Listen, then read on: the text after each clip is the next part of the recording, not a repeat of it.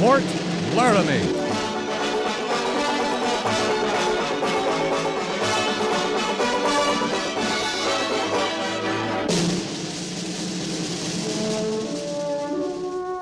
Fort Laramie, starring Raymond Burr as Captain Lee Quince.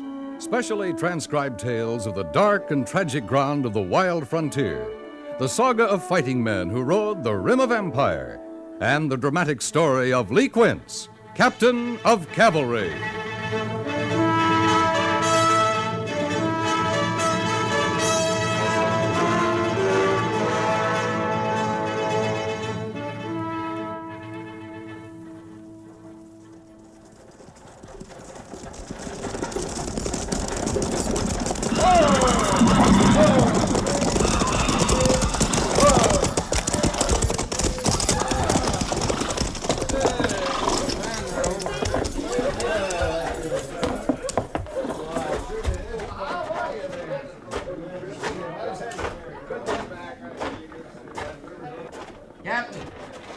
Captain Quince.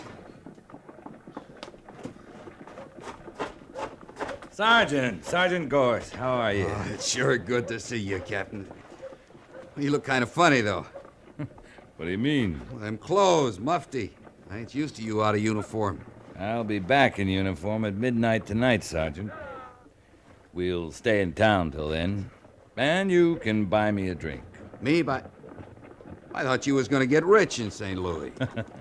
Did I say that? Well, you talked about nothing else before your leave come through. Just proves you shouldn't believe everything you hear, Sergeant. Yes, sir. I'll try to remember that. See that you do. And to really fool you, I may go back to St. Louis. Quit the Army? A man can make money there, Sergeant. I don't mean gambling. I mean honestly. In an honest business. Buying things. Selling them. Well, sir, the Army's sure no place for a man who wants to get rich. I'll say that. The Army's no place for a man who wants to do any living at all. You're either turning black with the boredom of garrison, or you're riding hell-bent into nowhere. It's sure enough true, Captain. Well, come on, let's get our drink.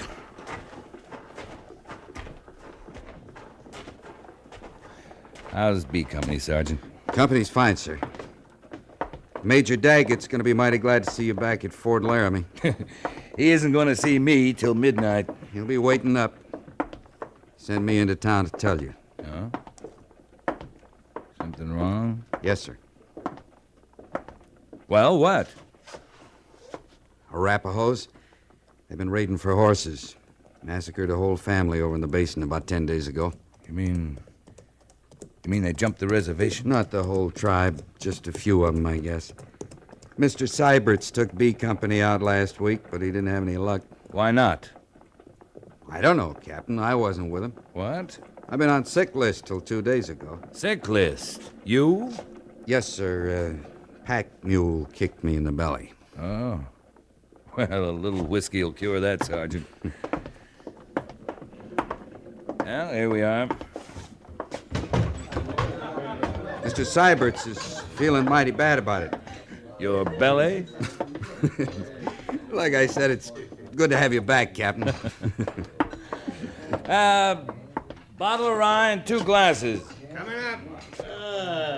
The Army.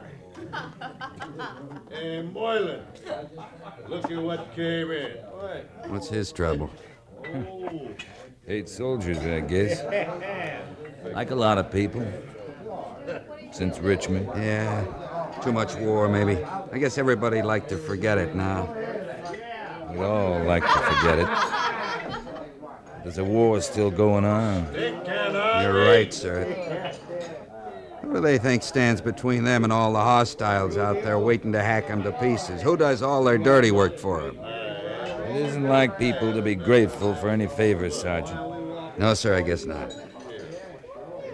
When I think of the troops aching for home while they sweat and freeze and spill their blood all over the frontier for 50 cents a day, it makes me mad. Tell me about St. Louis, Captain. Here's your liquor, gentlemen. Hey, you! Hold it! You know them, Sergeant? No, sir.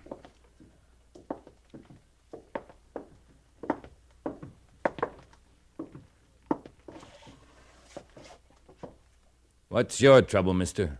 My name ain't Mister. It's Rudio. I ain't talking to you. I'm talking to the soldier. I'm with the soldier. You stay out of this. You know what's good for you. You tell him, Moylan. What do you want from me? I never saw you before. Yeah. You won't want to see us again after we're through with you. What's this all about? We don't like soldiers drinking where we drink, mister. We like to teach 'em a lesson now and then. Don't we, Moylan? Yeah, we do it, too. Now, You just shut up, mister. What's the matter with you? Coming in here with a soldier. Gonna drink with him, too. Rudio, I just guess that he ain't no better than no soldier himself. Just scum floating with scum. That's what I call it. Well? Okay. Sergeant Gorse, Yes, sir. you can have Moylan there. Thank you, sir. Move out.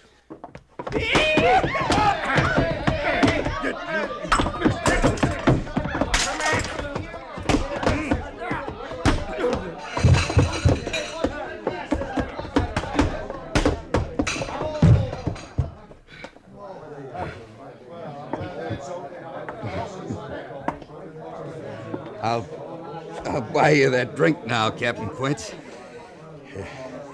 You can buy the first one, Sergeant. Yes, sir.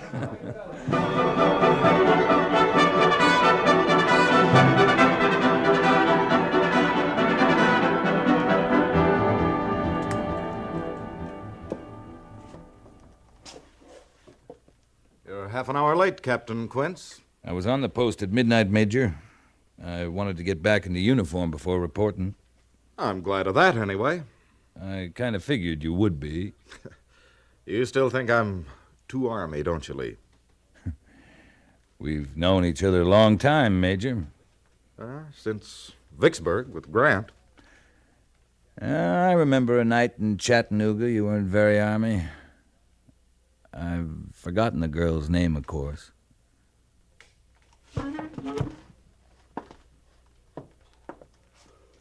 Captain Quince, I trust Sergeant Gorse told you about the Arapaho trouble. Yeah. They're out raiding for horses. They've slaughtered a family over in the basin. It's got to be stopped. Settlers are beginning to wonder what the 2nd Cavalry's doing at Fort Laramie. If this goes on, there won't be any settlers. Hard enough homesteading this country without a man waiting for him and his family to be massacred by renegade Indians. I'll take a patrol out in a few days, have a look around. You'll take B Company out tomorrow morning. May I make a suggestion, Major Daggett? If it's in order. Lieutenant Syberts took B Company out and found nothing.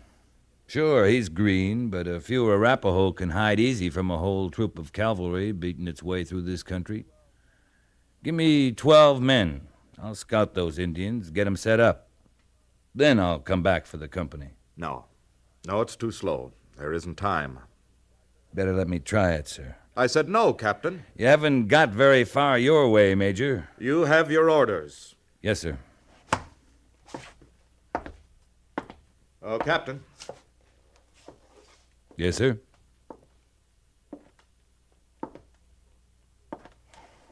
I heard you and Sergeant Gorse were in a brawl earlier this evening in town.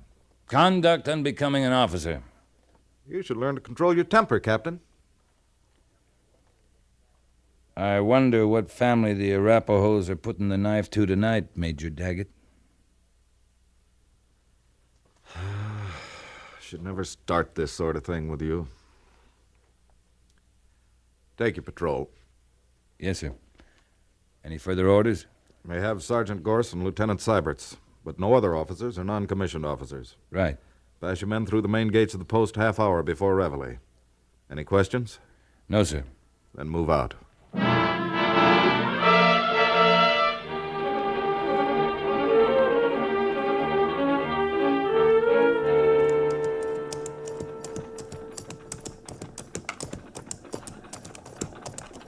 There's a cabin just over this rise, Captain Quince. Ah. Must be new, Mr. Seiberts. Yes, sir. It is. Man and his family. He's raising horses. A man's a fool. There's just as good land a day's ride from the fort. You're right, sir. Am I, Mr. Seiberts? Of course, sir. What if the man likes it out here, away from people? That make him a fool? No, sir. Then I'm wrong. I'm afraid I don't understand, sir. You agree too easily, Mr. Seiberts. Better learn to think for yourself. Yes, sir. Now, where's your cabin? Well, you'll see it in a minute, sir. There it... No. Look, it's been burned. Up.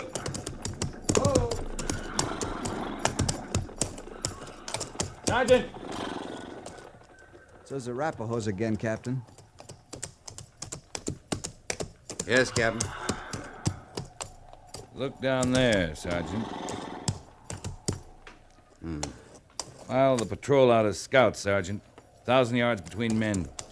If there's any Indians around, I want to know it. The men will watch us at the cabin for arm signals. Right, sir. And then join Mr. Seiberts and me down there. Move out. Yes, sir.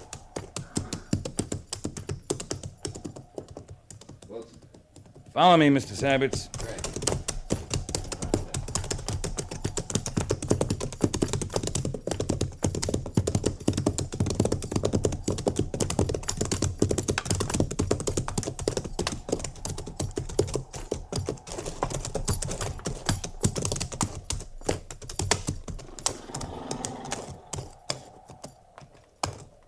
Looks as if they slaughtered every one of them.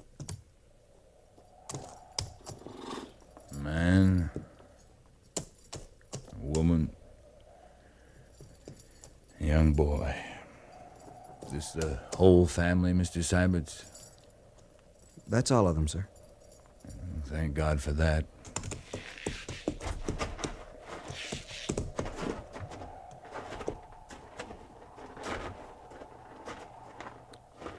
Every one of them scalped. Even the boy. At least they weren't tortured. No, sir. Tell me, Mr. Seiberts, was the other family like this? Well, yes, sir. I see. Made quite a mess, didn't he? Take a good look, Sergeant. How many horses did this man have, Mr. Seiberts? About 10, as I remember, sir.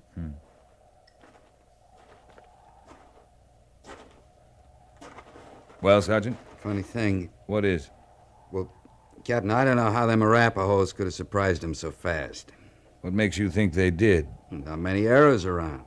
If the men had had a chance to put up any fight at all, there'd be a lot of arrows. Is that all?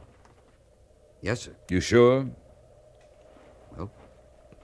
Yes, sir. Sergeant Gorse, I excuse Mr. Seiberts because of his lack of experience. But you're a disgrace to the cavalry. Ought to clean your sleeve and send you back to stable detail. Yes, sir. Don't stand there, gabbing. Use your eyes. I'm looking. Look harder. There ain't no tracks. No tracks? Somebody dragged him out with a blanket. Somebody? Why do you say somebody, Sergeant? I don't know, sir. There's something wrong here. Look, how old's that boy, Sergeant? Maybe 12, 13. Old enough to be a brave in a couple of years if he was an Indian? Yes, sir. Don't Arapahoes usually keep a boy that age and try to make a warrior out of him? They always do. Now, wait. Them tracks, they wouldn't hide their tracks. No, they wouldn't. Captain, Yeah? now I know why you got so mad. I'm pretty mad myself. Took you long enough. Mr. Syberts. Yes, sir? A man wearing moccasins doesn't care about his tracks. He's got nothing to hide. Wasn't Arapahoes did this. Wasn't Indians at all. It was white men.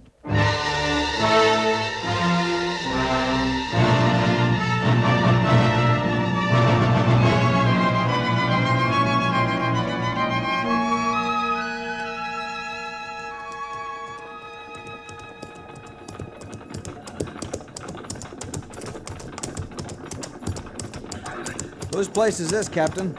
Oh, Jake Steele and his wife. Their daughter lives with them. Shouldn't their daughter live with them, sir? Ollie's 19, going on 20. She had some schooling back east. You mean she should be married now? This country needs women, Mr. Syberts, but it doesn't need single women. Yes, sir. Patrol! Up!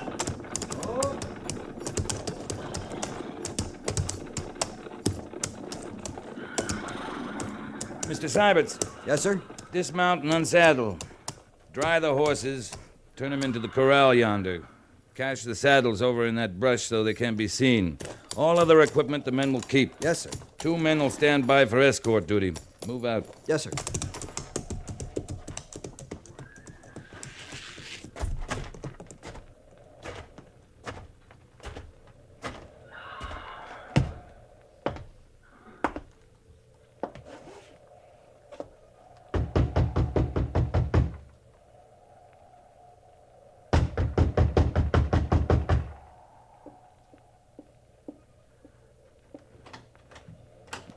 It's Captain Quince, Miss Steele. Well, Captain, what are you and your troopers doing out here? I'll tell you if you ask me in. Oh, well, come in.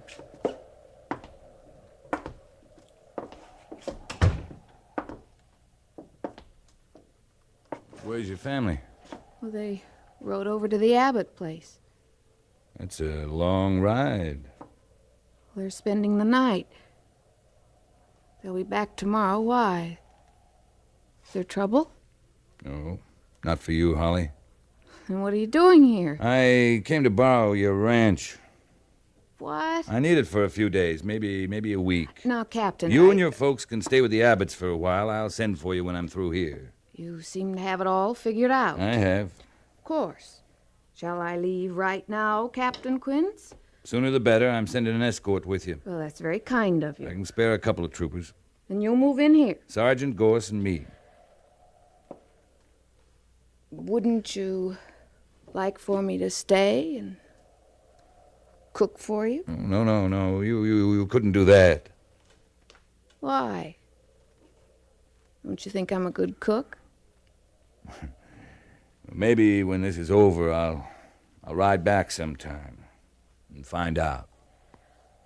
Captain Quince, just because you and I've met once or twice at Fort Laramie Now, dances... just a minute, Miss Holly. You don't understand. Don't I? I should have explained. There's going to be a fight here. Fight? I'm using this place for a trap, baiting it with a bunch of horses.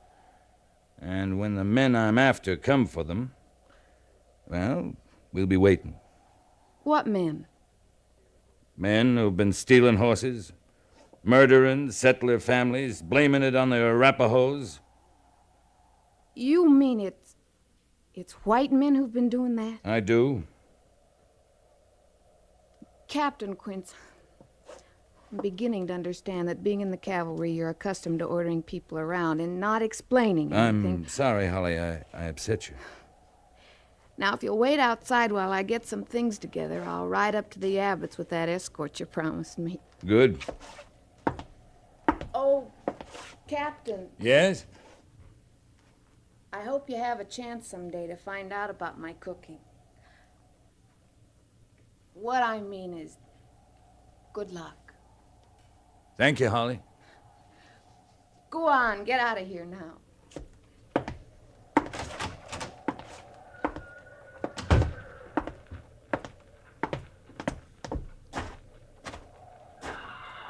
Well, it took me that long to do something. I'd get busted to a private. You can still get busted, Sergeant. Yes, sir.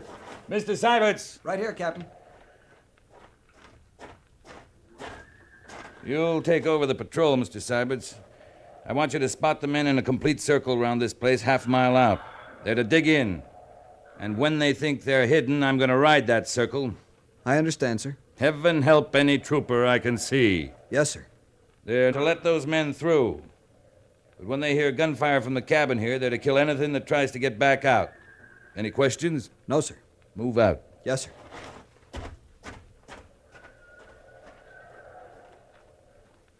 Well, Sergeant, you and I are going to be sitting on the pan of this trap. Like poisoned meat, huh? Maybe. Before we get off.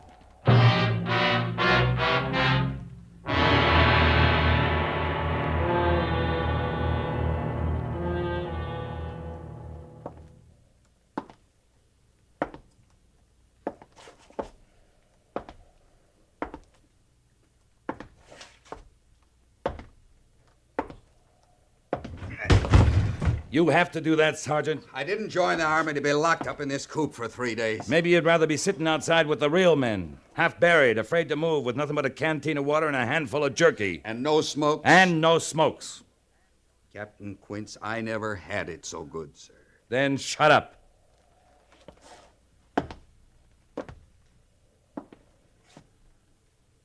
Dark out already? Good. Ain't the kind of men who'd attack even a woman in the daylight. No, I guess not.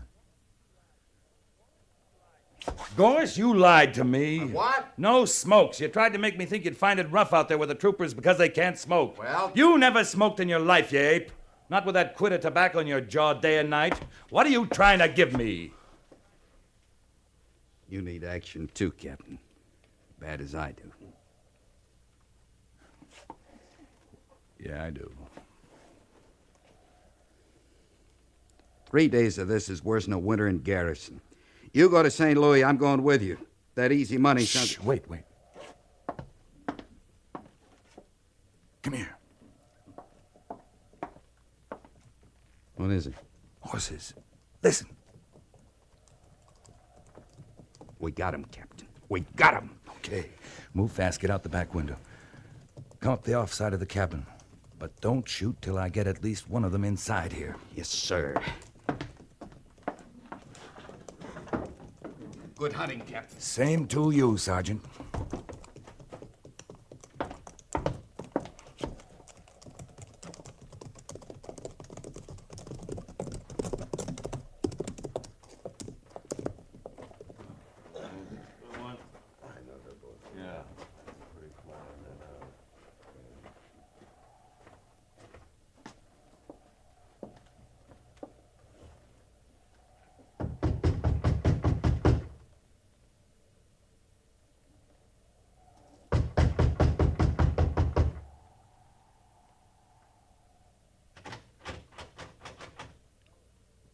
Hello? Hello there. Come on, open up. We want to have a little talk with you. Look out, Jim. He'll have a gun. Listen, mister. We ain't gonna hurt nobody. We got something to tell you is all. Let's fix them and get out of here, Jim. We're just passing by, mister. Got some news for you. Maybe there ain't nobody home. They wouldn't leave all them horses alone, would they? I'm coming in, mister. Don't shoot now.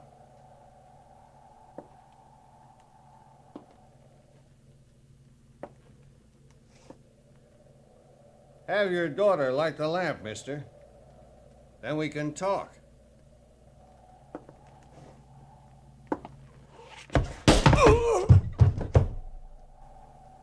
Jim.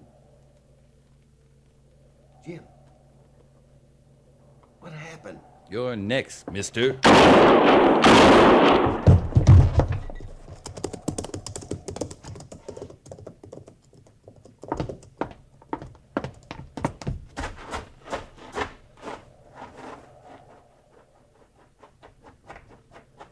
You okay, Sergeant? Yes, sir. Well, we got two of them anyway. I didn't realize there were more than that. He was holding their horses. Well, the troopers will take care of him. They deserve a little action, too. They sure do. Who are they, do you know? Strangers. One inside dead? I didn't kill him. What? You took an awful chance, Captain. It'll be worth it. Maybe we can find out what they did with all the horses they've stolen. Maybe we can take them back. Yes, sir. But, well, there's two families won't never get theirs. Hear that, Captain? Mission accomplished. No more women and kids dying hard. Feels kind of good, don't it, Captain? Don't it? Sergeant, Yes, sir. feels a whole lot better than making money in St. Louis.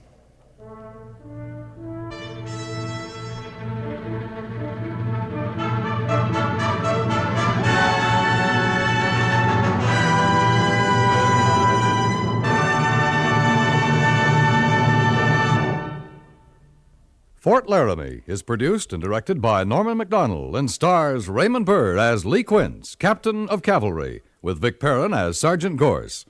The script was specially written for Fort Laramie by John Meston, with sound patterns by Bill James and Ray Kemper. Musical supervision by Amerigo Marino. Featured in the cast were Harry Bartell, Dan Riss, and Joyce McCluskey, with Lawrence Dobkin, Clayton Post, Paul Duboff, and James Nusser.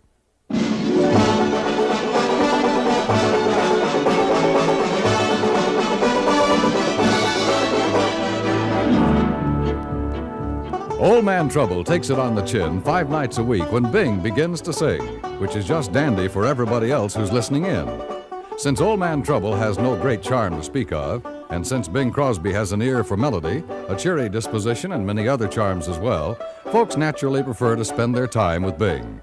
For good company and easygoing songs, hear The Bing Crosby Show Monday through Friday nights over most of these same stations.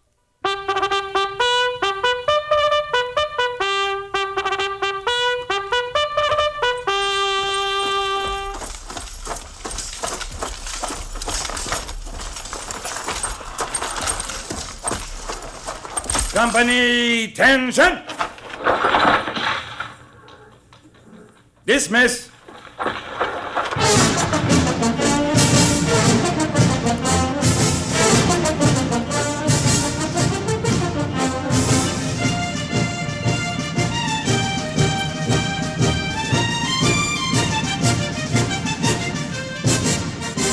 Join us again next week for another transcribed story of the Northwest frontier and the troopers who fought under Lee Quince, Captain of Cavalry.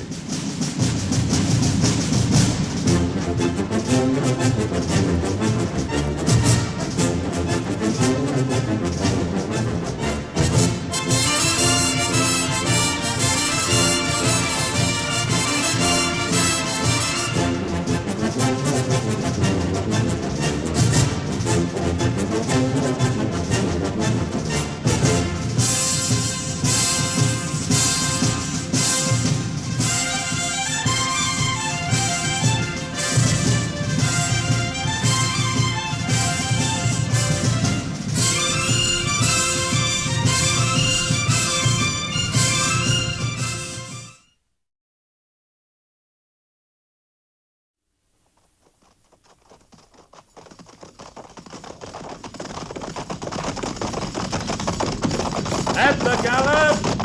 Ho!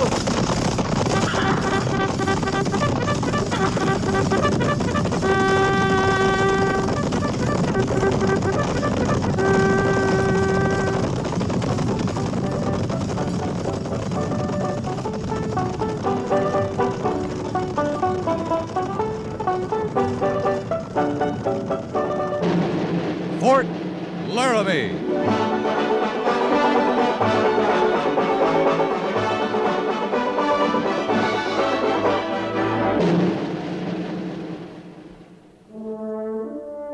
Fort Laramie, starring Raymond Burr as Captain Lee Quince. Specially transcribed tales of the dark and tragic ground of the wild frontier, the saga of fighting men who rode the rim of empire, and the dramatic story of Lee Quince, Captain of Cavalry.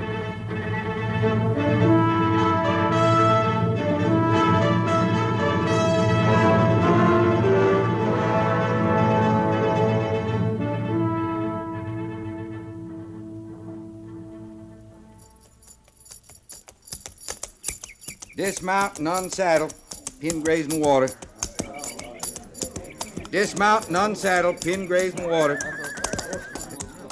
You there, Boatwright. You unbit that mount before you graze him this time. Sure, Sergeant. I just going to. Well, do it then. You... Dismount and unsaddle. Pin grazing water. We could make camp here, Boatwright. There's water. Yeah, we could go hunting and fishing too, Vickers. Maybe bake some bread. If you don't like the Army, why didn't you stay in Louisville? I was starving there too. But at least in Louisville, I didn't have no Indians after my scalp. You afraid of Indians, Boatwright? Afraid? Come here. I'm gonna tell you something. What? I'm gonna get me an Indian. What you talking about, Boatwright? I'm gonna get me Indian, I said. I gotta get me one. Why? Then I won't be scared no more. All right, you go get the Indian. I'd rather stay scared. Hey, give me a chaw of your tobacco. Here. But bite easy on it. It's all there is to payday. Payday. Army's got 2/3 of my pay for the next 3 years. Well, at 50 cents a day, that don't amount to such a whole lot, Boatwright. You sure think funny, Vickers. At least you ain't in the stockade. You ought to be grateful for that. I should, huh? The reason I ain't in the stockade is because Captain Quince needs me out here. B Company's supposed to have 83 privates, full strength. I swear we're down to 60. We are. That's what I'm saying. So Captain Quince needs me worse than I need him. Where'd he go anyway? Oh, you make a fine scout. You don't even see where your own company commander rode off to. It ain't none of my business where he goes. You know what you are? You're a dumb trooper. Somebody says, sit down, you sit down. Somebody says, stand up, you stand up. Somebody says, here's your home, you start taking off your shoes. You're getting riled again, Boatwright. Captain Quince rode up to that knoll over there looking for Lieutenant Sybert's patrol. No, I don't see him. He come back 5 minutes ago. He's walking down the line behind you right now. Oh. Looks tired, don't he? Commanding a company that's got stockade soldiers like you'd make anybody tired, Boatwright. Now, you watch your mouth. Oh, can't you take a ribbon? Hello, Captain. How do you like the open air, Boatwright? Fine, Captain. I need a good ride. No complaints then? No, sir. None at all. I like it fine out here. You better like it. Yes, sir. Sure beats sitting around the stockade. When you're in the stockade, you just sit around, Boatwright? No, sir. But at least I didn't ride no horse out after wild Indians with a understrength troop. You don't fool me, Boatwright. You'll never make a garrison soldier. That's why I'm proud to be with you, Captain. When we return to Fort Laramie, you go back into the stockade, you know that. I always said I liked the Army, Captain. Lieutenant Sybert's reporting, sir. What'd you find, Mr. Syberts? Well, sir, we rode over there where the smoke was. And? It was a homestead, Captain, fired by the Sioux. Did they leave anybody there, Mr. Syberts? The man's still alive, sir. Corporal Mercer's with him. But the woman and the little girl, they're dead.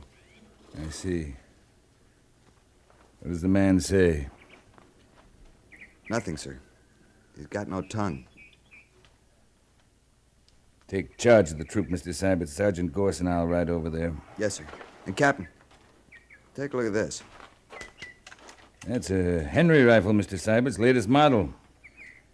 If the Indians had gotten their hands on guns like that, why, we're in bad trouble.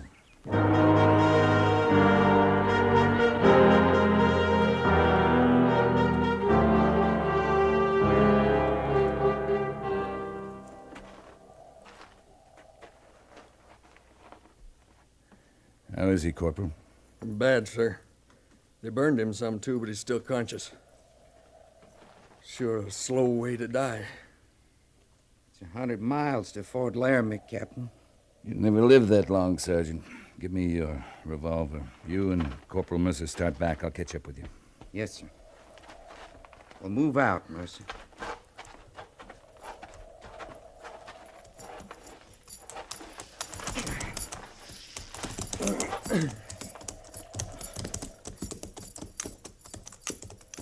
Think we'll go after them Sioux, Gorse? I'm a first sergeant, not a captain. Well, I know, but you and Quince run this company. He's Captain Quince to you, Mercer. Oh, sure. And he runs this company. For sure.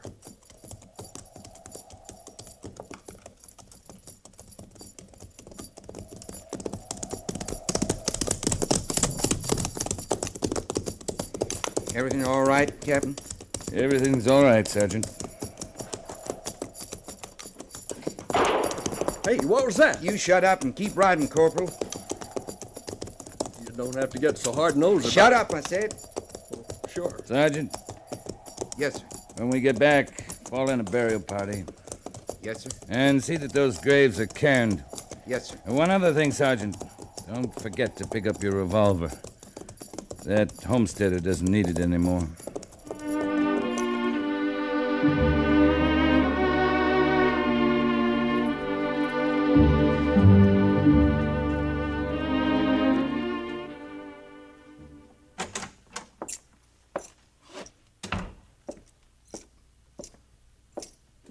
Captain Quince reporting, Major. Sit down, Captain.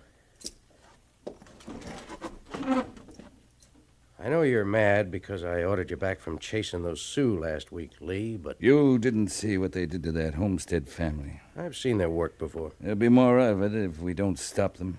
10 miles from this post, there's a reservation of 4,000 Sioux.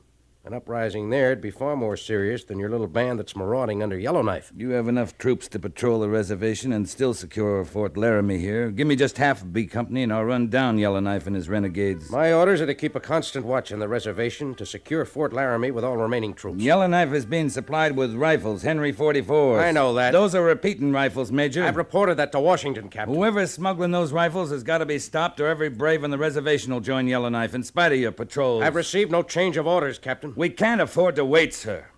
Give me Sergeant Gorse and 3 men, and I'll find that gun runner. We'll leave tonight, Major. You'll not leave. That a direct order? It is. Then, with the Major's permission...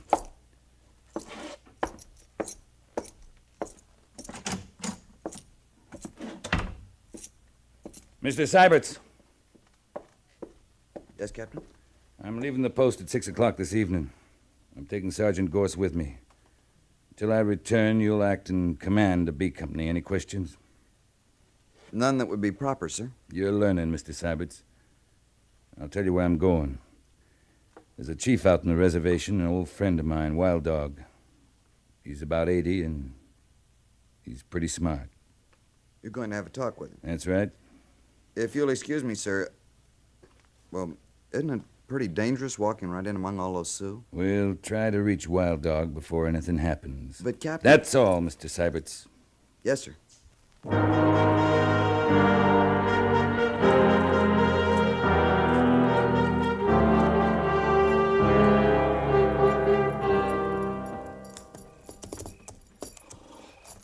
Drop your gun belt across your saddle, Sergeant. You mean that, Captain? A revolver wouldn't do you much good if these Sioux decide they want us. We're safer unarmed. All right, sir.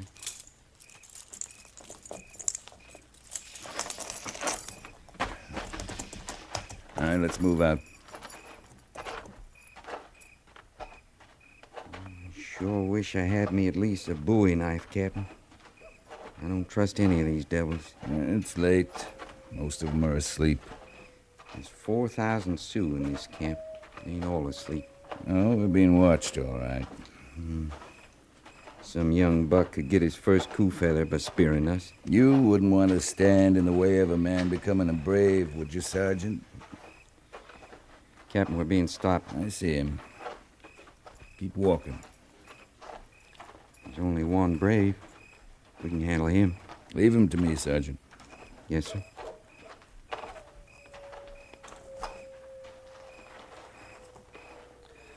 Oni oya.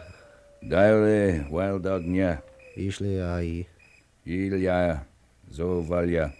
Ayazo. Let's move, Sergeant. But keep an eye on him. He's still standing there, sir. I told him I'm a friend of Wild Dog's. Luckily, he's from the same clan, White Fox. There it is.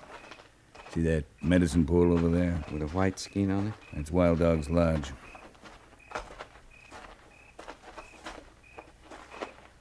Wait out here, Sergeant. Oh, oyo, Liazia.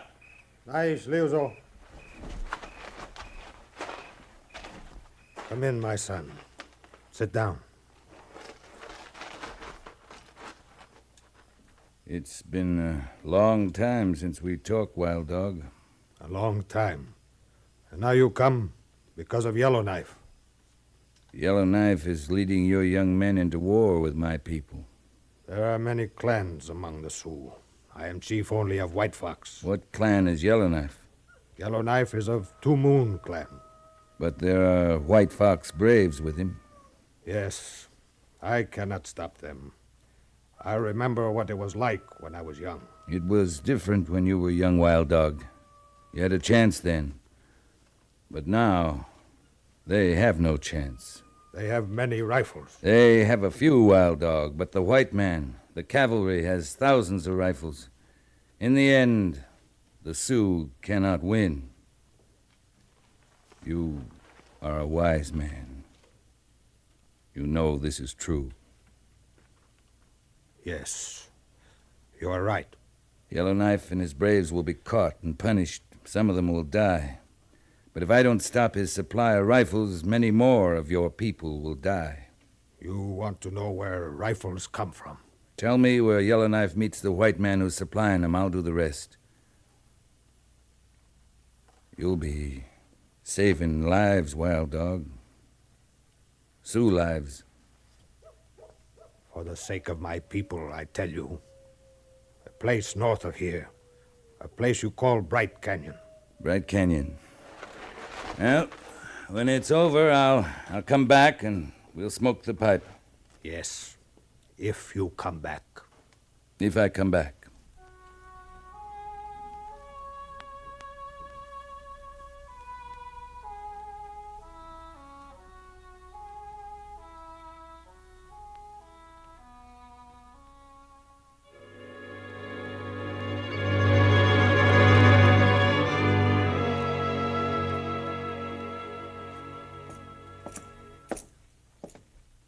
Captain Quint's reporting, sir. I hear you left the post last night, Captain. Yes, sir. Well, you never were much of a garrison soldier, were you? No, sir. You saw your friend Wild Dog, I suppose? Yes, sir. Well, Lee, I have new orders from Washington this morning. Yes? My orders to patrol the reservation and to secure Fort Laramie still stand. We're not to go after Yellowknife. But the importance of the Henry rifles is recognized, and we're to put a stop to it. Yes, sir. Can you do it? I can. All right. Take half of B Company only. Yes, sir. You'll pass the head of your column through the main gates of the post 1/2 hour before reveille tomorrow morning. Right, sir. And remember, Captain Quince, your orders are to stop that gun smuggler, not to run down Yellowknife. Any questions? No, sir. Then move out.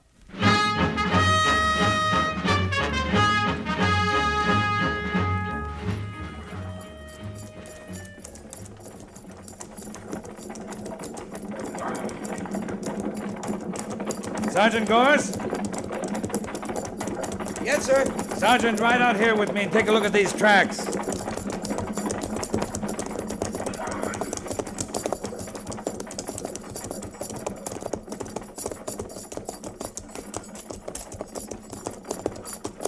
One shod pony and the rest is mules, Captain. Then they're not Indians, are they? No, sir. And they're headed straight for the rim of that canyon ahead.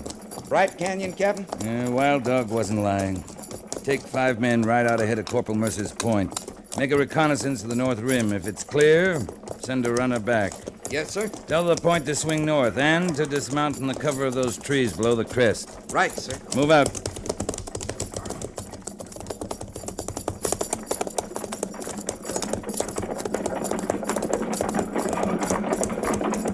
Mr. Syberts!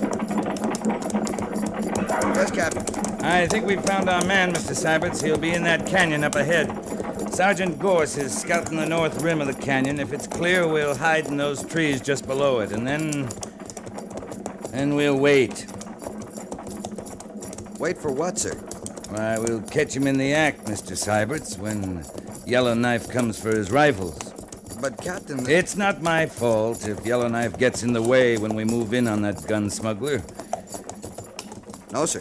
Mr. Syberts, pass the word to space out, stagger the odd files to the left. We're raising too much dust.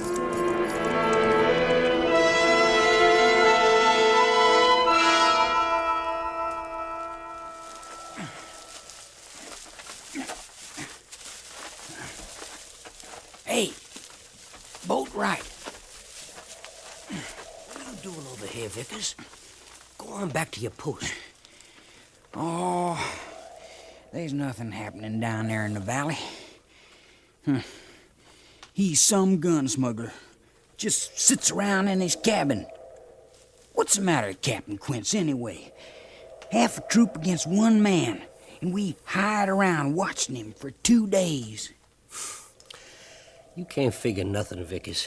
We're waiting for Yellowknife. You mean we're gonna fight them Indians? Soon as they show up? You scared, Bootrat?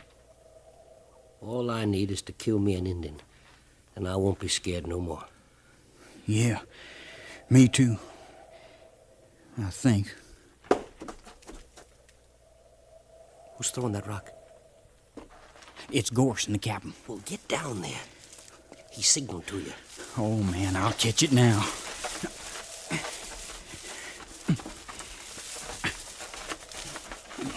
What you doing away from your post, Vickers? I couldn't see nothing where I was. I was wondering if Boatwright could, Sergeant. You can be shot for leaving your post at a time like this, Vickers. Yes, sir, Captain. You're risking the life of every man in this troop. I'll get back where you belong. Yes, sir. Captain? Captain Boatwright wants us. All right, come on.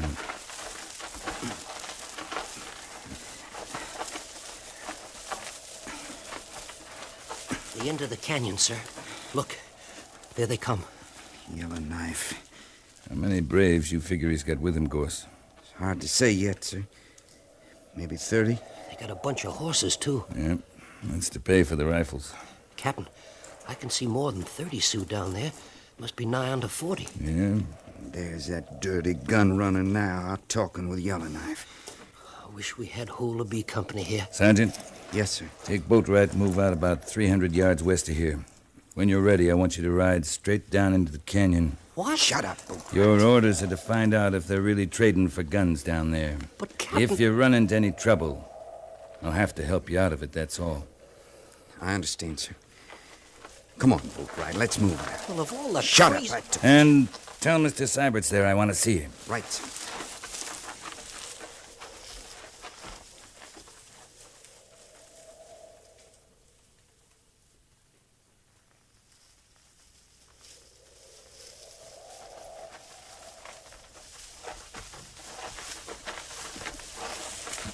You wanted me, Captain? Mr. Syberts, I think those Sioux down there are trading for Henry rifles. Sergeant Gorse and Boatwright are going to ride down and find out. You mean they're going alone, sir? They are. It'd sure be a fight if we appeared in force. Might even look like I was trying to run Yellowknife down. But they'll be killed, sir. Well, I can't let that happen. If they're attacked, we'll just have to ride in. It'll be a rescue mission, Mr. Syberts. I understand, Captain. All right, now get back to the troop, pass the word to saddle and mount. Space out to 60 paces between mounts. It'll make us look full strength. Right, sir. And Mr. Syberts, I'll shoot the first man who crosses the ridge before I give the signal. Pass the order and then come back here. Any questions? No, sir. Move out.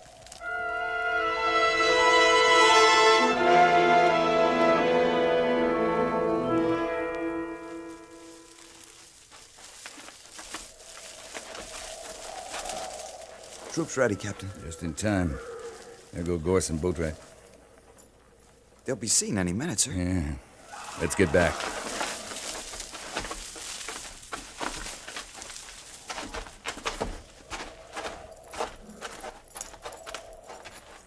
Get mounted, Mr. Sabbits. Yes, sir. When we reach the cabin, you lead the troops. I'll stop for the gun runner.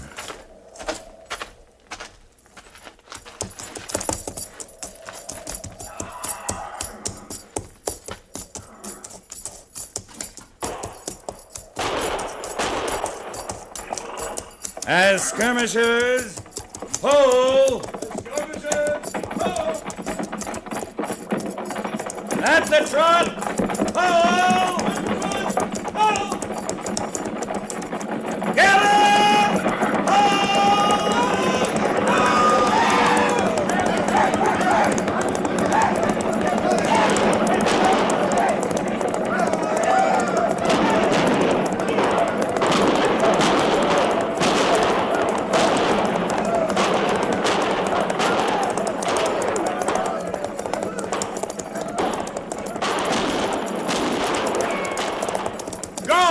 Sergeant Gorse! Yes, sir.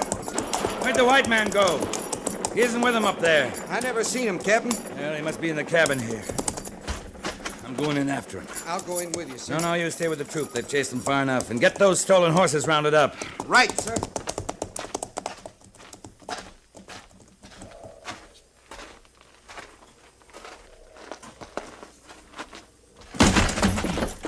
You're all through, mister. Come out of there. No, you ain't gonna hang me. Come out with your hands up. You'll get a trial. Hanging's bad. I ain't gonna hang. It's your choice, mister. Come out or I'll kill you right there. I'll take my chances. Suits me.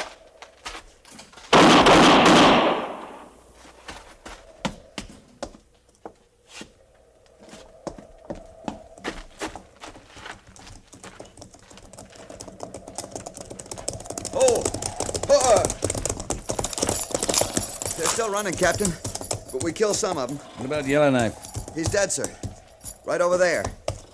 Private Boatwright killed him. That boat rat lying over there, too, Mr. Sabbits? Afraid so, sir.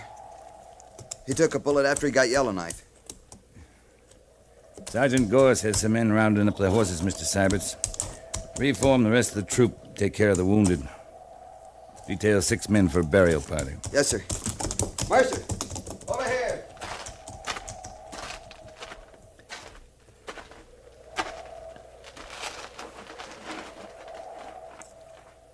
Hello, Boatwright. Captain, sir? What can I do for you? Nothing, Captain. I'm all shut up. There's nothing anyone can do. That was Yellowknife you killed, Boatwright. I always wanted to get me an Indian, Captain. But I sure never figured it'd be Yellowknife. You did fine, Boatwright. But here's something I took off Yellowknife. You keep it for me. You know what it is. Yeah. Yeah, I sure do. I feel all wet inside, Captain. I'm sorry, Boatwright. It's all right. I ain't scared. Of course not. Tell him goodbye for me, Captain. All of them.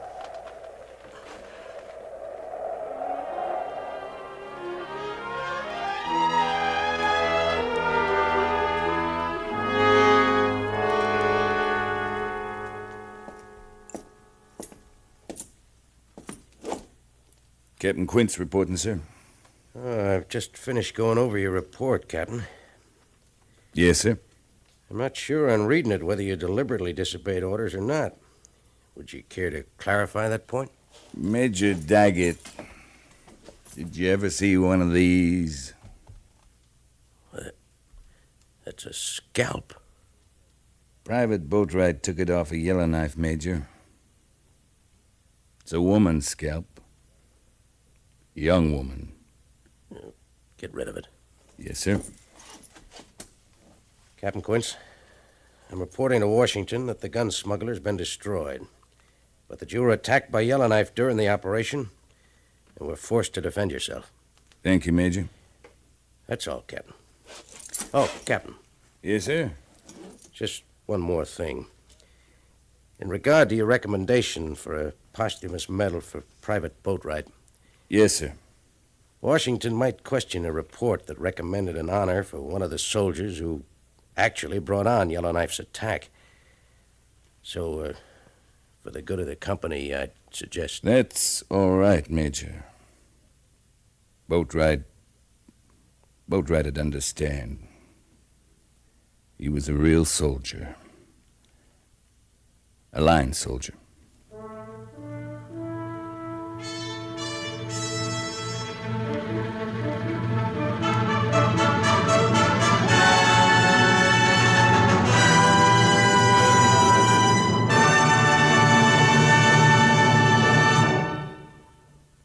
Fort Laramie is produced and directed by Norman MacDonald and stars Raymond Burr as Lee Quince, Captain of Cavalry, with Vic Perrin as Sergeant Gorse. The script was specially written for Fort Laramie by John Meston, with sound patterns by Bill James and Ray Kemper, musical supervision by Amerigo Marino. Featured in the cast were Harry Bartell, Bob Sweeney, Sam Edwards, Jack Moyles, Jan Arvin, Joe Cranston, and Lou Krugman.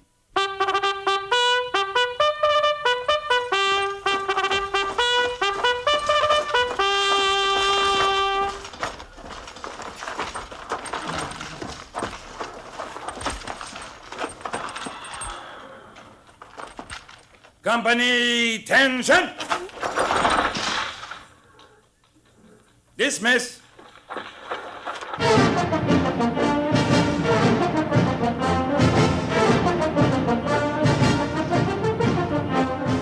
Next week, another transcribed story of the Northwest frontier and the troopers who fought under Lee Quince, Captain of Cavalry.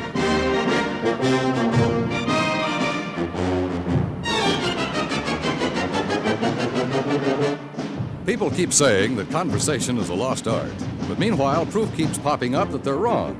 All that's needed is a good conversationalist. And one of the best is a man who's also rather well known as a singer and an actor, a man named Bing Crosby. You can hear Bing holding forth on almost every subject under the sun, lighting up the subject with his own easy and humorous point of view each evening, Monday through Friday, on his own show over most of these same stations. And, oh yes, you'll hear plenty of wonderful singing, too. After all, it's the Bing Crosby Show.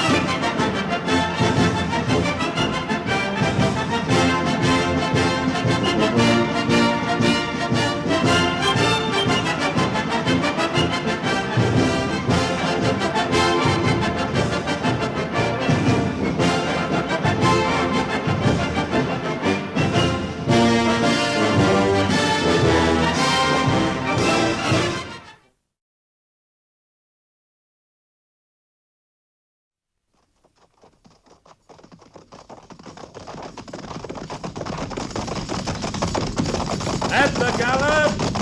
Ho!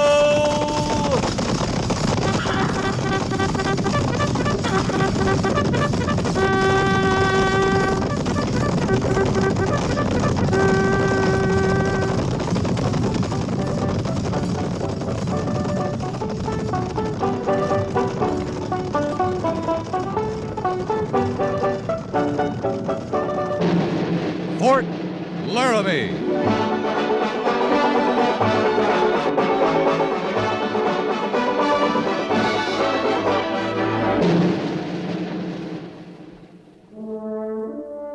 Fort Laramie, starring Raymond Burr as Captain Lee Quince.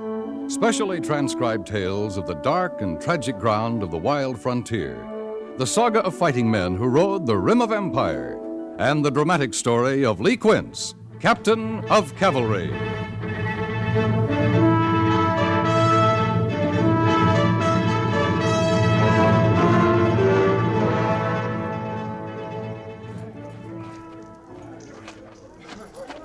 Looks like they're about ready to pull out, Captain. Yeah. Walk back with me, Sergeant. I never did see such a mangy collection of stock. It's not a cavalry outfit, Gorse. It sure ain't. Most of these wagon trains heading west get through, one way or another, but I sure don't know how. I talked with Mr. Brown a couple of times. He seems like a good man. He is. But I wonder how much luck a Missouri farmer is going to have taking a couple of hundred women and children through Indian country. He'll make out, Captain. I hope so. Hello, Sergeant Gorse. I beg your pardon, miss? I was afraid we'd leave without seeing you again. Oh, well, And I wanted to thank you for last night. Yeah, oh, sure, miss. Goodbye, Sergeant. And thank you.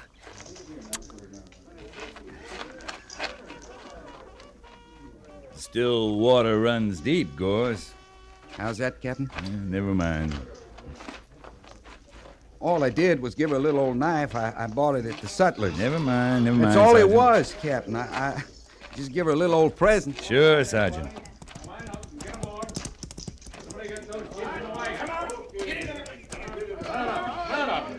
Keep them wagons in line, two abreast, till we hit the river. You're late getting started, Mr. Brown. Oh, hello, Captain Quince. Only about an hour. You're wasting daylight. Yeah, we're pulling out now, Captain. Any of your men going to ride along with us? No, but you won't have any trouble. Like they say, Captain, Oregon or bust. You guarantee no trouble, Captain? Out here, we don't guarantee anything, Mr. Brown. But you should at least get through to Salt Lake without trouble. Yeah, I hope you're right. It's mighty lonely out there once you're out of sight of the fort. Yeah, I know. Well, thank the Major for his hospitality, will you? No thanks necessary. Well, good luck. Thanks. See you in Oregon sometime, Captain. All right, stretch out.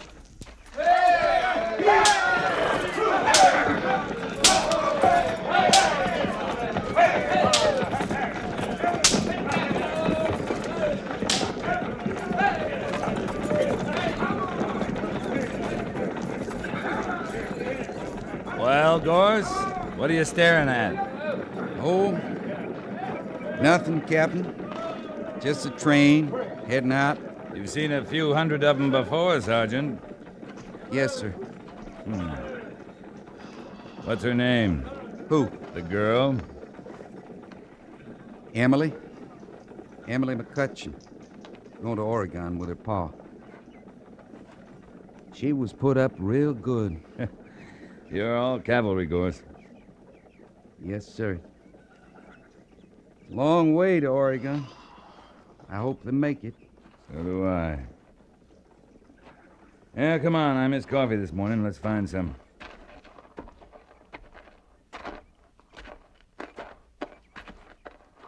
There's a rider coming in. Yeah. Looks like a white man, dressed in buckskin.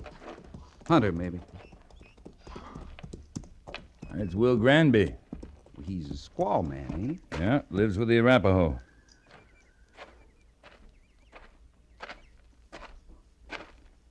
Captain? How are you, old horse? Tolerable. Well, it's good to see you. You haven't been in 2 or 3 years. Nope. You come for supplies? Come to parley. Got a proposition. Huh? All right, come on in, Will. Oblige. Sergeant Gorse, will you have Mr. Granby's horse stabled? Yes, sir. Come on, come on.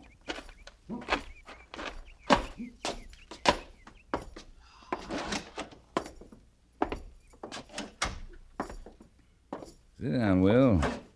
Oblige. All right, now what is it? What's your proposition? I figured maybe to hire out to you. You want a job? Cavalry always needs scouts. Maybe. You saying you want the job? Why not? I know this country better than the hairs on my head. Better than any man except old Gabe Bridger. There's some few places I've been even Gabe ain't. You're a mountain man, Will. You lived wild and free all your life. Why do you want to tie yourself down now? Yeah. Ain't like the old times no more, Captain. Ain't pleasurable now. It's hard.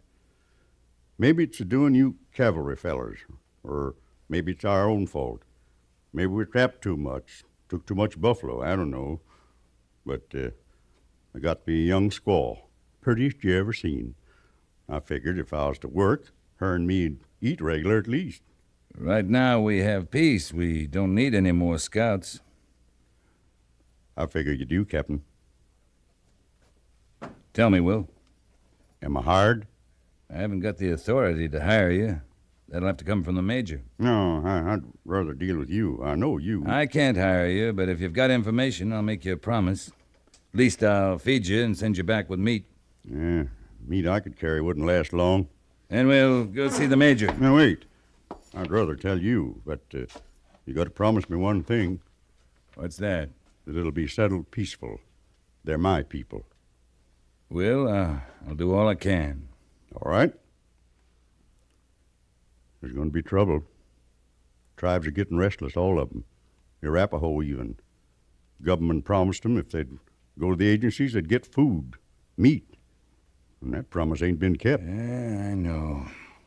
The supply train comes through now and then, but it's not enough, I know that. The Arapaho are starving, Captain. Eating bark and roots. Game on agencies played out. If they can't get food from the government or from the land, then they got to go looking for it wherever they can. They got to eat. Will, have they left the agency? They're camped at Silver Spring. That's on the Oregon Trail. They got to eat, Captain. They went looking for buffalo, but there ain't no buffalo. So they'll get food where they can from the wagon trains. Well, we got to talk to the major. Did you promise? I said I'd do all I could, and I will. There's not much time for talking. There's a wagon train headed for Silver Springs right now. Yeah, I know. I saw it. All right, come on. We'll see the major.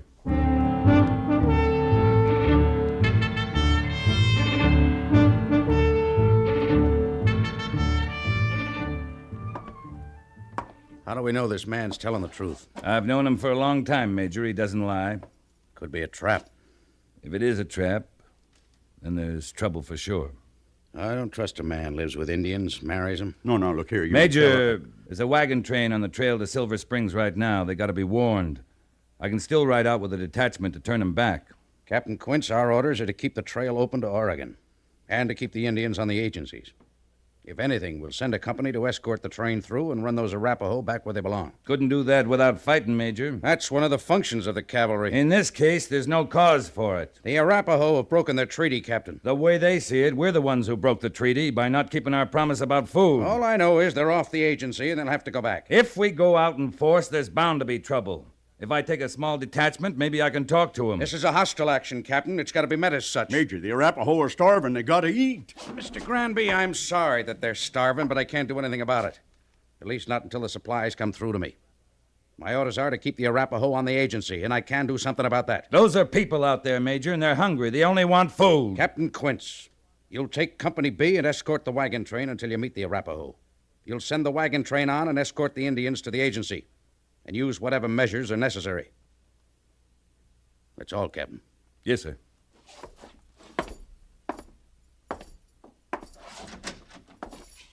One thing, sir. What is it? Have I your permission to hire Will Granby as a scout? I don't see why it's necessary, but if you want him, take him. Thank you, sir.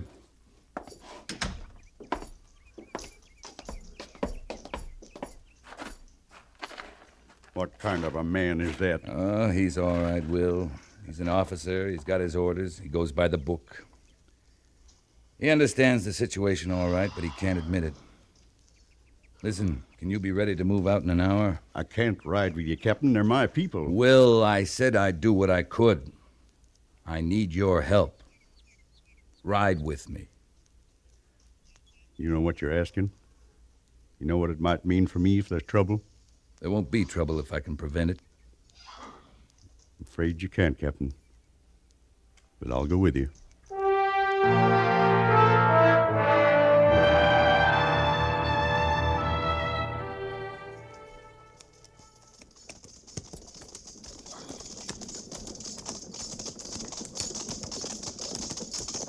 We should see him just over this hill, Captain. Yeah, if the Arapaho didn't see him first. You figure they'd attack? I don't know, Sergeant, but I'll feel easier when we spot that wagon train.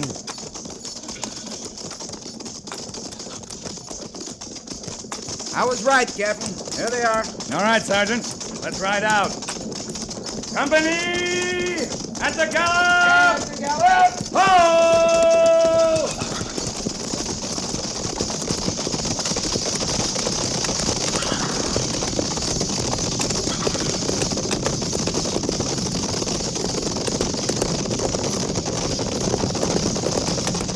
They've seen us.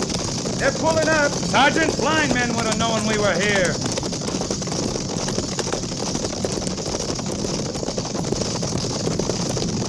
Company!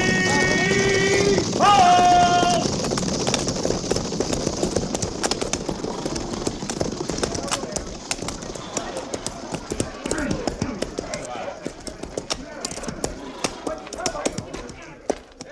What's the matter, Captain? I want you to stop here, Mr. Brown, for the night. Oh, why?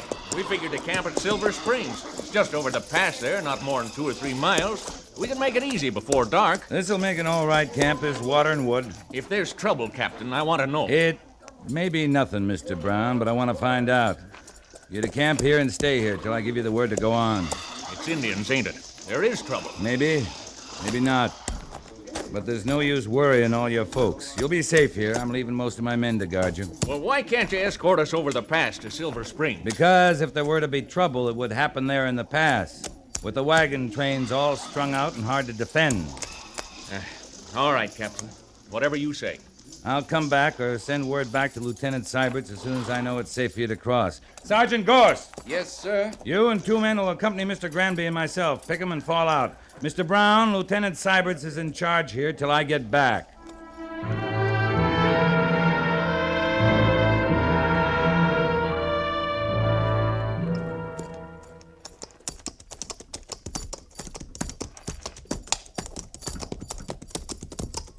I don't see a doggone thing, Captain. Well, keep a sharp eye. Move the troopers further out the flank. Yes, sir. Jenkins, follow up to your right, sir. You need to hear somewhere that I can feel it. Well, they must have seen the train, Will. Yeah, they have, but they also saw the soldiers. They might be making tracks already. They disappear pretty fast. I don't think they've had that much time. They'll probably stand for a fight. And, Captain, what are you going to do? Will, a few miles back, did you notice anything? On the trail? Sure, buffalo sign. Right. It's the first I've seen this close to Laramie in a year. Mm-hmm. Big herd, too. Across the trail going south. It'd make a lot of Arapaho meat. Yeah, it might work. Worth a try. Wait.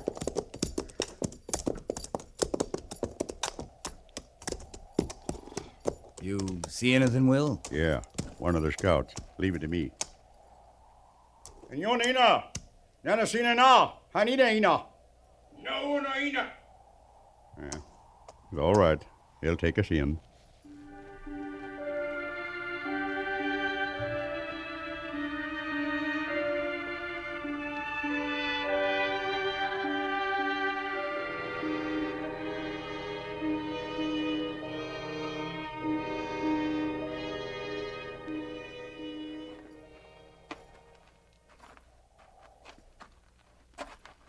This is the first Indian village I ever been in that wasn't full of barking dogs. They had to eat them. You notice how it is, Captain? Yeah, I see. I'd say they're not very happy to see us. No. I'm sorry, Will, to turn them against you. Can't be helped. Yeah, this is it. Hi, Daddy, too. Why do you bring white soldiers to fight your people? They don't come to fight, Greyfeather. This Captain Quince, he comes as a friend. White soldier is not a friend of Arapaho. White soldiers break promise. They do not give meat. I think I can get you meat, Greyfeather. I think I can take your hunters to Buffalo, a big herd. You think. You do not know. Arapaho have ride from agency in north, hunt buffalo all through Wide Valley. No buffalo. Greyfeather, on my way here from Fort Laramie, I saw much buffalo sign. You hunted only the north side of the river. You haven't been south of the Platte. I have. There are buffalo there. To hunt take many days. Wagon train is here now. If you attack that wagon train, it'll mean much fighting. Many dead among the Arapaho. Great mourning among the Arapaho. There will be mourning for the white soldiers, too. The Army will keep on sending soldiers, rifles, until the Arapaho is no more. You know I speak the truth. My people are hungry. Then ride back towards the fort with me. I'll show you Buffalo sign, then you can track from there. Take many days. It's the only way you can be sure to find buffalo and food. If you find buffalo in 2 days, Gray Feather does not attack wagon train. 2 days isn't very long. 2 days. If we do find buffalo, I want your promise to go peacefully back to the agency. If you find. All right, your hunters will come with me. But meantime, you must let the wagon train go through in peace. This one. Maybe not next one. It is agreed then, Greyfeather. Aye, not.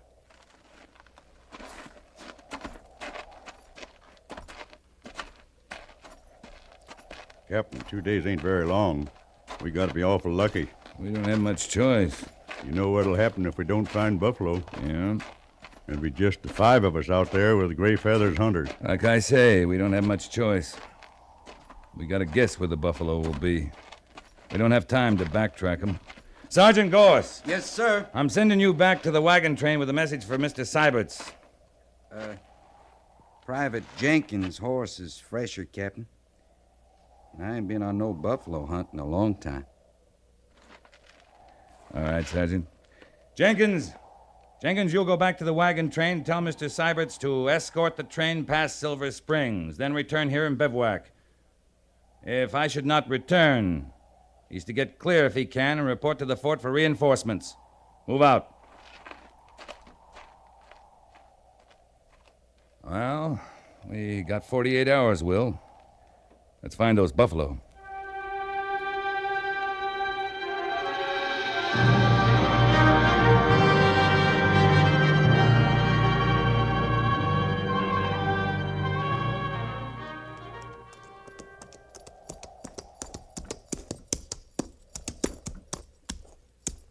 You see anything, Will? Nothing, Captain. Not on that side. Nothing this way either. You can see a long way. I don't like the look of 'em back there. Gray Feather's getting anxious. I know. I just don't understand it, Will. It's not a sign. I've been thinking, Captain, we're too far south. The buffalo were headed south. Maybe not as fast and as far as we thought. Maybe they veered east. No, I've been thinking. It's been hot and dry for these last few days, and no wind. Buffalo don't travel much in the heat. They just stand and graze and suffer with thirst. But there's wind now. Well, some from the southwest. Well, if there's up north of here, it'd bring them the smell of water from the Laramie River. Yeah. Yeah, the river's still high. Yeah, and they'd probably be craving for water about now, and they'd stick their noses into the wind and make a run for it, like they do. You might be right, Will. So if we cut back northeast to the Laramie, we'll find them. They might be there. There's only one trouble. What? Look who's coming. Uh-huh.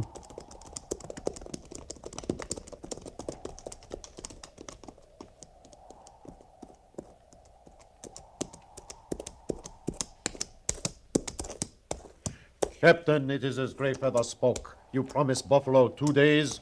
Now 2 days are gone. There is no buffalo. Your promise is like all promises of white soldier. We've been looking a long time, Greyfeather, but now we know where the buffalo are. Captain, give much talk. We want buffalo, not talk. Greyfeather, my soldiers are at Silver Springs. If we do not return there, it will mean war for the Arapaho. Maybe you return, but he not. It is not yet evening of the second day. There is little time. Maybe, but enough. We're going to the waters of the Laramie and find your buffalo.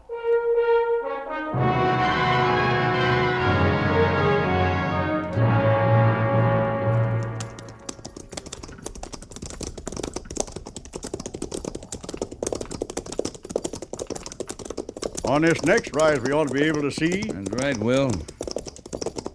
What if they ain't there, Captain? Well, if not, maybe we can get to the river, find some cover. So stay close. Watch for my signal. Yes, sir. You should have gone back to that wagon train, Sergeant. I guess I ain't much of a garrison soldier. All right, look sharp.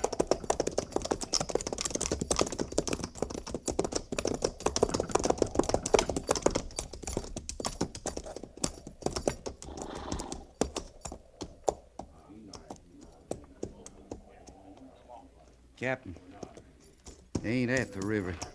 There's nothing. Wait, look there. Coming over the hills beyond, running for the river. Look at 'em. Thousands of 'em, noses in the wind and running belly bent for breakfast. There go your buffalo, Gray Feather, all you can eat. Well, go on, get 'em.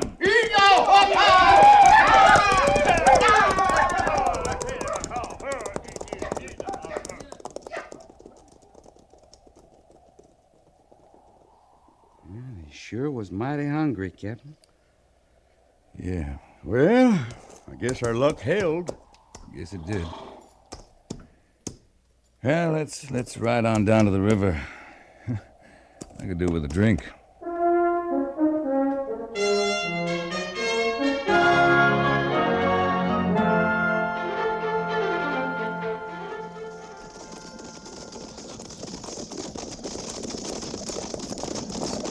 Coming in!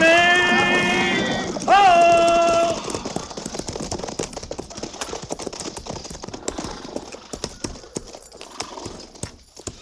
Sergeant Gorse, dismiss the company. Yes, sir. Company, prepare to dismount.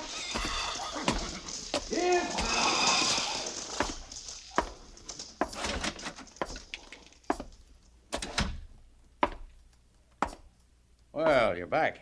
Yes, sir. Did you have any trouble? No, sir. No casualties. Either side. You took long enough. The Oregon Trail's still open, Major. The Arapaho are back on the agency. What took the time? Why, we found some buffalo, stopped the hunt. The Indians took enough meat back to the agency to keep them quiet all summer. I see. Well, that was fortunate. It was mostly Will Granby's doing. He found the buffalo. Oh, well. Maybe I was wrong about him, Lee. Maybe he can be useful to us. I think he can. I brought him back with us. His wife, too. You like to meet her? An Arapaho? She's sure not St. Louis. Sure, all right, Captain.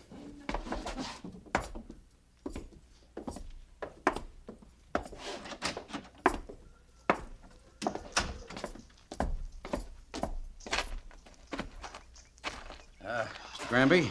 Howdy, Major. This is Will's wife, Major. Lark woman. How do you do? Yeah, lawyer. Mr. Granby. Yes, sir. If she's to stay around the post, she'll have to wear something more than that. Huh? Oh, yeah. She's got a shirt somewhere in the baggage. See, Arapaho women aren't like Cheyenne or the Sioux or Crow. They don't wear much except when it's right cold. There are a lot of men on the post, Will. Huh? Oh, yes, sir, Captain. I'll see to it. Oh, and Mr. Granby. Yes, sir. My compliments on your work with Captain Quince. As of now, you may consider yourself on the Army payroll as scout. It'll be in tomorrow's special orders. Yes, sir. The quartermaster will house you. Obliged, Major. Come on, child. Oh, she's kind of pretty, isn't she, Lee? Yeah. They make pretty good wives, too. Clean, quiet, hard-working. Nice people. You wouldn't be trying to soften me up, would you, Lee? Win me over to your way of thinking? I figure a man's got to make up his own mind about things, Major. Captain Quince. Yes, sir? Don't get too smart. Just be thankful I don't ask how you happened to run into Buffalo and turn a serious police duty into a pleasure trip. Hunting. My striker's cooking up some buffalo steaks, Major Daggett. You Like to come over to my quarters and try some? Sure, let's go, Lee.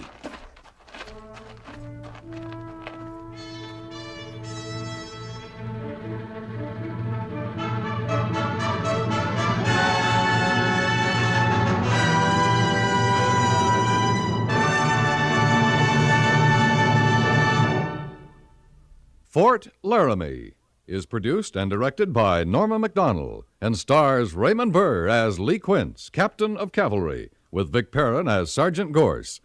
The script was specially written for Fort Laramie by John Dunkel, with sound patterns by Bill James and Ray Kemper. Musical supervision by Amerigo Marino. Featured in the cast were Jack Moyles, Ralph Moody, Edgar Barrier, Frank Cady, and Eleanor Tannen.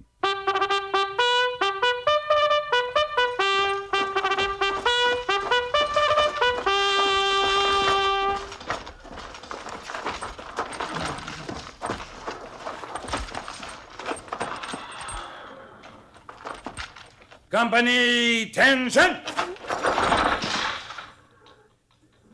Dismiss!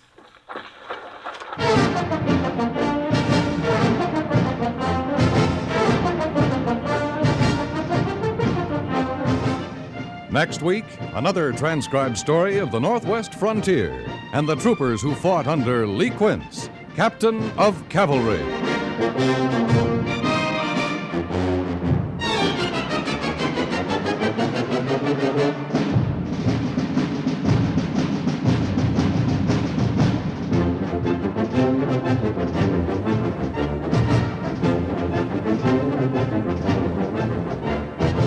If people were money, life would be simple indeed.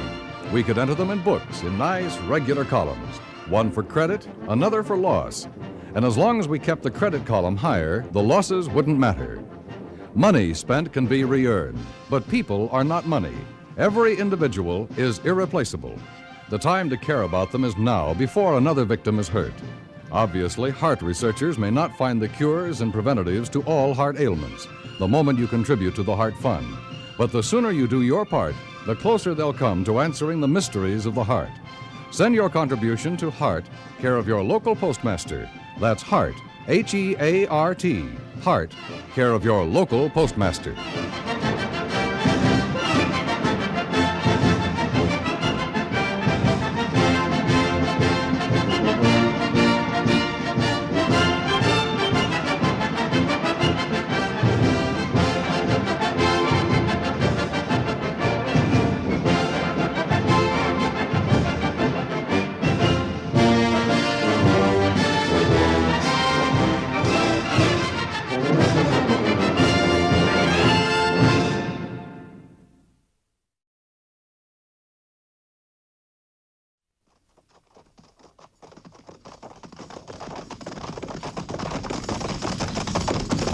At the gallop! Ho!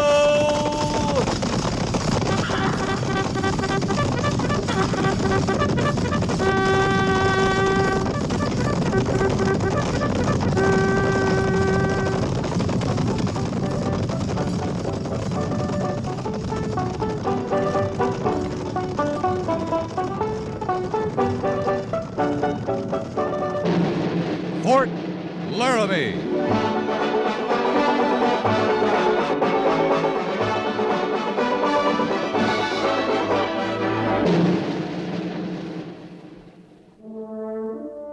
Fort Laramie, starring Raymond Burr as Captain Lee Quince. Specially transcribed tales of the dark and tragic ground of the wild frontier, the saga of fighting men who rode the rim of empire, and the dramatic story of Lee Quince, Captain of Cavalry.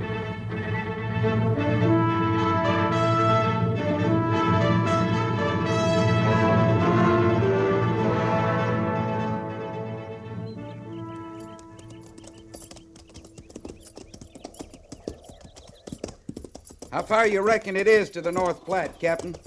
10 miles, Sergeant. No more than that. Lieutenant Seibert should have the company bivouac there by now. You aim to follow the creek bed clean up there, sir? Not after we water the horses. This spot's good enough. Yes, sir. Move up, Flint.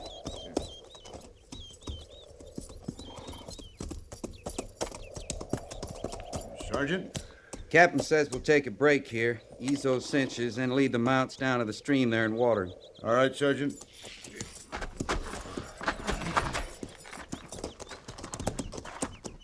After they're watered, they can pin graze. I'll mind them.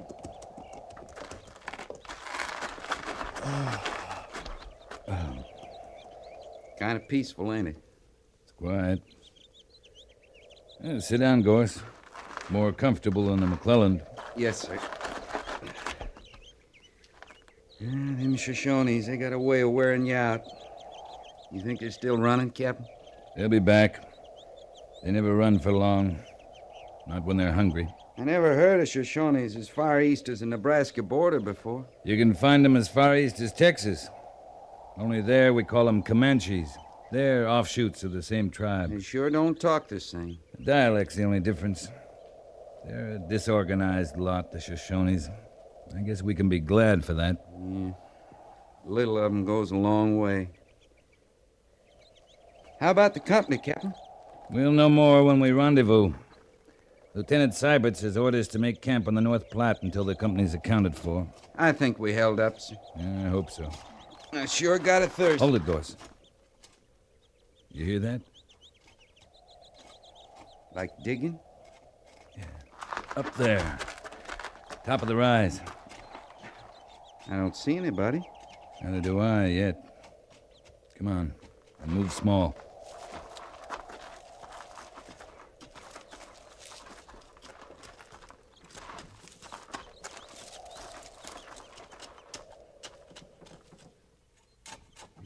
She's awful little to be manning that spade. And she's not too handy with it. She must want a hole dug awful bad. That earth's like granite. Yeah, let's go up, Sergeant. Feels like she's alone. Yeah. Ma'am, you cut out a big job for yourself. I got no food, no coffee, nothing to offer the army. We're not asking for anything. Could have come yesterday. Yesterday I could have stood it if you'd come. You'll be all your life picking away at that hardpan. Haven't you got a man to do this for you? I had one yesterday. He's dead now. And a man's got a right to a grave. Sergeant? Yes, sir? Get Flint up here. Tell him we need a grave dug. Yes, sir. Where is your husband, ma'am? In bed. In the hut there. Flint, hobble them horses and get up there.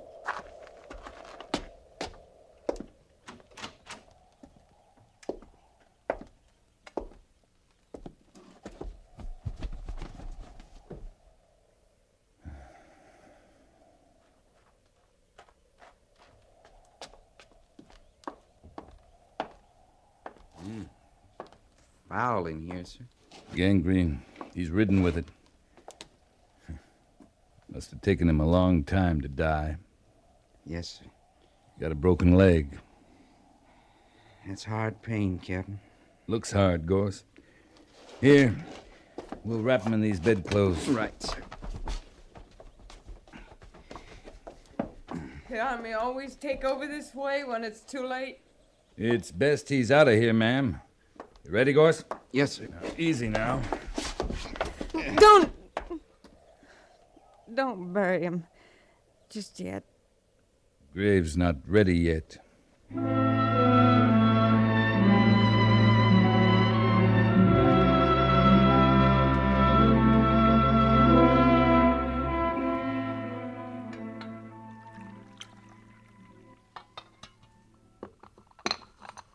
Drink it, Mrs. Dennis.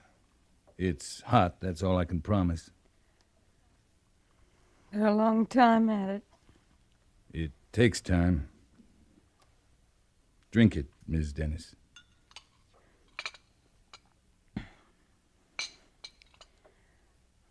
Luther was a long time at it, too, the dying. I know. All the things he's lived through out here. Indian raids and blizzards and droughts, starvation. There's never been food enough. But a broken leg. That had to kill him. You're a long way from help out here. Yesterday. Just yesterday. And you come today. Yesterday would have been too late, too, Mrs. Dennis. Always before I could do something. I freeze with him, starve with him.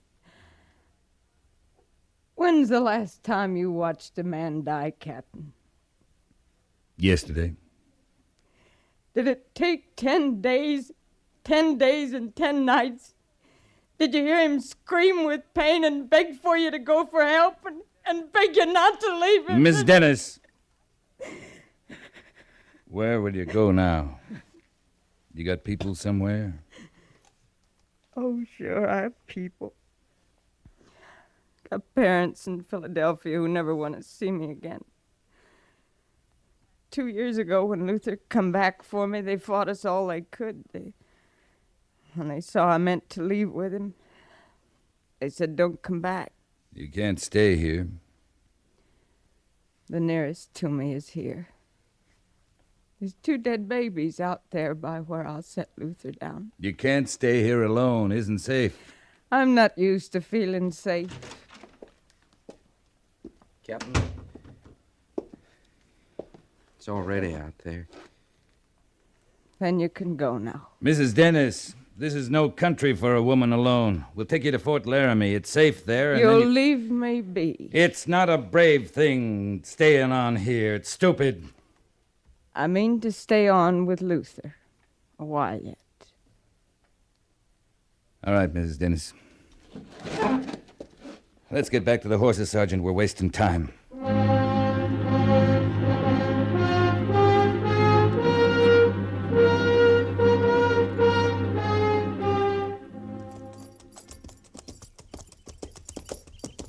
She wasn't much grateful, was she, Captain? We did a small thing. She'd no cause to be grateful, Flint. She's no mind to be grateful for anything the West gives her or takes away. Must have been a pretty little thing once. Kind of dainty-like. How old you reckon she is, sir? Oh, early 20s. Looks most half a lifetime to me, Captain. All drawn tight and mean. The West does that to a woman. They come here as girls, and no time they're women. Old, past their years. She's not mean, Flint. She's soft as a kitten. She's borne a lot, that's all. Oh, you think that, sir? I know that. You'd think she'd want to leave, though. No use her hanging on to the land. She can't prove it up by herself. She'll get out once she thinks it's her own idea. Right now, she thinks she can't face the thought of leaving him there. She's got nowhere she wants to go.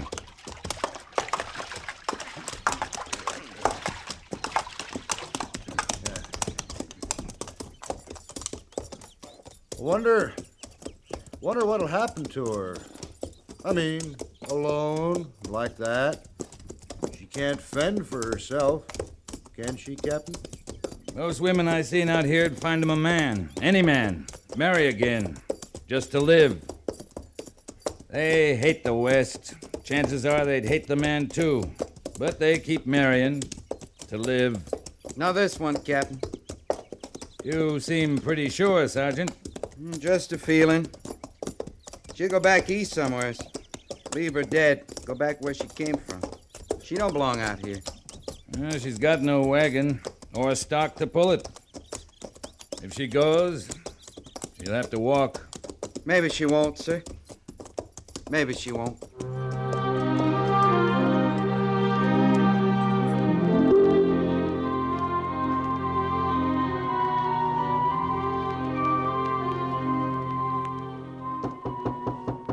Come in. You sent for me, Captain? Yeah, Gorse. Come in. Yes, sir. Sergeant Gorse, ever since we got back from Horse Creek, the fort's been full of stories that make the cavalry sound like a wet nurse outfit. You know anything about them? What kind of stories, sir? You know any troopers who are going around collecting money to send Mrs. Dennis back east? Troopers? No, sir, I don't. I've been kind of lucky at poker lately. Thought maybe I'd share it with whoever's running the charity around here. I guess that'd be me, sir. I guess it would. Here. Obliged, Captain. You're not going to make this a habit? No, sir. You taking the money to her? No, sir. Private Flint's leave starts tomorrow after first call. He'll do it. That's all, Sergeant. Yes, sir. She reminds you of someone, Gorse? Girl somewhere? No, sir, it ain't that. It's just she's so little and all, kind of like a stray. She don't belong out here. Carry on, Sergeant.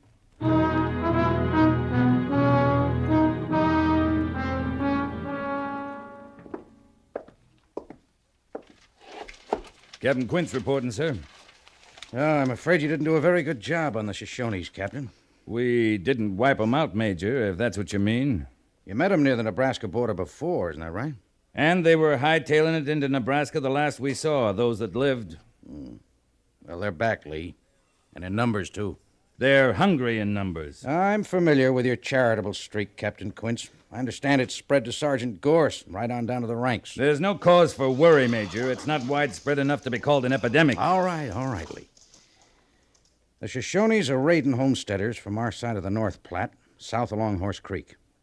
I understand there aren't many settlers along the creek. No, not many. They're not just hungry, Captain Quince. This time they're carrying off women. Any questions? No, sir. Then move out.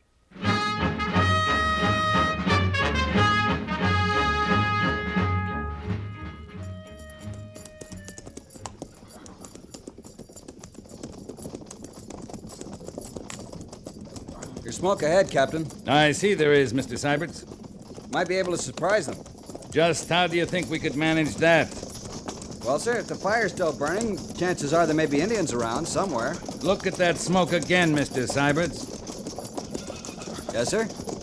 Well? I still see it. Good for you. Then you see the fire smoldering, not burning fresh. You think the Shoshones have gone on, sir? They're not ones to sit around and admire their work once they've struck. Oh!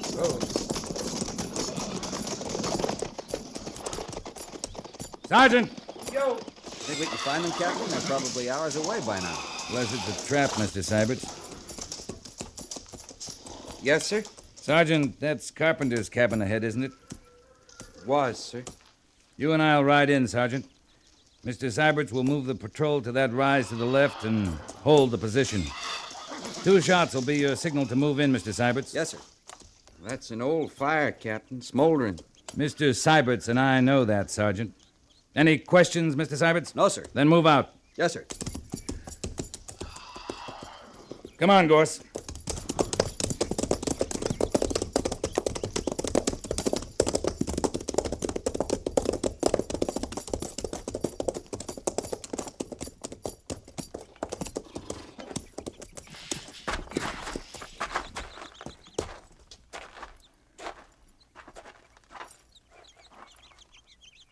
That's Carpenter. There, Captain. Yeah. He's cold. It is an old fire, Sergeant. Yes, sir. And it'd be his wife's brother by the cabin.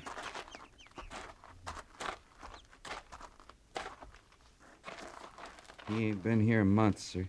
That's all there was? Carpenter, his wife, her brother? Just the 3 of them, Captain. I don't see her anywhere around. It's not likely we will. You'd think it'd be enough just to kill a man, wouldn't you, Captain? You'd think so, Gorse. Come on.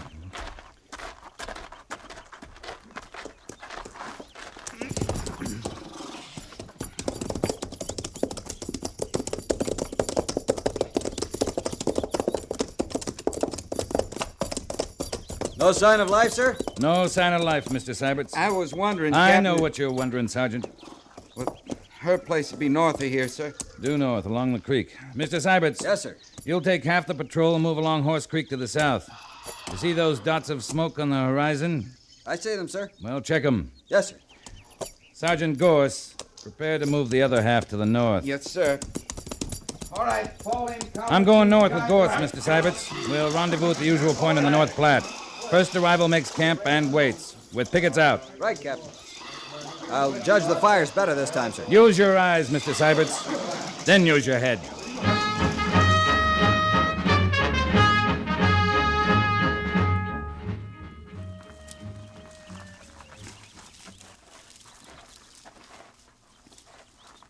How long you gonna wait, Captain? Nothing stirred up there by her place. The troopers in position? Yes, sir. Full circle. Set back in the hills, all around the hut.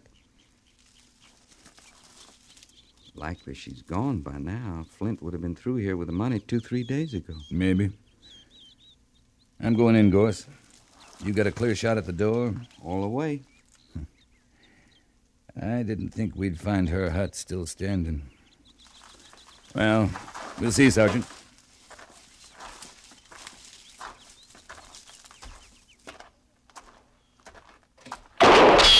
Hold your fire, Gorse! That came from the hut, sir. The army's not welcome here, Captain. You fire that again, ma'am, the whole patrol will move in. You have some money to give me too, Captain?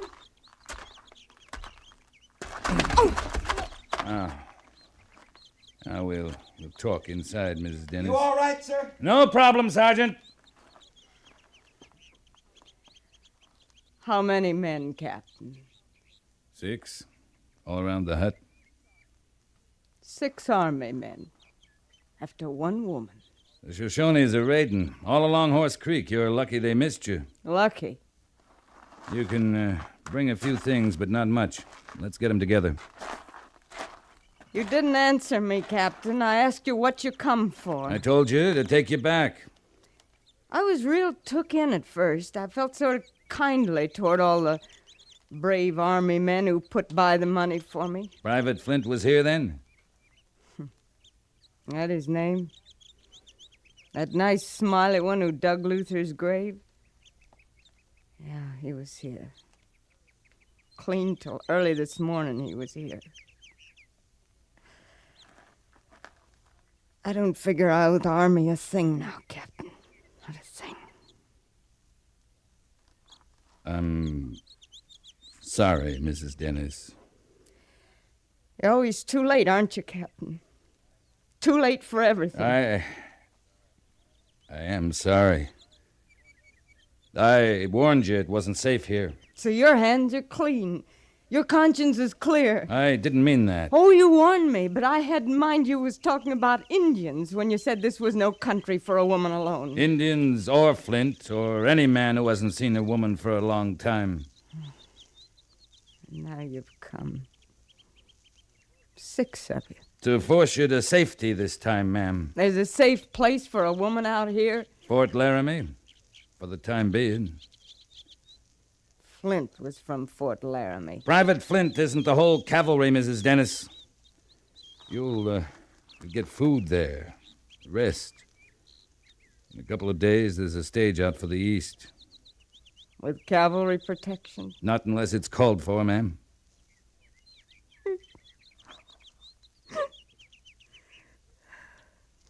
Go back home. I guess that's all that's left. I hate that, Captain. I hate it. I know how you feel, Miss Dennis, but I just want to tell you that I... You don't. You couldn't know how I feel about anything. I'll be getting my things now.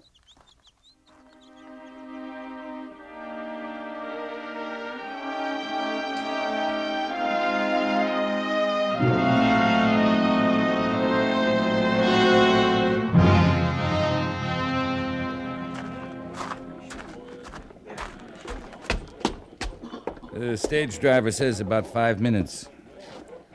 I wondered if I'd see you again, Captain. I owed it to the sergeant, the troopers, to see their money got spent the way they meant it. I wondered if I'd find a feeling in me to be grateful to you. Any of you. No one's asking for any thanks, ma'am. No one expects any. Oh, once I can forget, maybe I can be grateful.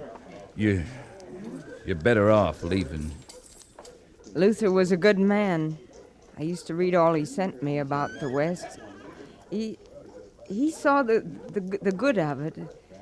New and full of hope, that's how he said it. I never saw that in it, Captain.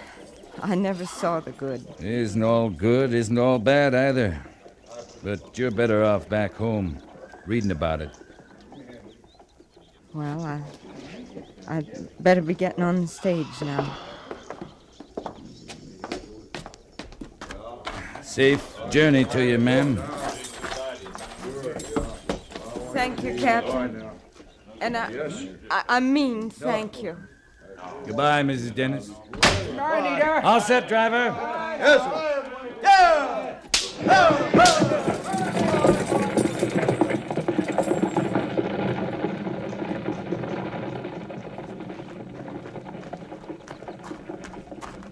Captain, he's in the saloon. You should feel right about things now, Gorse. You were the first to know she didn't belong here. I won't feel right till he's settled, Captain. Oh, but how can he be now? The Army can't touch him without Mrs. Dennis tells her story. She's been through enough. But how about him? Why, he'd have drawn time, plenty of time for what he'd done to her. Don't worry about it, Gorse. Well, now, wait, Captain. You can't do it that way. I've seen you like this before, Captain. You'll kill him. I'll handle it, Gorse. You know what they do to you, sir. Killing him ain't worth that. I'm not going to kill him, but I am going to mark him up. Maybe he'll wish I had killed him. Is he drunk? Not yet, sir. In uniform? No. Still on leave. You give me 5 minutes emergency leave. Just 5 minutes. You leave him be, Gorse. That's an order. Yes, sir. Over there, Captain. I see him. You stay here. But, Captain... That's an order, Gorse. Yes, sir. What? Captain Quince. Hello. Set your glass down, Flint. Not on orders just yet, Captain. 2 more days of my leave coming to me. Set it down. He's got his rights, Captain. This saloon's not run by the Army. It is now. Clear everyone out of here, barkeep. Now, you just wait Sergeant! a minute. Clear the premises. Yes, sir. What is this?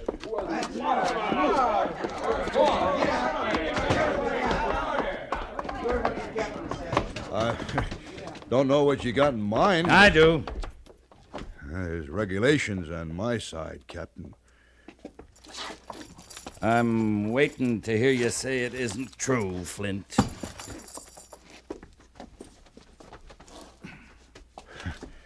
Setting your saber aside, taking off your tunic, don't make you less an officer.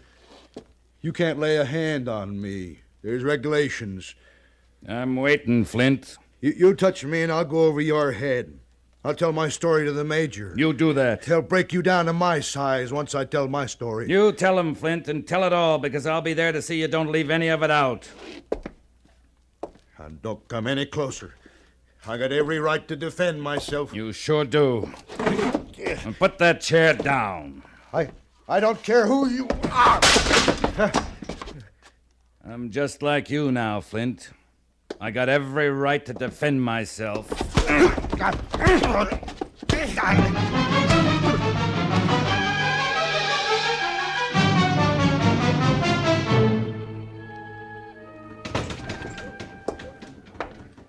Your saloon's looking kind of run down, barkeep. Looks to me like it's due for some repairs. Yeah, it sounded like it. But what about the customer? You just gonna leave him there? See, he's taken to the infirmary, Sergeant. Yes, sir. Is he bad off, Captain? I'm not the best judge, Gorse. I'd say a good Army doctor could get him on his feet again in 6 months, maybe. That saloon brawling sure is punishing stuff, sir. It's deadly, Sergeant. Well, what about me, my saloon? Well, I'd watch who I let in there after this, barkeep. That man had a bad temper. Threw one of your chairs at me.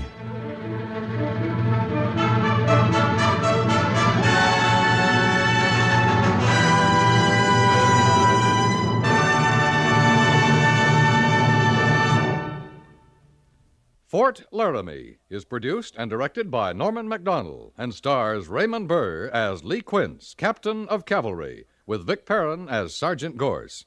The script was specially written for Fort Laramie by Kathleen Height, with sound patterns by Bill James and Ray Kemper, musical supervision by Amerigo Marino.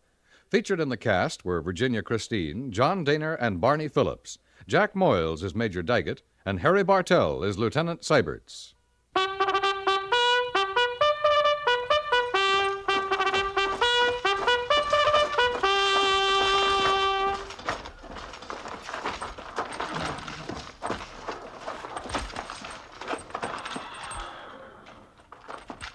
Company, tension!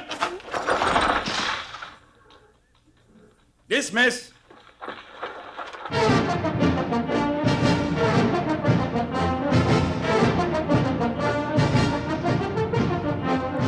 Next week, another transcribed story of the Northwest frontier and the troopers who fought under Lee Quince, Captain of Cavalry.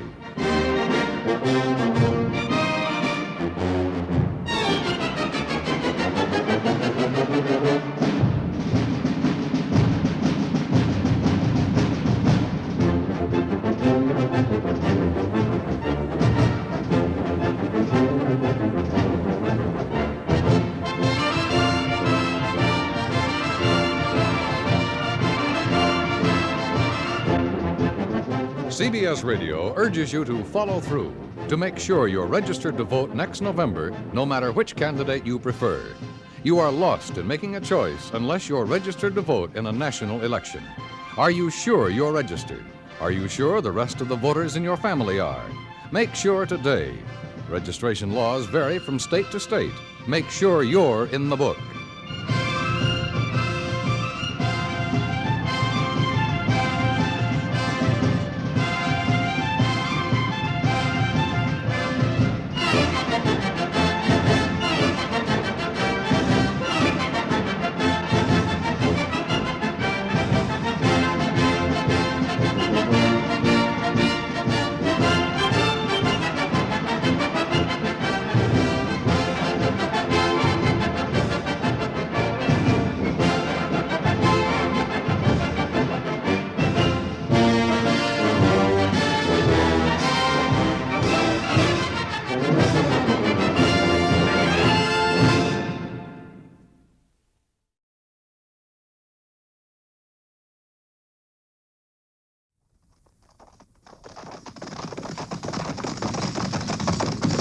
At the gallop! Follow!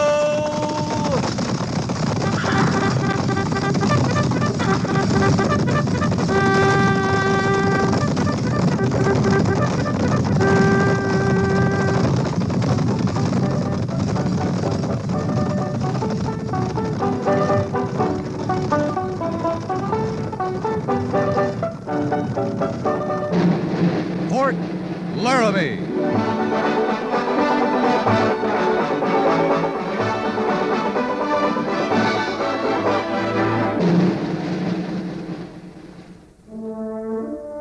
Fort Laramie, starring Raymond Burr as Captain Lee Quince.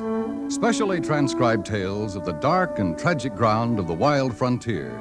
The saga of fighting men who rode the rim of empire. And the dramatic story of Lee Quince, Captain of Cavalry.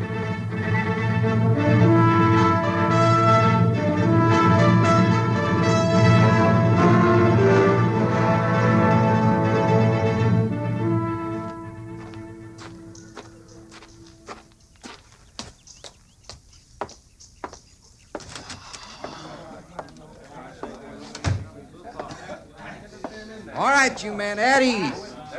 I said at ease. What's the cavalry gonna do to win glory today, Sergeant? I'm glad you spoke up, Soothie. You and Private Plover there have just volunteered to make mud bricks for the new powder magazine building. No, Sergeant. Me and Plover worked in that adobe all day yesterday. Another month, you ought to be finished. I didn't join this army to make mud bricks.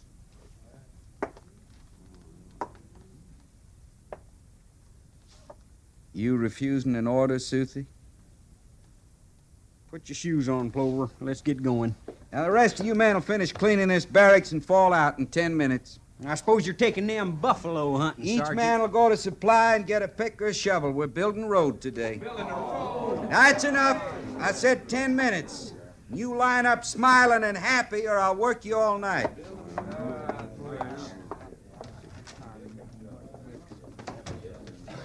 You got your shoes on, Plover?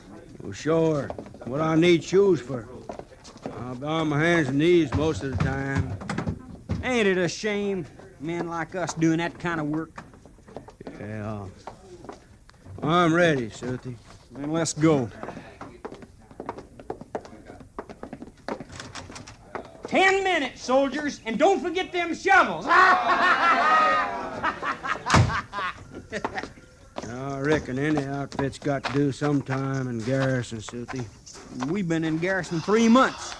It's got me talking to myself. Well, leastwise, we ain't getting shot at by no wild Indians. What's the cavalry for if it ain't to get shot at and to do a little shooting itself? All the Indians around here is peaceable. Leastwise, there has been the last few months. Reservation Indians. Them Cheyenne ought to be ashamed of themselves. Sitting around watching the women do the work, waiting to be fed by the government. Where's the gumption, anyway? Well, good thing they is peaceable, I think. Them Indians go on a tear makes it bad for everybody. They go on a tear to get us out of the garrison. Well, they ain't going, so you just might as well face up to it. I could make them go, Clover. Oh, now, stop that talk. I've told you how I could make them go. Now, looky here, Sooty, I ain't even gonna listen to you. Why, you could be shot for just what you're thinking. Nobody'd ever know. You know you're crazy. Being stuck here in a fort so long has driven you plumb crazy. Your mouth's getting awful big, Clover. Oh, now, don't get on the prod. Looky here, I'll tell you what. Tonight, you and me gonna sneak off the post, and we'll go into town and have us a drink with that gal you like. That Ella Braden. How about that, Sooty? Never you mind, Ella Braden. You called me crazy. Oh, I didn't mean nothing by I it. ain't crazy, and I'll prove it to you. You put that knife away, Sooty. You got a knife? Get it out. No. Get it out, I said. I'm gonna cut you, Clover. I'll do it. All right, that's how you want it. Now, there's my knife. Now you cut me, Sooty. Come on, now cut me. I'll lay your whole face open, soldier. Hold it, you men. Lieutenant Syberts. You don't mean nothing to me. Cap quits with him, Sooty. Watch your face! I'll rip your belly open. You try that again. Stop that man. Put those knives away. It's a fair fight. You got no right to stop Do me. as I say, Sooty. You cut me, I'll put mine away. I can't quit less than he does. All right, Susie. You too, Plover. I know you're on edge being in garrison so long, but that's part of soldiering. And so's keeping your temper. Now put those knives away before we all get in trouble. Well, there's mine. All right, you hear the captain, Sooty. There's mine. You men on detail? Making mud pies again, Captain. Then get to it. If there's any more fighting, you'll go to the guardhouse. That clear? Yes, sir. Move yes, out. Sir. Those men are crazy enough to have stuck you, Captain, getting between them that way. One of them might have stuck me, Mr. Syberts, not both of them. They need action, Captain. They're soldiers, not laborers. Yeah, they're even forgetting to think like soldiers. There's going to be more trouble like this, Mr. Syberts. A lot more.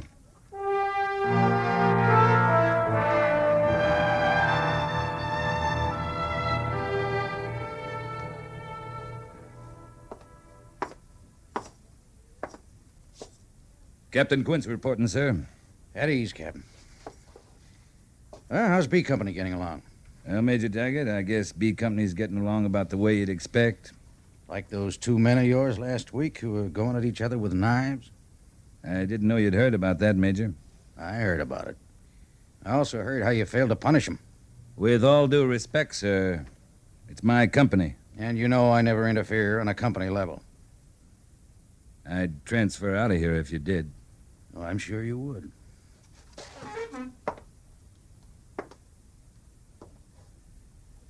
It isn't easy, is it, Lee? Much more of this, I'll be looking for a good fight myself. Enforced inactivity, the bane of the cavalry. That and the salt pork diet. 2 more of my men came down with scurvy today, Major.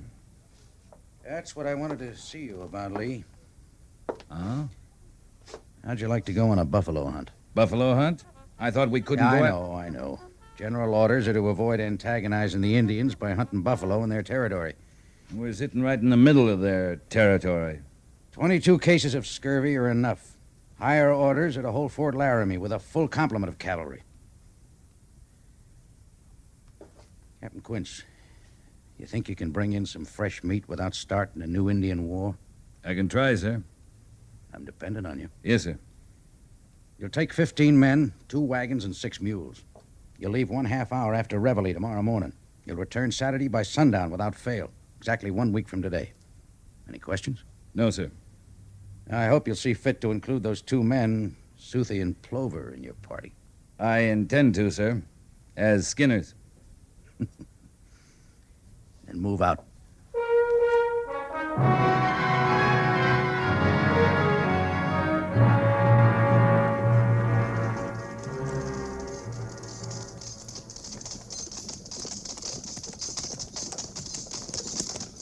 Hey, Soothie, how you feel? Not so good, Plover. I'm bleeding again. Or most to the fort. Here, see the men? They're standing around waiting on us. That's what the captain said. Saturday by sundown. We made it. Yeah, some of us made it. 8 of us. 8 out of 15. 7 men killed. We done all right. I reckon so. Hey, looky, there's Major Daggett. He's waiting too, you see him? No. I can't see so good, Plover. My head hurts bad. Everything's kind of swimmy. You ain't gonna pass out now, are you? The way you got me roped onto this saddle wouldn't matter none if I did pass out. Well, there's other boys hurt worse than you. I ain't complaining. Vince up ahead there, he passed out. Got him tied belly down across his saddle. Then I reckon he's dead. We're here, Soothie. We're back. I can't see nothing but the fort. Oh, my head hurts awful. Patrol, halt!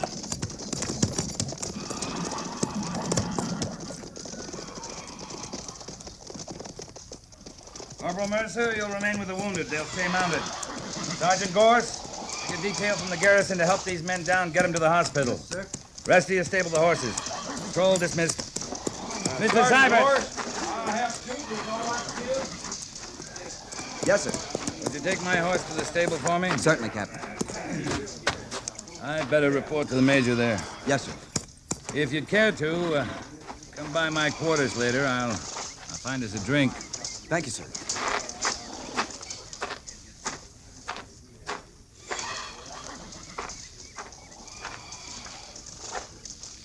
Captain Quince reporting, sir. You're not hurt, Lee. No, sir. Good. What happened? Cheyenne. Over 100 Braves hit us. Dawn 2 days ago. I had a guard posted, but they rode right over them. 7 troopers killed in battle. Another died in his saddle about noon today. Wagons, mules lost. I sent a scout looking for you. He never found us. What is it, Major? Cheyenne jumped the reservation? Yeah. And nobody knows why. They slipped out in the middle of the night and disappeared. I can't figure it. Big Wolf's been as peaceful a chief as I've known. Big Wolf's young son died a couple of weeks ago. Maybe that got him started. I think I'll ride out to the reservation tomorrow. Take a look around. What for? No particular reason, Major. Just curious.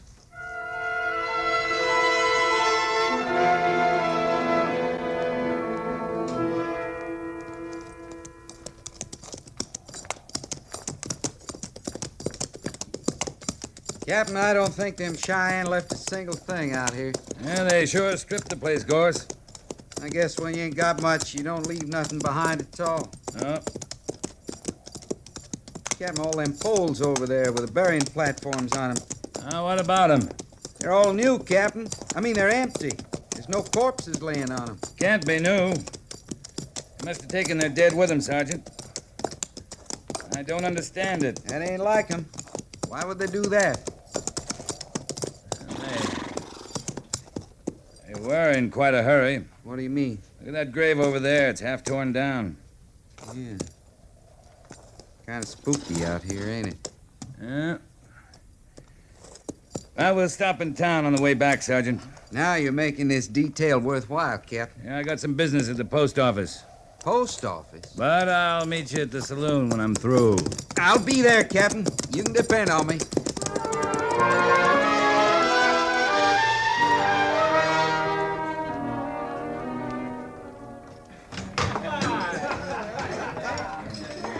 Of course, we don't make much money, but, well, soldiering's an honorable profession. It's better than being a thief, ain't it? I hope I'm not intruding, Sergeant Gorse. Captain? Captain Quince, this here's Ella Braden. How do you do, Ella? Pleased to meet you, Captain. Won't you sit down? Oh, thanks. I've been trying to explain to Ella that soldiers are just as good as civilians. I never said they weren't, Sergeant. Sergeant Gorse has been in the cavalry 20 years, Ella. He's still trying to figure out why. I think you're right, Captain. It's all he talks about. Now, that ain't so. I mean, when you're being a gentleman, Sergeant. Oh. You know what he did a couple of weeks ago, Captain? Now, Ella.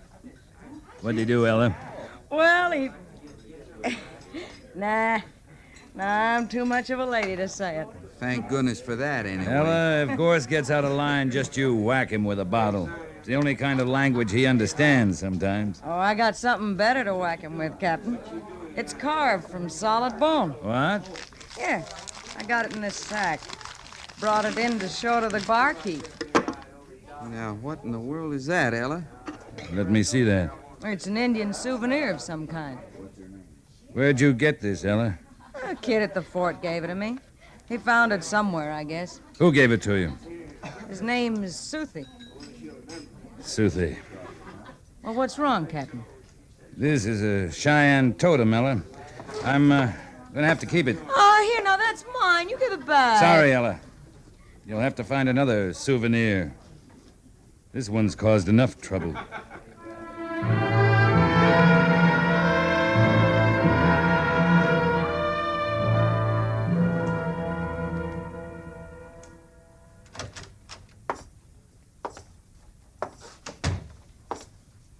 Morning, Captain Quince. Lieutenant Mather, I want to see Private Suthi. Where's his bed? At the far end, Captain.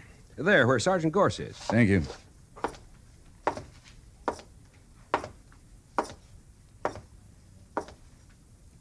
Captain? Gorse? Hello, Suthi. Oh, Captain Quince. How are you, sir? How are you feeling, Suthi? Oh, pretty good, Captain. Except for my head aching all the time. You'll get over it. I better. I can't stand it this way, sir. I wish they'd killed me if I got to go on like this. Suthi, you seen this before? I don't know, Captain. What is it? You know what it is. Where'd you get it? I can't help you, Captain. Sorry, maybe later sometime. Now, look here, Suthi. You know I won't take an answer like Captain that. Quince. What is it, Sergeant? Would you step over here a minute, sir? All right. What do you want? Oh, my head, I wish you'd stop aching. Oh, I see. All right, Sergeant. aches all the time. Well, Suthi, I won't bother you anymore. I know all I need to anyway. I don't know what you're talking about, Captain. I ought to hate you, Suthi. But I only feel sorry for you. What you've done, I'm going to try to set right. But whether I can or not, you're going to have to live with it the rest of your life. I think I'm speaking for a lot of good men who died because of you. Sergeant? Yes, sir? I'll meet you at the main gate in half an hour. Have our horses saddled and packed with 2 days' rations. Move out.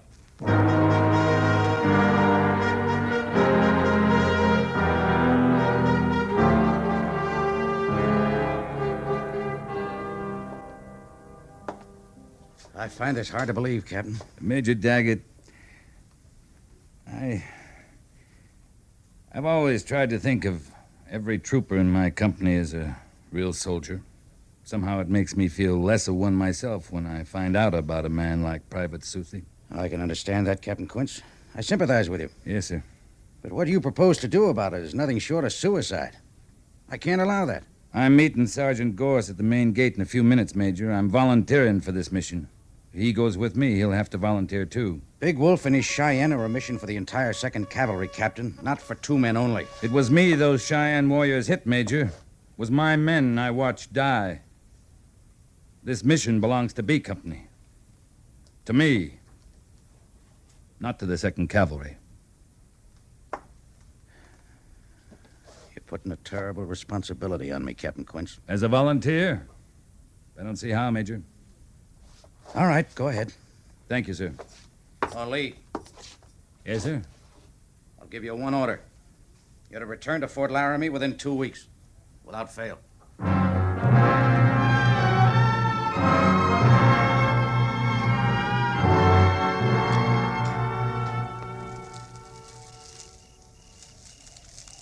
More coffee, Gorse? I could sure use it.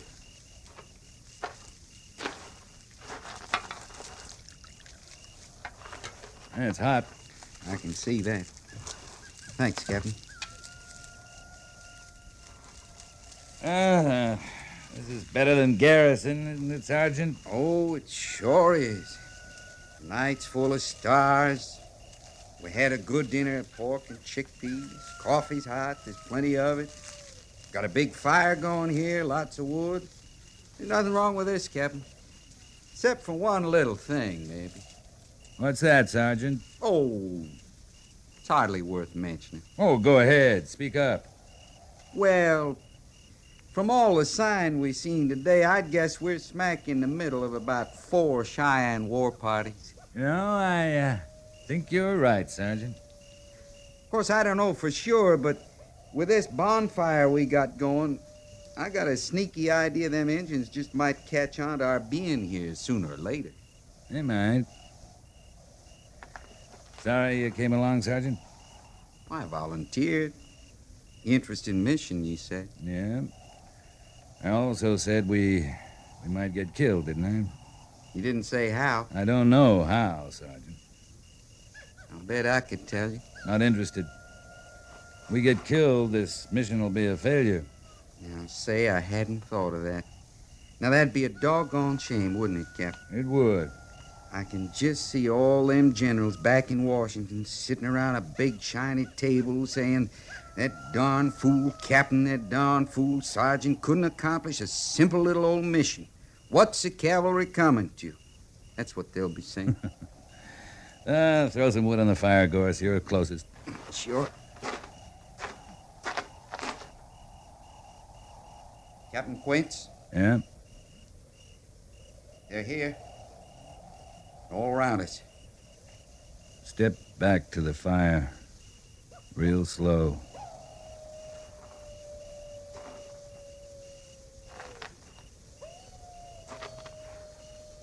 If they can see anything at all, they can see we ain't armed.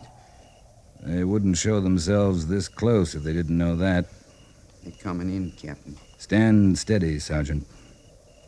No sudden movements. It's sure some fine way for the cavalry to go Indian hunting. We found them, didn't we? What happens now? That's not entirely up to us, Sergeant. Easy now. Sure.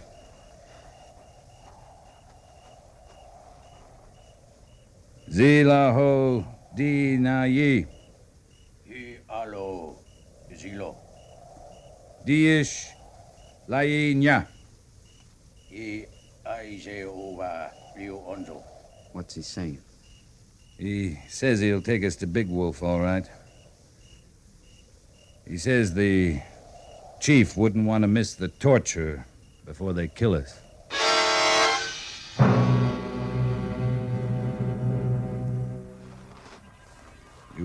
You wake, Gorse? Who could do any sleeping tied up like this? It'll be dawn soon.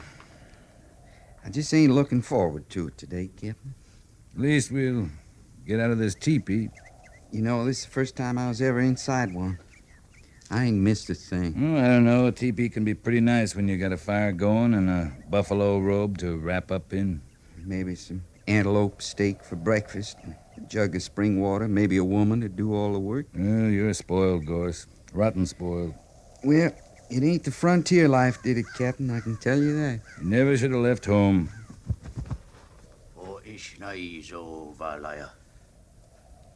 He says they're ready for us, Sergeant. What was that?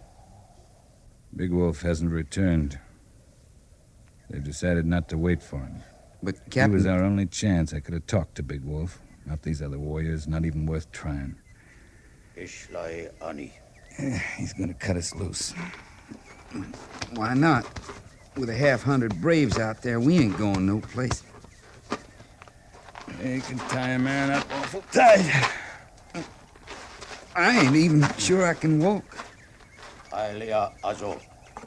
Well, let's go, Sergeant. Sure.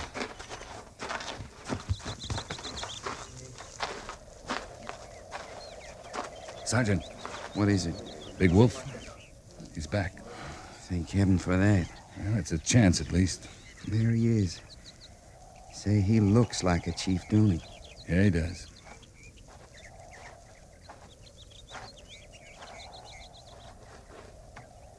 Captain Quince. Hello, Big Wolf. My people are ready for your death. I know. We allowed ourselves to be captured, Big Wolf. This I do not understand. I wanted to see you. I wanted to bring you something. White soldier has brought shame and dishonor to my people and to me. You're speaking of your son's grave. White soldier come at night, left my son's body on ground. Yes. And he stole this from your son's grave. The totem of my clan. The white soldier did this to dishonor you, Big Wolf. Cheyenne recover honor in war and by killing you. Let me say something first, Big Wolf. It was neither of us did this thing. It was a soldier who was weak and foolish and bad. This soldier has dishonored me as well as you. We do not want war with your people. Who is soldier? His name is Suthi. Give him to me. No, I can't do that. Then you must die. You have already killed 8 soldiers, Big Wolf. Soon many soldiers will come. More soldiers than you have braves. Give me Suthi. So you can punish him? He must be punished. He must die. Big Wolf, when you wake in the morning and step outside your lodge, what do you see? Tell me. I see the sun on the land, morning shadows, bright mountains. And if you could not see all this? It would not be good. The white soldier, Suthi, has already been punished, Big Wolf. By you, it is not enough. No, not by me. By your warriors in the fight. He is blind, Big Wolf. Blind? Blind for the rest of his life. His punishment will never stop. You are brave men to come here with the totem. There must be no war between our people. The thing is done. 7 of my warriors died in fight. It is enough. We ride back in peace? Yes. Then we've won, Big Wolf. We've both won.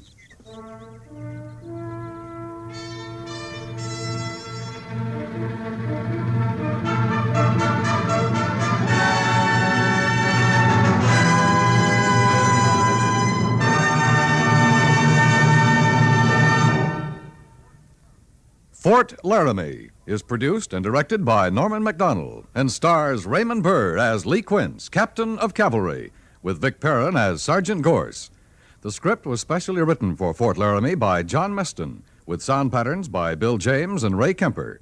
Musical supervision by Amerigo Marino. Featured in the cast were Sam Edwards, Harry Bartell, Jack Moyles, Jack Crucian, Howard Culver, and Vivi Janis.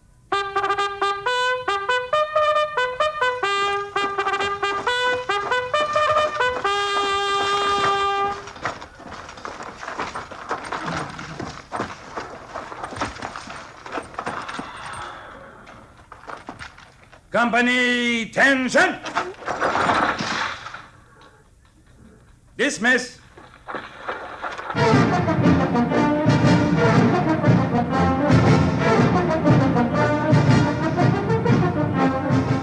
Next week, another transcribed story of the Northwest frontier and the troopers who fought under Lee Quince, Captain of Cavalry.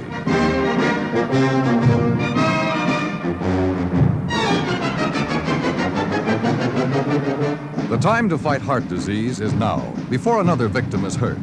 Obviously, heart researchers may not find the cures and preventatives to all heart ailments the moment you contribute to the Heart Fund.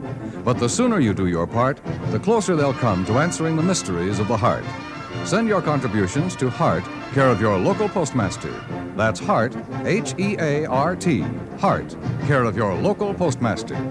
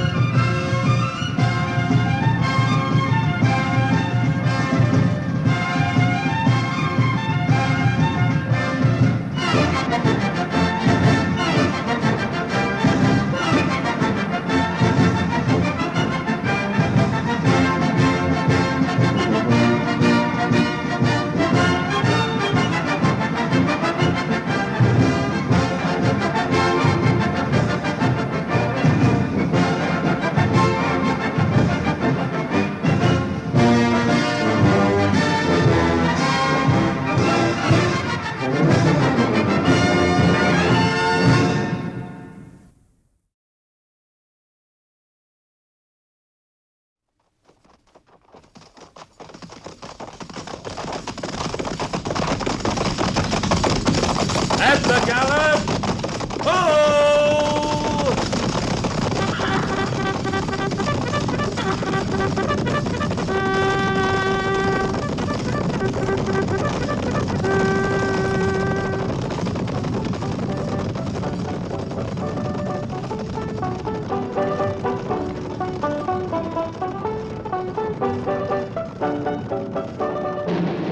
Fort Laramie.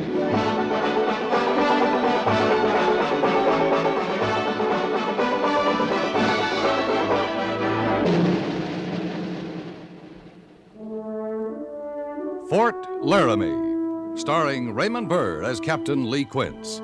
Specially transcribed tales of the dark and tragic ground of the wild frontier, the saga of fighting men who rode the rim of empire, and the dramatic story of Lee Quince, Captain of Cavalry.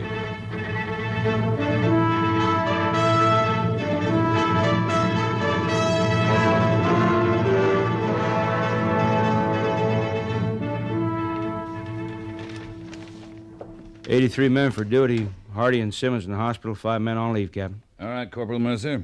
Just leave the morning report on the desk. Yes, sir. One of the 3 new men is transferred out here from Fort Laramie have been assigned a 2nd platoon, sir. Come in. Captain Quince, the supply train's on its way in. Oh, good.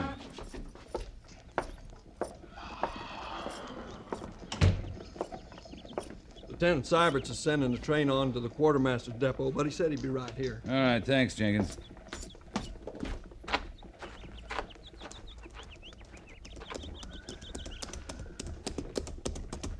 Oh. Supply train in from the railroad at Cheyenne, Captain. All stores is ordered. Anything to report, Mr. Syberts? Cracked hub, 2 mules lame, 1 destroyed, otherwise routine, sir. Your command have a good time in Cheyenne? I think they did. I noticed a few skinned knuckles. Any complaints from the civilian authorities? No, sir. All right, Syberts. Sign out to the quartermaster. Water and turn your stock out in the South Range. Dismiss your men. They're relieved from further duty until... What's that buggy doing in your train? Oh, I was going to tell you about that, sir. We had a passenger, a lady. Lady? Mrs. Wentner. She's the widow of an officer who was stationed here. Oh, that must have been Captain Wentner. Said he was killed by a Cheyenne. Oh, that's right. 3-4 years ago up in Lance Creek. His whole command was wiped out. That was before my time. I wonder what she's doing here. She didn't tell you? No, sir. Handsome woman. I take it you enjoyed your trip then, Mr. Syberts? Not bad, sir.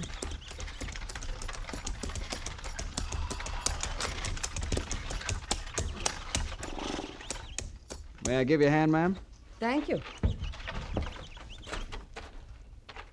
Miss Wentner, I'm Captain Quince. Welcome to Fort Laramie. How do you do, Captain? Are you the post commandant?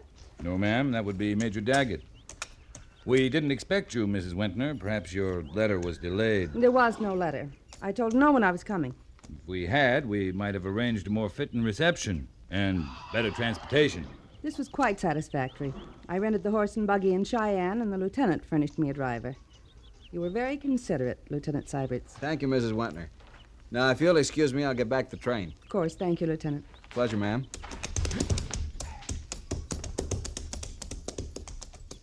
If you'll come with me, Mrs. Wentner, I'll take you in to meet Major Daggett. All right, Captain. Thank you. Take care of the horse and buggy, Jenkins. Yes, sir.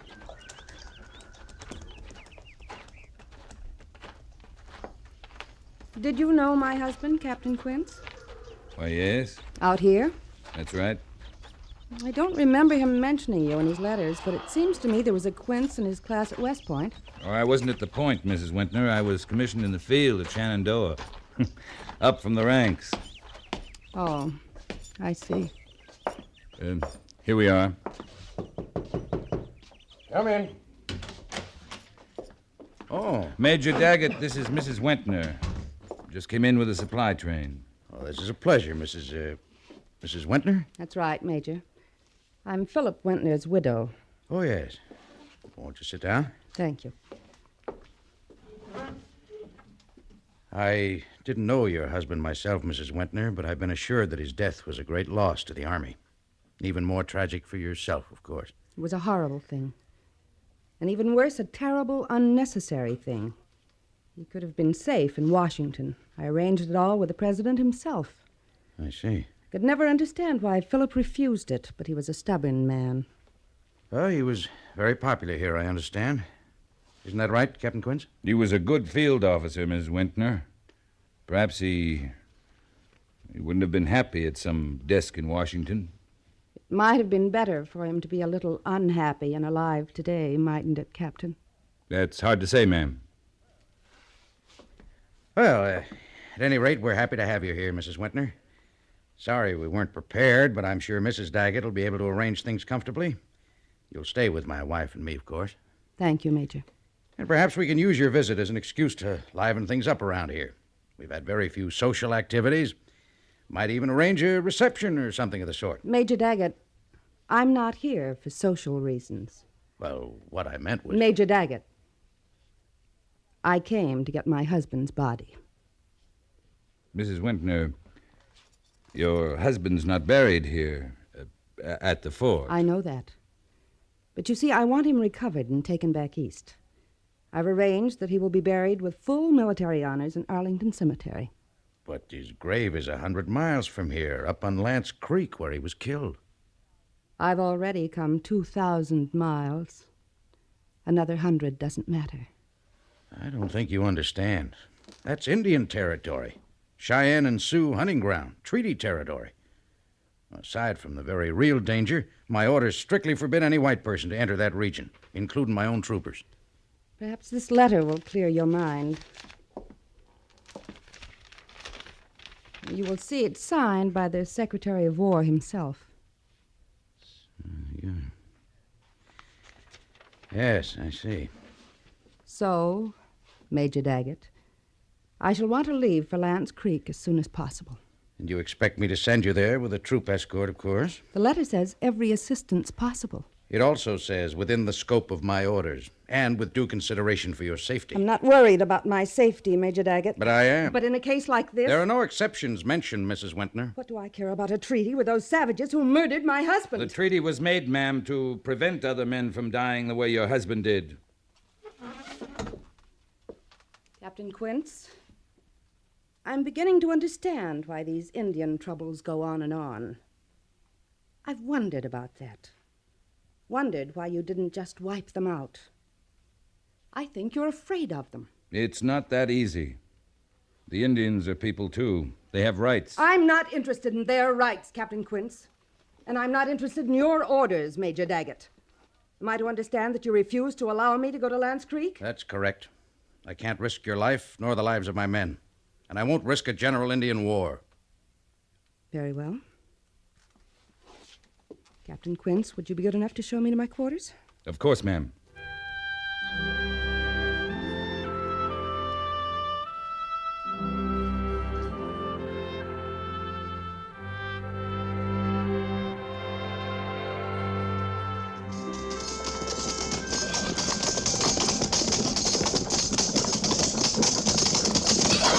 Company! Right front in the line! Right front in the line! Ho!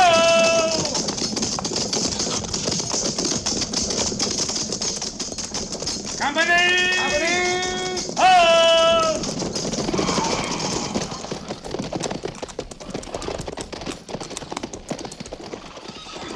Sergeant Gorse. Yes, sir. Dismiss the company. Yes, sir.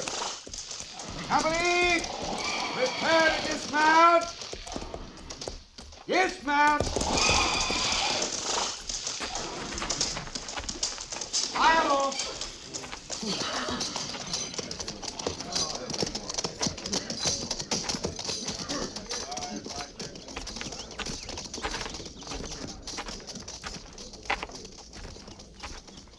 Well, Captain Quince, it's all very impressive. The parade ground, the drilling. Yes, it is, Miss Wentner. Until you remember that in spite of all the military show, you're still afraid to face the Indians. Have you completed your tour of inspection? Yes. Lieutenant Seibert's has shown me everything, I think. It's all very interesting. Seeing the place that Philip called home. There's one thing I'd like explained, however. What's that, ma'am? What could possibly have held him here? What holds you, Captain Quince? I'm afraid I can't explain it to you, Mrs. Wentner. I'm sure you couldn't. May I escort you to your quarters? Thank you. I've noticed several men dressed in buckskins lounging about the store. The sutlers, you call it. Who are they? Civilian scouts. It's Charlie Reynolds, Will Granby, Pete Hazen. It was one of them, wasn't it, who found my husband up on Lance Creek? Yes, ma'am. Pete Hazen. He led the burial detail back. I must talk to him sometime. He's under the major's orders, too, ma'am. I meant, Captain Quince, he might be able to tell me things about my husband. Things a wife would like to know. Of course, ma'am. You don't like me, do you, Captain? I don't know you well enough to like or dislike you, Mrs. Wentner. But it seems plain to me that you intend to disregard every consideration to get to Lance Creek. If you'll excuse me.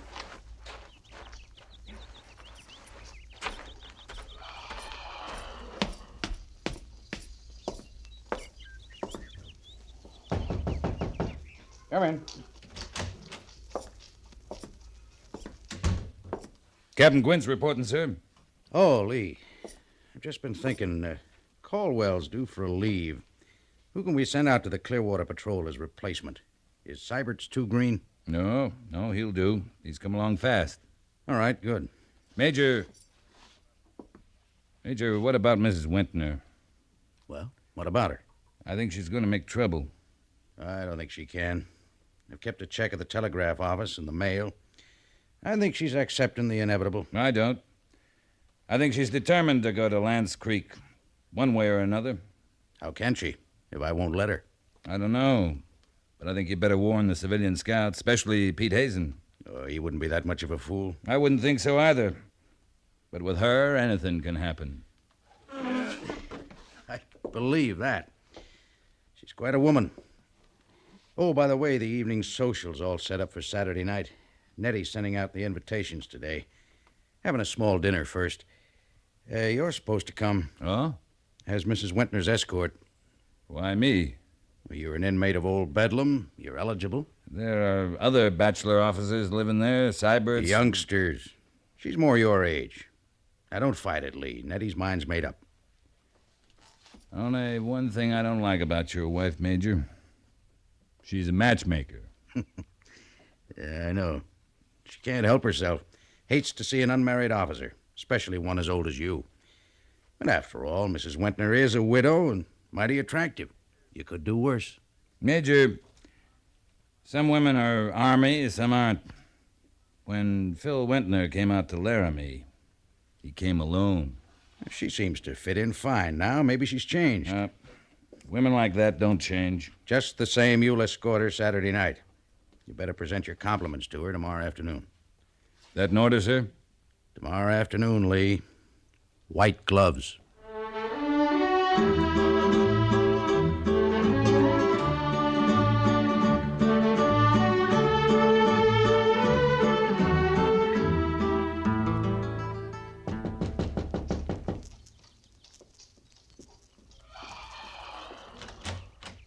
Oh, Captain Quince.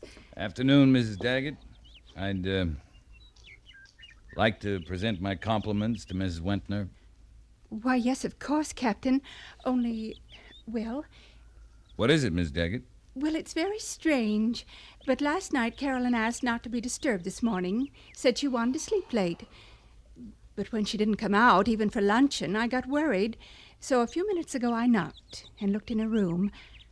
She's not there, Captain. She didn't sleep in her bed last night. Captain, where are you going? To the settlers, Miss Daggett. You better tell the Major.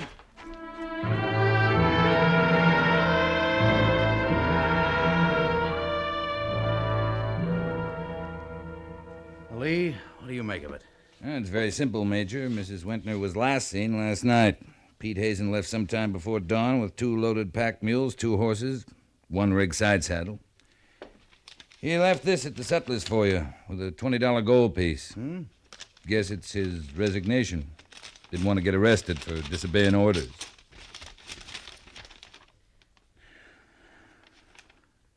Yeah, you're right. They're on their way to Lance Creek. They got at least 11 hours start. They've got to be stopped. Yeah, if they're still alive. How long will it take you to get B Company ready? Too long. Besides, a full company up there will mean war. You think you can get a small detachment through, 5 or 6 men? I can try. And if we're caught, we might be able to talk our way out of it. They can't be moving very fast. I'd say I could catch them about halfway. All right, Lee. Take the men you want and an extra amount for each. Rations for 4 days and 200 rounds of ammunition. 50 rounds will be enough, Major. We have to fight at all. It won't matter how much ammunition we have.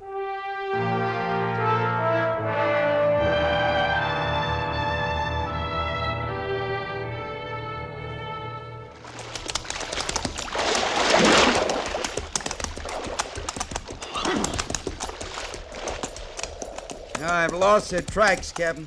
There, over there, Gorse. Oh, yeah, that's it.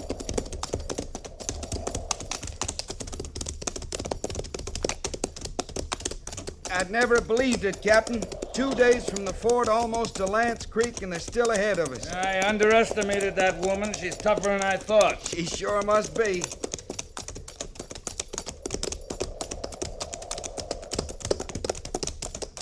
Captain. Yep, and they've seen us. They've stopped.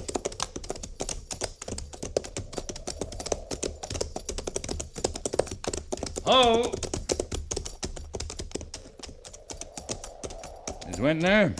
How do you do, Captain? She gave me an awful lot of money, Captain, more than I'd ever seen in one piece. Yeah, that's what I figured. You're not going to stop me now, Captain. Mr. Hazen says the graves are just over that ridge there. Miss Wentner, we're going to turn around right here and head back to the fort as fast as we can make it. Do you have any idea of the danger? Captain, up there on the hill. Yeah, I see. Riding circle, signaling. Why, that's an Indian. It is, Miss Wentner. Oh. Captain, what are you going to do? Might as well go on up to Lance Creek. Do what the lady came to do.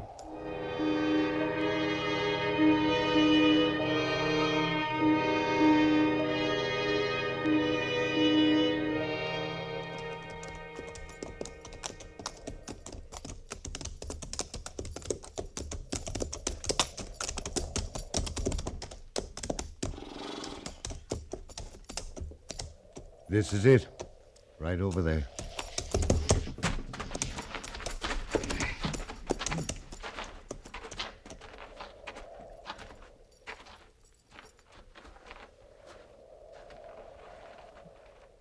This one. Just this? That's it. You're sure? His insignia will be inside the rocks. It's so quiet here. So peaceful. Right now it is. Get a spade, Jenkins. Yes, sir. Miss Wentner, you sure you want to go through with this? What do you mean, Captain? Why, it wasn't time for a proper burial. I see. Did they do anything to him? Cheyenne always do. You may proceed. All right, Jenkins. Miss Wentner, why don't you wait over there? Captain Quince, I'm not a schoolgirl. I came this far. I can stand to watch. All right. Pete, who was this? That there was Sergeant Tackleberry, Captain. One with a red mustache, Captain? And a laugh you could hear clean across the river. Yeah, I remember. And that one there was Lieutenant Williams. Yep. Captain, is that the Lieutenant Williams my husband used to speak about in his letters? I expect so. They were friends. All these men were his friends. Men who lived with him, fought with him, died with him. He wasn't alone, Miss Wentner. They're all buried here where they fell. I see. Mr. Jenkins. Ma'am? Stop digging for a moment. Captain, you don't want me to do this. Why? I don't think your husband would care about being buried in Arlington Cemetery. Why? Tell me, Captain Quince. You knew him. What was he like out here? Like any other man, not very different. But he liked it. Liked the country, the men, liked the job. He was willing to die here if necessary. Are you trying to say that he came here to get away? That he didn't want to go back home? That he didn't care about me?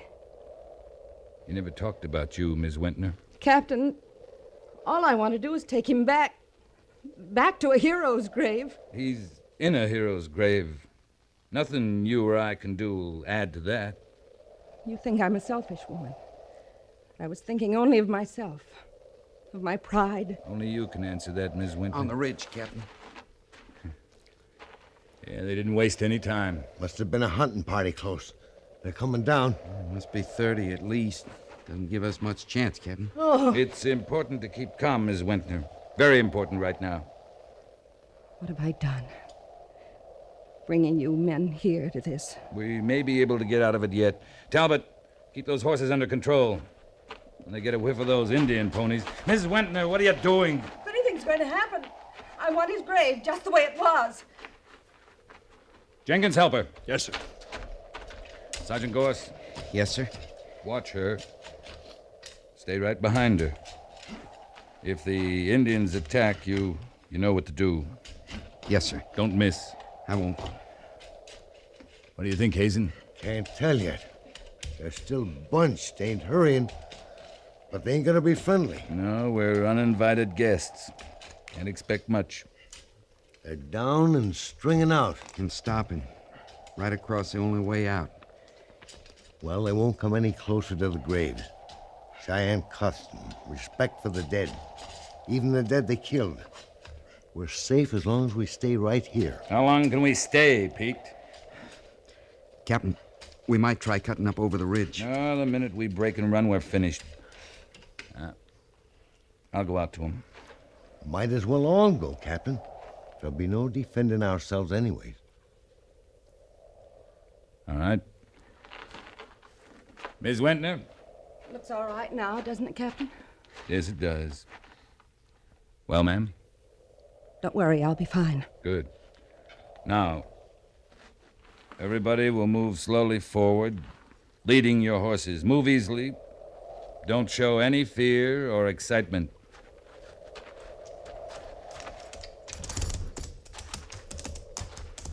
It's Little Bear, Captain. At least he can talk some. Won't have to use sign. That's right, Captain. I'll do the talking, Hazen. Sure.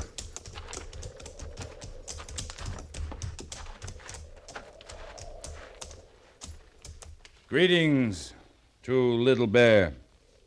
White soldier, give promise. Stay off Cheyenne hunting ground. Why you come? We come in peace, not war. We don't want trouble with the Cheyenne. They don't want trouble with us. Treaties say you stay out. I know I that made them come. the white lady came to find the grave of her husband. A warrior killed in battle here. She wants to take his body back to his home, to Washington. What warrior? The little captain. The captain with the yellow hair. That one great warrior. Captain, these are the Indians. That's right, ma'am. Little Bear, the Cheyenne had great warriors killed here, too. But the Cheyenne could take their dead away to their proper burial place. Will Little Bear allow us to take this warrior with us and leave the hunting ground in peace? Better leave spirit of dead in peace. In Washington, there is a place to bury great warriors with much honor. She will take him there. Better leave dead buried. All right, Captain. We'll leave him. He's right. I know that now. Philip is better off here, in his hero's grave. All right, ma'am. Will Little Bear allow us to leave the hunting grounds in peace? Go. Thank you, Little Bear. All right. Everybody mount up. Easy. We'll move out now, before he changes his mind.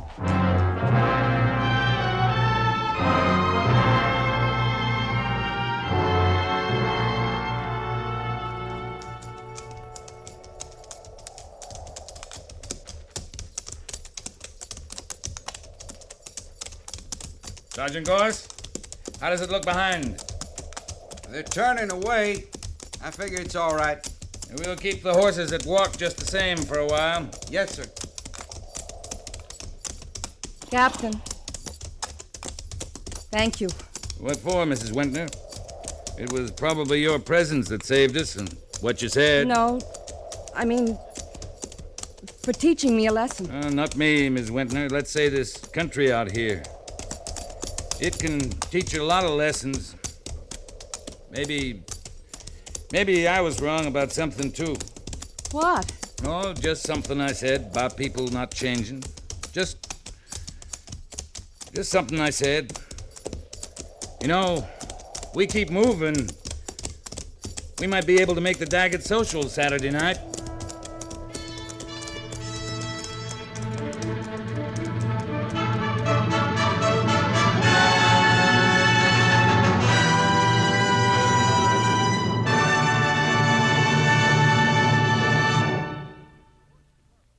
Fort Laramie is produced and directed by Norman MacDonald and stars Raymond Burr as Lee Quince, Captain of Cavalry, with Vic Perrin as Sergeant Gorse. The script was specially written for Fort Laramie by John Dunkel, with sound patterns by Bill James and Ray Kemper. Musical supervision by Amerigo Marino. Featured in the cast were Virginia Gregg, Jack Moyles, Harry Bartell, Jack Crucian, Helen Klebe, Joseph Cranston, and James Nusser.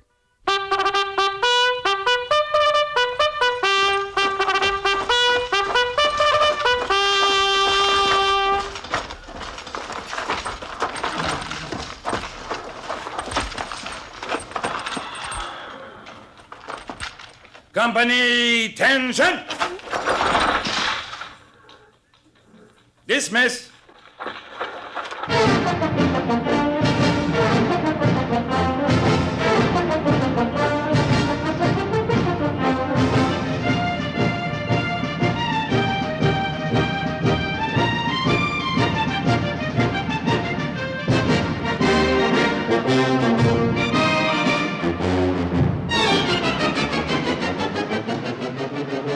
Next week, another transcribed story of the Northwest frontier and the troopers who fought under Lee Quince, Captain of Cavalry.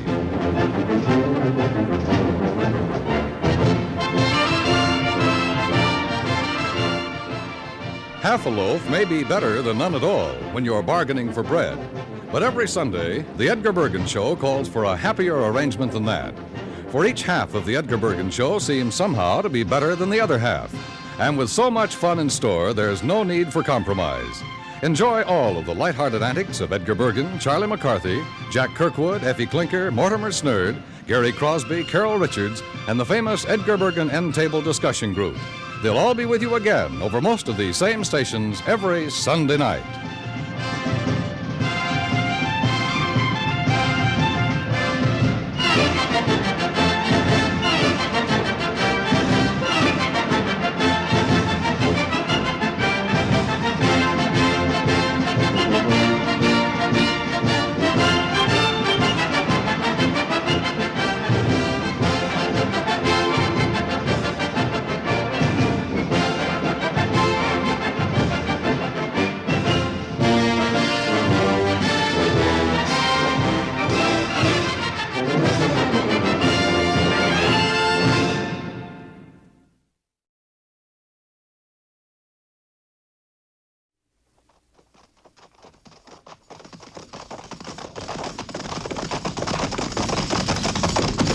At the gallop!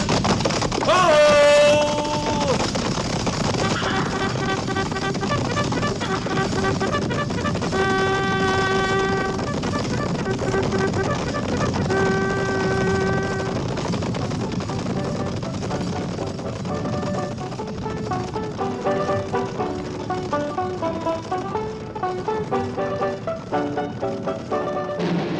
Fort Laramie.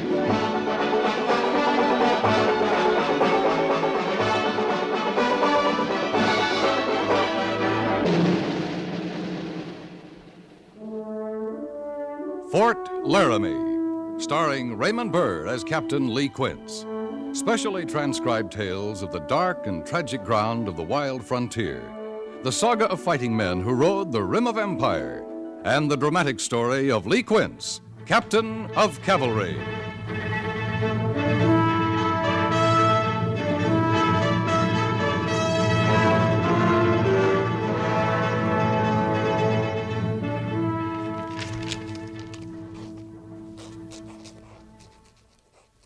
Well, I still don't understand it, Captain. I don't imagine the War Department worries itself about what you and I think, Gorse. What I mean is, it only makes plain sense that a troop of men ought to be called a troop, not a company. What's wrong with company, Sergeant? I don't know, Captain, but it kind of makes us out to be an infantry outfit, don't it? That bothers you? I joined the cavalry, not a bunch of road builders and day laborers. I'm not sure Captain Lawson and his men would like to hear themselves called that. Well, I didn't exactly mean any disrespect to him, sir. I know any frontier post ought to have some infantry stationed on it. But I just think somebody ought to get around to changing the designation company. A good enough name during the Civil War. I guess so. Oh, cheer up, Gorse. May take 'em 10 years, but sooner or later they'll change it. I'll be commanding a troop instead of a company. Yes, sir. I'll be a whole heap older by 85, but I'll sure feel better about it. All right, Sergeant. Have Corporal Mercer make out some copies of this, then post one at the saddler shop, another at the AQM stores. Yes, sir. Captain? What is it? Looks like Lieutenant Seibert's and the men coming through the main gate now, sir. Yeah, they're about 7 hours late. Come on. We'll go meet them.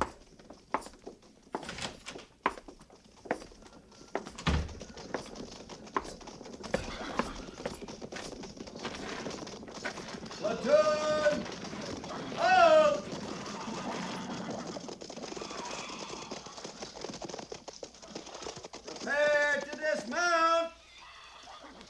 Mount. That's pretty ragged. Yes, sir. Sergeant Glasser, take over. Dismiss the platoon.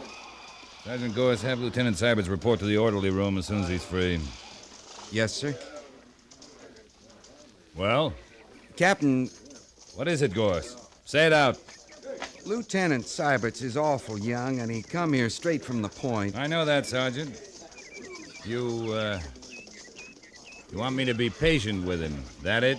Something like that, sir. This is Indian country, Gorse. There's not time for a man to be young. I've been patient with him for 3 months now. Yes, sir.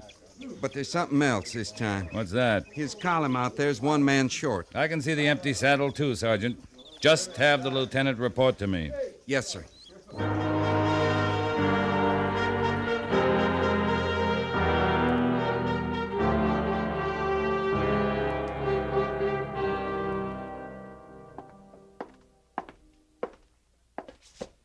Lieutenant Syberts reporting the captain is ordered.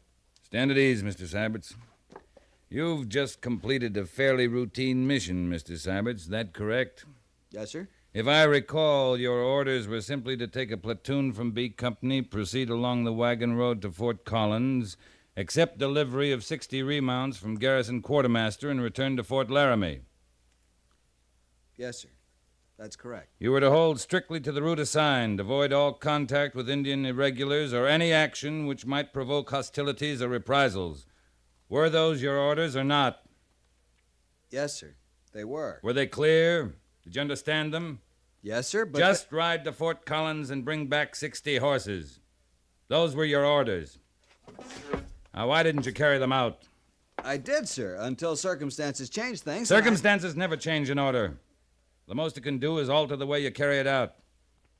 All right, let's take a look at the way you carried out your orders. Sir, Up until last night when you bivouacked, everything had been normal. Then, during the night, a band of Indians jumped you and got away with 35 head of horses. Why? Because you'd already violated one order, a standing order applying to all night camps in Indian country, to use 4 sentries on the picket line and 4 more out in the points. You'd only posted 3 altogether. We were only 4 hours from the fort, sir. I thought... Then you violated 3 more orders. You sent a detail into the fort with the horses you had left, and you led the rest of the column in pursuit of the Indians. But, sir, In doing so, you left your assigned route, you made deliberate contact with the Indians, and you committed an act you knew would provoke hostilities. In fact, you did everything but tear up your orders and feed them to your mount. But they'd stolen the horses, sir, and those horses had been placed in my charge. I couldn't let them get away with it. Why couldn't you? You're an officer of the United States Cavalry, Mr. Syberts. You're not permitted the privilege of getting mad and hitting back. We've got a job to do out here, a tough one. To keep order over an area of 10,000 square miles, and to do it without men or the guns we need. I know that, sir. We're sitting on a powder keg, Lieutenant, every minute of the day and night, and don't you ever forget it. Just because some Indian strikes a match, that gives you no excuse to light one in return. That clear? Yes, sir. You brought back an empty saddle. How did it happen? We were ambushed, sir. Private Linley was killed in the first volley. Corporal Dean and Private Wagner were wounded. We killed 2 of the hostiles before withdrawing. Did you bring in Linley's body? I'm sorry, sir. We were unable to recover it. All right, that's all, Lieutenant. Yes, sir.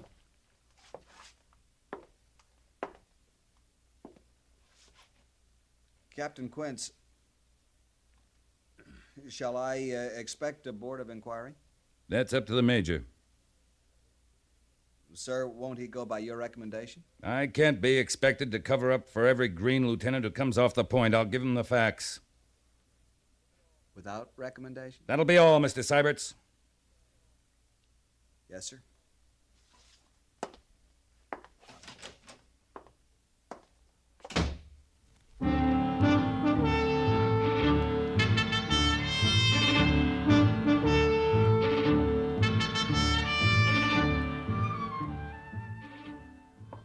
Now, just a minute, Captain. You can't expect to cover up for every green lieutenant who comes off the point. And I wouldn't attempt it, Major, but I still accept full responsibility for Mr. Sybert's actions. Actions? The way I hear it, unofficially, of course, he simply lost his head, violated his orders. Maybe I didn't make the orders clear to him, sir. Clear to him?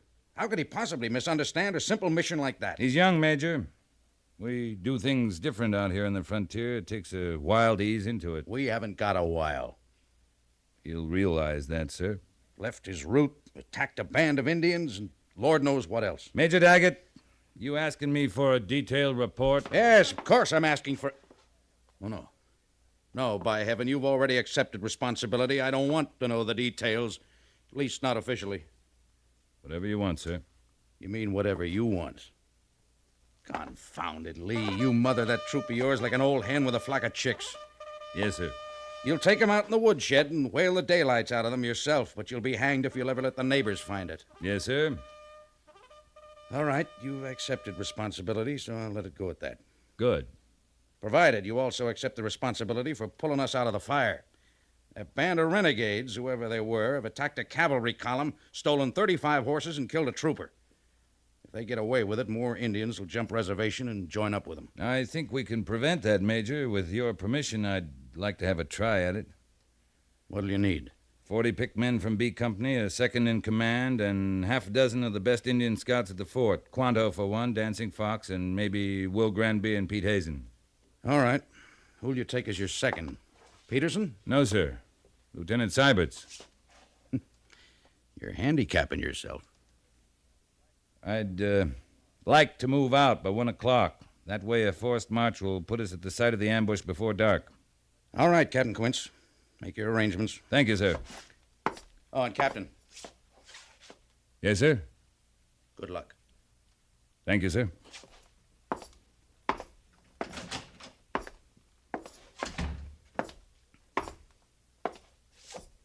Sergeant Gores? Yes, sir? Just what do you find so funny? What? Nothing, Captain. Nothing at all.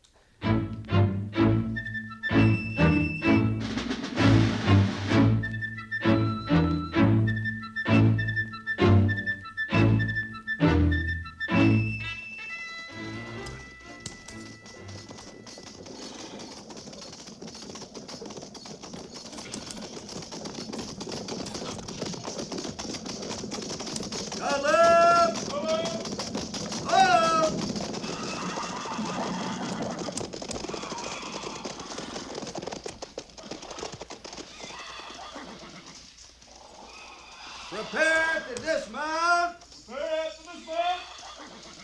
Dismount!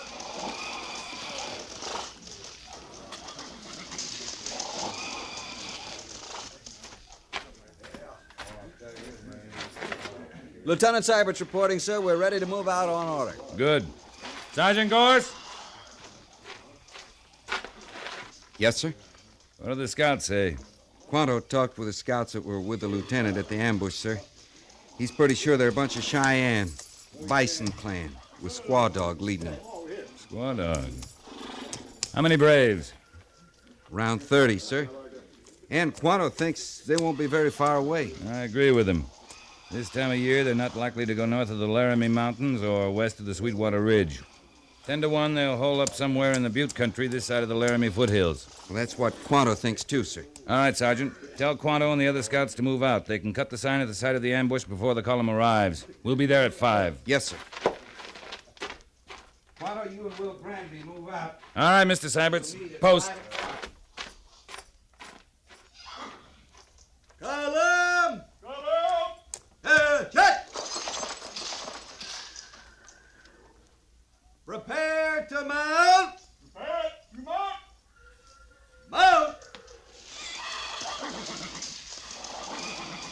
The guide is left, soldier. Scouts have moved out, sir. Right, Sergeant. You, get coffee this morning, Gorse? Yes, sir. I'm glad.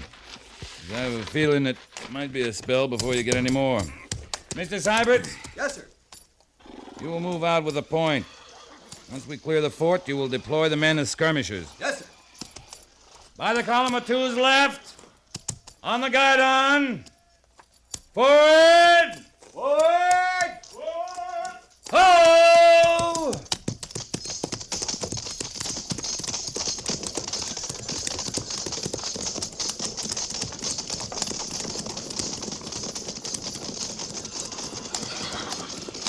Captain?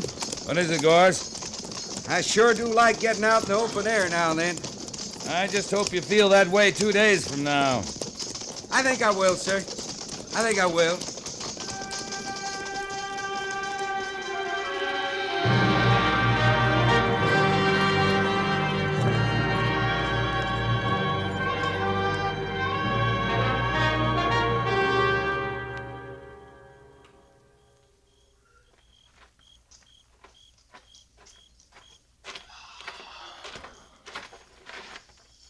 Lieutenant Sybert's reporting, sir.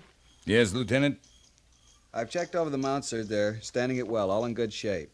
Private Harrison's mount has a stone bruise, not serious. Fine. You got a match, Syberts? Yes, sir. Here you are. Thanks. Sit down. Rest your feet. Thank you, sir.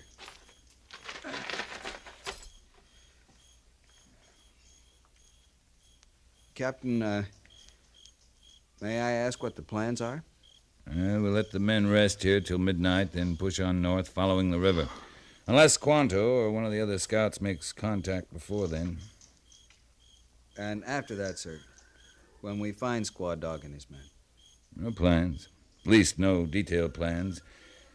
As a matter of information, Lieutenant, or instruction, as you might say, I'm operating under one general order.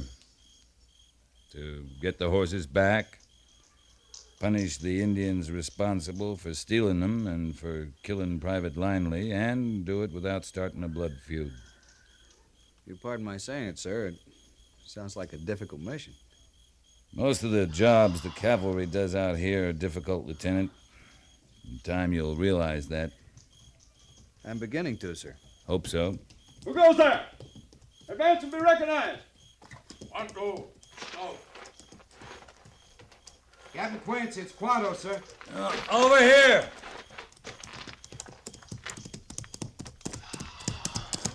Any luck, Quanto? Much luck. Find Squaw Dog. Where? Upriver at Bonowico Fork, 1 mile west. Camp in Buttes. Bonowico Fork. And a forced march, we can make it before dawn. Corporal Mercer, get my horse. Yes, sir. Mr. Syberts, I'm going to ride out with Quanto and get a look at him. You'll take command of the column. Yes, sir. Have the men tie down their bridle chains, muffle all equipment. Stay by the river, but keep moving. Wait at the fork if I haven't rejoined you. Sergeant Gorse knows where it is. That clear now? Yes, sir. All right, Quanto, lead out. Carry on, Lieutenant. Yes, sir. Bugler! Sound boots and saddles. Yes, sir. Sergeant Gorse. Yes, sir. We'll move out in 10 minutes.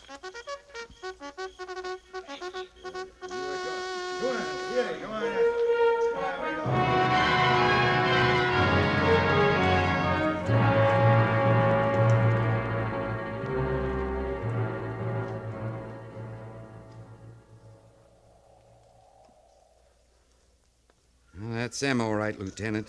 If it was anybody else, a point flanker would have stopped him. Wonder what he plans to do. I just wouldn't know, sir. I never try to outguess the captain. He's a good officer, Sergeant Gorse. You couldn't find any better, sir. When we got a little time, I want to tell you something else about him.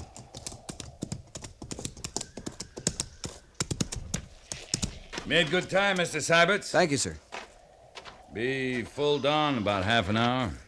Things are working out fine. There are about 30 of them camped in a narrow ravine between those 2 buttes there to the west.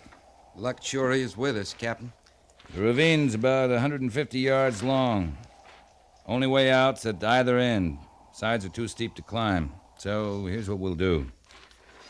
Sergeant Gorse will send 4 men to each of those 2 buttes. They'll climb on foot, take positions on the rim of the ravine looking down on Squaw Dog's camp. Understood? Yes, sir. Lieutenant, you'll take 12 men and circle south to come up on the far side of the buttes. You'll approach on foot, establish a skirmish line to command the mouth of the ravine. It's all broken ground. There's plenty of cover. You'll have 20 minutes to get in position. That clear? Yes, sir. I'll move in, cover this end of the ravine. You'll fire at will on your own discretion as soon as you hear my guns open up. And with this point in mind, Don't kill a single Indian unless you have to keep from being overrun. But, sir... That's an order, Lieutenant. This whole operation has just one purpose.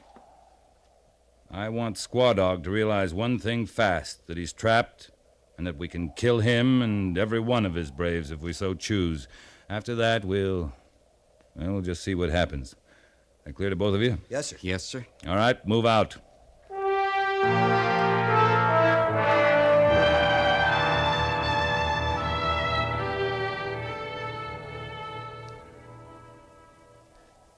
It's 20 minutes now, Captain. Then we'll assume Syberts is in place. All right, Sergeant, let's wake him up. Yes, sir. Prepare to fire. Ready? Fire!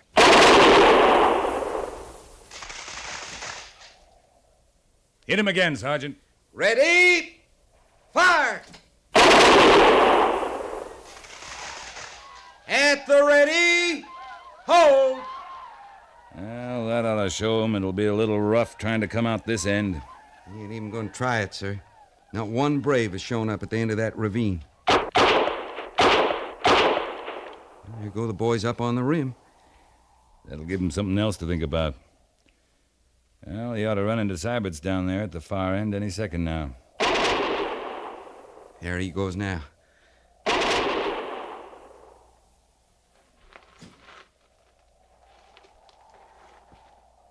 We've stopped firing. We've turned him back. Well, Gorse, I guess we can settle back now and wait. What do you figure Squaw Dog's going to do, sir? I know what I'd do. I'd hightail it out here and talk things over. You got a match, Sergeant?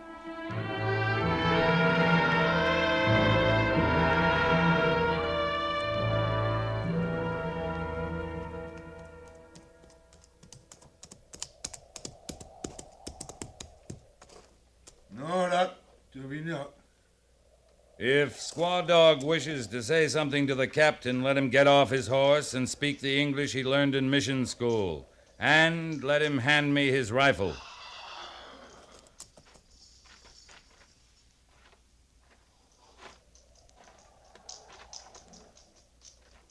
Squaw Dog, ask why it is white man's soldier attack peaceful hunting party. Is it possible Squaw Dog thinks I'm a fool? All Cheyenne know. Captain is wiser of all men. Then is it possible that Squaw Dog has lost his eyesight and gone blind? Squaw Dog sees like the eagle.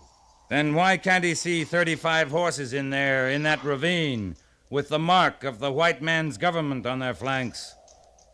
Or is it possible that some of the chief's braves have made a fool of him? A fool? Could it be that some of them have stolen horses and killed a soldier of the white man's army, and Squaw Dog knows nothing about it? Could it be that they've lied to you?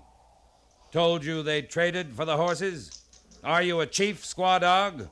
Or a fool whose men laugh at him behind his back? I am a chief. Then why are you not able to control your men?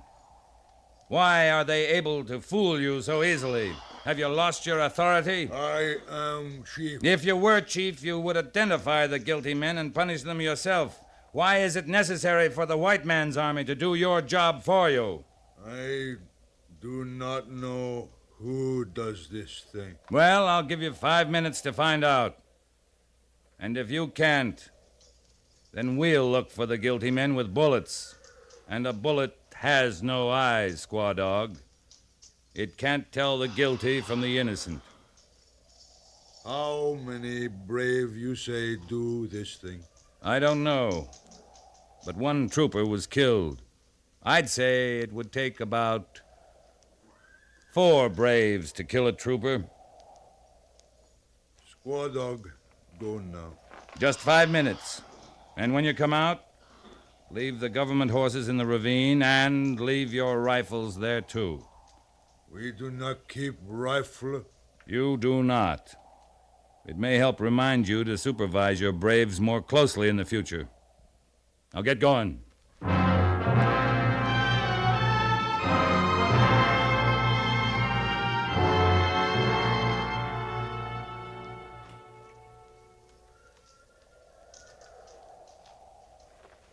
The 5 minutes are just about up, Captain. Yeah. He may decide to fight, but I was hoping he'd take the bait.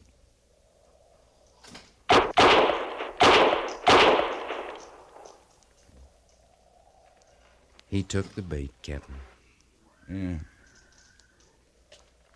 Well, it's rough justice, but it's better than a blood feud and a punitive campaign by a full regiment. There they come, sir. They're riding out. All right. Let Mr. Syberts know he can follow him through. Yes, sir. Bugler, sound recall. Well, they probably shot the 4 oldest. Probably. Have Squaw Dog and his braves stand by till Lieutenant Syberts gets here. He took part in the action. He has a right to share the surrender. Yes, sir.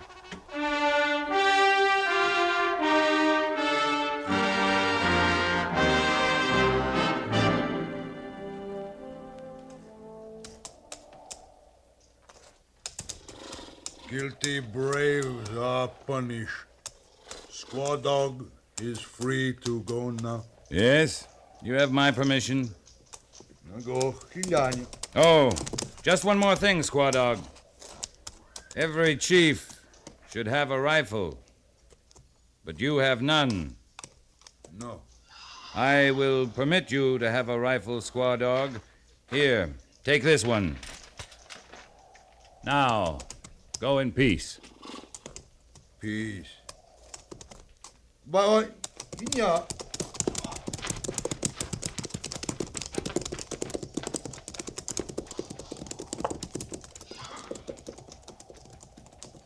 That bloody old reprobate. Revenge is a luxury out here on the frontier, Sergeant. Better this way in the long run. Captain, why'd you give him back his gun? Because that gun will break his back, Lieutenant. He took that rifle off of Trooper Linley's dead body. I saw the serial number. That made him a big man with the clans. But then we outfoxed him, forced him into a spot where he had to execute his own braves to save his skin. And as a final gesture of contempt, I gave him back the gun. That'll break him. It'll save lives in the long run. They'll laugh him off the reservation before the month's out, and... What's wrong, Lieutenant? I caught a bullet, sir. One of the Indians at the other end of the ravine. It's not serious. Why didn't you get attended to? Well, I had direct orders to report to you at once. A bullet wound's an exception, Lieutenant. Go find Corporal Grayley and get him to dress that. Yes, sir. Oh, Lieutenant. Yes, sir? About that board of inquiry. I heard about it, sir. Who from? Sergeant Gorse, sir. Gorse? Captain, he's going to do all right. He'll make a good soldier. He'll do better than that, Sergeant. He'll make a good cavalryman.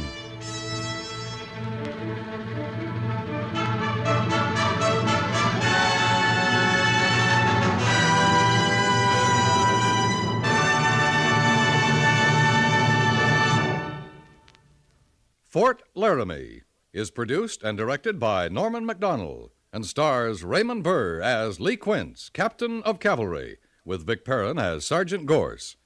The script was specially written for Fort Laramie by Les Crutchfield, with sound patterns by Bill James and Ray Kemper. Musical supervision by Amerigo Marino. Featured in the cast were Harry Bartell, Jack Moyles, Joseph Cranston, and John Daner.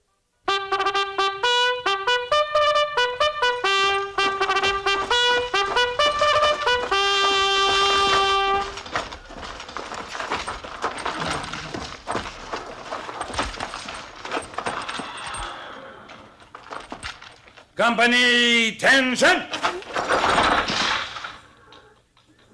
Dismiss!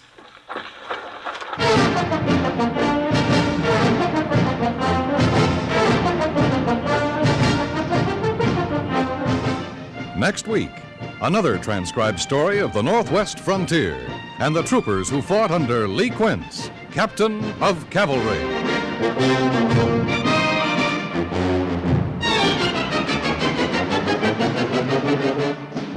Now, a public service message from CBS Radio. In time of flood or fire or other disaster, feeling sorry for the victims is not enough in itself to help those victims resume their normal ways of life. When disaster strikes, someone must be on the spot and on the job to help. And with your support, the Red Cross will be on the job wherever and whenever emergencies arise. Join and serve your local Red Cross chapter now and enjoy knowing that your membership and your contributions are helping people when a need arises throughout the months ahead.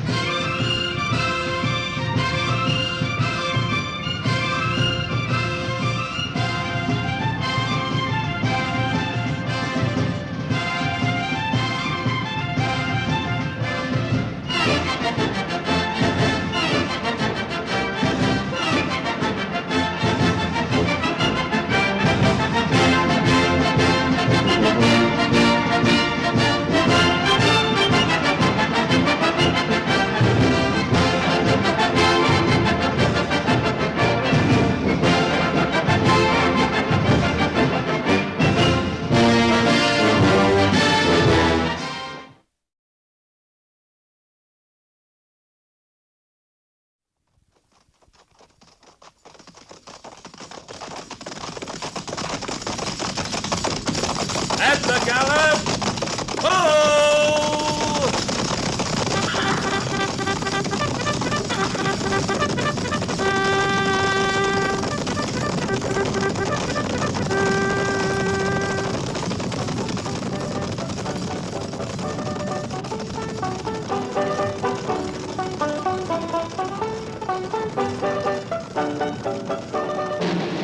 Fort Laramie.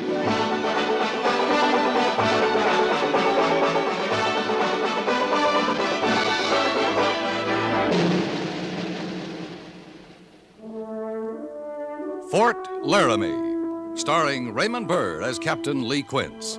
Specially transcribed tales of the dark and tragic ground of the wild frontier, the saga of fighting men who rode the rim of empire, and the dramatic story of Lee Quince, Captain of Cavalry.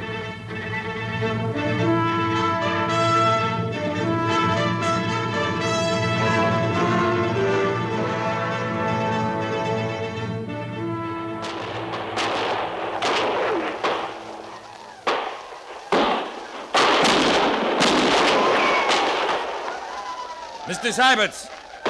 Mr. Syberts! Yes, Captain. We're wasting our fire at this range. Pass the word.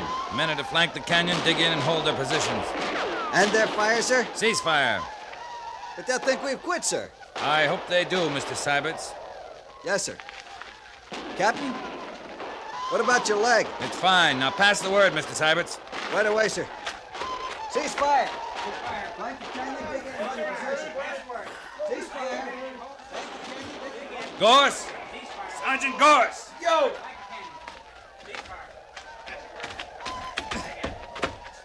Right here, Captain. Give me a hand. Behind that boulder. Yes, sir. Can you bear weight on that leg? I can get behind that boulder.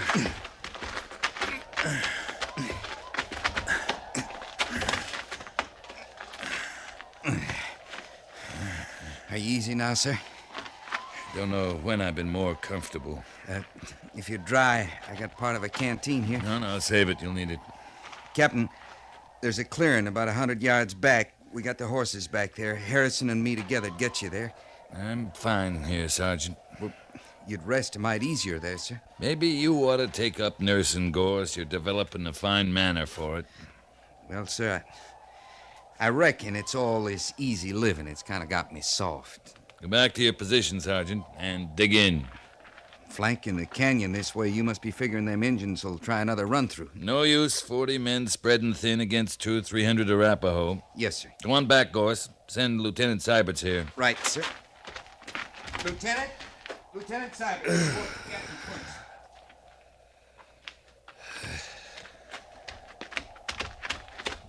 You sent for me, sir? Men have their orders. All down the line. How about ammunition? We've enough, sir. What's enough? Well, sir, I Enough think... to lead a charge down the canyon and run them off?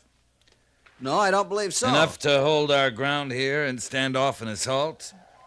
That would depend on the size of the assault. Mr. Seiberts, there are at least 200 Arapaho firing what's left of our camp down there. I want to know if we can hold these positions. Not long, sir. Not if they turn on us full force. Then we don't have enough ammunition, do we, Mr. Seiberts? No, sir, I guess not. What do we do, Captain? Sit here. Hope they think they wiped us out in their last run-through. That why you ordered the men to hold their fire? That's why. They're riding off, Captain.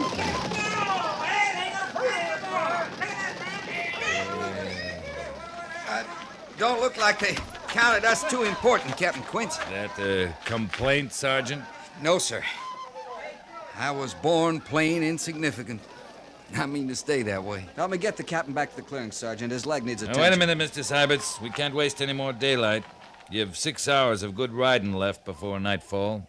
Sir, you can't ride hard. You've lost a lot of blood. The patrol's going back to the fort under your command, Mr. Seiberts. Harrison and I'll take it in easy stages. We can't leave you here, Mr. sir. Seiberts, you'll reach Fort Laramie tomorrow night, if you're lucky. Major Daggett needs a full report as soon as possible. Captain Quince, sir, we could strap you in your saddle. No need for that, Sergeant. I'd slow you up, and Major Daggett needs that report. Now, send Harrison to me. Prepare to move out. I know this country better than Harrison, Captain. Mr. Seiberts will need you, Gorse. This will be good experience for my orderly. Yes, Captain. Patrol, report to the clearing. Check your mouth. Well, Prepare to move out. good luck, Mr. Seiberts. All of you, patrol. Thank you, Captain. Report to the clearing now. Good luck to you, sir.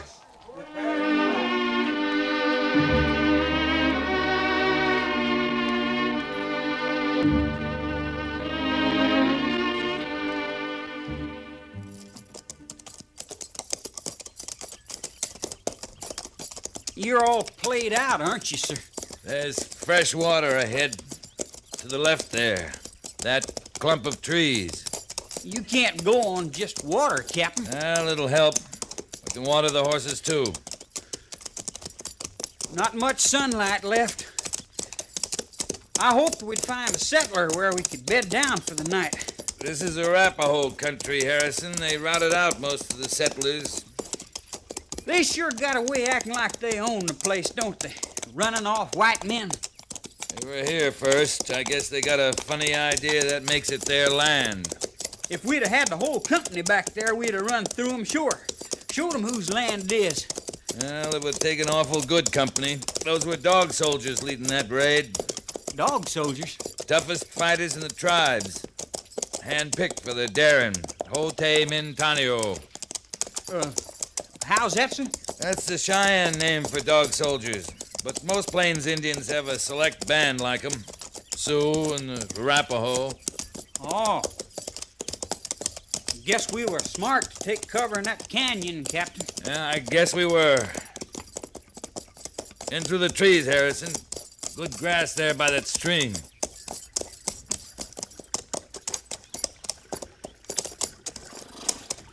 I'll be right there to lend a hand, sir. Stand to steady me as I come over on this leg, Harrison. It won't bear weight. Yes, sir. All right. Oh. Guess I'm weaker than I thought. Now, don't you worry, Captain. I got bull strength. Here, let me help you.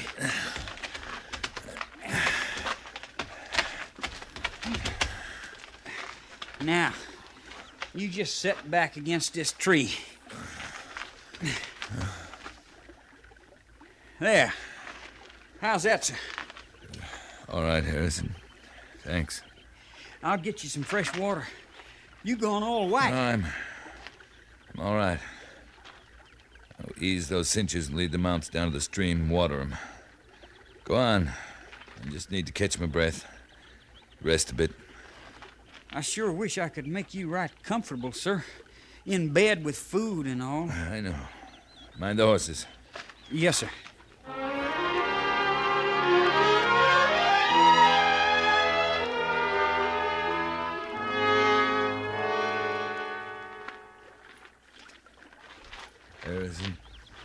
Harrison? You awake, sir? I shouldn't have gone to sleep. You just didn't have no choice, Captain. Once you drank that cool water, you was plumb through. What's that? Horses? No, they're not making a sound, sir. I hobbled them before I set out. Wait a minute. Yes, horses, all right. Sounds like they're riding this way. Well, I sure don't hear a thing. Could be you got some fever, Captain Quince. Some folks hear things when they got fever. You keep listening, you'll hear them. Yes, sir. Well, what I was going to say was, while you was resting so easy like, I set out and took a look around. There's a cabin, sir, not more than a couple of 100 yards away. They're coming from the north. Yeah, I can hear them now. Could be cavalry, Captain. They move south long ahead of us. It's not cavalry. Look through the trees. Indians. Dog soldiers. Captain, we better make for that cabin. No, we're better off here. Trees will hide us. Unless they already know we're here. Lie flat, Harrison. If they start through the trees, fire. Can you handle that carbine, sir? Yeah, I can. They're making for us, sir. Sure as sin. Now wait them out. They're right at the tree, Captain. Easy. I'm sure not keen on them seeing me first. Shut up, Harrison. They're riding right along the tree line. Going on south. I can't make them out anymore. You see them? Now, they've gone on past the thicket. I can't see them. Man, that was closer. Still close. They stopped. You want I should get our horses, sir? I do not. Can you hear them? They ain't moving as I can tell. I counted 6, Captain. 6. That cabin, where is it? Near as I can tell, that's where they are, sir. It's that direction, not more than a couple 100 yards away.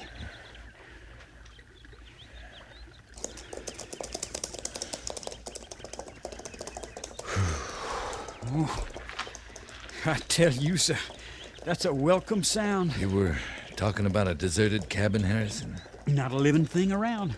Likely been that way for years. Well, you'll have to near carry me. I can't mount again. Just you don't worry yourself, Captain. I'll take right good care of you.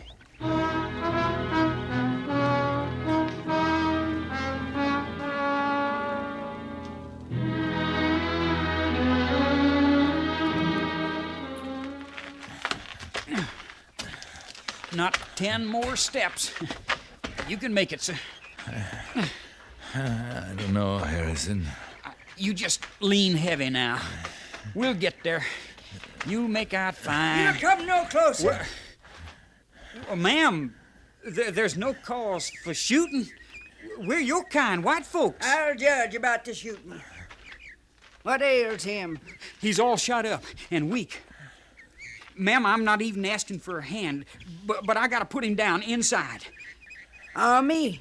2nd Cavalry, Fort Laramie. Harrison, I think I... Captain Quince! Captain, you all right, sir? Is he dead? No, ma'am, not yet. Would you just try to help? Put that shotgun down and help a body? How are you on food? Oh, 10 of jerky, maybe. Blankets? Shot? You got anything? I got an awful sick captain here, ma'am. That's what I got. And I'm lifting him up right now and taking him in there. How much money you got? I don't know. A little.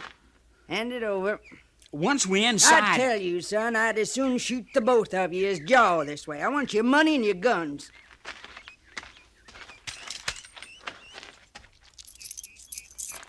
I don't rightly know how you stand yourself. His money, too.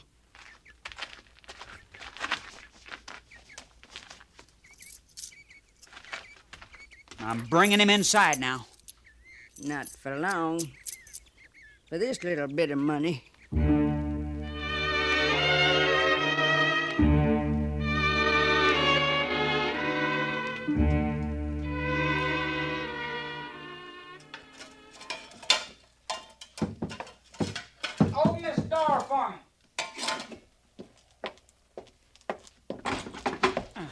You're another weak one, are you? My arm's full of logs. Put 'em by the stove and quit your whimpering. Soft bellies, the lot of you. How is he? Ask him. He's only pretending to sleep. Captain? You can't fool her, Harrison. Don't try. Oh, you gave me a fright, sir. I wasn't sure you was going to come around. I'll be all right. She get the bullet? Yeah. Yeah, she got it. I see new cubs are tougher hide. Captain, she took everything we had. Jerky, guns, money. What kind of white woman is she? You'd best quiet him. I've buried 4 husbands, 20 children. A couple of strangers don't faze me. Better get some sleep, Harrison. She says you watched me all night.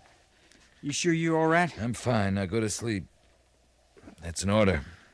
Yes, sir.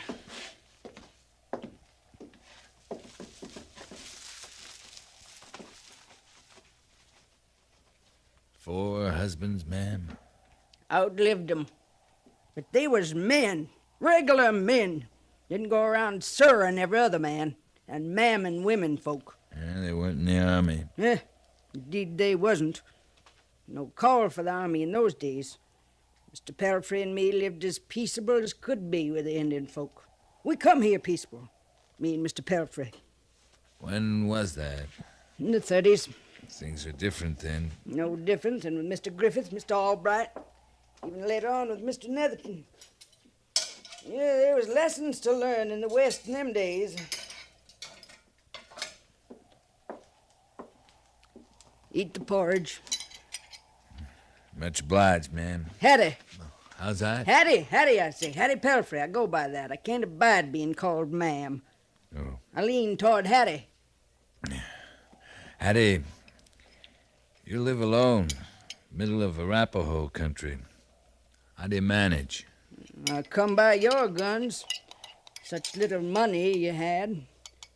Sometimes it's food, sometimes robes.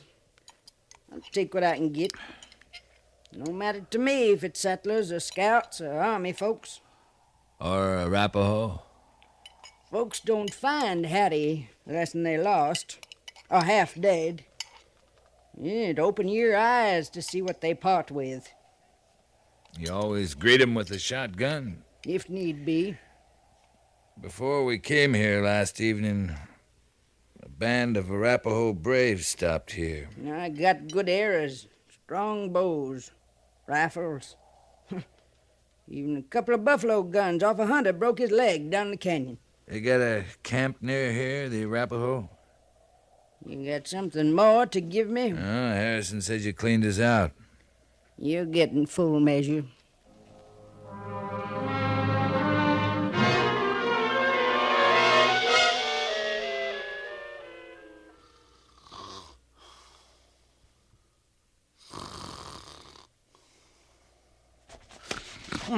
What's going on? My ring. Hey, you can't have that. But I got it. Well, I ain't had a pretty for a spell, and that's a fact.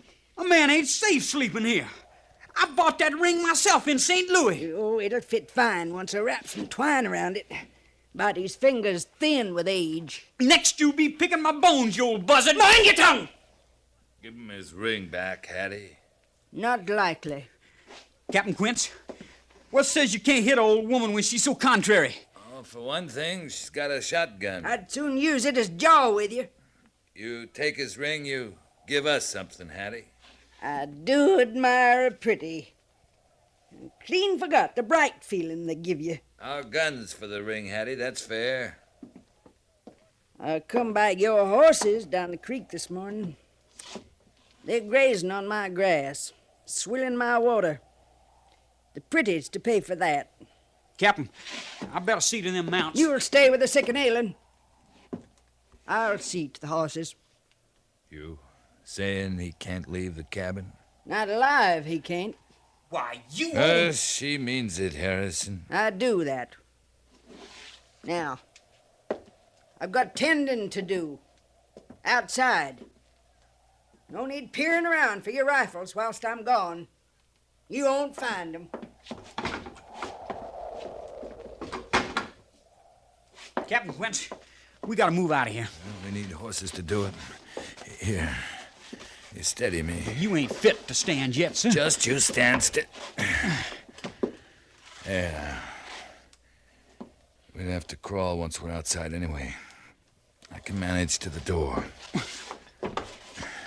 Like as not, she's just crouched out there waiting for us. It's worth a chance. We may not get another. Yes, sir. Get the door.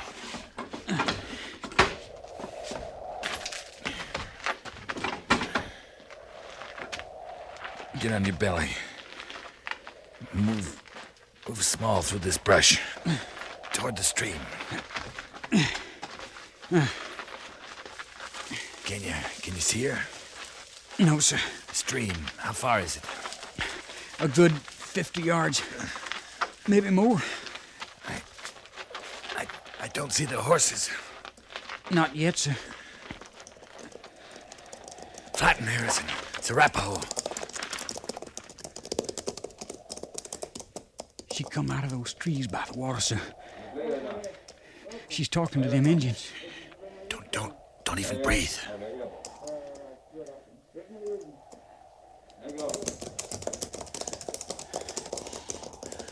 She's going back toward the trees. Yeah. But there ain't a sign of our horses, sir. No sense trying to go it without them. We'll have to go back. To the cabin? Without guns or horses, we're no good out here, Harrison. Come on. What you reckon she's done with them, Captain? That woman, she might have eaten them.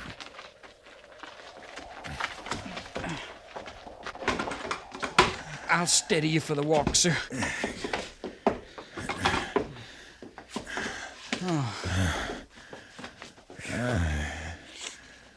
I'd give a lot for some of her strength right now. You think I could find them alone? Get yourself killed doing it? It's no good, Harrison. We'll have to wait. You're just about as foolish as can be, ain't you? Crawling around in the brush out there. What's ID? Fresh air, Hattie. Got no guns, no food. There's Arapaho all around. You don't think too good of your hides, do you? Where are the horses, Hattie? Your color's coming back some. You heard the captain. What about the horses? They come right high in these parts, youngin'. Yeah, I could get me a passel of things.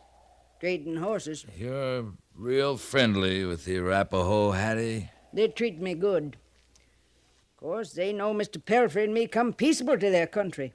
Not to run 'em off what rightly is their land. You never seen 'em at the killing? White women, babies, no matter to them. You ever ask yourself who started it all? I seen it happen. The whites and their guns moving in. Wasn't pretty work they did. Women and children, too.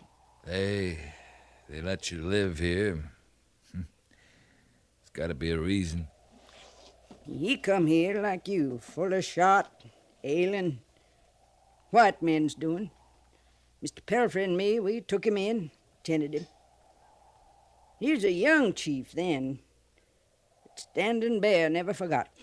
Not in all these years. He's as near to a relation I got. You're from another age, Hattie. You and Standing Bear. You got anyone? A wife? No wife. Mother, then? I got her memory. Pair of her earrings, that's all.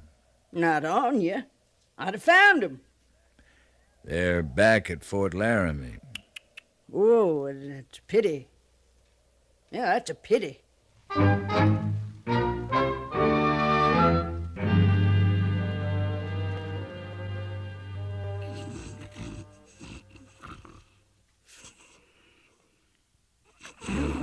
Think you can get the guns without waking her?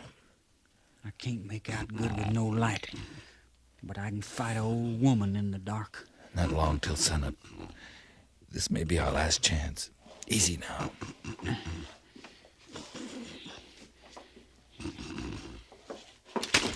Now, that's just close enough.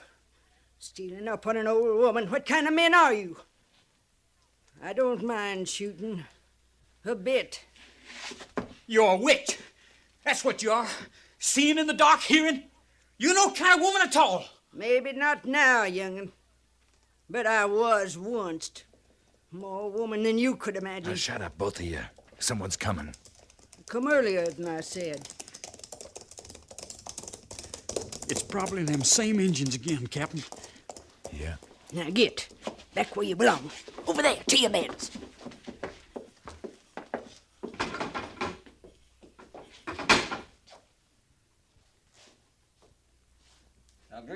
Welcome. Captain, I had my gun, I'd blow us all up before I'd let them take us. I know. Maybe I'd help you. She's out there right now, trading for us. You know that. Get ready, someone's coming.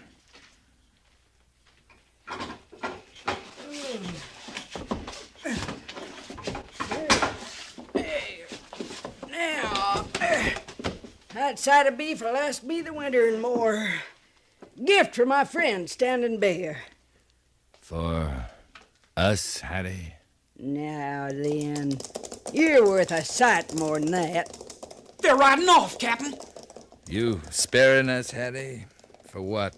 Sparing you? You didn't tell them about us. They didn't ask. You acting human so sudden-like.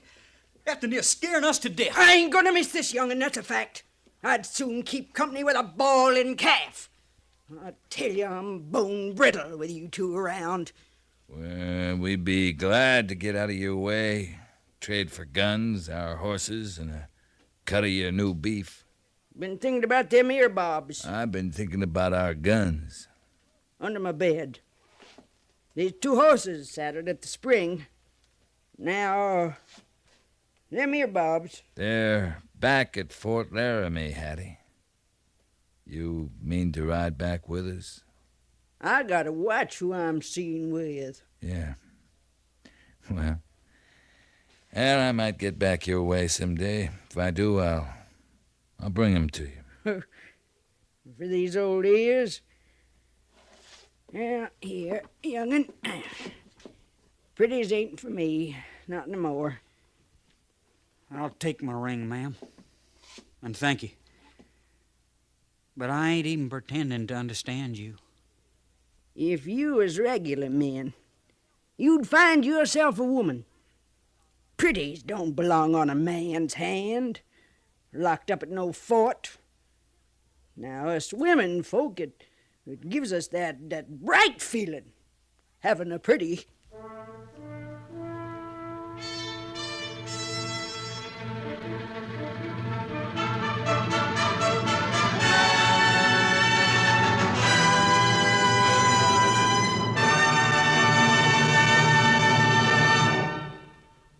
Fort Laramie is produced and directed by Norman MacDonald and stars Raymond Burr as Lee Quince, Captain of Cavalry, with Vic Perrin as Sergeant Gorse.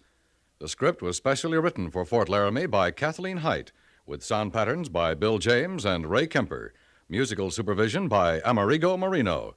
Featured in the cast were Virginia Gregg, Sam Edwards, and John Daner.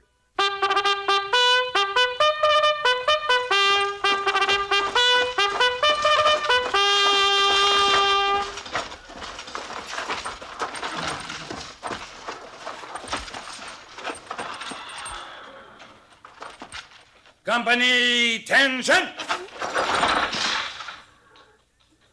Dismiss.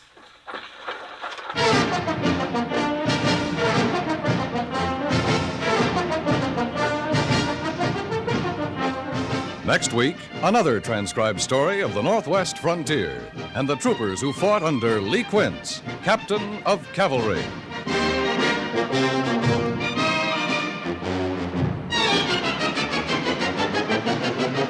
Anyone who has ever been helped by the Red Cross can tell you how important help is when the need arises. And everyone who is a member of the American Red Cross can tell you how much deep satisfaction comes with knowing you have helped provide aid in an emergency. Make your investment in humanitarianism soon. CBS Radio urges you to join and serve your local Red Cross chapter. Your membership and your contributions make all Americans neighbors in a time of need.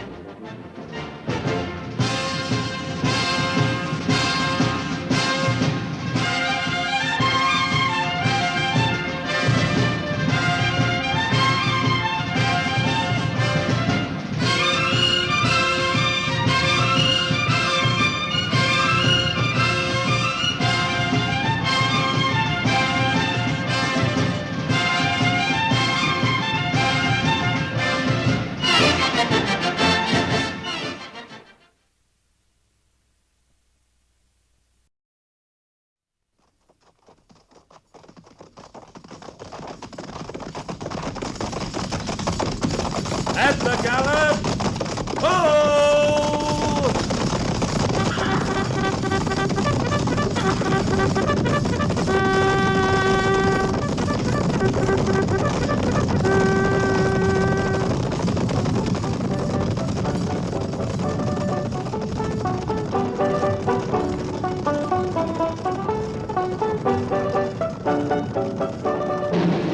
Fort Laramie.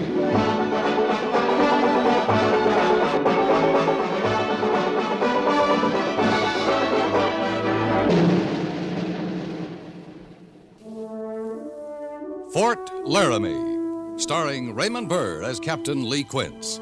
Specially transcribed tales of the dark and tragic ground of the wild frontier. The saga of fighting men who rode the rim of empire. And the dramatic story of Lee Quince, Captain of Cavalry.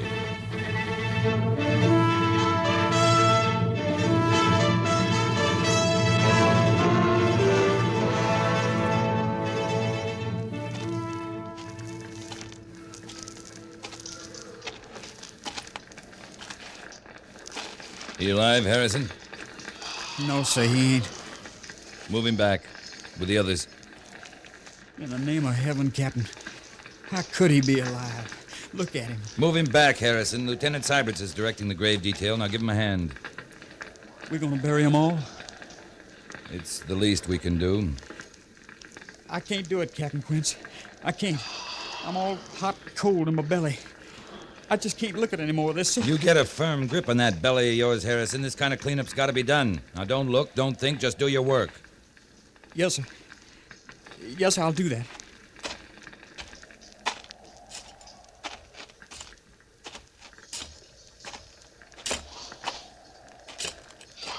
I'm on my fifth, Captain. All right, Hook. Two of them was old ladies.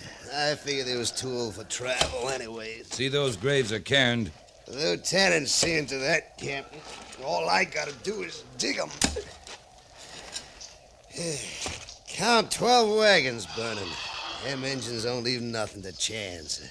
No, not much. They shoot 'em full of arrows, full of lead, then hack 'em up. For good measure, they set fire to 'em. Better get back to work, Hook. You're a sight safer in the army than in one of them wagon trains, ain't you, Captain? Sometimes, Hook. Sometimes. Captain Quince. Yeah? Maybe you ought to speak to the lieutenant. How's that? He's fair carried away with all this burying stuff. I declare he'll be laying the dead stock to rest next, so as he can speak words over them. That all, Hook? But you ought to take a look, Captain. I think it's real touching. Thinking's not any part of you, Hook, any more than feeling is. I don't want to see that spade of yours stop the next 2 hours. Yes, sir. Captain Quince, over here.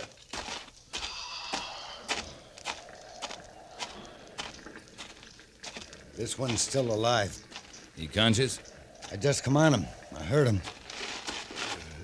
Mister? So, hundreds of so. Must have read it from the south, Hazen. If it was so. I gave the major that report. They've been building up to something for months now. Mister, how many people in your train, mister? We counted 12 wagons. We had 52. 52. And they took... Only 50 bodies, Captain. Lieutenant Syberts and I just took count. You sure, Hazen? No. Yes, sir.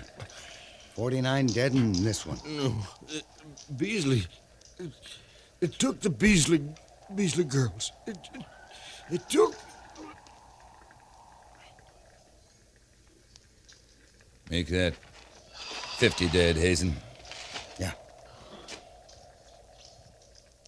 You going after him? With 20 men?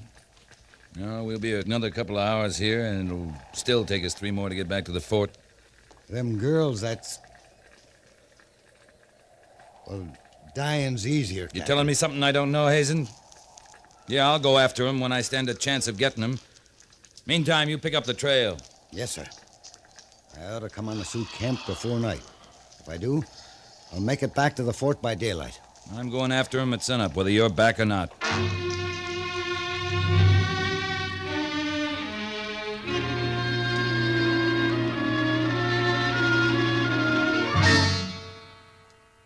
Suppose you had the company with you, then what? We'd have finished our burying a little earlier, Major. That's all? That's all.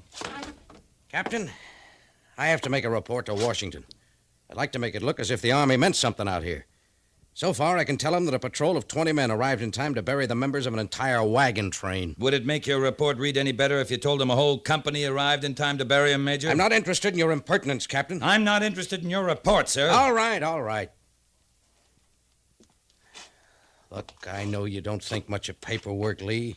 Reports to Washington, all this. But the point is, it all has to be done, whether you like it or not. My point is, we'd have been just as late with 80 men as we were with 20. You'd still have to report 50 dead and 2 missing. I don't like to think about those young women. Somebody better think about them. You've seen what... you know the savagery they're bound to endure. How soon can you leave, Captain? At dawn, whether Hazen's back or not. You sent him on ahead? He's been scouting the Sioux territory for the last few months. If they've gone back south, we'll find them. I suppose you'll want the company this time. I'd want more than one company if I intended to go after him. There's only one company available, Captain. Major, I'd like to bargain with them. Bargain? After a massacre like this? Yes, sir. If we don't have the men to fight it out with them. What kind of bargain? Big elk. Big elk for the young women. I don't know. He wasn't easily captured, Quince. I know. I brought him in. Well, he's not doing us much good lying around the stockade. I suppose the Sioux consider him valuable enough to trade for him. He's a chief. What if Hazen isn't back by morning? If you expect to find those young women alive, you can't wait much longer. We may pick Hazen up on the trail, but Big Elk can lead us to the camp. Yeah, but will he? To get out of the stockade? Yeah, he'll lead us. He'll understand he's not free till he does. You better talk to him, Quince. Report back to me tonight. I'd like to leave at sunup, sir. If we're satisfied that Big Elk's our best chance, you'll pass the head of your column through the main gates half an hour before reveille tomorrow morning. Right, sir.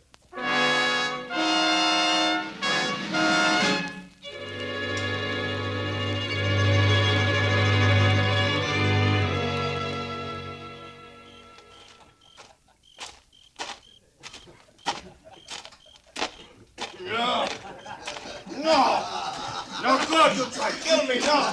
Leave him be, Hook. He's nothing to you. I just give him a drink. He asked for one, didn't he? Some firewater, huh? No good war. You men be better off in your bunks. Try to kill me. I will. I get the chance. Something on your mind, Hook? He's just tormenting him, Captain. Big Elk asked for a drink. Hook here gave him some bilge water. But it wouldn't have killed him. He just made him good and sick like he makes me. You're to leave him alone, Hook. Hey, let them white women alone, Captain. Not one of them Injuns is leaving them be. You're all hard, aren't you, Hook? Now get back to your quarters, all of you. We're going after the women before reveille. That too ain't sounded yet, Captain. What did you say, trooper? Nothing, sir. Come on.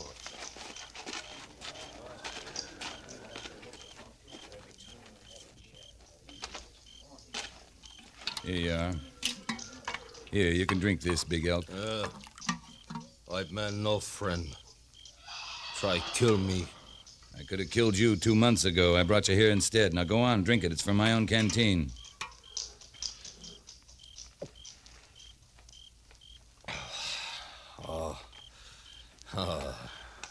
Good water. Good water. Put out fire in belly. Your people still hold big camp on Lodgepole Creek? Big Elk no see people many moon. For brother white man only. White man no brother Big Elk. The hunting's still good along Lodgepole. Good grass, good water. Why would they move camp? Not know. If we let you go, Big Elk, you could find your people. Big Elk, big coup for white man. White man no let Big Elk go. Well, if you couldn't find your way back, no sense talking to you. Hey, wait. Why? You don't know where your people are. Why you let Big Elk go?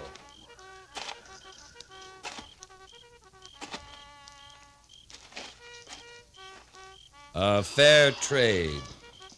You lead us to the Sioux camp. We'll trade you to your tribe for the white women they have. No trade. Your people don't think much of you, do they? Big Elk hold high honor in tribe. Old Sioux proud, warrior, hunter, leader, Big Elk. Then why won't they trade? White man no trade Big Elk for white woman. That's just where you're wrong. White men go pretty high on their women folk. Captain, you play trick? No trick.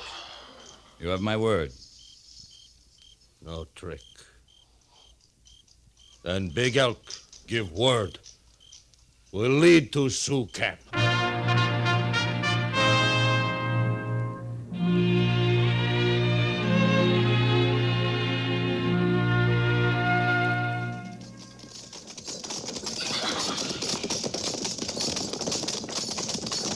You still put a lot of store in that captain of yours, Harrison? You still think he knows all there is that's right? Captain Quince knows what he's about. You'll see he does. Kinda gnaws at your innards, though, don't it? Him plain eating out of that Injun's hand. You're just trying to rile me, Hook, and I ain't giving you the satisfaction. Look at him, Harrison. The Injun pokes his head to the right, we move to the right. Same with the left. He'd poke his head straight up, your old Captain Quince. He'd have us climb in the air. You'd best keep your face shut, Hook. I swear you keep it, me no telling what I'll do. You'll do like you're told. No more. That captain would tell you to do anything at all. You'd bust yourself doing it. You're gonna grow up licking boots all the way? I ain't snapping at your bait no more. You can talk all you like, I just ain't listening. I'm just riding along here, and I don't even know no dumb trooper named Hook. Ain't just me talking, bootlicker. It don't set well with a single white man riding in this column being led around by no Injun. You giving any thought to them white women, Harrison? You ever seen one once the bunch of Injuns got through with her? Well, we're doing a decent thing, ain't we? We're going after them. No, we ain't. We're just out riding around, Harrison. Following an Injun wherever he means to take us. Like as not, he's leading us into an ambush right this minute. I ain't listening to you again, Hook. Ain't hearing a word you say. I tell you one thing, bootlicker. That's a dead Injun up there. He don't know it yet, but he's just as dead as he can be. Halt!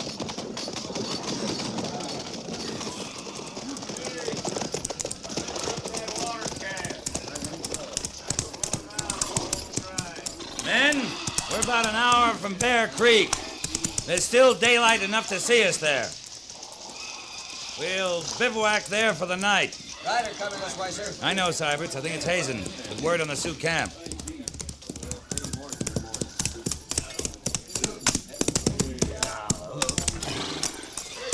Not meaning to make a camp here, are you, Captain? Oh, we're heading to Bear Creek for the night. That's more like it. With water there, grass, natural camp. You just a day out of Fort Laramie? Left the post just at sunup. Made good time. Well, Big Elk's picking the trail. Good job. We're right on the line of the Sioux camp. We'll leave Bear Creek at sunup, and you'll make it to Lodgepole Creek by mid-morning. Fair enough. You got reinforcements coming? I'm riding in under a white flag. I plan to trade Big Elk for the white women. Oh, might work. I got in awful close. Don't even think they got scouts out. Leastwise, I didn't see any. Any sign of the women? Not likely there would be. No, Captain, the Sioux were looking awful peaceful. For your sakes, I hope they are.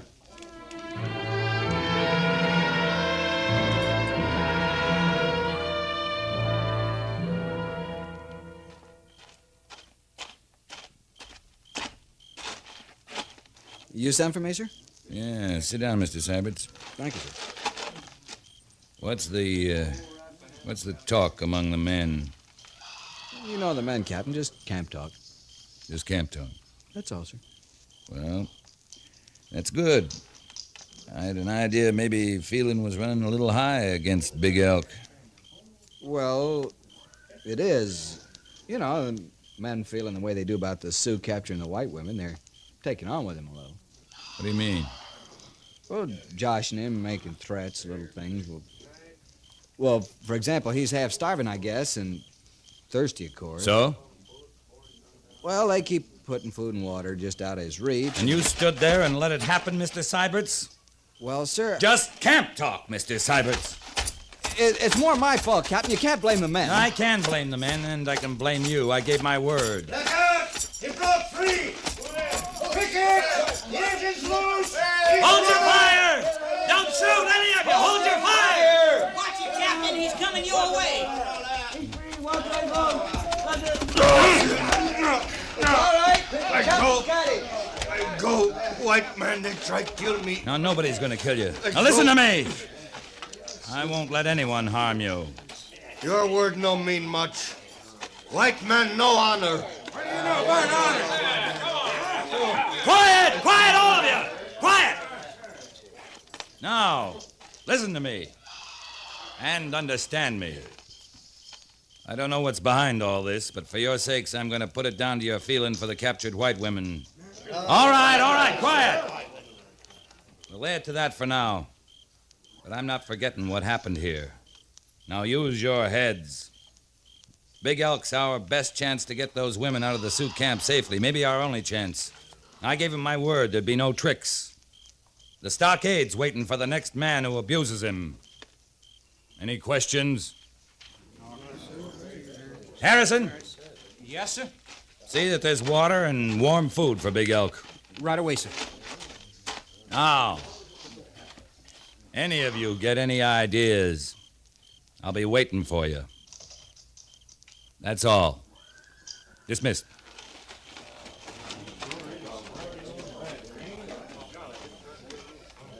All right, Big Elk. Captain Quince. I'm sorry, sir. I should have stopped all that. Any man could have stopped it, Mr. Syberts. But being an officer and all, I should have. The Army saw fit to make you an officer, Mr. Syberts. Being a man's entirely up to you. I just didn't... That's all, Mr. Syberts.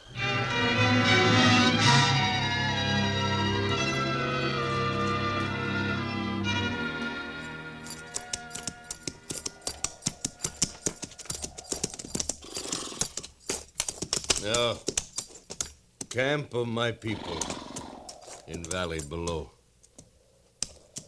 Big Elk, keep word. Big Elk, if I had a home like that, I'd never leave it. Red men first here. Then white men come. With gun. Yeah, I know. I'll take the flag, Mr. Syberts. You have your orders? Yes, sir. We'll ride in under your cover. There's to be no firing unless there's trouble. If I drop the white flag, that'll be your signal to open fire. Any questions? No, sir. Then pass the word. Big Elk and I are riding in. Good luck, Captain. You lead, Big Elk.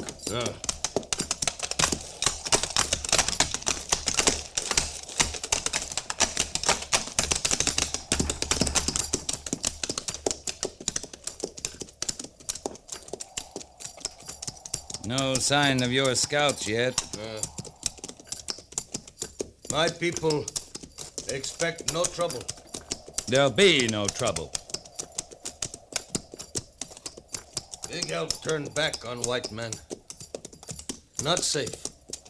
No trust. I've kept my word, Big Elk. The rest is up to your chiefs. No. Big Elk knows fear. Oh, you're safe with me. No.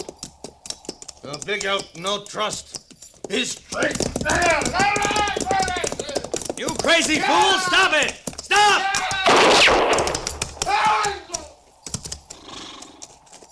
Stupid, murdering swine.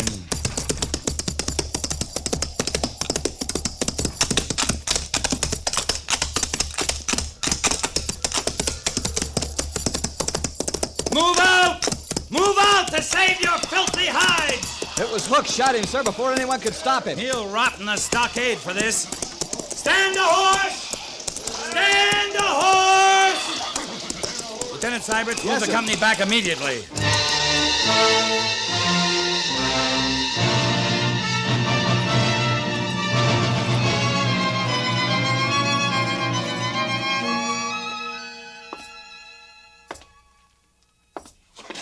I know how you feel, Captain, but it's done. The man will be dealt with fully. Major, it was the coldest kind of murder. You're lucky you get out of there alive, especially you. Right now, I'm thinking about those white women. I don't think there's a chance they're alive now. The Sioux will take this out on somebody, and they're handiest. We can't think about that. We're going after those women this time with every man in our command. With at least 1,000 Sioux at Lodgepole Creek? We'll do our best, Captain. If Gorse had been with me, I'd have seen this hence. Sergeant Gorse was accompanying the first wagon train through. I know that. It's my own stupidity. Stupidity?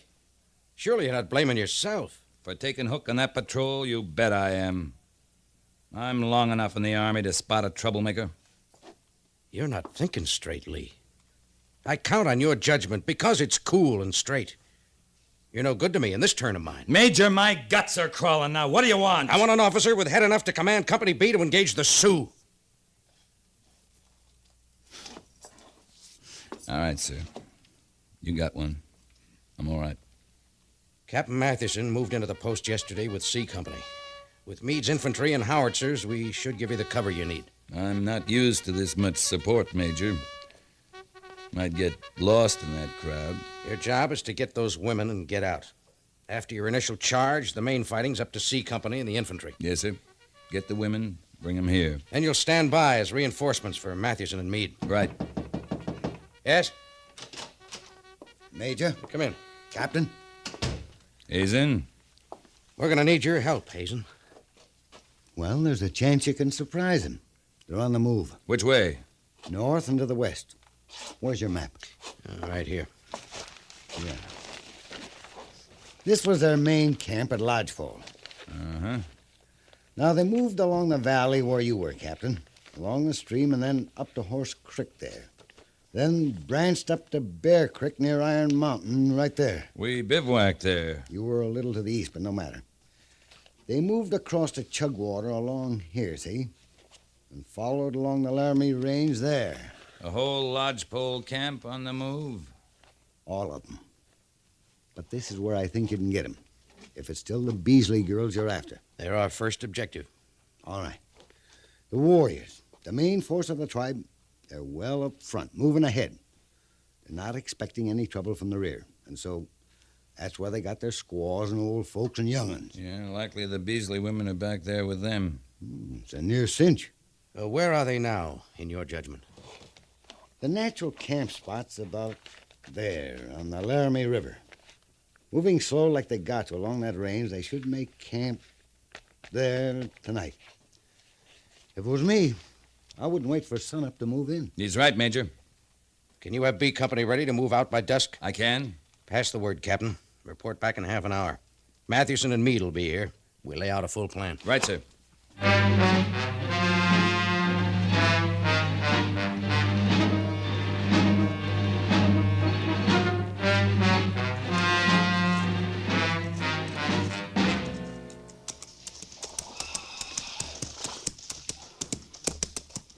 Mr. Seiberts? Right here, Captain. Men filed out in position? Yes, sir. As ordered. Harrison, move up. Yes, sir. Harrison, you'll flank me on the charge. We're going to bring those women out, you understand? I sure do, sir. Good. Proud to. Company! Company! At the tread! Ho!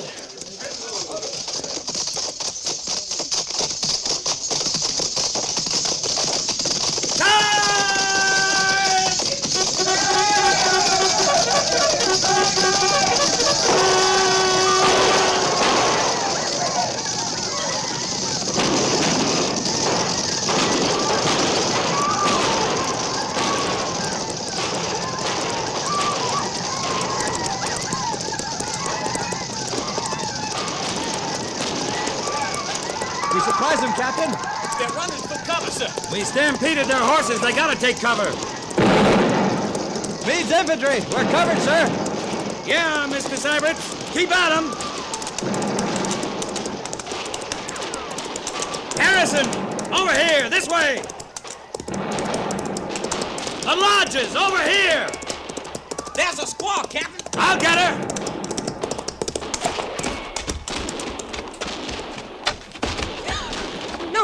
No kill squaw. The white women, where are they? No white woman. No kill squaw. Now, where are they? Lodge. There. All safe. No kill. This way, Harrison.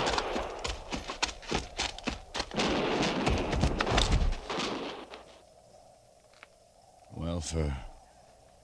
Harrison!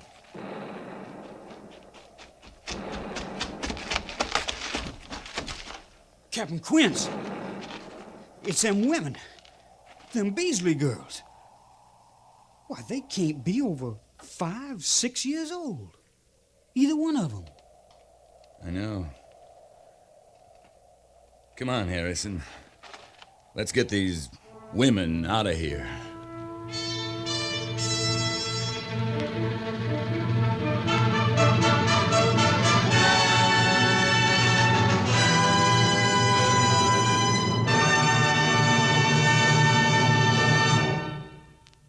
Fort Laramie is produced and directed by Norman MacDonald and stars Raymond Burr as Lee Quince, Captain of Cavalry. The script was specially written for Fort Laramie by Kathleen Height, with sound patterns by Bill James and Ray Kemper, musical supervision by Amerigo Marino. Featured in the cast were Jack Moyles, Harry Bartell, Sam Edwards, Lawrence Dobkin, Lou Krugman, James Nusser, and Lillian Bayeff.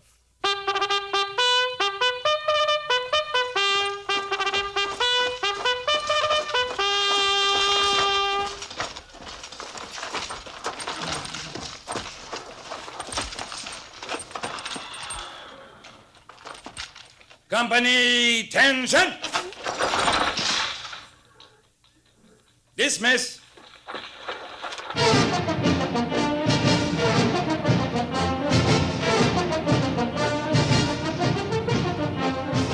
Next week, another transcribed story of the Northwest frontier and the troopers who fought under Lee Quince, Captain of Cavalry.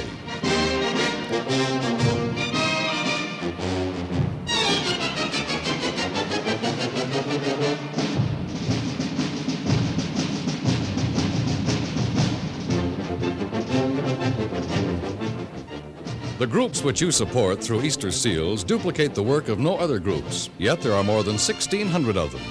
These Easter Seal societies serve the many unmet needs of the crippled. This year, the national goal is $12 million. If your family has received a quota of seals in the mail, send your money in the return envelopes which came with the seals. Or if you wish to contribute directly, send your money to Crippled Children, care of your local post office. This has been a public service message from CBS Radio.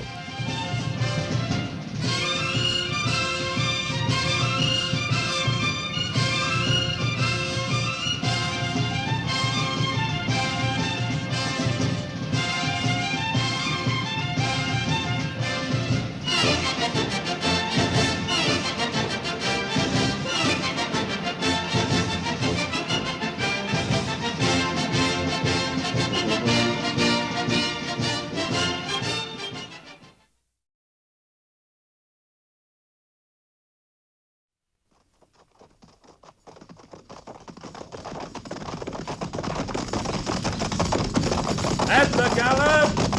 Oh!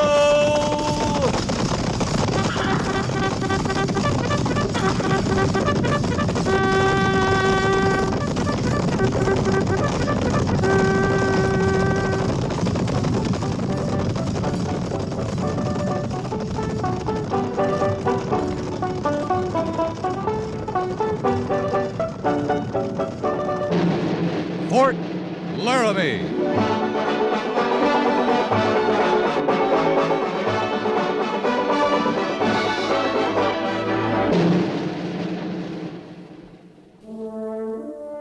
Fort Laramie, starring Raymond Burr as Captain Lee Quince.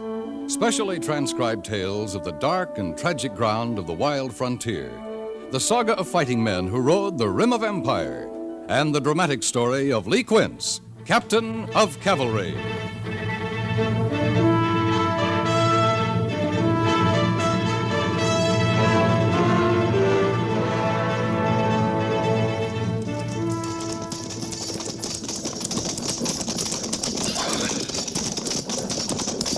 Patrol! Halt! Sergeant Gorse, dismiss the patrol. Yes, sir. Prepare to dismount. Dismount. Welcome back, Captain. Thank you, Sergeant Jenkins. Major Daggett in? He's been expecting you.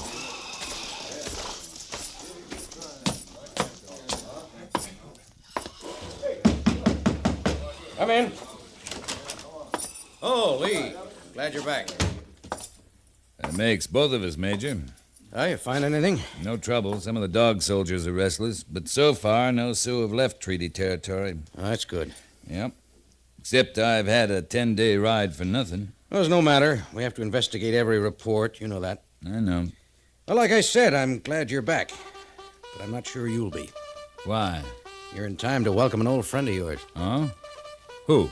His orders read Lieutenant R.C. Went. Robbie? That's right. Major Went. He assigned here? He's on the post already. Arrived an hour ago. He'll be reporting any minute. Want to stay and see him? You want me to? It's up to you. You'll have to face him sooner or later anyway, I suppose. Major, he's an old friend. Nothing can change that. You still feel that way? Yep. Where will he be assigned? C Company is short an officer. I thought... Can I have him? You can transfer Hancock to C. Why? Maybe I can ease things a little. What about yourself? You think he'll like serving under you, an officer who once served under him? He'll do all right. He was a good officer. Well, I can't say much for him now. 5 posts in 2 years, and he couldn't face it out at any of them. Now we're stuck with him. A drunkard, a troublemaker, and a coward. Coward of Antelope Meadows. I'm not sure he deserves that reputation. The court of inquiry that demoted him thought so. They demoted him for poor judgment, not cowardice. What would you call a man who ran away from a fight, left his commander and 200 men to be wiped out? He was under attack himself. He could have fought through to Bartlett and saved them. Maybe, and maybe not. He might only have added 100 more men to the list of dead. Instead, he tried to save his own command, and he succeeded. It was a difficult decision, but not necessarily bad judgment. The court of inquiry said so. The court of inquiry was in Washington. They went by the book. You know how different it can be out here, how hard a decision can be when you're under attack. Hindsight's always easy. Why are we arguing? Assign him to me. All right. Be a good Samaritan if you have to. There he is. Come in.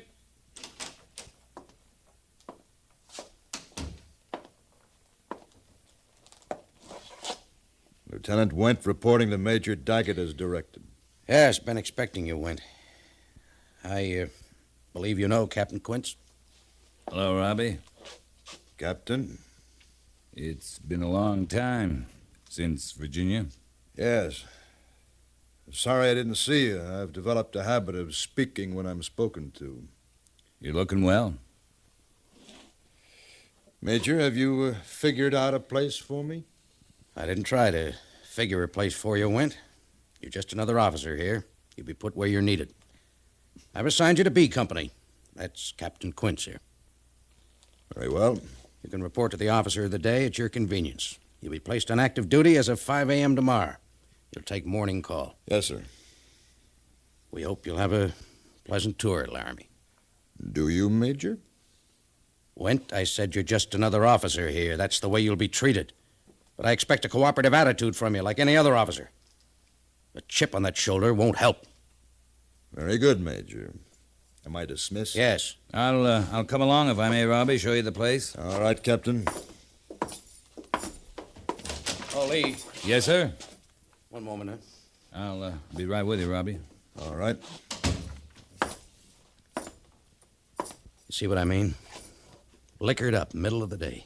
He's gonna be trouble. He's gone through a lot, Major. Sometimes I think you're a soft fool. I'm warning you, Lee. Don't try to fight his battles for him. Keep a tight hold on him. Don't worry.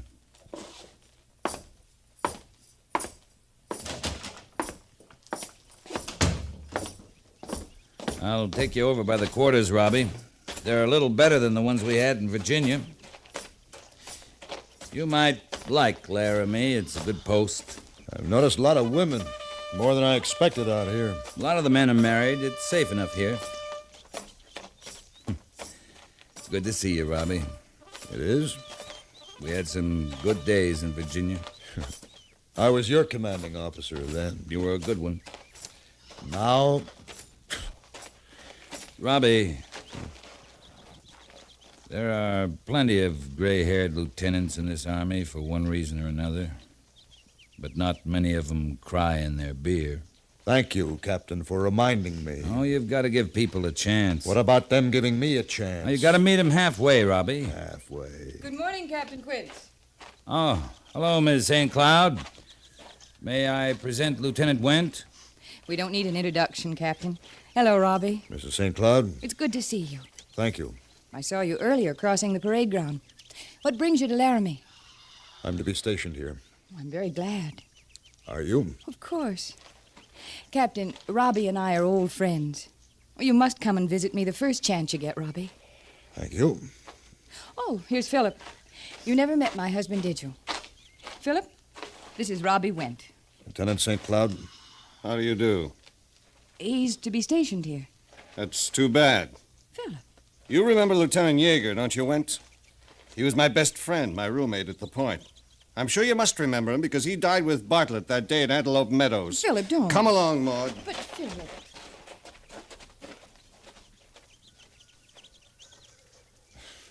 What were you saying about a chance, Captain? I'm sorry, Robbie. There's bound to be some feeling at first, but in time... You're an optimist, Captain.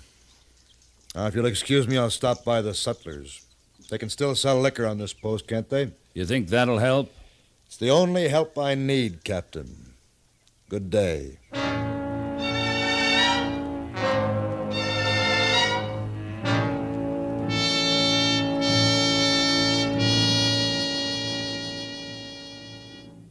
First platoon, all prisoner accounted for.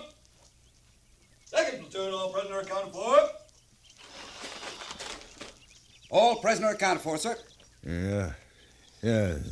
Now, where are the orders? In your pocket, sir. In my... Lieutenant, is anything wrong? What do you mean, Sergeant? I mean, are you all right? Are you feeling all right? Of course I am. Now, where is it? Here, sir. Shall I read them? You? Captain Quince sometimes has me read them, sir. I just thought... Now, you stop thinking, Sergeant. Lieutenant... I'm perfectly capable... Morning, Lieutenant Went. Sergeant Gorse. Sir? What are you doing here, Quince? Don't you think I can take morning call by myself? Of course, Lieutenant. I'm perfectly all right. Absolutely all right. I'm not so sure. I think you'd better go back to your quarters. I'll relieve you here. Is that an order, Captain? That's a suggestion. All right. Straighten up, man. You're in front of 100 enlisted men. Yeah, I'll be all right. I'll go with you. I can... It's a long walk across the parade ground. The men are watching. Just keep your shoulder into mine. Sergeant, you'll read the orders of the day. Yes, sir. Come on, Robbie.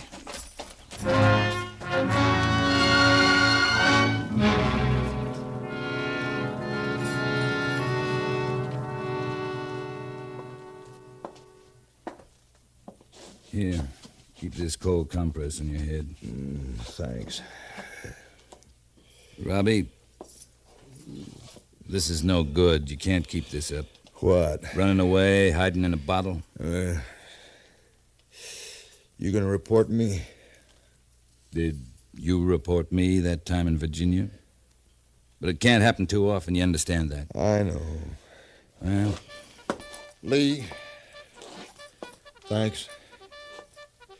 You're the only one in 2 years that's been decent. I'm sorry if I can't come halfway. Maybe if you'd try to face it and not run away. Other men have been busted. Oh, it's not that. No.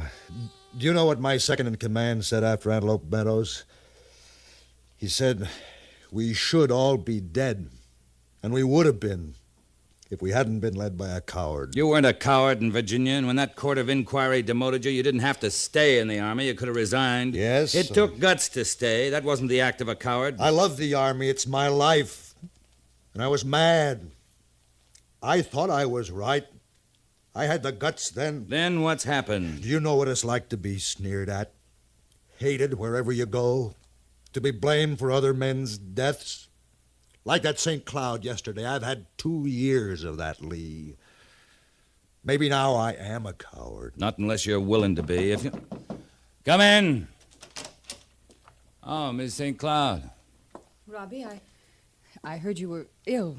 Word gets around, doesn't it? Are you all right? All right. You'll be fine, ma'am. Is there anything I can do for you, Robbie? Oh, no. Thanks. Well, I'll stop in again this afternoon. I am not so sure your husband would approve, Mrs. St. Cloud. Robbie, if you won't or can't come to visit me, I'll come to visit you. Good day, Captain. Ma'am? It seems you do have friends, Lieutenant. You, Maud. Well... Lee.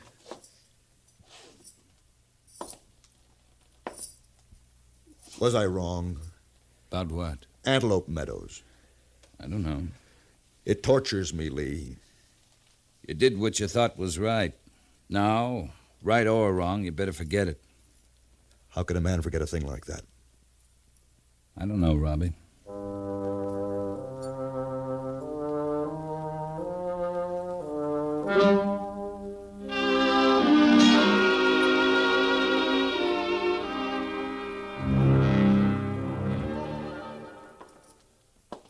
We'll need just a small detachment to patrol the line.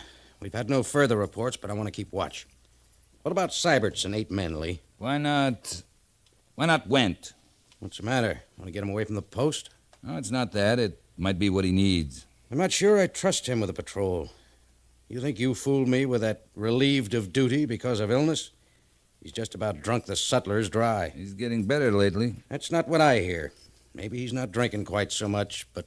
But what? I've heard reports about him and Mrs. St. Cloud. They've been seeing each other entirely too much. She's been seen going into his quarters. She tended him when he was ill. And he's been at her rooms when St. Cloud was away. They're old friends. Maybe. But I always did think that woman was too pretty. Major, I don't think there's anything wrong. But if there is, all the more reason to send Went out on that patrol. You trust him? He's a good officer. I'll send Gorse with him. All right, Lee. I just hope you're right. Send Went to me for orders. Right away, sir.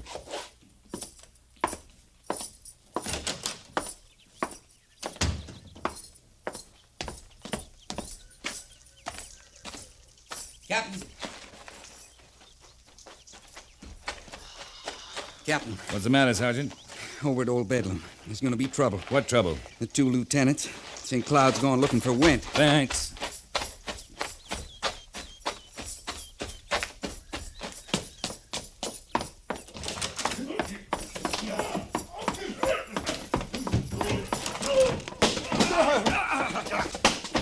St. Cloud!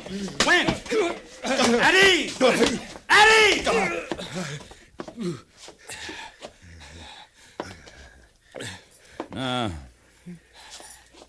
What do you think you were doing? St. Cloud? I heard what's been going on behind my back. It's all over the post. He can't get by fooling around with my wife. That's enough. That's a court-martial offense you're charging. You want to make it official? And subject your wife to the embarrassment of it? No. All right. No. Went? You want to prefer charges against him? No. Then the 2 of you remember your officers in the U.S. Cavalry and act accordingly. He better stay away from my wife. You won't have to worry about that for a while. He's going out on patrol tonight. Now, get out of here, St. Cloud.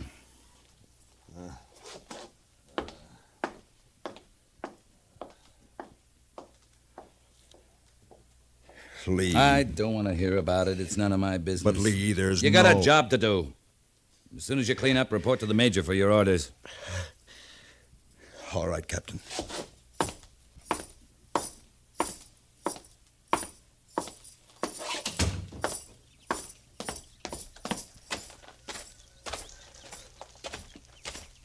Captain? Yes?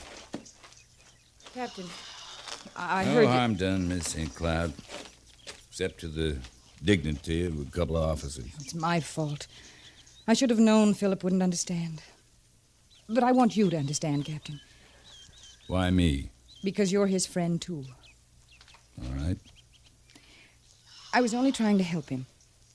We're old friends, yes, but once it was more than that. Once, before I met Philip, it was going to be Robbie. I couldn't just stand by and see this happening to him. I see. Did I do wrong, Captain?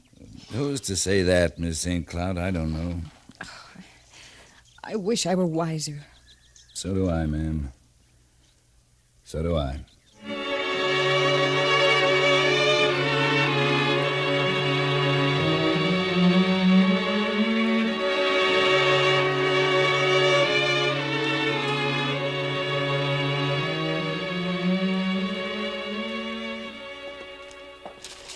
Lee, this report just came in from the telegraph at Cheyenne. Trouble, Major?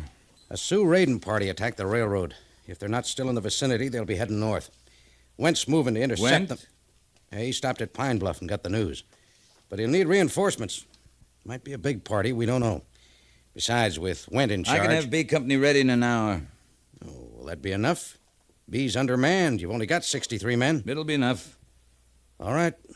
Rendezvous with Went at the Forks on Little Bear Creek. And Lee, don't take any chances. Carry 200 rounds per man. This could be a fight.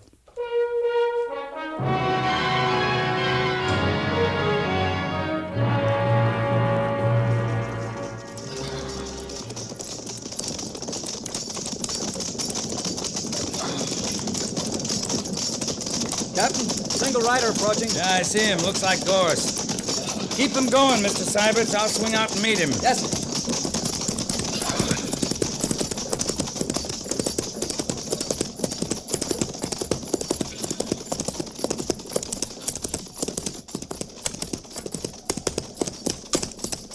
Sergeant? Captain, Lieutenant Went sent me to intercept you. He's moving towards Horse Creek. He wants you to cut across and meet him. All right, good. Sure glad you're here, Captain. Why? Well, we had them cornered last night, but they got away. We could have taken them. How many? Around 30. 9 men against 30? We could have surprised them. Men are kind of talking some. What are you trying to tell me, Gorse? The lieutenant wouldn't attack. Or couldn't. Had he been drinking? Yes, sir. Was he drunk, Sergeant? Well, no, sir, I couldn't say that. Then think about this, Sergeant. You men might not be alive today if he had attacked. Yes, sir, I've heard that before. It's still true, Sergeant. All right, let's join him.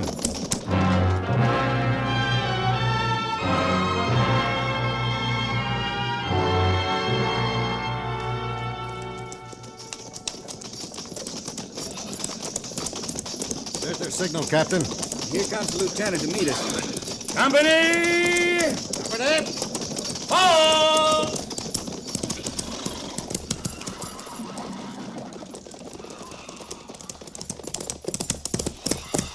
Lieutenant? They're down in the valley about a mile ahead, Captain. You can surround them by splitting your force in 3. Good. All right, Syberts, you take 20 men and the right flank. Yes, sir. Sergeant Gorse, you'll take 12 more men and join with Lieutenant Went's patrol on the left flank. Yes, sir. The rest will stay with me in the center. I'd like the center, Captain, if I may. Why? It's closer. It'll lead the attack. I found them. All right, I'll take the left. Sergeant Jenkins, take over. I'll join you in a minute. Now, move out. Right, sir. Yes, sir. Good work, Lieutenant. And you used good judgment. Not attacking last night. Did I? Here, Captain, have a drink. Yeah, thanks. Why'd you do that? You don't need it. You've gotten your courage out of a bottle for so long you think you have to have it. Don't I? No, you don't, Robbie. All right, Lieutenant Went. Move out.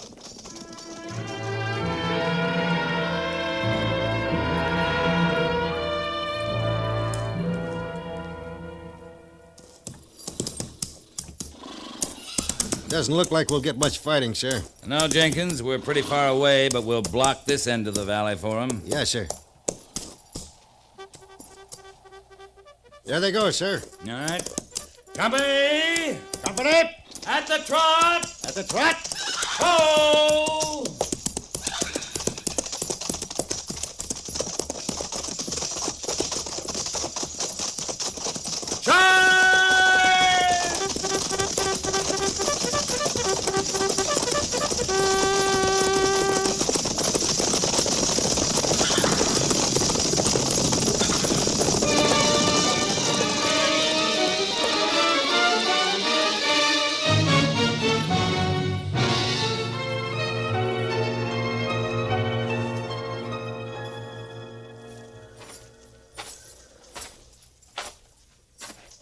Syberts! We got them rounded up, Captain. Wasn't much of a fight. When they saw us coming in from three sides, they just dropped everything and ran. Good. Any casualties? No, sir, I don't think so. Not a one. Captain! Huh? Over here.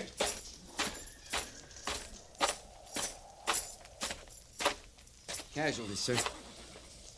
Lieutenant Wint.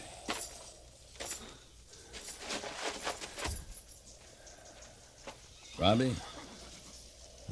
Lee.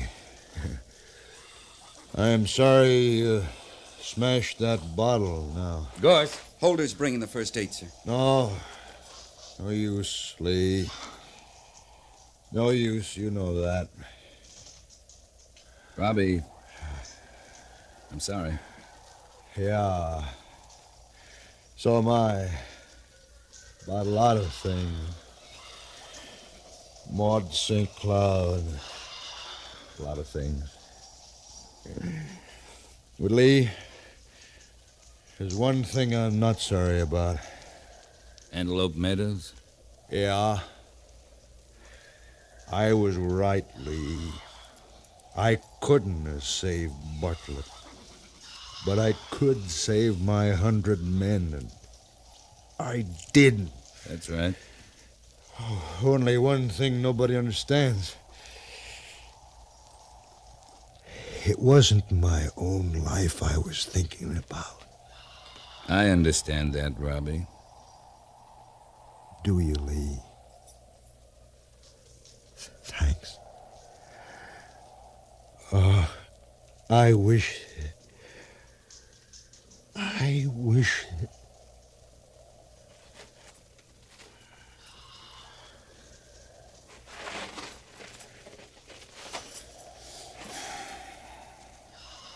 Captain, What is it, Sergeant? I saw it, sir. He deliberately cut in front of Holder and took the only bullet the engines fired. He saved Holder's life. I guess I was wrong, sir. Were you, Sergeant? Yes, sir. He was no coward. No. No, he wasn't.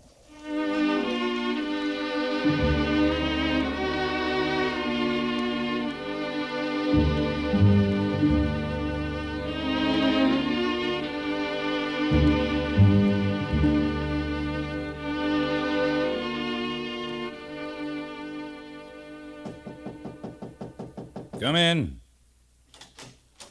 Oh. Miss St. Cloud. Captain? I've just been over to see. I won't be attending the services. I understand. Captain. Yes? Captain, did he say anything about me? Yes, he did, Miss St. Cloud. He said he was sorry. Not half as sorry as I am, Captain. I wanted to help him. But I was afraid to say the one thing that might have helped him most. Sometimes it's kind of hard to... I wanted to tell him that he was the only man I ever really loved. But I was afraid of the consequences. I should have told him, Captain. I should have told him a long time ago.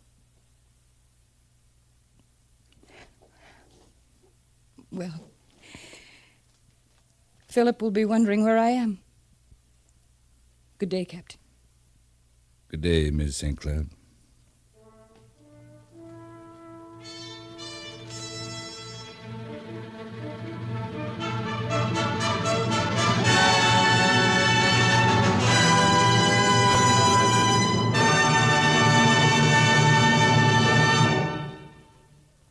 Fort Laramie is produced and directed by Norman MacDonald and stars Raymond Burr as Lee Quince, Captain of Cavalry, with Vic Perrin as Sergeant Gorse. The script was specially written for Fort Laramie by John Dunkel, with sound patterns by Bill James and Ray Kemper. Musical supervision by Amerigo Marino. Featured in the cast were John Daner, Jack Moyles, Harry Bartell, Lynn Allen, Paul Duboff, and Clayton Post.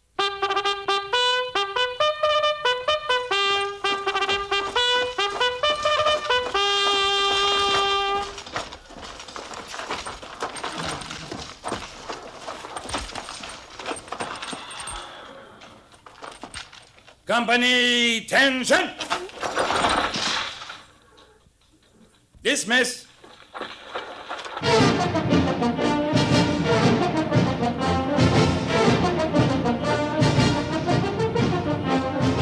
Next week, another transcribed story of the Northwest frontier and the troopers who fought under Lee Quince, Captain of Cavalry.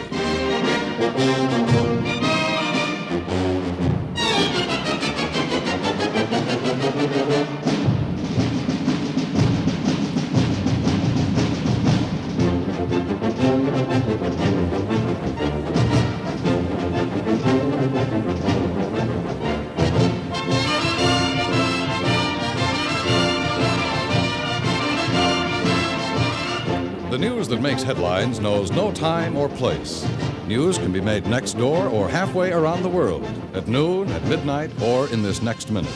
To keep you fully informed, CBS News has reporters on 24-hour duty all around the world. By the magic of radio, their reports come to the CBS newsroom to be transmitted to you. Right now, every Saturday and Sunday, CBS News reports to you almost every hour during the day and evening. By keeping your dial set at CBS Radio, you know the news from halfway around the world as soon as you get the news from next door.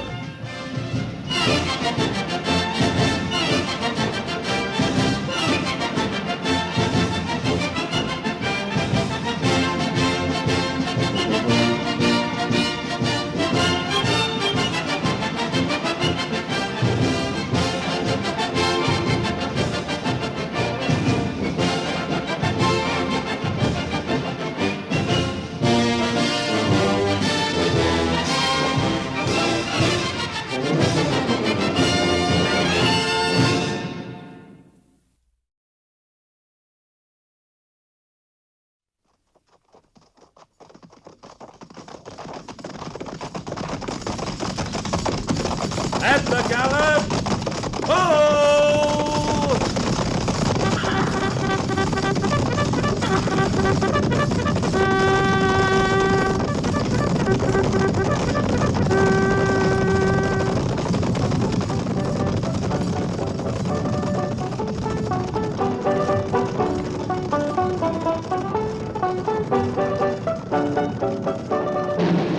Fort Laramie.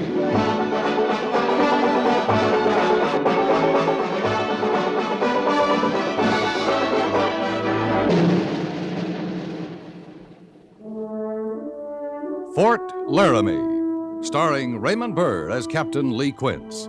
Specially transcribed tales of the dark and tragic ground of the wild frontier, the saga of fighting men who rode the rim of empire, and the dramatic story of Lee Quince, Captain of Cavalry.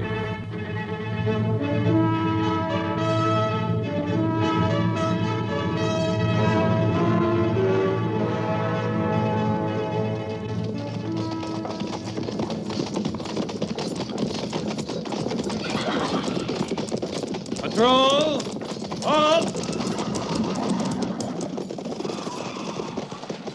Sergeant Gorse. Yes, sir. Dismiss the patrol. I've got to report to Major Daggett. Yes, sir. And see that their horses are babied right this time. Yes, sir. Roll. Prepare to dismount. Dismount. Captain Quince reporting, sir. Oh, I'm sorry, sir. I thought you'd be alone. That's all right, Captain. Oh, this is Major Barlow. Major? My pleasure, Captain. Well, how did your patrol fare? Routine, sir. No sign of trouble. Good. Oh, sit down, Quince. Thank you, sir. Major Barlow is here on orders from General Staff in Washington. He's surveying all the posts in our department. I have only a few days here, and then I'm going on to Fort Dodge. General Custer's command? Yes. I'm looking forward to that. Read hundreds of reports, and certainly that 7th Cavalry is doing the best job with the hostiles that can be done. You haven't surveyed them yet? Well, not personally, no. The record reads victory after victory. I wish we could say the same about the 2nd. Well, the circumstances are a little different, Major. They're waging open warfare from Fort Dodge. Here, we try to keep hostilities at a minimum, maintain peace. Captain, how much firefight have we seen in the last month? Oh, 3 or 4 skirmishes is all, sir. Mostly with dog soldiers driven from the Fort Dodge section. Dog soldiers? There are 2 kinds of Cheyenne. That's the tribe we've been most interested in around here lately. Dog soldiers are the warriors. They wear 3 feathers. Oh. The ones that don't wear the feathers are the reservation peaceful kind.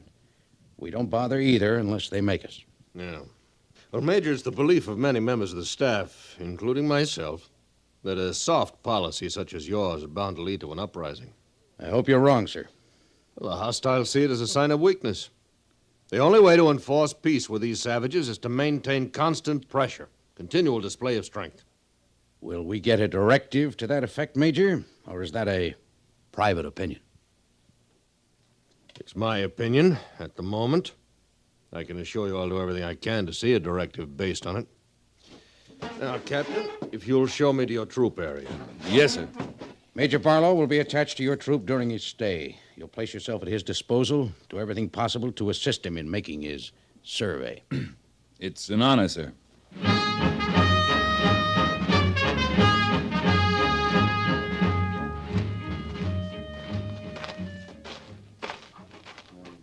First thing I want to do, Captain, is make a complete tour of the reservation camps. I want a first-hand look at the natives. Their condition, their attitudes, extent of their weapons, so on. Camps are pretty well scattered, Major. It'll take some time to cover all of them. These reservation people should be centralized so that they can be watched. They've lived in small village bands for hundreds of generations. They kind of need stretching They're room. prisoners of war, Captain. Prisoners of war live under imposed conditions, not their own. Yes, sir.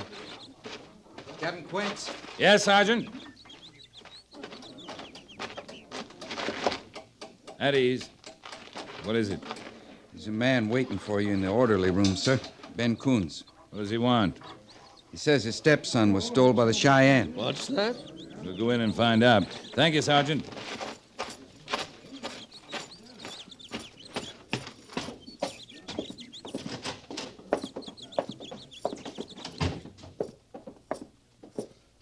I've just heard about your son, Coons.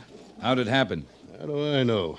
My place is only 5 miles outside of town, and he was gone when I got home last night. Look at this. Cheyenne scalping knife. It was stuck in my door. I've had a Cheyenne lodge oath hanging over my head for a year. That filthy devil finally found a way to get to me. You mean someone in particular? One of the worst of the breed. Wasaya. I've heard of him. Quite a warrior. You say he's had a personal hatred for you, Mr. Coons? Ever since last summer. I was scouting for the 7th. I run across his camp on that big north swing of the Solomon. You know, Captain, just before it flows into Grand Valley. Yeah, I know. Well, I led the troopers into it, and during the fracas, Wasaya's brother was killed. That's when he took the oath to put me under, or do worse. Now he's done it, taken Billy. I'm sorry about your son, Coons. But the way I heard the story of that attack, Wasaya's wife and 8-year-old son were killed, too, by one of our scouts. I didn't have nothing to do with it. I did what I was paid to. Captain, the man's child's been kidnapped. I see no reason to discuss anything else. The Army's supposed to protect the civilians. What makes you so sure it was Wasaya? Well, he brought his band into the Laramie foothills 2 days ago. Put that and the knife and his oath together, and there's no place else to look. Where'd you hear he was in this part of the country? Your breed scout, Quanto, got wind of it. I should think you would have learned about it in your patrol, Captain. No, we were working in the other direction, Major. No. I heard this morning. Right away, I got the feeling about what happened, and I started looking for sign around my place. I found it right enough. A wash about a half-mile away. Tracks of 9 ponies headed south toward the hills. I want that Cheyenne dog brought in and hung up where I can see it. Sergeant Gorse? Yo. Go look up Quanto. He says there's a band of Cheyenne in the Laramie foothills. I want to talk to their head man. Find out where they are, pick out 10 good men for the patrol, including you. Yes, sir. You'll make provision for me to go with you, Captain. There won't be much in the way of provision, Major, but you're welcome, sir. Coons, you go tell your story to Major Daggett. As soon as I get word from him, we'll move out. All right, Captain. Oh, Coons. How old is your stepson? 9 years next month, if he's still alive. Same age Wasiah's son would have been. Well, if they're together, I don't think you have to worry about Billy being anything but alive and well. You got a lot to learn about Cheyenne, Captain. Maybe you could teach me. You want to come along? I'll go talk to the major.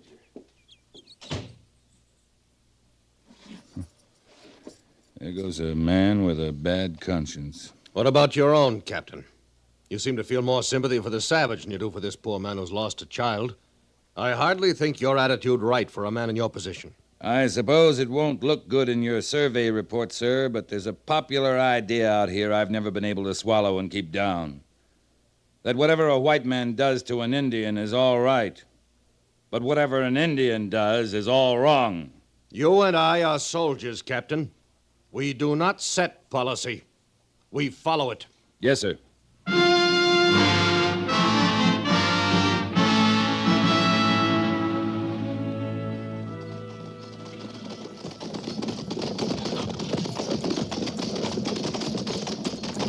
Fast water Quanto talked about's just around this bend, Captain. Yeah, I know. I caught some beautiful trout in that stretch. That's where their camp's supposed to be. Hadn't you better order carbines at the ready? A show of preparedness, Captain? Little late for that, Major. They've had their eye on us for at least an hour. Why do you bring a small force into a situation like this? Surely you don't trust them not to catch us in ambush. I don't trust them, Major. I know them. The best place for ambush was about 2 miles back. We've gone beyond the point of carbines at the ready.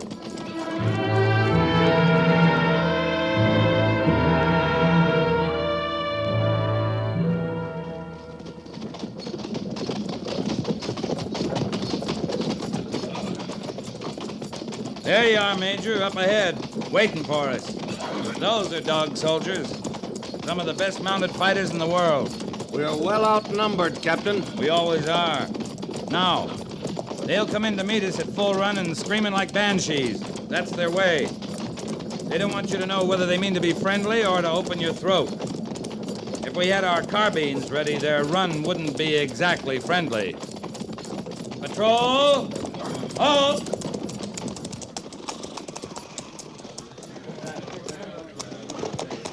Keep your hands away from your weapons, men, unless I tell you different. Stay relaxed, the way you do on the parade ground when I want you to be alert. You should have ordered out your full troop, Captain. Captain, here they come. I see him, Gorse. Act like this happens every day, men. Just rest easy in your saddles and talk to each other.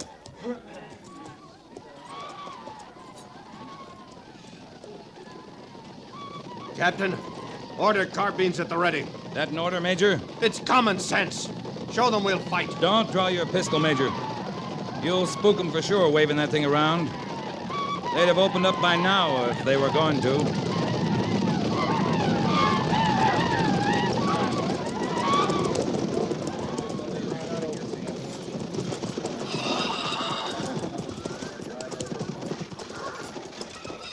Sahi. Who is chief among you. Which of you is Messiah? I am Messiah. Why do the soldiers come to us? We have done no wrong. I brought you your scalping knife, Messiah. Here. Huh. Where is the one called Coons? The woman killer, the child killer. Did he die of fear when he found my sign? Why, that insolent beggar. He says that you came for vengeance and that you stole his son. I have stolen no son. You were at his house, and now the boy is missing. I have stolen no boy. Oh, he's lying, Captain. What does the high soldier say? I say you are lying. Major. I speak true. We'll search your camp and find out how much truth. No, we want no soldiers in our camp. Ain't there any way you can stop him, Captain? You ever been able to stop me, Gorse? Well, I'd sure try if you went off half-cocked like he come is. to our camp, there is trouble.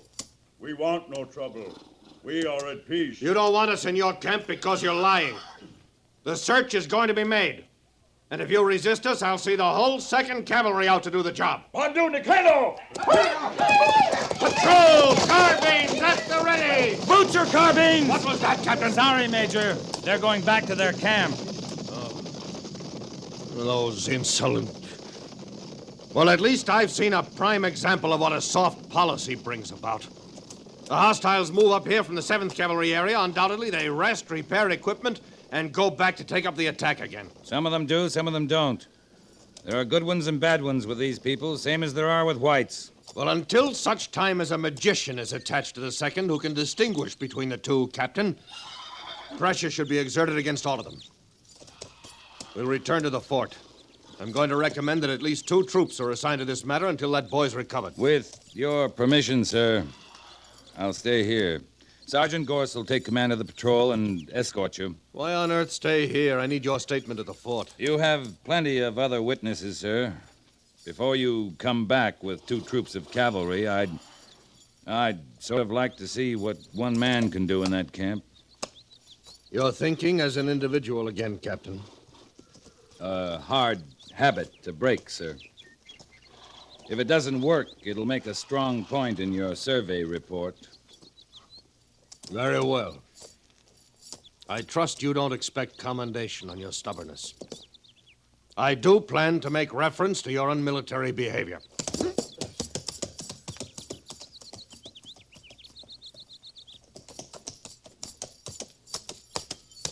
Be better if we could send old Brass Shoulders in alone. Watch your manners, Sergeant.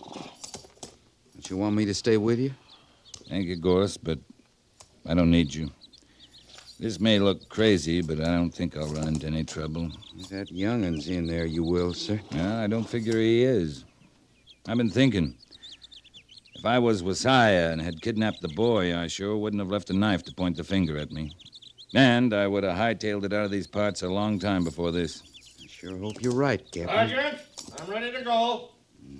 Not far enough. Watch your manners, Gorse. Yes, sir. Good luck.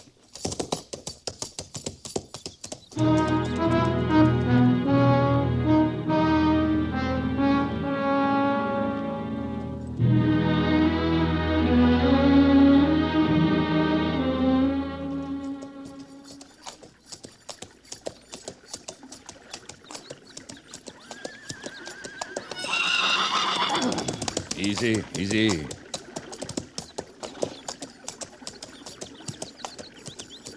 Stop, soldier! You do not come in our camp. Then come out here, Messiah, so we can talk without being bothered by others. Do we talk about the son I did not steal? I believe you. I believe that you didn't steal him. Your high soldier is blind. His words cut like flint. He's new to this country. He has much to learn. He went back. Does he bring more soldiers to attack us? That's what's in his mind now. It'll take a day, so you have time to move your camp. Strange words from a soldier. Why do you stand with me when the high soldier says I lie? I've heard much of you, Messiah. If you were going to steal a son, you'd do it better than this. I say this. The days are gone when a son brought only gladness to his father. Now the father looks to the day when his son reaches manhood and sees nothing but sadness and hunger and fighting a war that will not be won. Some nights, when sleep runs away from me, I think of my son, and I am happy that he is not with me to share the trouble that follows us. I would steal no son. I have nothing to give him. Do you truly want peace, Wasiah? A peace with honor, yes. We are tired of fighting and running. This is a small thing, a missing child, when you measure it against the bigness of the trouble that we're all in, all the tribes, all the army units. But it's a thing that could stir everything up again. Word from the major could go to Washington. His words from his mind. They'd be believed because no other words could go to say they were wrong. I'd like to stop it, Wasiah. Would you help me? How would a Cheyenne help a soldier? If you and I could find the boy and take him back, everyone would know that you were a man of honor and truth, and that you lead a peaceful band. Then the high soldier's word would be lies. You'd be right, and he'd be wrong. For that I would help. But how? Have any other new bands moved into this section that could have taken the boy? One Shoshone and one from my tribe. Could you find out if they have him? Yeah. Will you do it? I will. While you do that, I'll try and get a line on him. Will you meet me in the wash near Coon's place at sunrise tomorrow? Do you know what you asked me to do?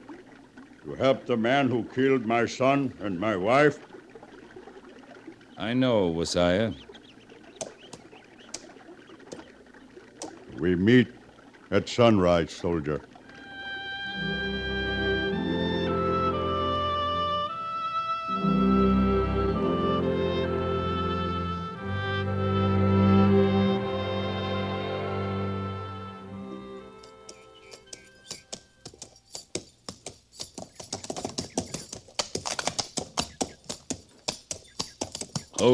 Hold.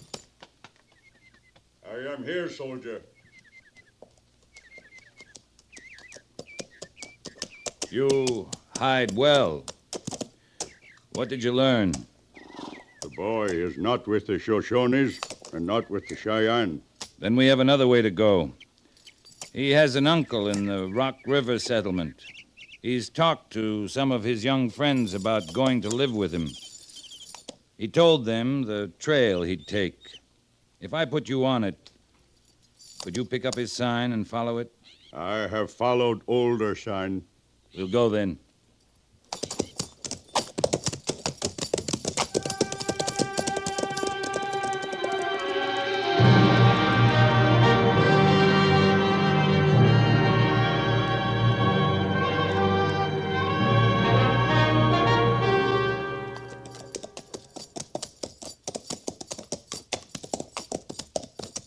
Wait.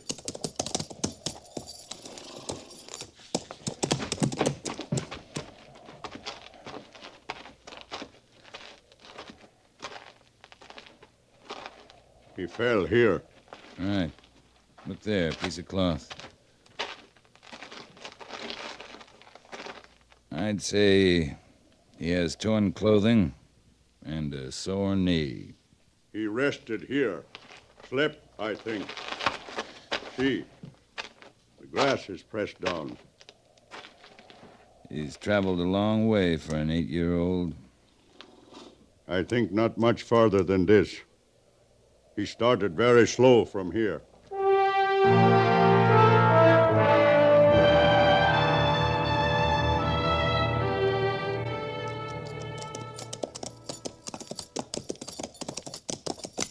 There, soldier.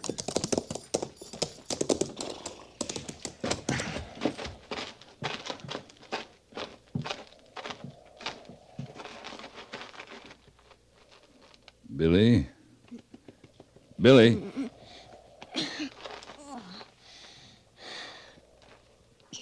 We're going to take you home. No, I won't go back. It's all right, Billy. Who's he?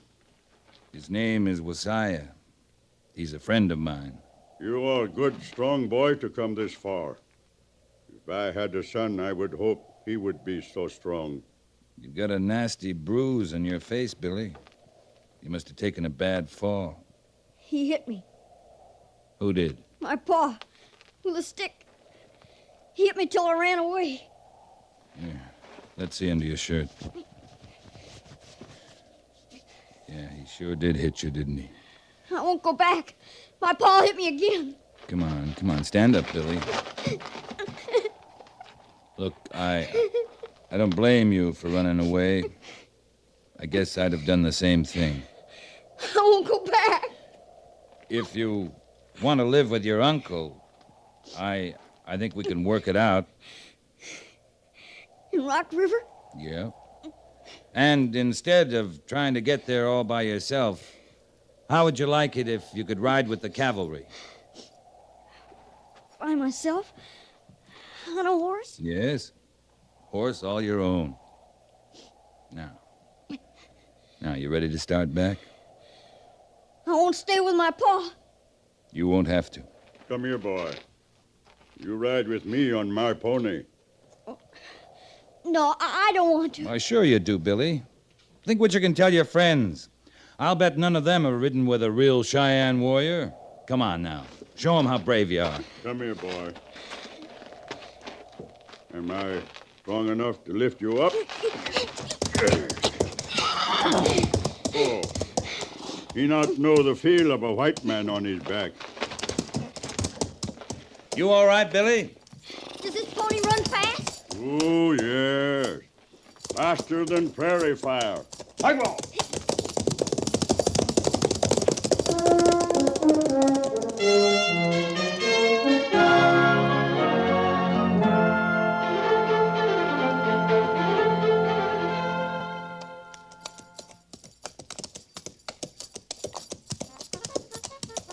Wait, soldier. They're forming the two troops for the big search. I go no farther. I know how you feel because I felt the same way riding into your camp. But the major from Washington won't believe you had a part of this unless you ride in with me. You have my word that everything will be all right. I go on your word.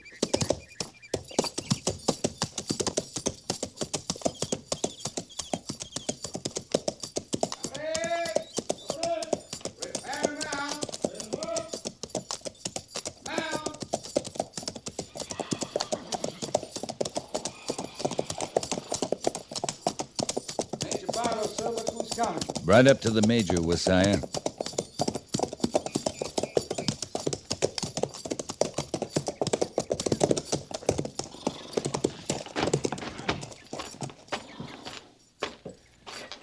Captain Quince reporting, sir.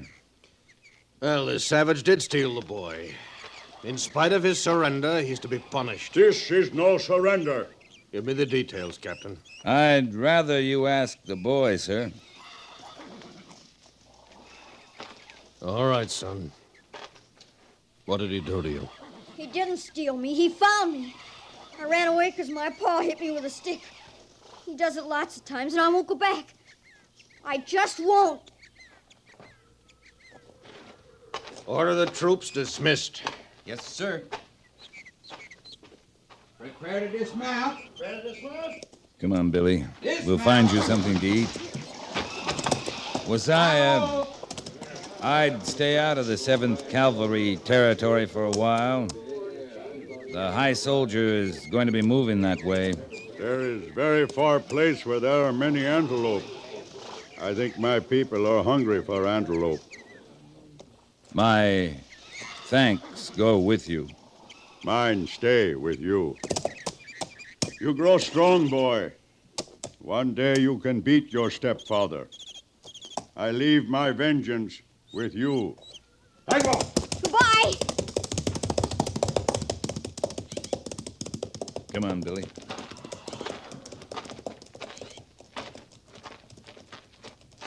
Captain? Yeah, Gorse? Old Ironside sure don't want to admit there's such a thing as a good Injun, does he? He's a better soldier than we are, Sergeant. What? He operates strictly from the book. Maybe in the next situation, the book will be right.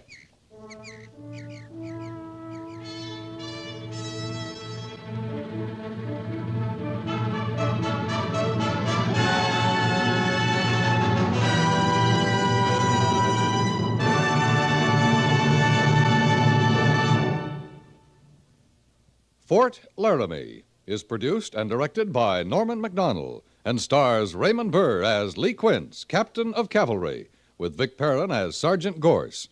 The script was specially written for Fort Laramie by Gil Dowd, with sound patterns by Bill James and Ray Kemper, musical supervision by Amerigo Marino.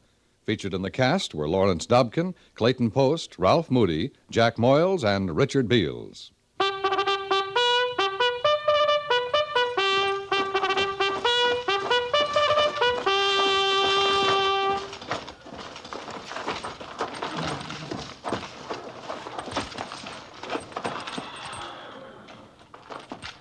Company, tension! Dismiss.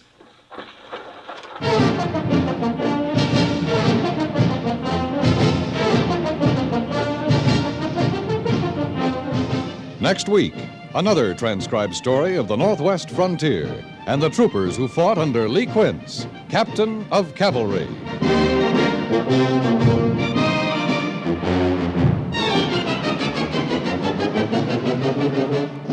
Each Monday through Friday evening, CBS Radio rings you in on the fabulous adventures of insurance investigator Johnny Dollar. Just by decoding the cryptic items in his expense account, you'll learn how a dime spent in a phone booth can lead to a scene of the wildest suspense. Then on to a sum spent for an airplane ticket, or an item for a new shoelace, and again you'll find yourself smack in the middle of a thrill-packed situation. Each new adventure moves the story forward to its dramatic payoff when Johnny Dollar solves yet another case of arson, fraud, or murder. Every Monday through Friday night over most of these same stations, hear yours truly, Johnny Dollar.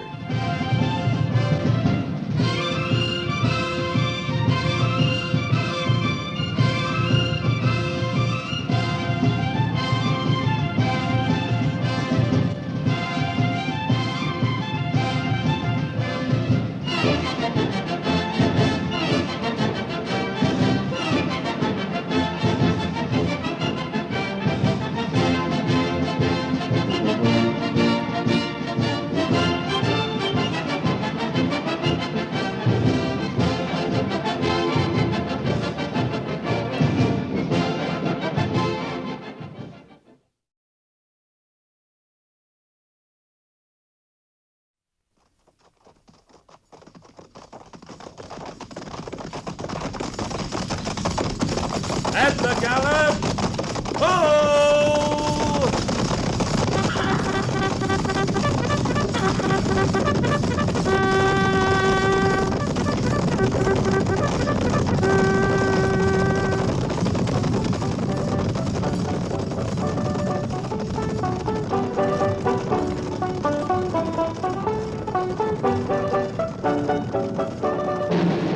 Fort Laramie.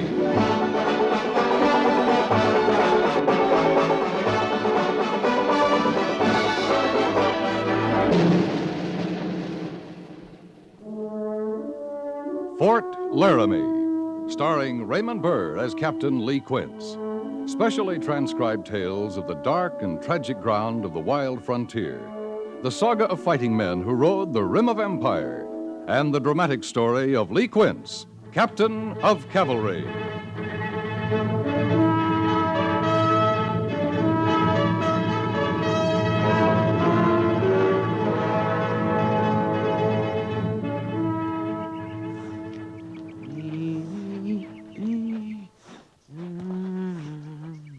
Easy, boy.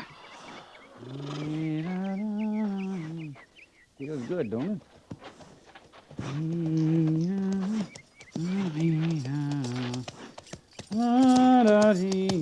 You got the Yeah. whole day, Harrison? Oh, I'm moving, Sergeant. Well, that mount will chill and die of pneumonia. You don't rub 'em brisk and get some elbow grease behind it. Yes, sir, Sergeant. Why you suppose he does it, Sergeant? Who does what? Captain Quince. Up before reveille he was, and off and riding. Habit, maybe. It was a clean morning, had a feel to it. Riding off alone? I'd like that myself. Ooh-wee. There's a touch of spring in there, all right. Buffalo grass as green as can be. I was down at the corral this morning, and even at low water, the old Laramie was rippling along like it had a song in it. Harrison. Yes, Sergeant? You think you could manage to blanket that mount before you write your next poem? Oh, I guess I'm holding you up. Captain says he threw a nail. I told him I'd see the farrier got a look at it. Right forefoot, looks like. I meant to see to it. I got business at the saddlery anyway. Sergeant, I'd sure admire some outdoor duty today if you could arrange it. Stable details, sort of outdoors, Harrison. In and out. I was thinking more like the hay yard, or lending a hand in the post garden, or like that. I'd be obliged. Anything outdoors? Anything at all, Sergeant. You see up there on the bluff by the old cemetery? I'm looking that way. That white patch, top of the rise? Oh, sure. I see that. Well, now, that's a patch of wild daisies, Harrison. Anybody asks, you tell them you got my leave to go up there and pick them. Oh, Sergeant. It's outdoor work. I don't aim to get myself laughed right off this post. It'd be a useful service you was performing, Harrison. Officers are having a fancy ball tonight at Old Bedlam. Well, they might give a stripe or two to the trooper who saw to their decorations. I tell you, Sergeant, I like this stable detail just fine. More I think of it, more I like it. Glad to oblige. Any time, Harrison. Now, get me 3 stripes someday, like as not, I'll mosey all over the post, too, on a fine spring day. I could make them daisies in order, Harrison. Why, look down there, Sergeant Gorse. Ain't that a stage coming over the bridge? It is. Well, he's riding on a flat wheel. Yeah, maybe that's why he's pulling into the fort this time of day. Being the wheelwright so near the smithy and the saddlery, I'll just mosey on down there and see what's going on. Give me that lead rope, soldier. No, here. Get to your duty, Daisy. Oh, yes, Sergeant.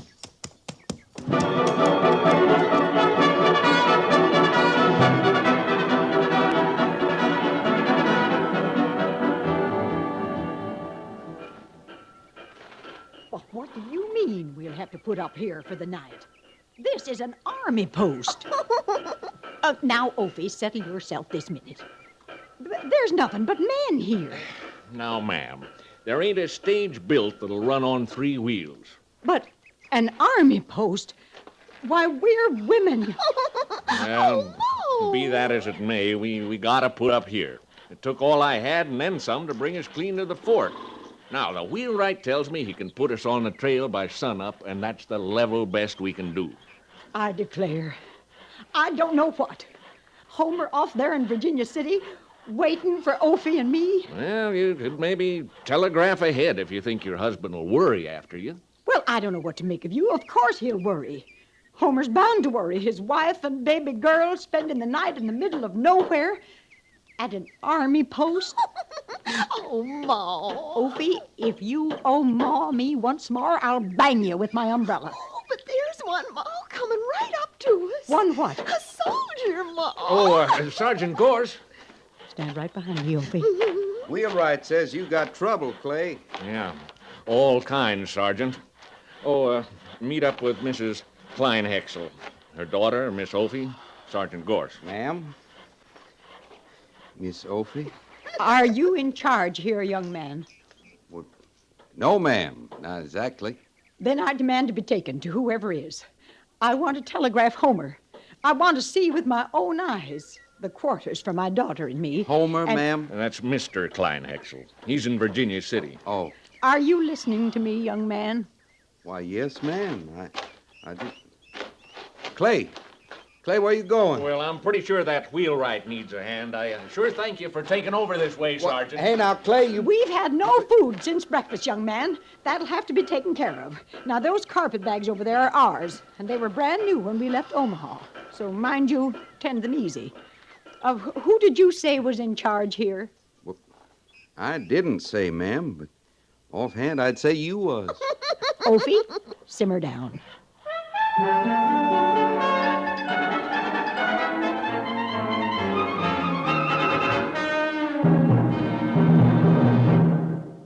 And I just wondered if you were in my position, what would you do, Captain? What? What would you do? I'm afraid I haven't been listening, Mr. Syberts. Sorry. What would I do about what? Would you go alone if you didn't have a young lady to escort? To the officers' ball tonight. Oh, good Lord, I'd forgotten about that. It's the first one since I've been here. If you're smart, you'll get up a poker game. You could play right here in my quarters if you want. Well, I was rather looking forward to the ball. I'd sooner ride into an ambush. You know, it's hard to picture in your mind a ball right here in Old Bedlam. It doesn't seem part of the West somehow. It shouldn't be part of it. You want a cigar, Syberts? No, thank you, sir. Captain, you don't talk like you're planning to attend this evening. I'm not. You sure? Mr. Syberts, the last ball I attended was on an order. Besides, I have some work I want to do tonight, if I can get the Major's permission. Well, I don't know, and it's your business, all right, sir, but she thinks you're going to the ball. She? Miss Willa. I was over at the sutler store this morning, and Pliny, Mr. Burgess gave me his leave to ask Miss Willa to the ball. Well? But she means to go with you, Captain. I don't know why I didn't ask her. She seems right sure you will, though, before the day's out. Oh? She seems content just to wait for you. Miss Willa's a pretty thing. She makes a mistake, though, waiting for anyone. Captain, I wouldn't have asked her, but there aren't many single ladies to choose from. I've got no claim on Miss Willa, Mr. Syberts, if that's what you mean. No, it's more her claim I was thinking about. She's set on you, Captain Quince. That's a pure waste. Oh, is it? Captain Quince, Lieutenant Syberts. Major Daggett. Sir. As you were, gentlemen. This isn't exactly official business. Yes, sir. I just looked in the ballroom on the way up. Looks like things are taking shape for tonight. Yes, sir, they are. Mrs. Daggett and the other wives are doing a fine job with the decorations. Well, they enjoy that sort of thing. It's time we had some festivity around here. Yes, sir. That what you came to tell us, Major? I expect to see you both there, Captain Quince. There's something I want to talk to you about, Both Major. of you there. I don't know whether you've heard yet or not, but we have some guests on the post. Mrs. Kleinhexel from Omaha and her daughter. Their stage broke down. They'll be with us overnight. The daughter, sir. What about her, Mr. Syberts? Well, sir, in the interest of showing Fort Laramie's hospitality, what I mean is, if she's not otherwise engaged, I'd be proud to see her to the ball tonight.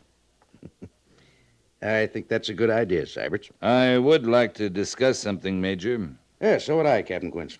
Then if you'll excuse me, Major, Captain. Mr. Syberts, you'll find the young lady and her mother quartered next to the sutler store. Yes, sir.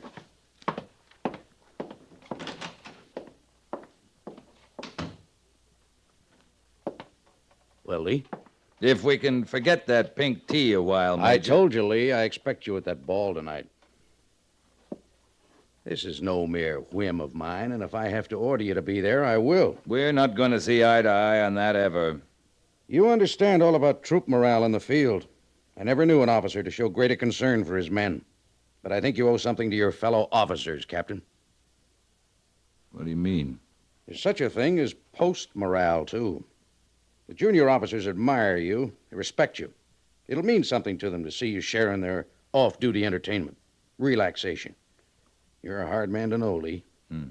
Especially at a ball. I wouldn't insist if I didn't think it was important. I've been trying to tell you what I think's important ever since you came in. All right. Yellow Horse. He's still in the stockade. Yes, I know that. But I can't send him to Leavenworth till I receive orders from Washington.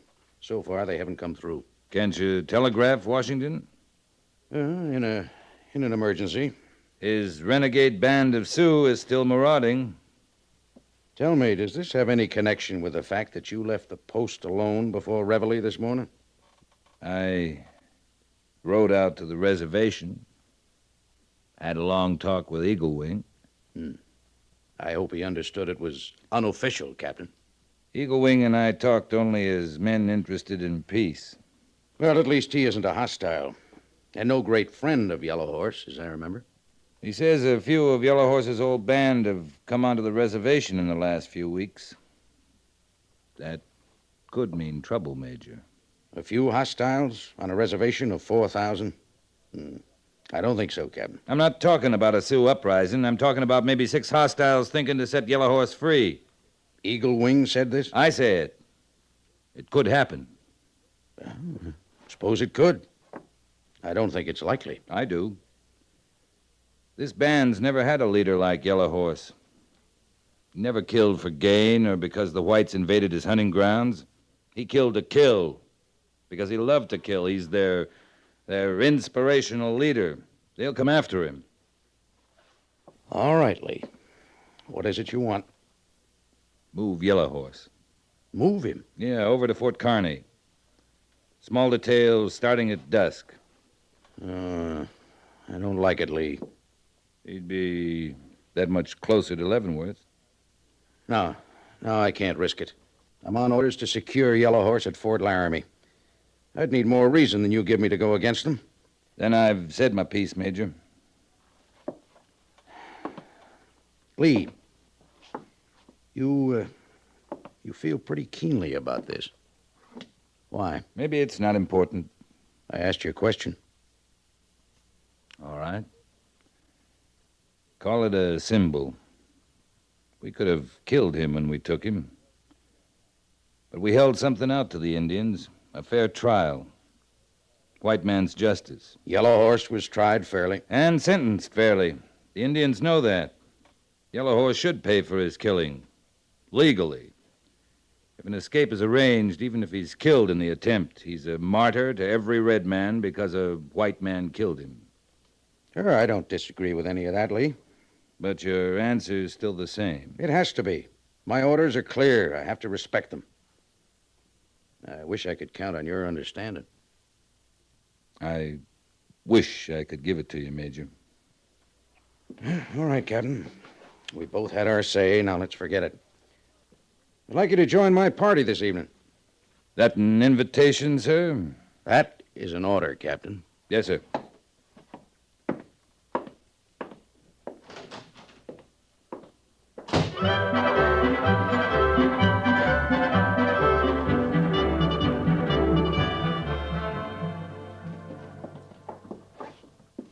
Well, I wouldn't have believed it. It's a regular store. Yes. I declare, Mr. Burgess, it's the equal of anything we have in Omaha. Oh, yes, it is. Chicago, New York, Boston. Yeah. Pliny Burgess bows to no one when it comes to merchandise. Now, this bolt of cloth. Ophi, just look at the quality. Those threads. Pure gold, madam. Pure gold.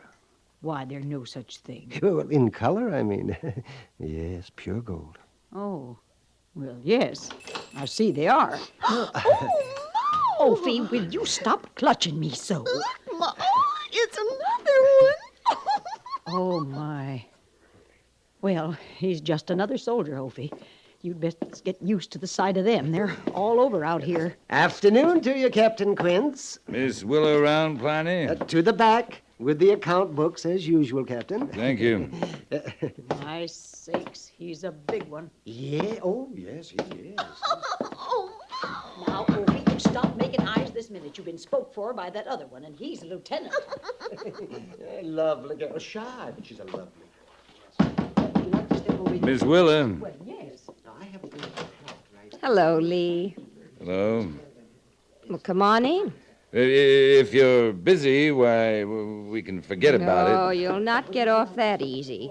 I'm not busy, and I've been expecting you.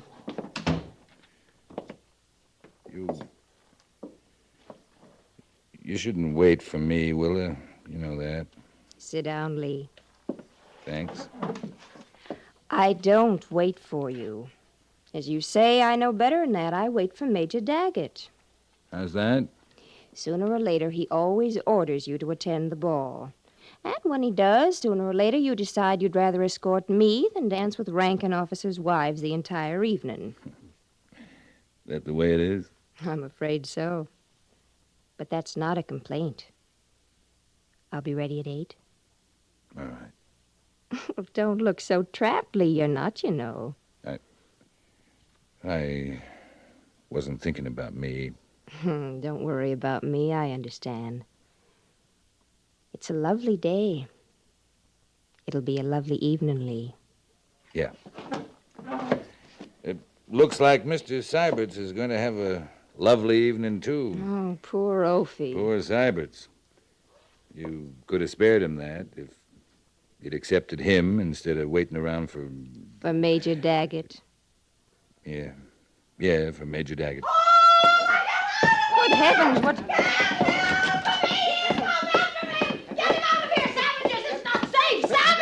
Madam, please. Get him off! You're perfectly safe, madam. Me no do nothing. Walk in store, do nothing. We'll be killed. We'll all be killed. What's wrong out here? Oh, I got an awful fright. Get him out of here. Hey, take the girl, Willa. Come along, Opie. It's all right. Yes, tell her it's all right, Captain. It's the Injun. She's not used to the sight of him. Captain, white woman, bad spirit? No, White Bird. She's just frightened. White Bird frightened, too. Him do nothing. He walked in here. Big as life. That's what he did. Right in the store, mind you, like he was a... Human being? Yes. Like he was a human being.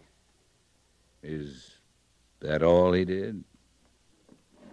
Well, yes. But if I hadn't cried the alarm, we'd have all been massacred. That's what they do, you know. White Bird go. Come later to trade. Well, now, you bring silver and more blankets, Whitebird? Trade for food. Come back later when bad spirit and white woman go. Well, I never. You people dealing with him, trading like he was a... He's a reservation Indian, ma'am. He's all right. Oh, yes. I would like to look at what he has to offer, Captain. Well, go on into the storeroom. Make your trades. Yes, sir. Go on. It's all right, Whitebird. Why, of course. Come on, Whitebird. Come on. And see you trade him fair, Pliny. Oh, I'm the soul of honor, Captain. Yeah. You, feel better, ma'am? You've done nothing to make me feel better. I see you're mighty solicitous about your savage in there. But not so much as a kind word for a frightened white woman. Sorry, ma'am. We know Whitebird. He's our friend. We've lived with him. But we've no mind to be unkind to strangers. You mean to say that Indians have the run of this fort, young man? Some Indians, the ones we know and trust. Ones who trust us. You'll find that in the West. But what about all the killing? The massacres, that's all you hear in Omaha and near all you read. How many whites the red savages have murdered. Now I say that's true or it isn't. Some of it is, ma'am. Indians are like us. There's good and bad. We've got a bad one on the post, Yellow Horse. But he's in the stockade. That's as it should be. You think that, don't you? I think that. Well, it's a pity you can't tell by looking. Oh, you can sometimes if you know what to look for. But that comes with knowing folks.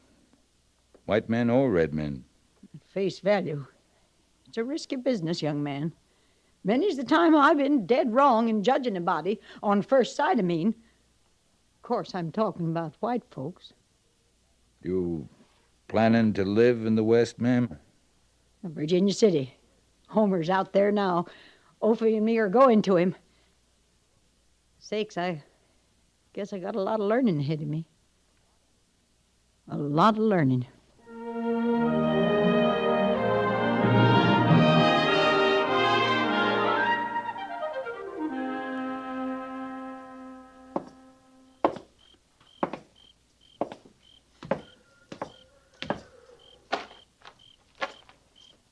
Sergeant? Over here, Sergeant. Oh, yes, sir. Captain? Finished eating, Gores? Yes, sir. Ate plenty, too. Good thing I got no bars on my shoulders. I'd be right too stuffed to waltz tonight. That so? Fine spring evening for a flock of fancy waltzes, though. All right, Sergeant, you're making your point. Yes, sir. You, got any plans for tonight after tattoo? Oh, I drew some duty, Captain. Duty? Kind of special duty, too.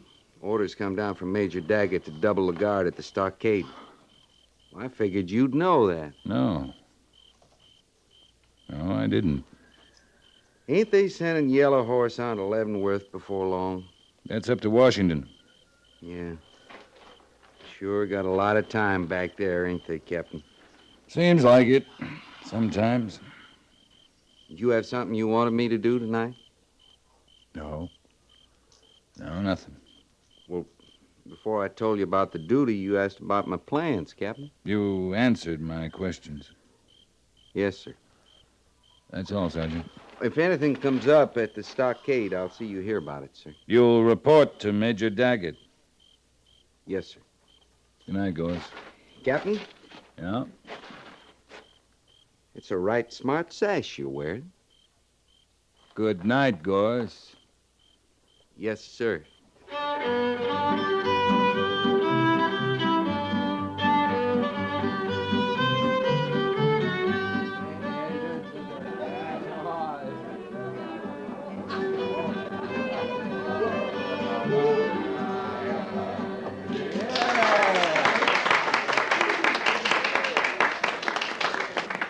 She's been trying to get your attention for the last half hour, Lee. Who has? Mrs. Kleinhexel, and you haven't even asked her to dance yet either. I know, but I... Shh, here she comes. Excuse me, you two, but I've got to have word to this young man. I'm sending the lieutenant to dance with you, dearie. Captain Quince was just on his way over to you, Mrs. Kleinhexel. I'll find Lieutenant Syberts. Well, shall we, Captain? Proud to, ma'am.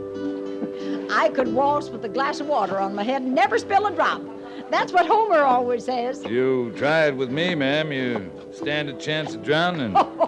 There's good humor in you, young man. I like that. Thank you. Oh. I'm sorry. I wanted to tell you, I went out on the veranda for a breath of air a while back. And when I first saw them, I came near to screaming like I did this afternoon with the other Indian. You're developing a real eye for Indians, ma'am. Guess I am. I've been trying to recollect, though. I don't believe he was wearing them in the store today. White bird? Wearing what? The feathers. No, ma'am, he wasn't wearing feathers. I didn't think so. Now, these Indians was. Well, maybe it suits their fancy. You're sure they were wearing feathers? I just told you. There was 5 or 6, I guess. Excuse me, ma'am. I have to speak to the major.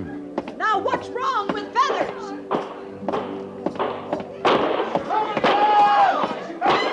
Major Daggett, sir! Where are those shots coming from, Captain? That's a stockade, Major.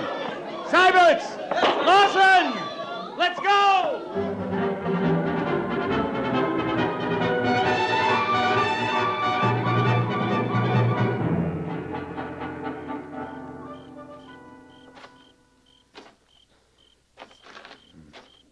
Six of them. All dead, Sergeant? Dead Injuns, Captain. Good thing you doubled the guard, Major. What about Yellow Horse? Oh, he was whooping for a while.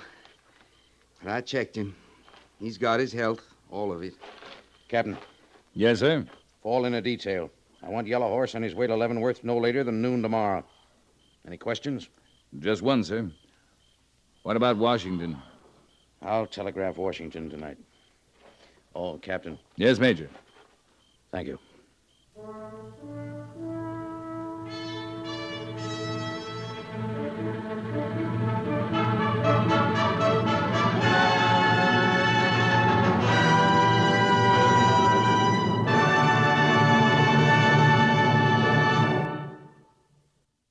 Fort Laramie is produced and directed by Norman MacDonald and stars Raymond Burr as Lee Quince, Captain of Cavalry, with Vic Perrin as Sergeant Gorse. The script was specially written for Fort Laramie by Kathleen Height, with sound patterns by Bill James and Ray Kemper, musical supervision by Amerigo Marino. Featured in the cast were Jeanette Nolan, Sam Edwards, Eleanor Tannen, Harry Bartell, Jack Moyles, Shirley Mitchell, Howard McNear, Frank Cady, and Jack Crucian.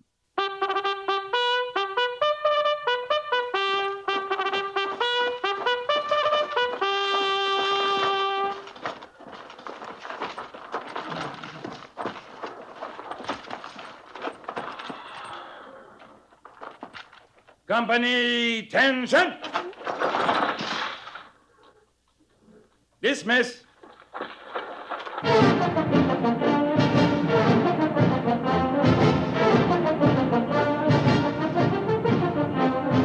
Next week, another transcribed story of the Northwest frontier and the troopers who fought under Lee Quince, Captain of Cavalry.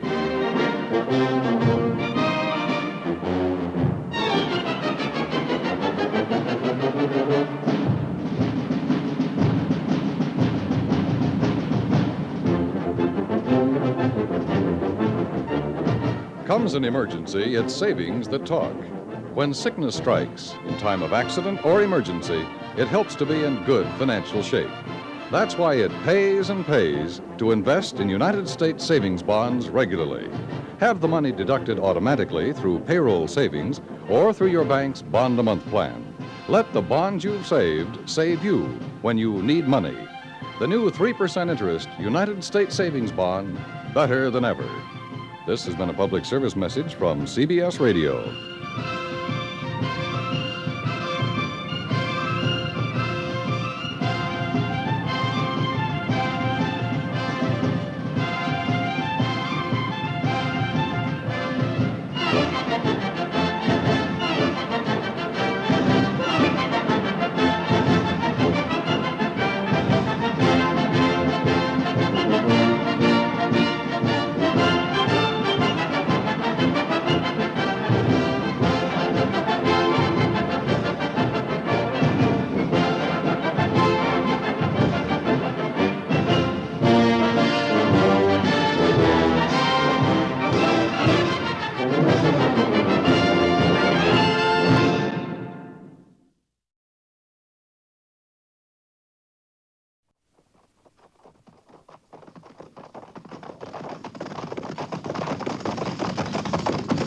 At the gallop! Oh!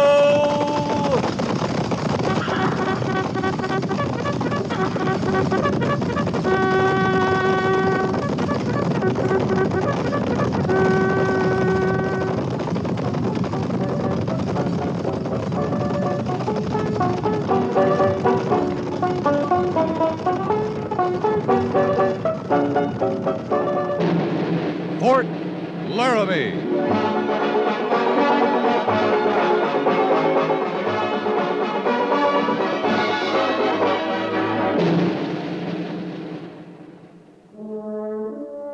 Fort Laramie, starring Raymond Burr as Captain Lee Quince. Specially transcribed tales of the dark and tragic ground of the wild frontier. The saga of fighting men who rode the rim of empire. And the dramatic story of Lee Quince, Captain of Cavalry.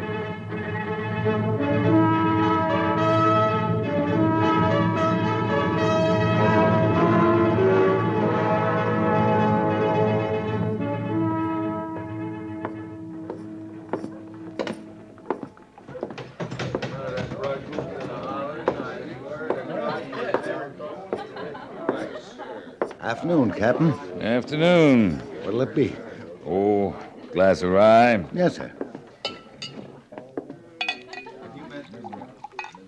Hey, Captain. Afternoon off? No. I just came in to talk to Smithson about some freighting. Well, here's luck. Well, now, thank you, Captain. Thought that was a soldier's mount out front. What's that? Hello, Captain. Banyan. You surprised? I didn't expect to see you here. Thought you'd be long gone from these parts, Banyan. Gone, come back, and on my way again. Hmm? To where? Oh, I think I'll try California, San Francisco this time. I hear it's a nice place. San Francisco. Even this place is nice when you aren't in the Army. Hey, like a drink? I don't mind. Another glass here, bartender. Coming right up. Yeah. How's civilian life? Oh, you should try it, Captain. Nobody issuing orders from Washington all the time, you know. Orders telling you to do something foolish about some other foolish thing. I don't suppose any of that's changed much. Oh, Washington never changes. All right, gents. Here you are. Thanks, Quince.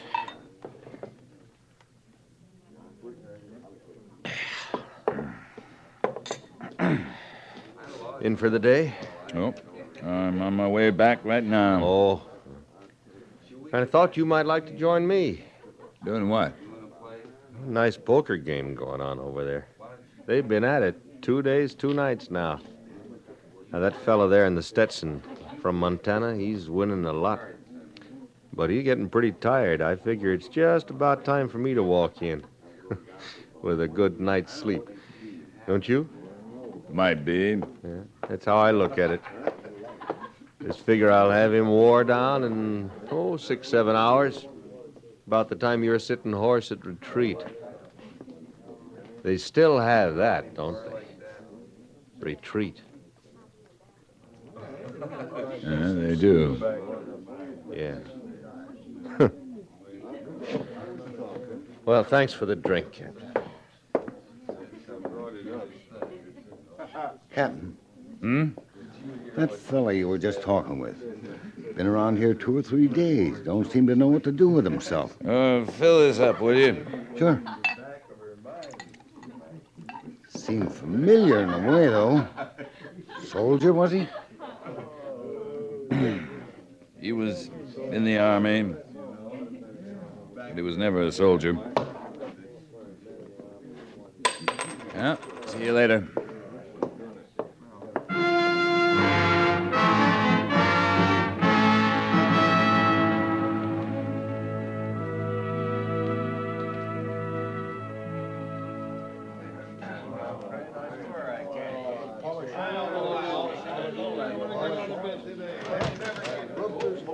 At ease!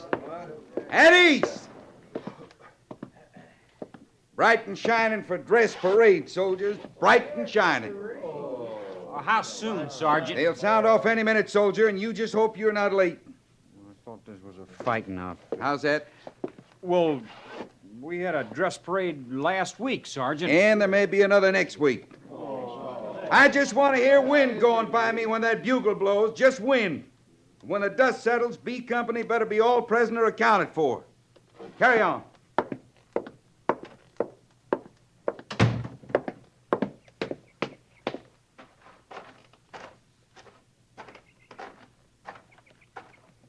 Company will make a good showing, sir. It had better, Sergeant. Yes, sir.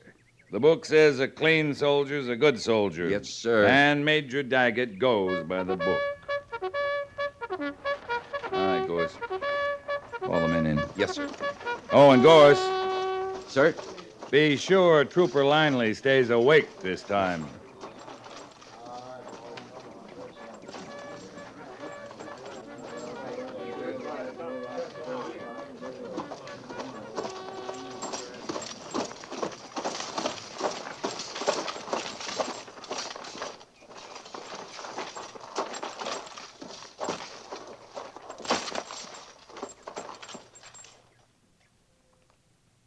Guards! Post!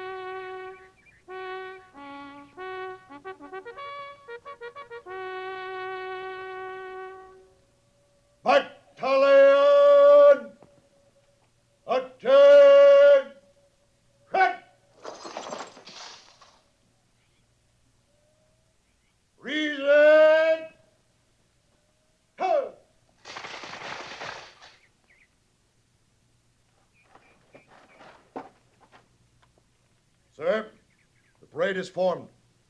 Take your post, sir.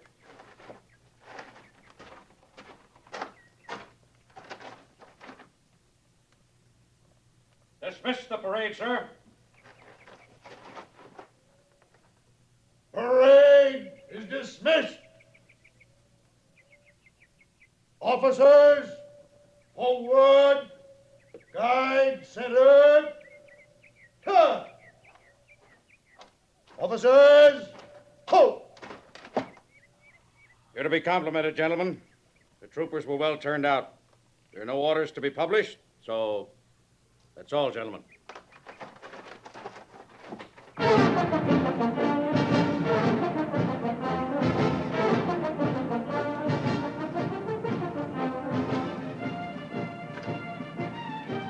You walking over to the mess, Quince? Oh, I'm going back to the orderly room. Corporal Mercer has got some reports for me. I'll see you at the mess later, Meade. All right.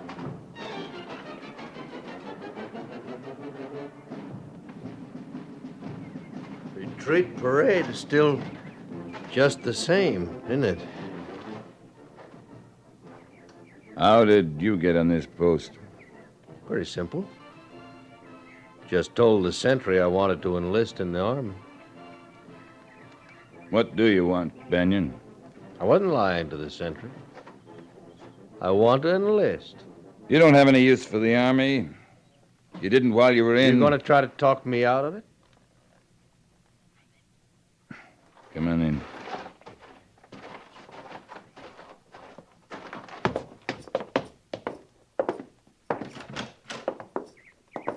Didn't that poker game turn out too well? Oh, that feller from Montana, he wasn't as tired as he looked. He cleaned me out.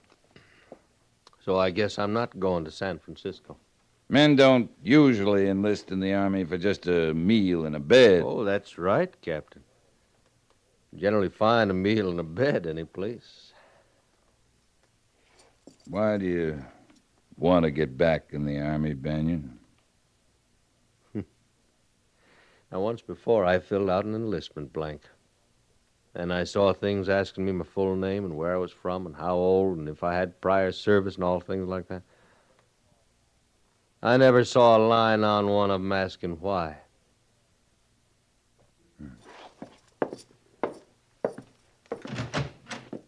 Corporal Mercer. Yes, sir.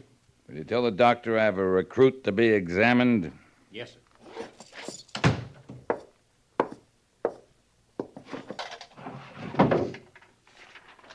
Here. Fill this out. Oh, sure. If you're physically acceptable, I'll swear you in tonight.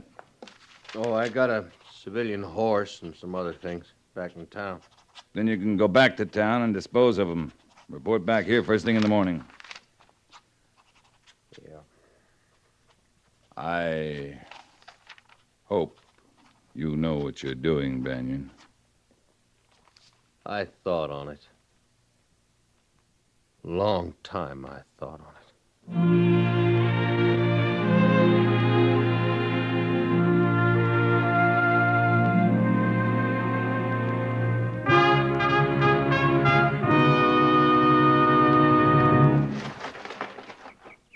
All prisoner accounted for, sir. All right, Sergeant. Dismiss the company. Yes, sir. Company! Dismiss!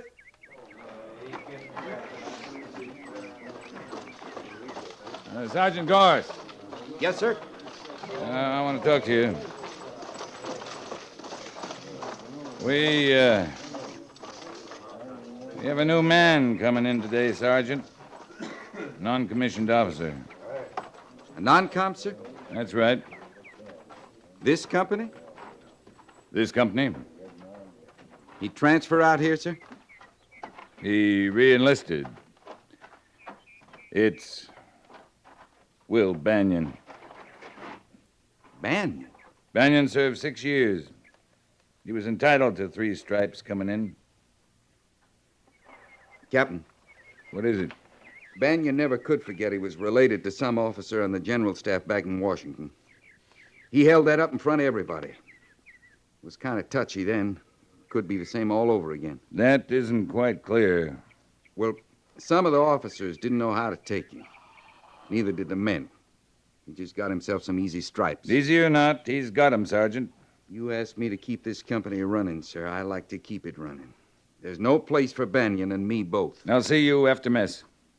Yes, sir.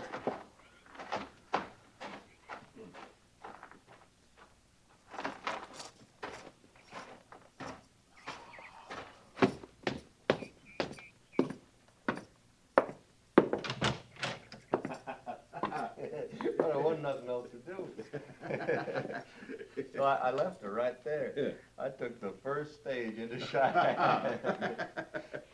Then I came on east. You were a civilian about 8 months then. Yeah, 8 months, 2 weeks, 3 days, and 4... Good morning, sir. Morning, Mr. Washburn. Banyan, you may be in civilian clothes right now, but you're in the Army again. Now get on your feet.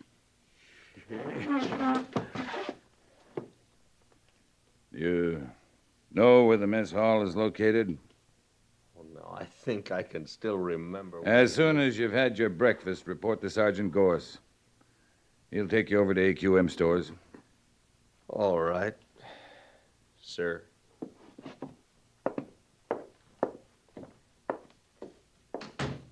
Mr. Washburn. Yes, sir. Did you read the special orders this morning? Yes, sir, I did. Did you notice that Will Banyan holds the rank of sergeant? Yes, sir. Then just remember you hold a commission. He's a sergeant. Yes, sir. But I thought... I mean, you and Sergeant Gorse... You thought incorrectly, Mr. Washburn. Yes, sir. Had your breakfast? No, sir. Come on.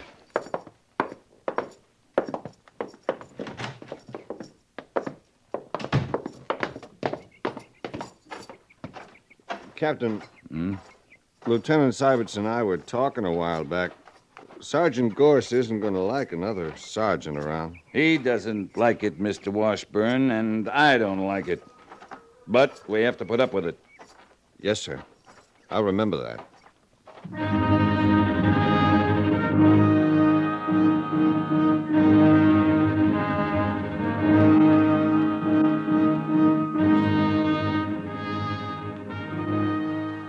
Housewife kit, bridle, lariat and hobbles, Bridle, lariat, hobbles. picket pin, razor, mirror, soap, comb, Right. 2 blankets, 2 blankets. bacon can, curry comb, collar ornaments, cross saber, Colt revolver, Yeah. Springfield carbine, Carbine. canteen and mess outfit. In the mess outfit. Check? Check. All right, stow 'em away, Sergeant. Sure, Sergeant. When you're squared away, report back here. Sure. Oh, Captain. Carry on, Sergeant Banyan. Yes, sir.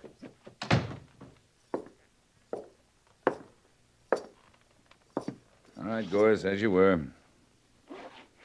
Yes, sir. Gorse, where you putting Banyan? With Corporal Hunter, sir. Can you put him in your quarters?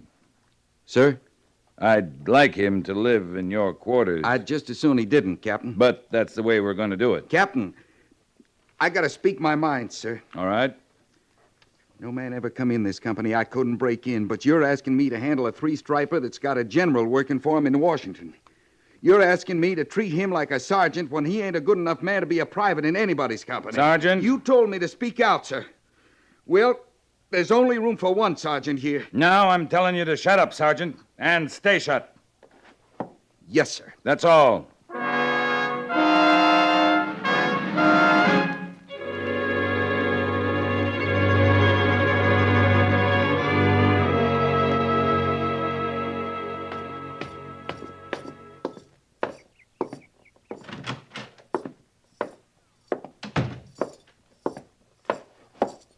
Captain Quint's reporting, sir. Oh, at ease, Captain. I have a request from Sergeant Gorse asking for transfer to Fort Lincoln. Oh? He gave the reason that he intends to marry a girl living in that area. That's a lie, isn't it? He's not intending to marry anyone, as far as I know, sir. Then it's Banyan? Sergeant Gorse feels that Banyan's rank is unfair. It's up to you to convince him that Banyan's rank was automatic when he reenlisted. Sergeant Gorse can't regard it in that light, sir. He feels that Banyan's influence in Washington helped him get the rank. Not only that, but Banyan's rating moves back the others a whole notch. Your company could go sour because of him. I don't intend to allow that, Captain. You'll transfer Banyan? I'll transfer Gorse, if that's what he wants. Sir, Gorse is the most valuable man. We can't have this kind of discontent in the company. And Gorse has requested transfer. His rank and seniority in service require me to give the request consideration. I'll wire Colonel Thaler at Fort Lincoln today and ask if he'll accept Sergeant Gorse.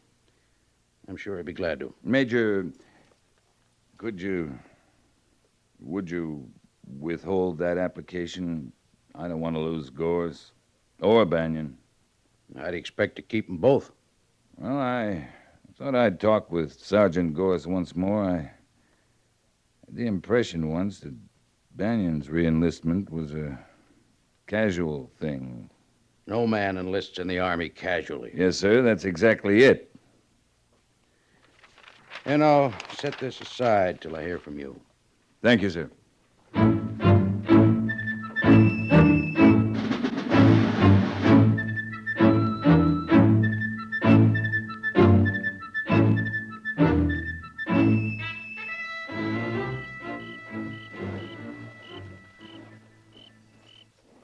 Kind of peaceful this way. I said it's kind of peaceful, Captain. I like this time of night best on a post. You do? Well, yes, sir. You know, I feel kind of sorry for Seibert's pulling OD on a night like this. A cigar, Captain? Huh? Oh, no thanks. Well, I think I'll take a stroll. Like to come along? I believe I'll... Come along, Mr. Washburn. Oh, yes, sir.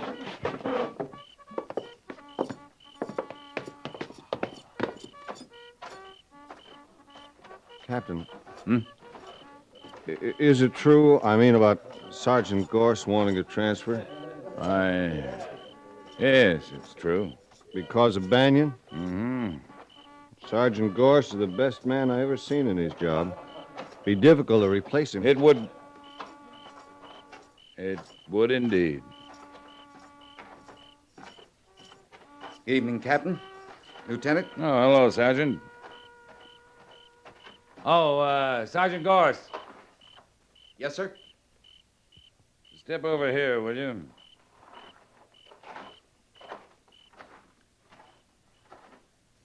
I asked the Major not to act on your transfer till tomorrow morning, Sergeant.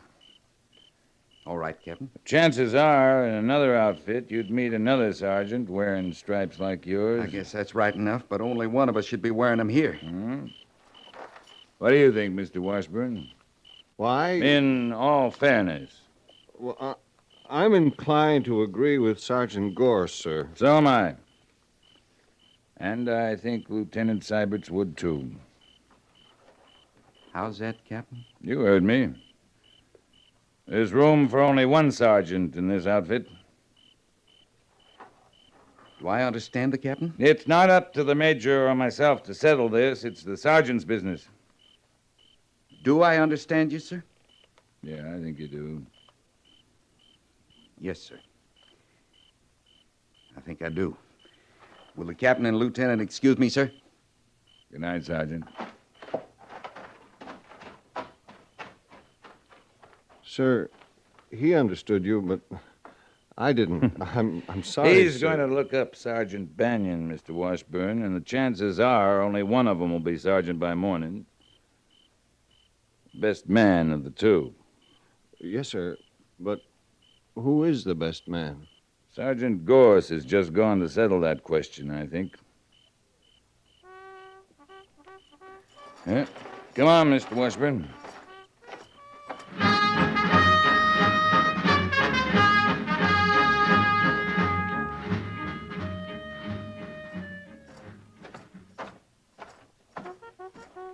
Captain, sir? Banyan? I have a request to make of the captain, sir. What is it? I wish to be relieved of my stripes, sir. I thought you might request transfer, but I didn't think... No, sir. Not a transfer. I would want to stay here in this company. I see. Once the captain asked me why I re-enlisted in the Army. I could answer the captain now. Go ahead, Banyan. Yes, sir. I served in the Army once with a general back of me. I failed that time. I thought I hated the Army, but I came back because I hated failing worse. Does this make any sense to the captain? Yes, it does. Yes, sir. I told the captain I thought about it before I came back in. I knew I'd have sergeant's pay.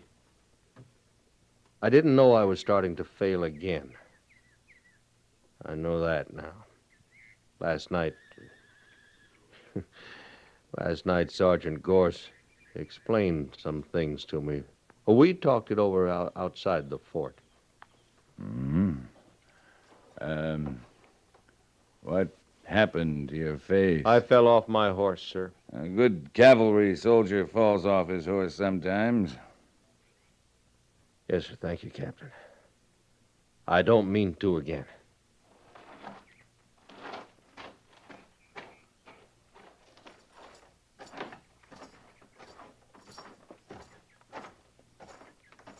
Lee. Oh, morning, Major. Hey, isn't that Will Banyan and Sergeant Gorse together? Why, yes, sir. Where'd they fight it out? Off the compound, sir. Yeah, that's good. Lee, why'd you let Banyan re-enlist in the first place? He wanted to. And he had guts enough to come back here where he'd failed and try again. Yeah, that coffee from the mess hall? Mm-hmm. Smells good.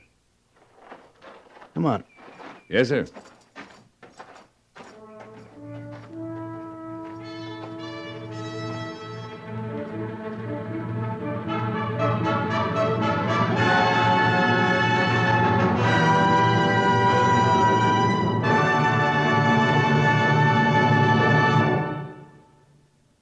Fort Laramie is produced and directed by Norman MacDonald and stars Raymond Burr as Lee Quince, Captain of Cavalry, with Vic Perrin as Sergeant Gorse. The script was specially written for Fort Laramie by E. Jack Newman, with sound patterns by Bill James and Ray Kemper. Musical supervision by Amerigo Marino. Featured in the cast were Lawrence Dobkin, Jack Moyles, Paul Duboff, James Nusser, John Daner, Sam Edwards, and Lou Krugman.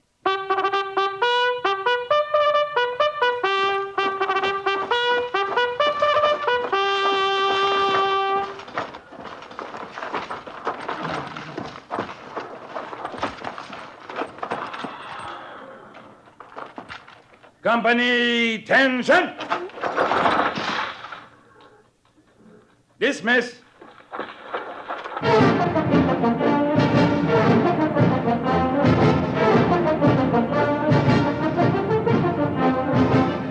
Next week, another transcribed story of the Northwest frontier and the troopers who fought under Lee Quince, Captain of Cavalry.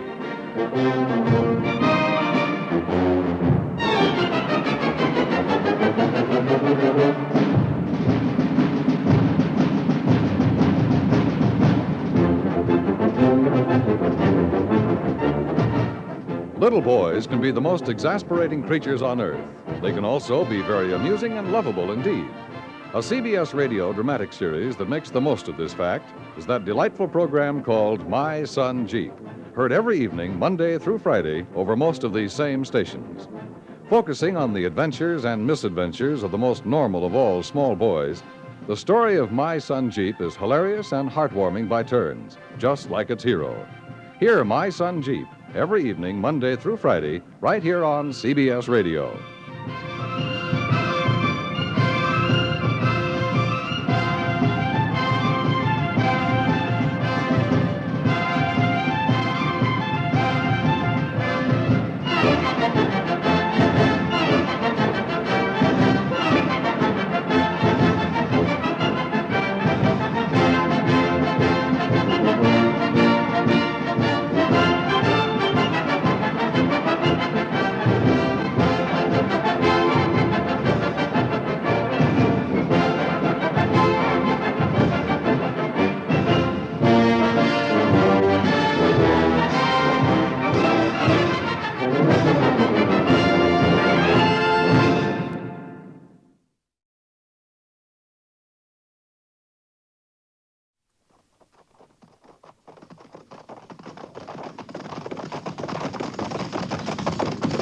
At the gallop!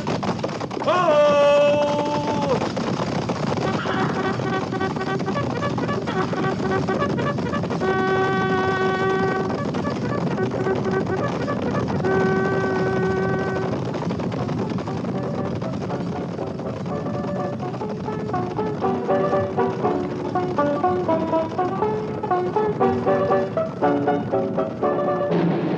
Fort Laramie.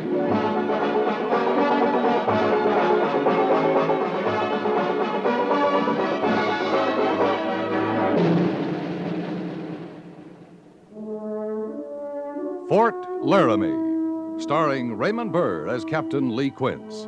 Specially transcribed tales of the dark and tragic ground of the wild frontier, the saga of fighting men who rode the rim of empire, and the dramatic story of Lee Quince, Captain of Cavalry.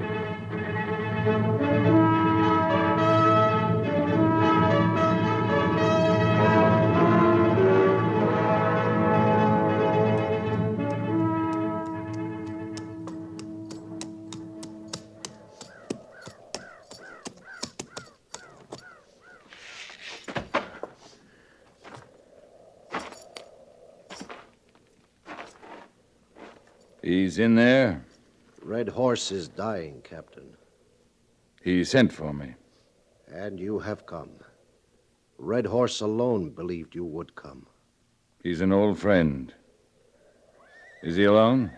The great spirit chief is near, but Red Horse is alone. He waits for you and Snowfoot. Yeah.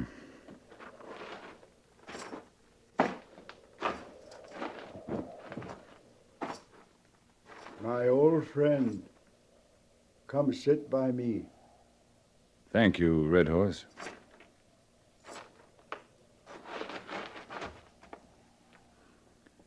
I knew you would come. There's a feel of the heart between us. I sent for you and Snowfoot, my son, and I knew you would come. Will Snowfoot come? As a father, I hope he will. As a man, I know he will not. I cannot blame him. I can. To come to me is to come on to the reservation. Snowfoot will never do that. He is young and certain of many things. Snowfoot's how old now? About 15? As the last leaves fall from the trees before the first snowfall, my son will begin his 16th winter. His mind moves quickly, but he is yet too young for wisdom. If he is all you say, maybe the wisdom will come. But he's heading for trouble, Red Horse. He and that pack of young braves with him. So far, they're content to ride fast and make a lot of noise. That won't last, you know. Snowfoot has not killed. Not yet, as far as we know.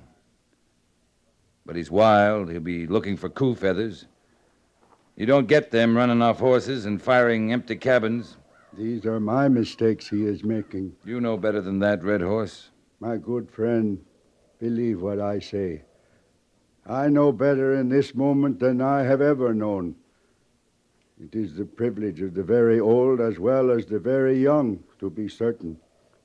And the years in between? You are living them. They are a time of learning and unlearning, of being right and being wrong, of slow courage and quick anger, years of growing. If it's in a man to grow. I put food in his mouth that he might grow strong of body, but I fed his mind on bitterness and hate. I take credit for one. I must take blame for the other. You're tired, Red Horse. I'll go now. Come another time. My good friend, there can be no other time. You and I have always shared wise counsel. You think a fever speaks in me because you never saw the part of Red Horse which knew hate and bitterness, but it was there. And at my knee in this lodge, Snowfoot learned to distrust the white man. It's time he learned otherwise. It's time he thought for himself. If he were at my side, I would tell him that. Would he listen? I am his father. You sent for him as his father. He's not here. My heart knows that well. Red Horse, I came here as your friend. I speak as your friend. If Snowfoot finds trouble, it's his trouble, not yours. If I find him, I'll deal with him as I find him, as Snowfoot, not as a son of Red Horse. You prove you are my friend. You speak to me now as you have always spoken. There are those who promise empty words to a dying man. To do this would be to dishonor our friendship. And when I find him? Tell him a chief stands straight among all people. Tell him a man cannot stand straight when his mind is crooked. I can promise that, Red Horse. You give me peace.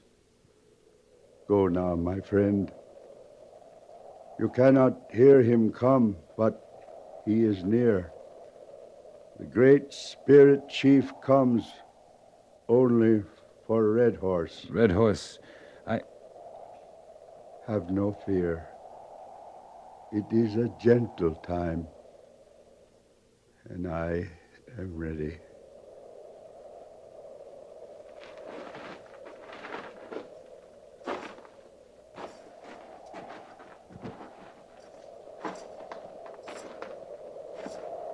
You are the one who sent for Snowfoot? I rode to his camp myself. Where is his camp? On Dry Fork, near the joining waters of the Powder River. You think he will come with you, Captain? I don't know. I told him Red Horse was dying. He called it white man's trick to get him to come on the reservation. I hope you reach him in time. It's too late for Red Horse. It may even be too late for Snowfoot.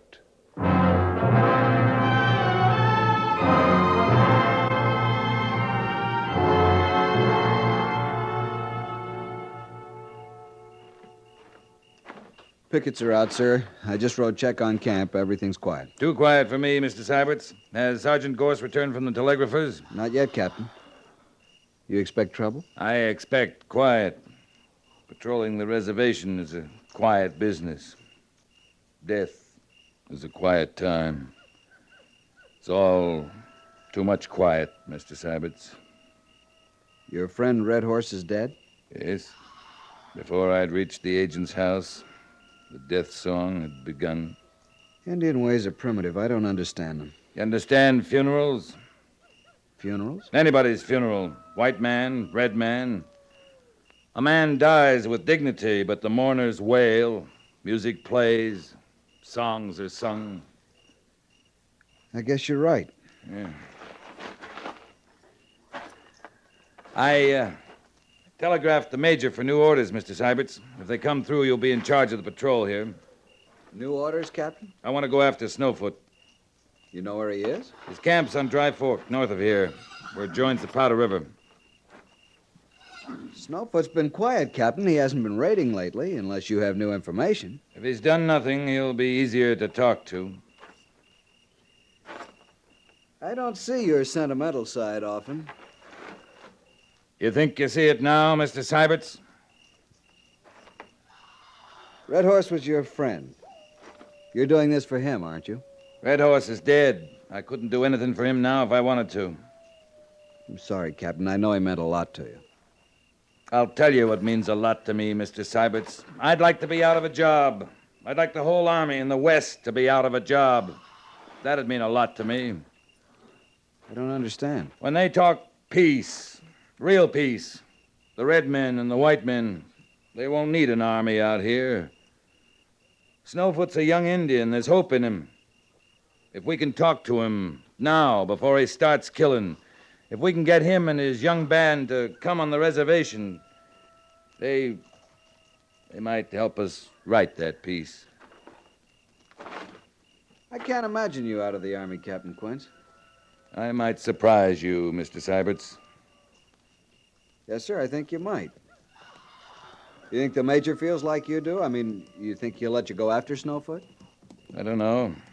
I telegraphed him from the Indian agents this morning. I should have heard by now. Well, suppose the Major says, all right, go after Snowfoot. Will Snowfoot listen to you? I think he'll listen. That doesn't mean he'll do as I say. Captain Quince, sir? Oh, come in, Sergeant. Captain, Lieutenant. Telegrapher just got it, sir. Turn up that lantern, Mr. Syberts. Yes, sir.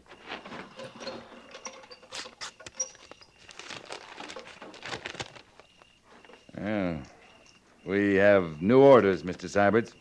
We? I mean, all of us? All of us. We'll be joined by reinforcements to bring us up to company strength in the morning. Our orders are to move north against Black Eagle. Black Eagle? He's a real savage, Mr. Syberts. Sergeant Gorse? Yes, sir? You've heard the orders. Pass the word. See, we're ready to break camp, move out half an hour after reveille. Yes, sir. How far north we going, Captain? To Powder River, Sergeant. Near Dry Fork. Yes, sir. Captain, that's where you said Snowfoot makes his camp. Well, Mr. Syberts? Then maybe it's Snowfoot we're after and not Black Eagle? The Major's telegram says Black Eagle, Mr. Syberts. Yes, sir. Oh, what about your request for new orders to go after Snowfoot? They were denied. We've a hard day of riding ahead, Mr. Syberts. Yes, sir. I think I'll turn in early. Good night, Captain. Good night.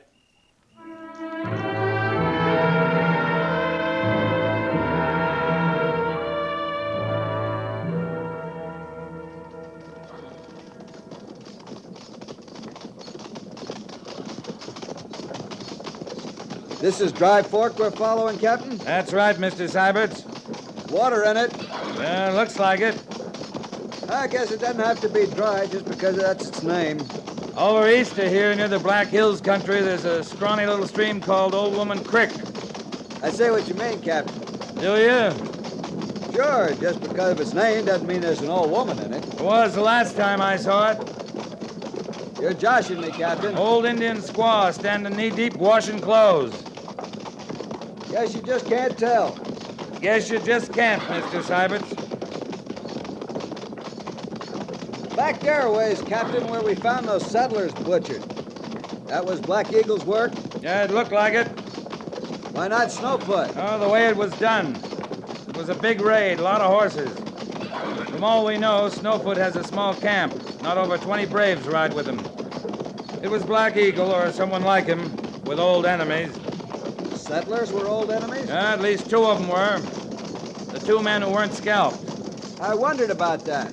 Yeah, there's an old belief among some Indians that an unscalped enemy suffers after death. So if you gotta be killed by an Indian, Mr. Syberts, make sure he hates your guts. I'll sure try, Captain. About 3 hours of daylight left. If we keep up this pace, we should make our rendezvous by sundown. Captain Meade's infantry's closing in from the east, sir? Yeah. Started over in Black Hills country, Mr. Syberts, near Old Woman Creek. Wonder if old squaw's still at her laundry work. Maybe so, Mr. Syberts. Maybe so. Looks like Sergeant Gorse, Captain. Yeah, I wonder what happened to his scouting party. Company! Company! Halt!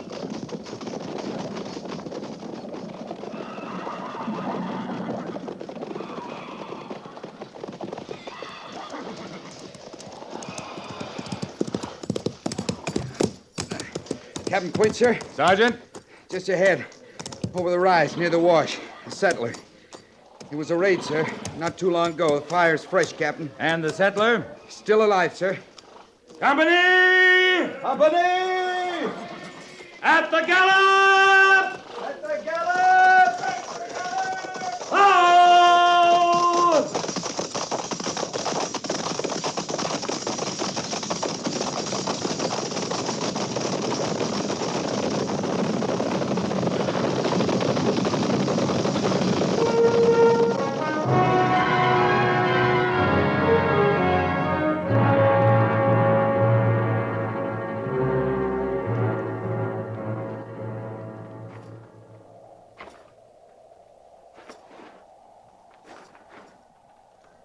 It doesn't look much like the last settlers, Gorse. How much? How much at all? I count 6 arrows. You count 'em all, too. One shed fired. Cabin's all right. You look inside? It's neat in there, Captain. Like somebody'd give it good care. It's been redd up recent like. Nobody in there? Nobody. How about the barn? Ice house? Nobody around. Nothing torn up, throwed around. Funniest kind of engine raid I ever heard tell. Not many of them either, judging from the hoof marks. I'd say they were riding west, Sergeant. Bearing toward Powder River, sir. Yeah, let's have a look at that settler. Lieutenant Seibert's been looking to his needs. Back there, Captain, the other settlers, the Indians was riding east. I know. Yes, sir. Lucky that's all they did. You, feeling better, mister? Just telling the lieutenant here. None the worse for wear, near as I can tell. Head wound, Captain. Head wound. Yeah, lean over, mister. Yeah. Skin's broken a little. You got yourself a good-sized knot there. Feels like a boulder, but it don't hurt much. Well, it will. What'd they hit you with? Hit me. You're all bound and determined I was hit, ain't you? Well, sir, I wasn't. I fell right over my big feet getting out of their way. Cracked my head a good one against that rock yonder, and that's the size of it. Getting out of their way? Who were they? They were the Comanches, of course. Comanches? Well, Indians. They're all Comanches to me. And these was bellering like Comanches, you'd take my word. Yipping and screaming. Didn't know what I'd die of first, cracking my head or the noise. Well, for all their noise, they didn't do much damage. How many Indians, mister? Oh, a dozen, I'd say, maybe more, but not many more, mind you. I might have missed a few, seeing they was through here and gone like the wind. We're figuring they rode through here to the west. That right? That way. Yeah, west, toward Powder River. Oh, there's something else you can figure on while you're about it. What's that? They was young. Real young. I guess they'd have to be bellering and yipping that way. Yes, indeedy. Mighty young.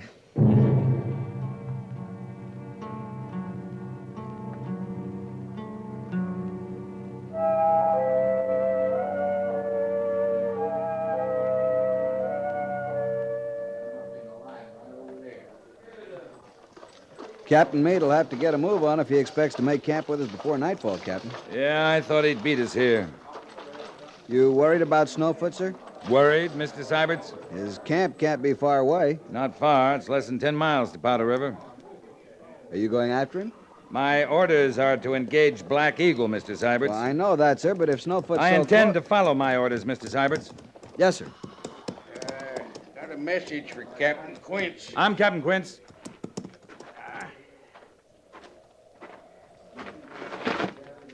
Message from Captain Meade, sir. Yeah, thank you. Yeah. Meade engaged Black Eagle at Porcupine Creek. Trapped him. Was a rout. Black Eagle? He's dead. Any reply, sir? My compliments to Captain Meade. Tell him well done. Yes, sir. How long since you ate, soldier? Been a spell, sir, since early morning. Sergeant Gorse? We'll see you get some hot food, soldier. Obliged, sir. What about our orders now, Captain? Our orders are clear, Mr. Seiberts. Captain? Sergeant, see this man gets food and rest, see his horses tended to. Report back to me in half an hour. Yes, sir. Come on, soldier. Captain Quince, about our orders... The company will start back to Fort Laramie in the morning. Any questions? No, sir. I'll be in my tent, Mr. Seiberts. Yes, sir.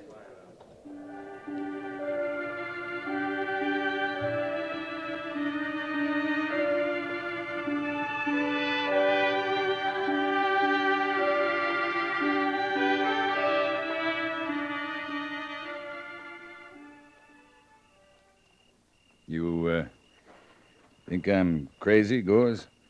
Maybe not crazy, but you're sure acting like a man who wants to get himself captured. Suppose you wanted to talk to Snowfoot one man to another. You know any better way than to go to his camp alone? The way you want to talk to him unofficial-like? No, I don't know a better way. You want him to hold top hand, don't you, Cap? Yeah, he has to, Gorse. There ain't many Indian camps I'd walk into alone, but if If I had my pick, I'd take Snowfoot's. You'll help Mr. Syberts understand this, won't you, Sergeant?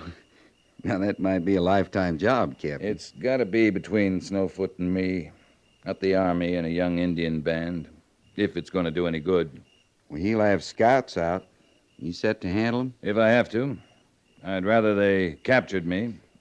Captain Quince, if you figured you was going to get yourself killed... I'm not figuring that way, or I wouldn't do it. Do you know that, Gorse?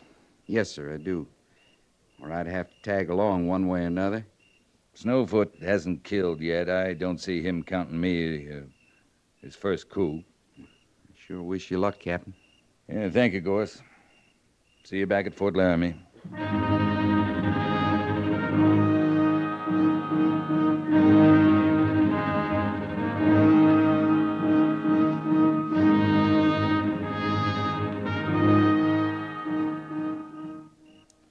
His trick. His white man's trick. You see, Snowfoot. By morning, white man's army come. Trick belongs to Snowfoot, Spotted Dog. Go now. Call the council together.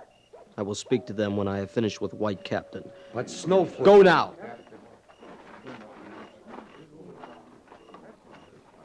That your whole band, Snowfoot? We have scouts out. We make up in young strength what we lack in number. So, we trick you, White Captain. You did? Raids of Snowfoot bring much fear to White Man, or White Captain would not be here. You're not thinking very straight, Snowfoot. I knew White Man would come. I know you, White Captain, would come, friend of my father. I have a message from your father. My father is dead. Before he died, he asked me to tell you that a chief stands straight among all people. That a man cannot stand straight when his mind is crooked. He was an old man, my father. Old men stoop, grow soft, with the mind of a squaw. Old men go to reservation to make friend with white men, and to die. Your father was a proud chief, Snowfoot, and a wise one. Before he made friends with white man, yes. What do you want from the white man? My hunting grounds. The right to move in peace among my own people, on my own lands. Do you think you'll get what you want this way? It is the only way. You don't know what you're talking about. Your words are like your raids, a lot of noise and not much meaning. My raids have brought White Captain. White man now sees the power of Snowfoot. You don't believe that yourself. White Captain speaks big words for a captive. What do you do with your captive, Snowfoot?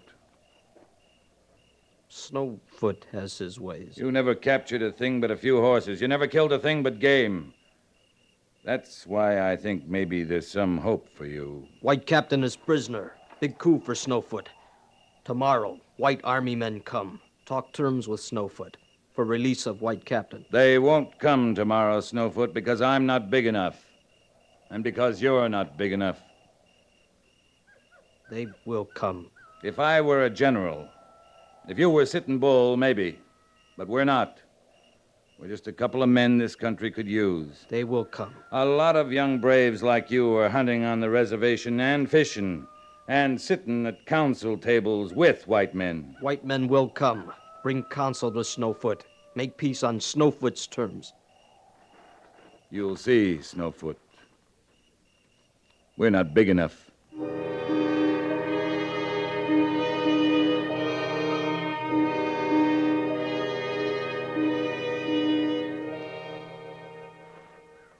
White Captain has said no white men come, and they do not come, Spotted Dog. Our scouts have seen them move away. 2 sons have gone, and I have watched you, Snowfoot. Much powwow with White Captain. You grow weak on his words. You speak with a crooked mind, Spotted Dog. There is room for strength in the mind as in the body. Now you speak as our fathers before us. We are our father's sons, Spotted Dog. White Captain, bad medicine. Then we will rid the camp of him. Kill? You will get White Captain's horse, Spotted Dog. Now.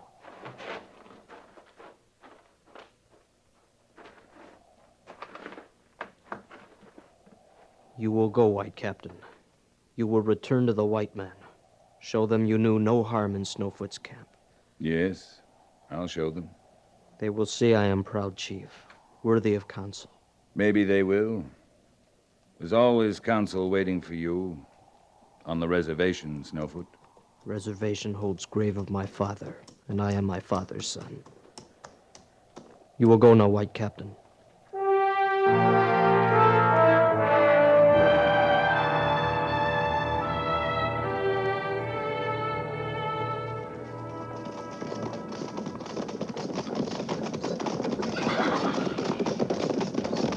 Patrol! Oh!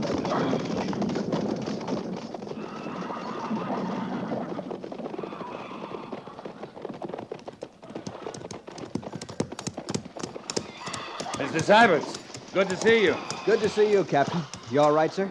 I'm all right. How's Major Daggett? I guess he's fine, sir. He was worried about you. Sent me back with the patrol as soon as we reached Fort Laramie. How far have you ridden, sir? Oh, 10, 20 miles.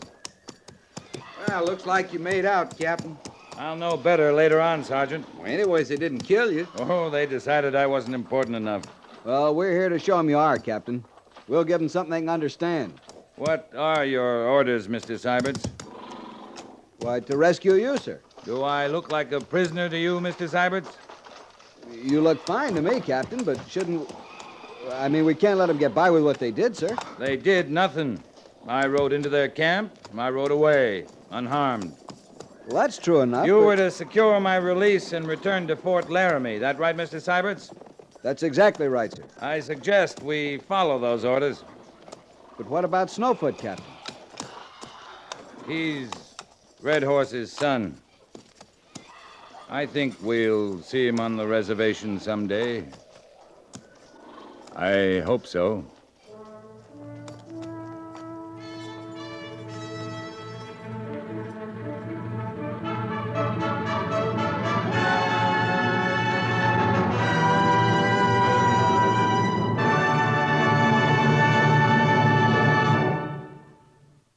Fort Laramie is produced and directed by Norman MacDonald and stars Raymond Burr as Lee Quince, Captain of Cavalry, with Vic Perrin as Sergeant Gorse. The script was specially written for Fort Laramie by Kathleen Height, with sound patterns by Bill James and Ray Kemper. Musical supervision by Amerigo Marino. Featured in the cast were Harry Bartell, Jeffrey Silver, Ralph Moody, Lee Millar, Frank Cady, Lou Krugman, and Jack Moyles.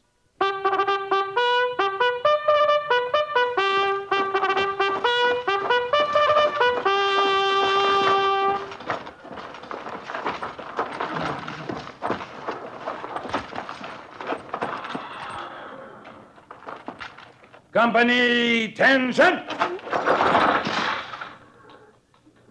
Dismiss.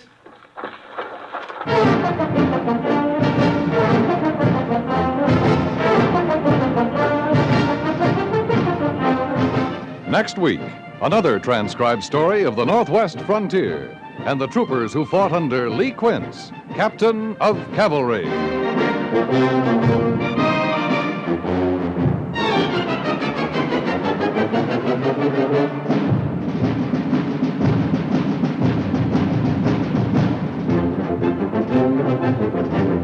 Although our national elections are still months away, they've already captured the attention of the whole world.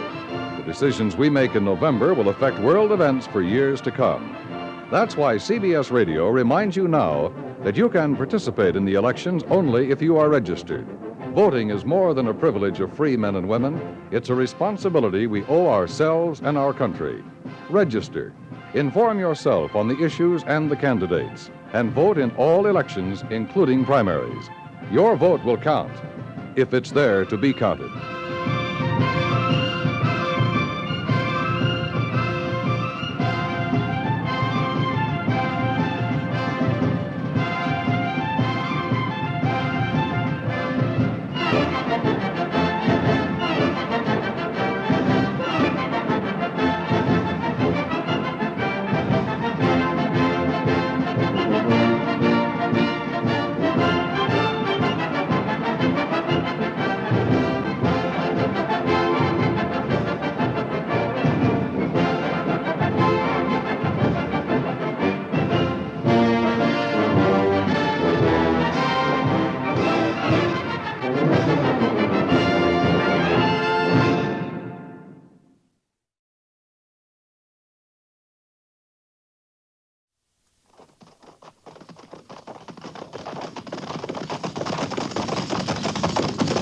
At the gallop! Ho!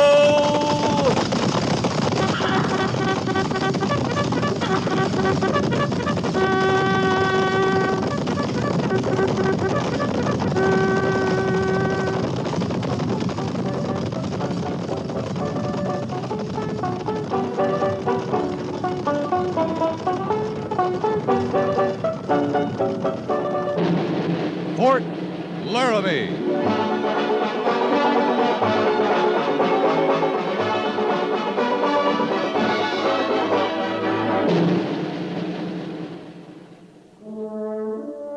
Fort Laramie, starring Raymond Burr as Captain Lee Quince.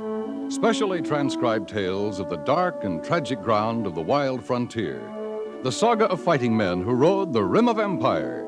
And the dramatic story of Lee Quince, Captain of Cavalry.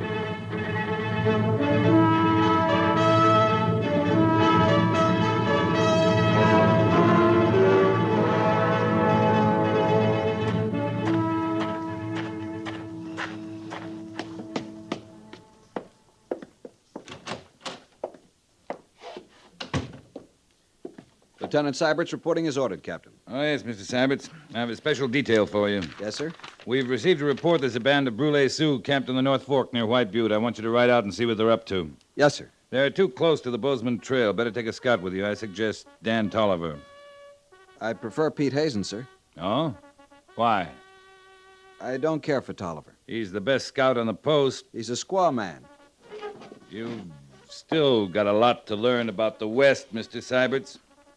I suggest you might find old Dan Tolliver a very valuable teacher. Yes, sir.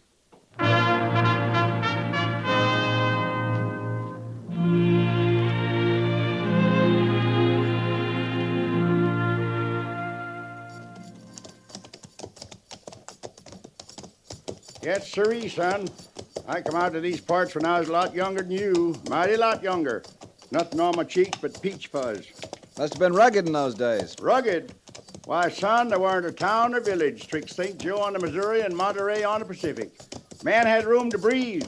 Now look at it. Immigrants pushing west every year, filling the plains with dust and damnation. I can't say I blame the Indians for being a mite put out about it. I'd expect you to look at it their way. What are you signifying by that, son? Well, I understand you've been closer to the Indians than some of us. Well, so I have, in the manner of speaking. Lived amongst them off and on for many a year. Fine people. Decent people. I saw how decent they were up on the Powder River. Man doesn't look very pretty after they've been decent to him. What part of the state you call home, son? Pennsylvania. Mm-hmm. Well, how'd you feel if all of a sudden a lot of people started crowding into your hometown, moving onto the streets you live in, moving right square into your house, maybe? What'd you do? Well, I don't know. And I know. You'd throw them out, that's what. Well, this whole prairie belongs to the Indian. Yes, sir, it's his home. And he feels about it just the same way as you do about your home. It isn't the same thing. Well, it might seem the same to an Indian. That's ridiculous. Oh, wait a minute. What is it? Indian. Where? Down there in that draw.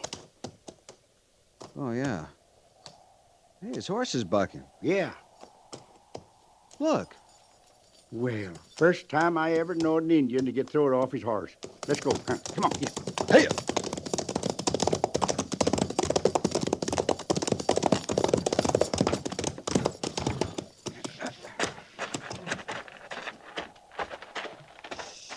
Rattlesnake. He's gonna strike.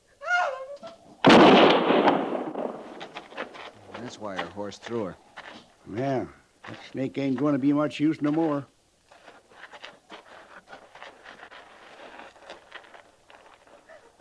You better get a tourniquet on that leg before the poison starts moving. Well, you could use your revolver lanyard. Oh, sure. Tell her not to be afraid. Tell her we'll take care of her. I understand you. Oh, well.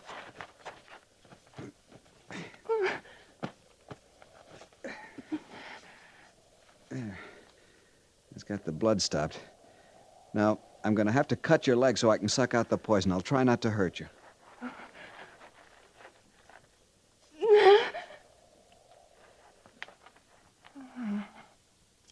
She's fainted. It's just as well. I had to make sure to get all that poison out. That Indian blood taste any different from regular blood? What are you talking about? Blood's blood. That's what I've been talking about. Help me get her over to my horse. Where are you taking her? Back to the fort. Well, you think that's smart? We can't leave her out here. She needs a doctor's care. Well, we could try to find her people's camp. Then leave her with them to die of blood poisoning? She's only an Indian, son. All right, Tolliver, that's enough. Let's get our horses. It's a long ride back to the fort.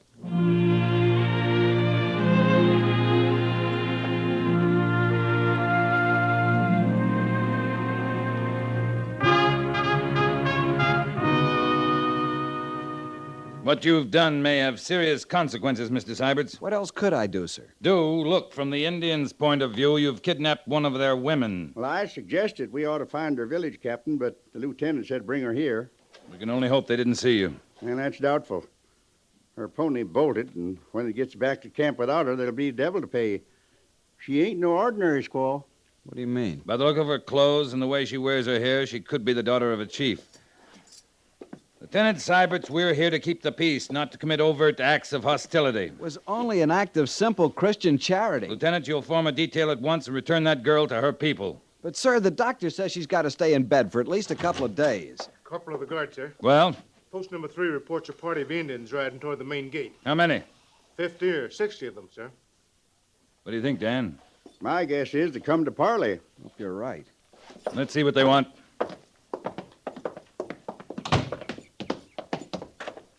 I suppose that's the chief riding in alone. It's Spotted Tail. He's always been friendly. Well, he ain't dressed up friendly today, Captain. Every scalp he ever took dangling in his belt. Shall I fall in the company, Captain? Don't move, Syberts. Greetings, friend. The soldiers of the Great White Father are honored by the visit of the mighty Spotted Tail. The soldiers of a great white father say one thing, do another. Say want peace, steal land, shoot buffalo, call it peace. Now steal Indian woman, steal daughter of Spotted Tail. Your daughter was not stolen, Spotted Tail. She was hurt. This officer brought her here so the doctor could help her. Where is Awapa, my daughter? She is in the hospital. I'll take you to her.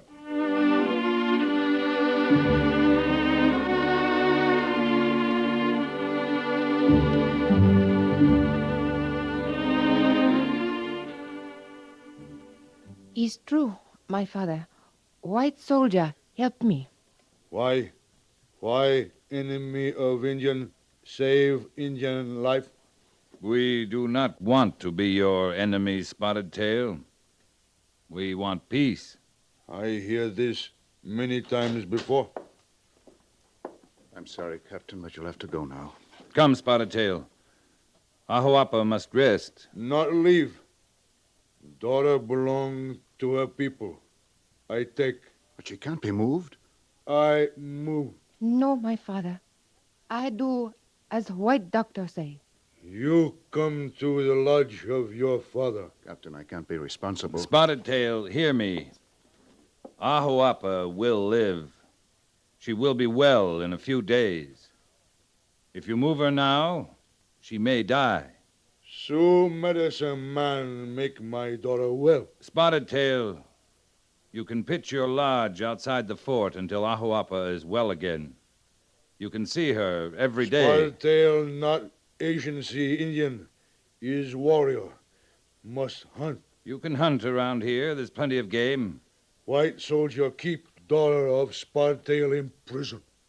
My father wise chief. He know this no prison. Is hospital. These no enemy. They friend. Ahuapa here. Ahuapa stay here. Aye then. Be it so.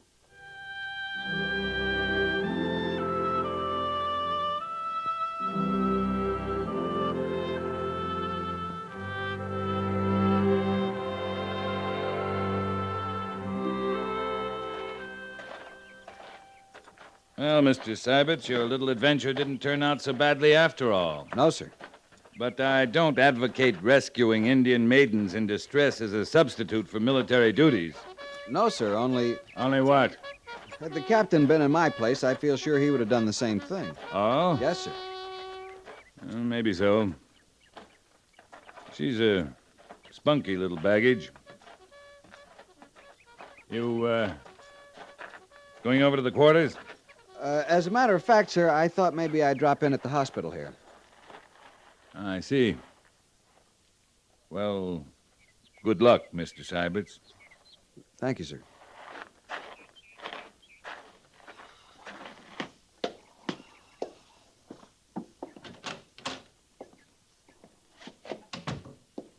Morning, Doctor.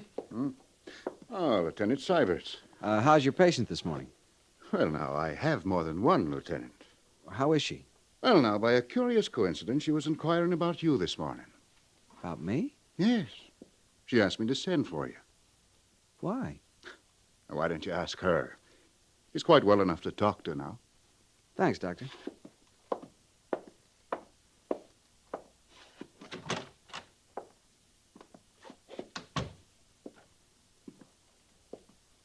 Morning, ma'am.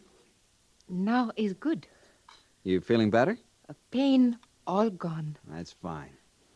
Ahoapa all life to Lieutenant. Ahoapa belong, Lieutenant. I beg pardon? How else Ahoapa show thanks? By getting well quickly. Is not enough. It's all the thanks I need.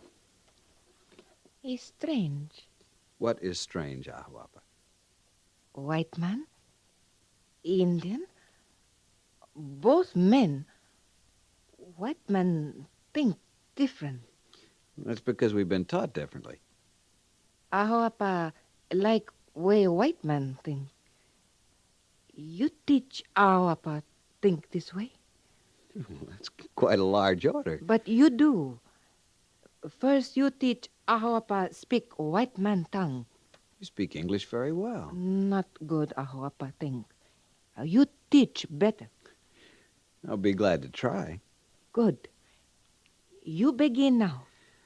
I don't know where to begin. How does Lieutenant call himself? Me Ahoapa.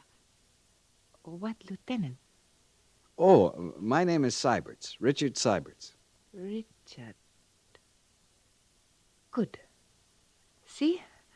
Ahoapa learn first important English word.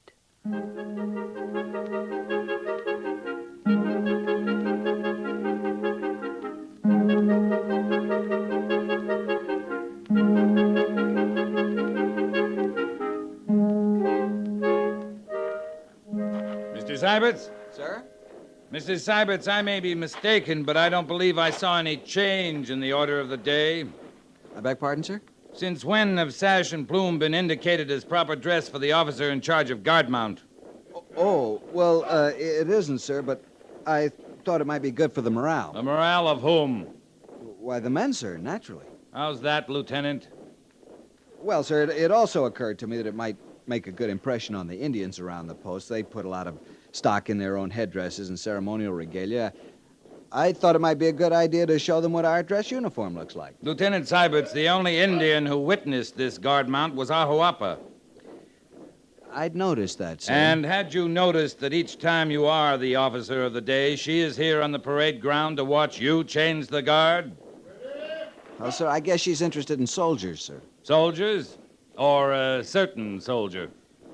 I wouldn't know, sir. I believe you're off duty now. Yes, sir? Then, Lieutenant, I suggest you shouldn't keep the lady waiting. Yes, sir. Thank you, sir.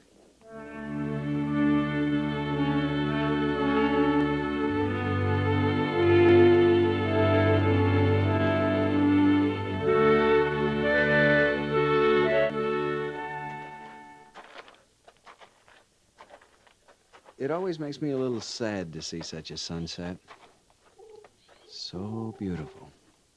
My people say they not wish to die, and each evening Great Spirit must fight with it until it died bloody death. And only when it scalped will night come. Warrior may sleep, gain strength to meet new day. My people say the sun is a handsome god who rides across the sky in a golden chariot, forever chasing the beautiful goddess who is the moon. And does he ever catch her? Never. It's a sad story. He should catch her. He can't, for he belongs to the day and she to the night. But if he did catch her, what would happen? Who knows? So great is their love, perhaps the heavens would burst into blinding flame, consuming everything. Oh, yes.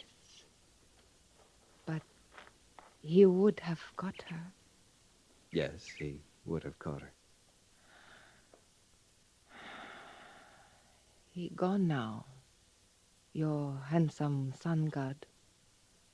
Gone over edge of world. Great spirit has killed him. Oh, no. He's not dead. Look over in the east. The moon goddess comes following after him. Richard, Yes? I am that moon goddess. You are that god of sun. And I follow you always. And never may I catch you. No. No, I won't run away over the edge of the world like the sun. I'll stay here with you. Always. Always.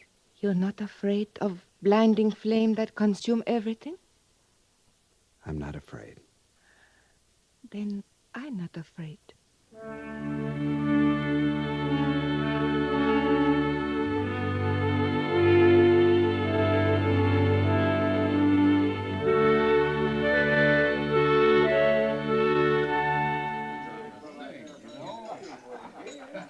Good evening, Lieutenant Syberts. Hello, Piney. You want a little rye? No, thanks. I'm looking for Captain Quince. Has he been in? No, I haven't seen him all evening. Well. Hello there, son. Hello, Dan. How about you and me having a little drink? No, thanks. Oh, come on now. That ain't very sociable. Seems how you and me got a lot in common. What do you mean? Oh, you know what I mean. If you'll pardon me, Mr. Wait, Tolliver. what's your hurry, son? I'm sorry. Oh, now, wait now. Nothing like a pretty little squaw to change a man's mind about Indians, is there, son? You filthy-minded Oh, now, foul son, now wait. There's no cause to get your dander up. I was just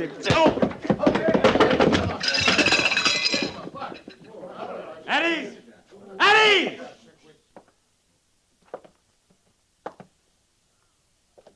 Now, what's this all about? Captain Quince, you ought to take better care of this young man of yours. He seems mighty touchy. Mr. Sybert, you're aware of the regulations covering the conduct of officers in uniform? Yes, sir, only... You'll consider yourself confined to quarters until further notice. Yes, sir.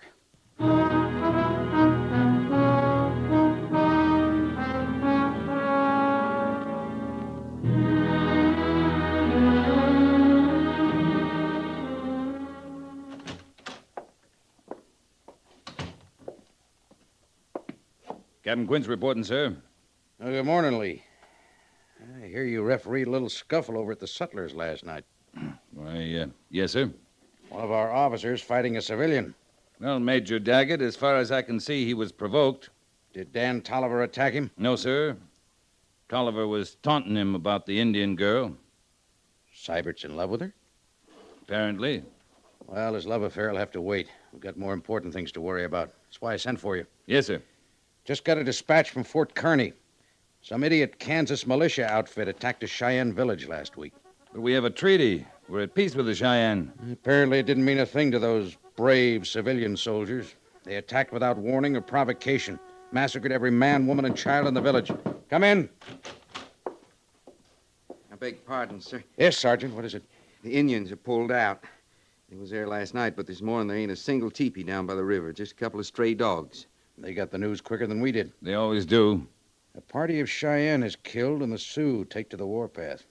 We may have a general uprising on our hands. Have your company ready to move out in half an hour, Captain. Yes, sir.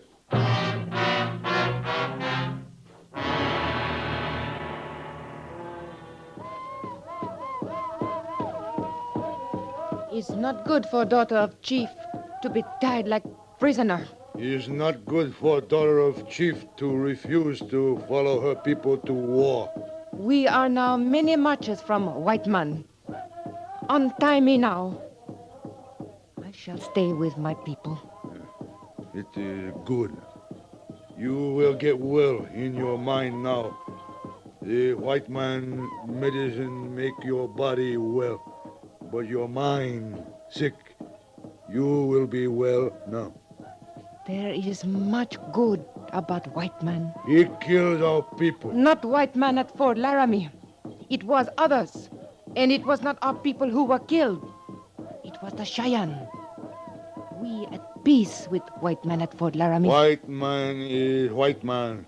Indian is Indian. And soon white man will kill us all if we not make peace with him. Then we will die brave in battle, not drunk on reservation.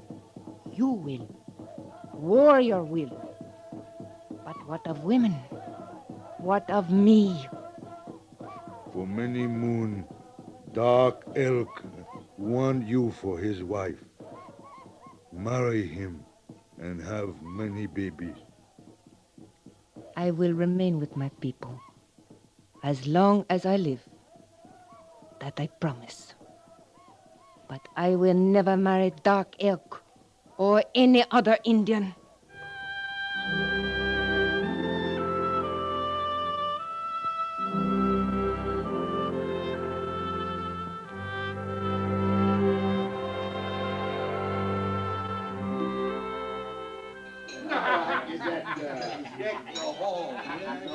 Another glass of punch, Major? Captain Quinn? Thank you, Mrs. Davenport. On Christmas Eve? Why not? Thank you. Well, Merry Christmas, Lee. Merry Christmas, Major. Hey, where's young Syberts?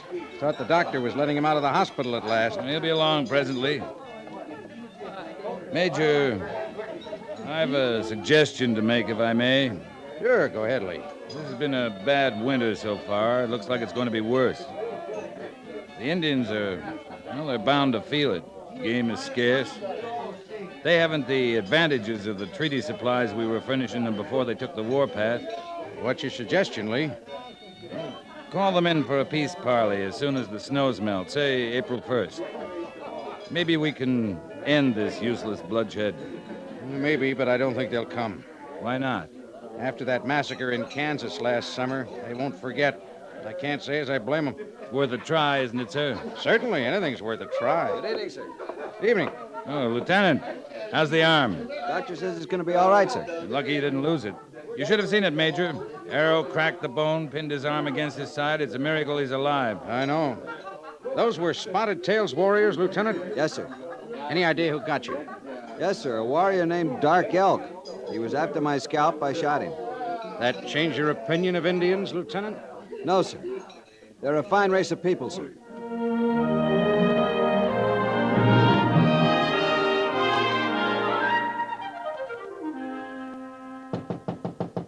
Come in. Beg pardon, sir. Yes, Lieutenant. What is it? Party of Indians approaching the post, sir. War party? No, sir. Women and children along with the braves. Yeah, maybe we'll have a peace parley after all. Let's go out and meet them. Oh, where's Captain Quince? Right outside, sir.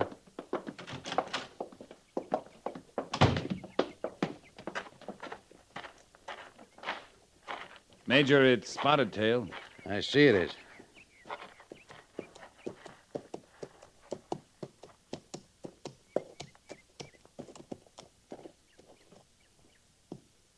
Greeting, soldiers of the great white father. Greetings, brave Spotted Tail. I come in peace and in sorrow. What sorrows the mighty chief of the Sioux?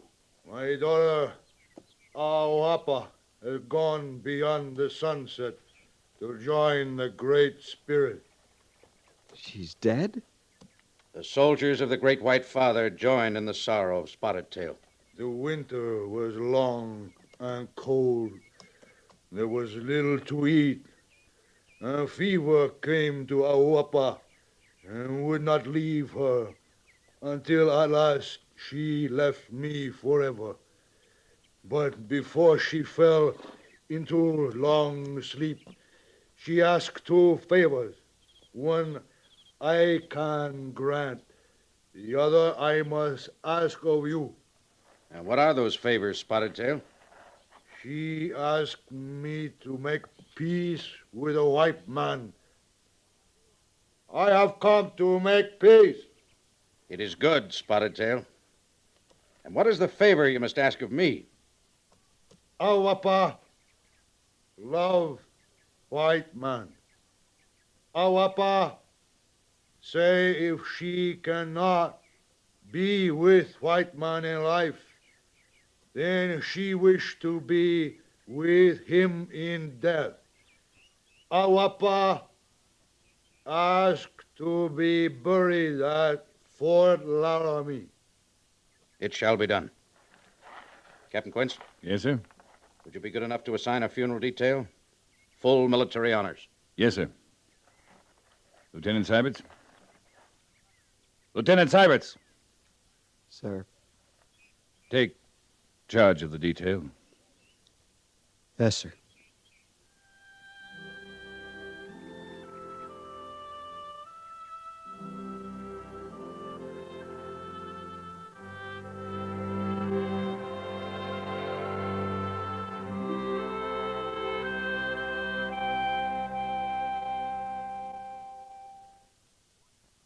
Fort Laramie is produced and directed by Norman MacDonald and stars Raymond Burr as Lee Quince, Captain of Cavalry, with Vic Perrin as Sergeant Gorse. The script was specially written for Fort Laramie by William N. Robeson, with sound patterns by Bill James and Ray Kemper, musical supervision by Amerigo Marino. Featured in the cast were Harry Bartell, Jack Moyles, Lillian Bayef, Ralph Moody, John Daner, John Stevenson, and Don Diamond.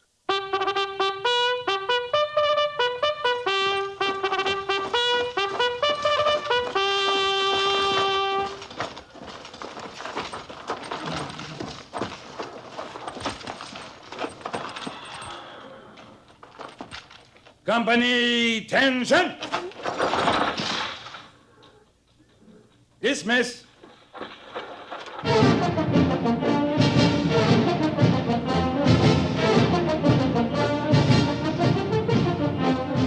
Next week, another transcribed story of the Northwest frontier and the troopers who fought under Lee Quince, Captain of Cavalry.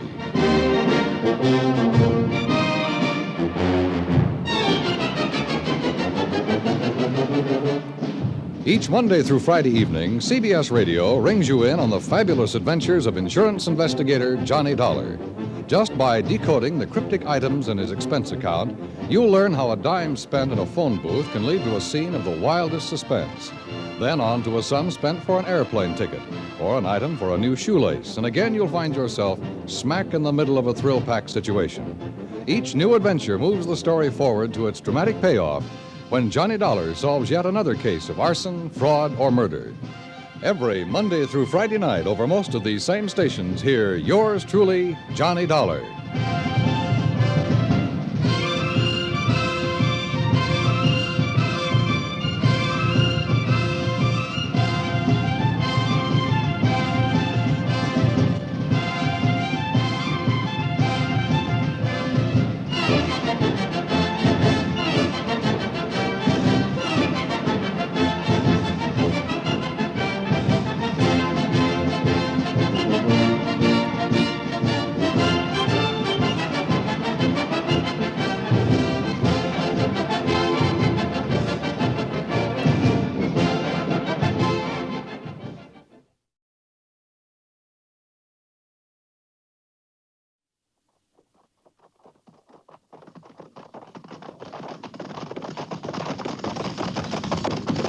At the gallop!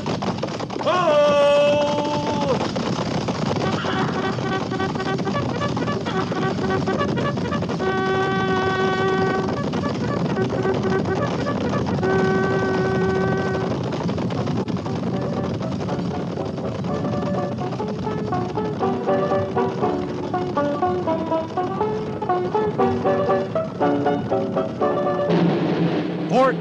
Laramie.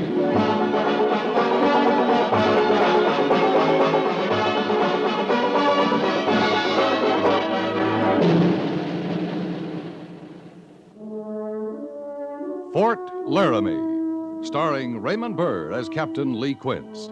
Specially transcribed tales of the dark and tragic ground of the wild frontier, the saga of fighting men who rode the rim of empire, and the dramatic story of Lee Quince, Captain of Cavalry.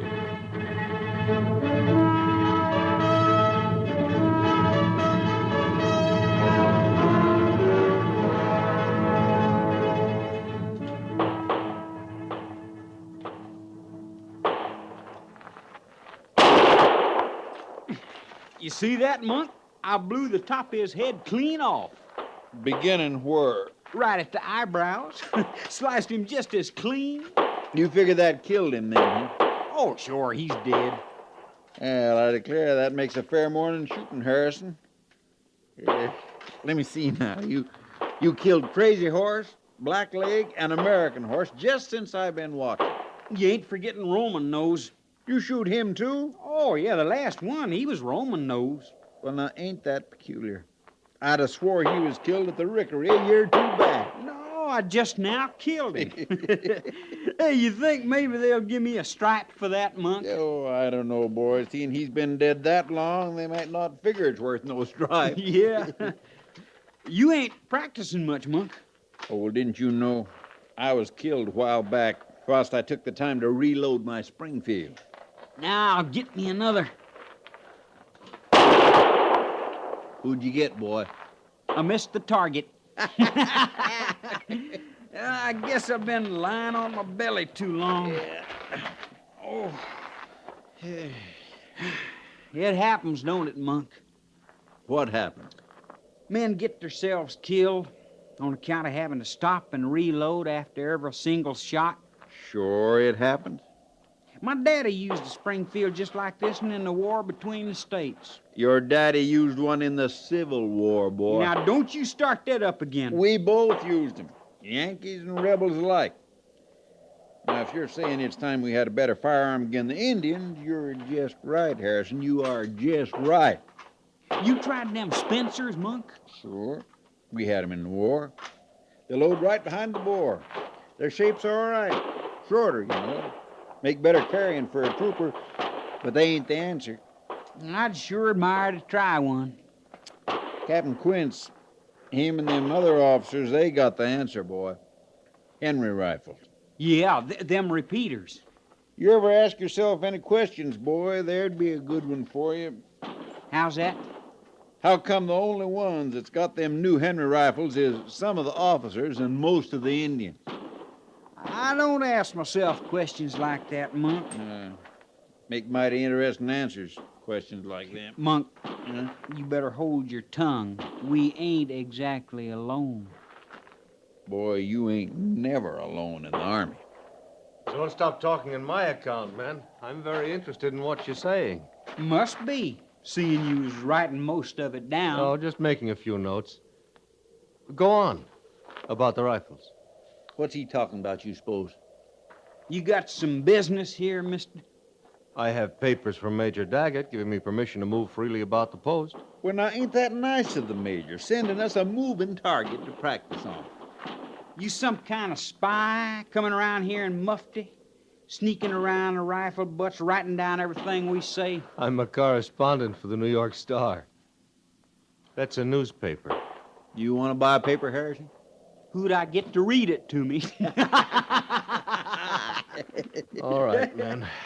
Maybe you can point out Captain Quince to me, then. You're facing that way, Harrison. You point him out.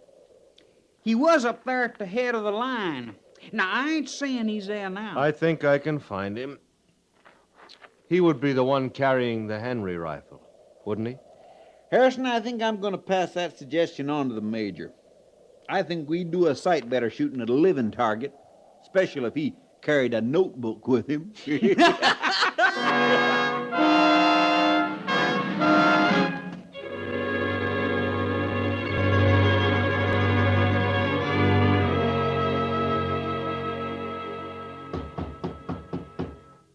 Yes?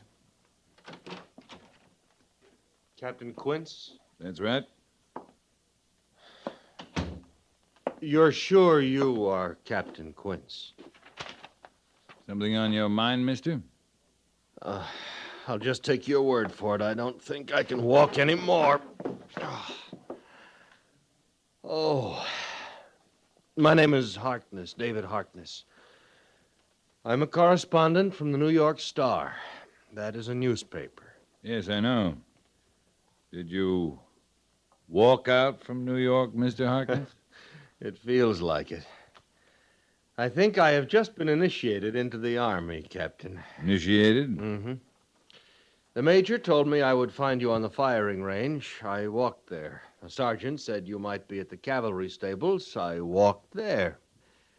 From there, I walked to the saddlery on someone's advice, then to the corral, then to the post office. And finally here to old what is it? Old Bedlam. Old Bedlam. I think maybe your men wanted to be sure I had a long walk. Mm-hmm. The men wanted to know who was listening in on private conversations, writing down what they said. I told them who I was. After you made your notes. That's right. The major gave me a free hand on the post. Guess I used it a little too freely. I didn't mean any harm, Captain. Men will talk freer once they know you and trust you. Well, then you don't have any objection to my talking with the men? No, not if they don't. Oh. Captain Quince, one thing I overheard, bothers me. Can I ask you about it? Go ahead. At target practice on the firing range, those men are still using single-shot Springfields. Them and a few Spencer carbines. Now, the men say they're outmoded. They are. The men are not issued Henry rifles? We don't have them to issue. But some of the officers have them. Am I right?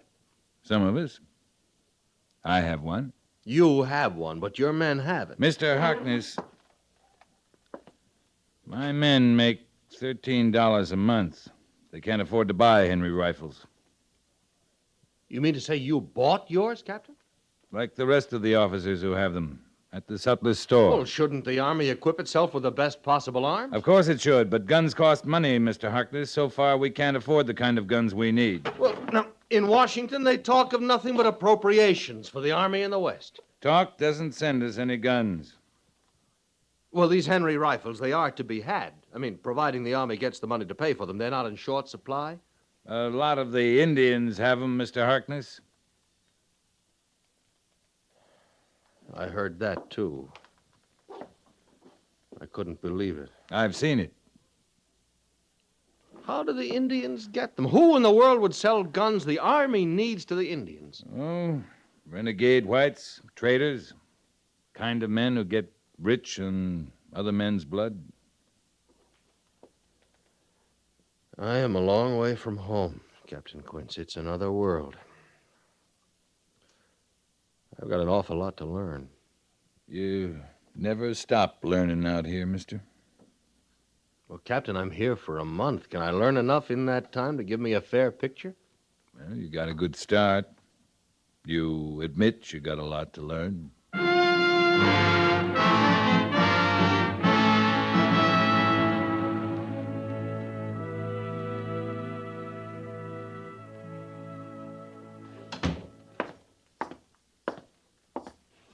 You sent for me, sir? Sit down, Captain. Yeah. Read this.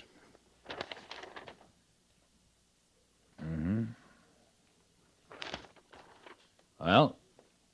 I'm just assuming that the anonymous captain in Mr. Harkness' story is you.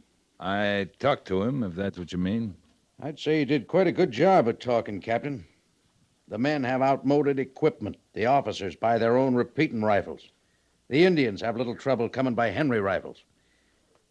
Do you want that printed in a large New York newspaper? Do you? I emphatically do not. It's the truth. Of course it's the truth. That's not my point. I'd like to know your point. Ali, I don't want our tempers involved in this. I'm questioning your judgment, and I want some answers. That's good, so do I. You sent this Harkness looking for me, right? Yes, I sent him. You knew he was a correspondent for a newspaper. You gave him the run of the post. That means he can ask questions and get answers, right? Well, yes, that's right. He asked me some questions.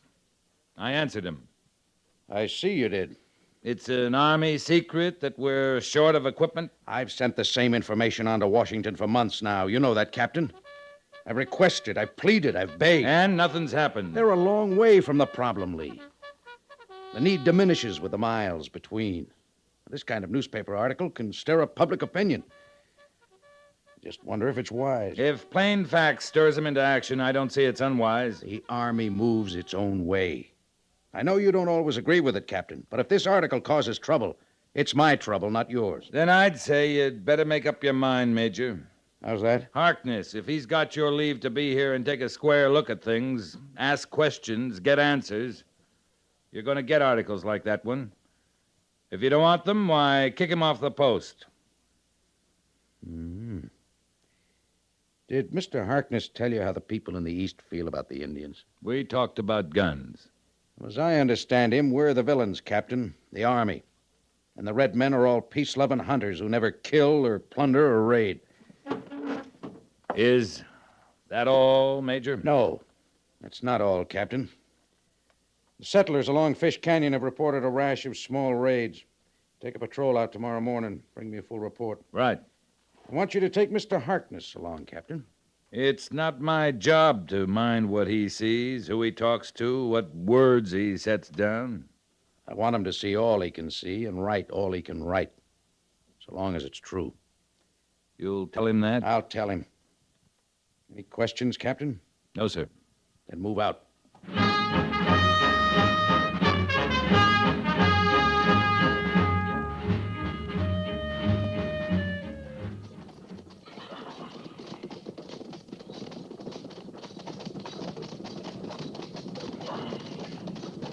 Well, how you riding, Mr. Harkness? If I joined the Army, Captain, I'd put in for the infantry. The other day, when you were walking, you wanted a horse. Yeah. I'm hard to please. You're human. How long will we be out, Captain? Well, it depends on what we find and who we find. The Major said we were going to talk to some settlers. About Indian raids. And we might find Indians, too. Yeah? Or they might find us. I guess you never know, do you? You never know. Captain, will you let me know when we're in Indian country? You're in it. Oh? Oh. Well, the settlers, I should think they'd want to live near a Fort Laramie for protection. We'll be coming on to some settlers soon. Ask them.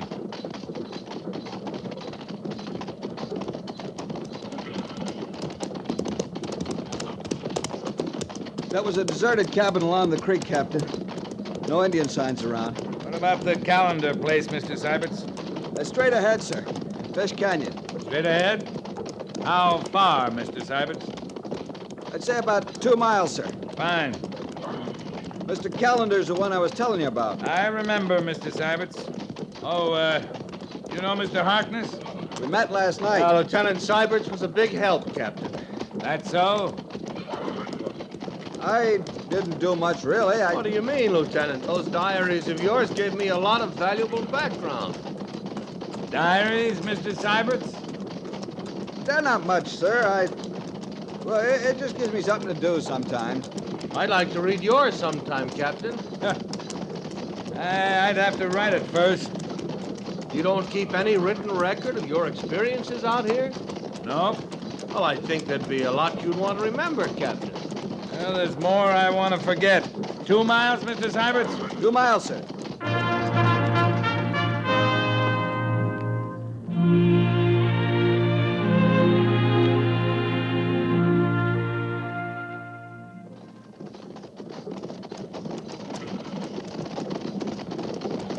Patrol! Halt!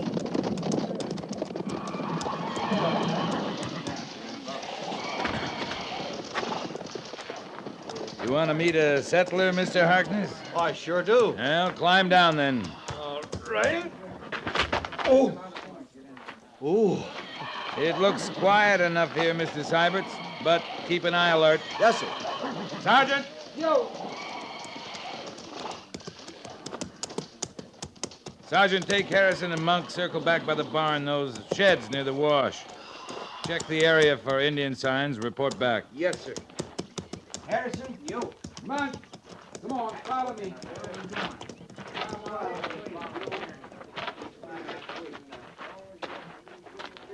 This would be Mr. Callender's place. That's right. Can't blame him for choosing this spot. Beautiful country. That's as far as you go. No need for the rifle, Mr. Callender. I'll be the judge of that. I have no use for the army. Said so the last time. Say it again. Now get off my land. Guess you haven't been raided along here. Report said you had. That's always your excuse, ain't it? Come snooping around a man's property, claiming to look for Indians. Seen any Indians, Mr. Callender? Seen nothing. You don't frighten me, riding up in numbers. I got my rights and you're trespassing. You don't have any trouble with the Indians? Don't have no trouble with anyone, save the army. That one out there, young one, sitting his horse so proud. Lieutenant Syberts? Their name's no matter. Caught him here a week or so back, fired on him for snooping, sneaking up on a man's own land. Told him not to come back. I know that. That one more bar you wear don't make you any more welcome.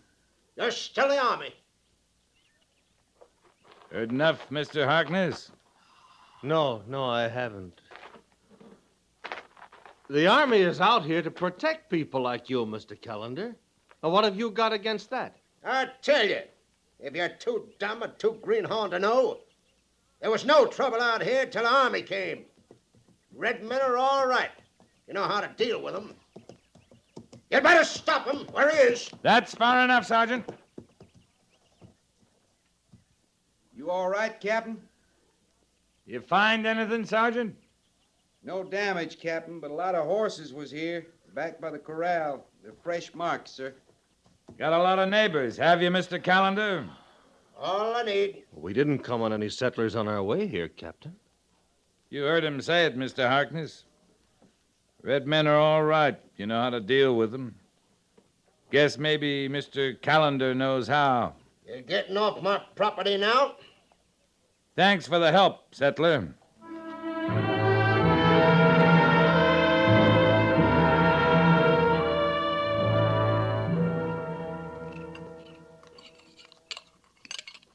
You better eat something, Mr. Harkness. Oh, Captain, I can't. There's too much that just doesn't set well in my stomach. Coffee, then. It goes down when nothing else will. Thank you. Where are we camped? Still in Fish Canyon? North end of it. We did a good job of covering the canyon today. And tomorrow? Well, we'll head back to Fort Laramie and report to Major Daggett. 5 families slaughtered. And that's your report, isn't it? That's about it. How do I do it, Captain? How do I show what I saw today to the people back east? I don't know your job, Mr. Harkness. If I can write it just as I found it, maybe it'd jar them out of their complacency. Persecuted red men, peaceful hunters. Oh, they're nothing but savages. They're butchers. These Indians, yes. What do you mean? And I'll tell you, I saw a slaughter once, the remains of one. 80 men, women, and children huddled beneath a flag that was supposed to give them immunity. But they were killed anyway. Ridden down, slaughtered, hacked, shot. Indians don't put much value on human life, do they? This was white men's work, Mr. Harkness. White men's? White army men. You saw this happen? Yeah, some of us were sent out after it happened to Move the dead to burial grounds. Yeah, a savage is a savage, Mr. Harkness. Color of his skin's no matter. I'll try to remember that, Captain. Once you see it, you don't forget. Now, what about a man like Callender? Indians have been at his place, too. Yeah, we think so. But he wasn't killed. His cabin still stands. Could be he trades with them. Horses, grain. Henry rifles. Might be. Well, if you thought he did... I'd have to know he did, Mr. Harkness. Yeah, you would, wouldn't you? The day of riding ahead. You better get some sleep.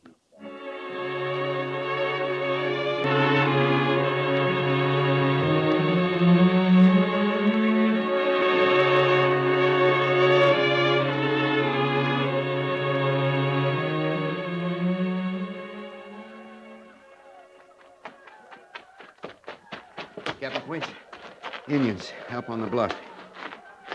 Mount and make for the rocks. Sergeant, pass the word. Yes, sir. Mount and make for the rocks. Come on. Mr. Syberts! Mr. Syberts! Here, Captain.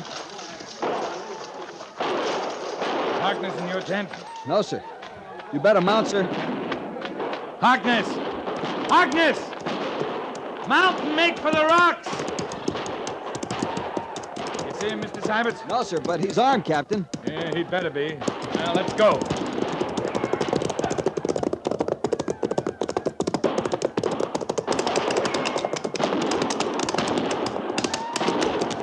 Dig in! Dig in and fire!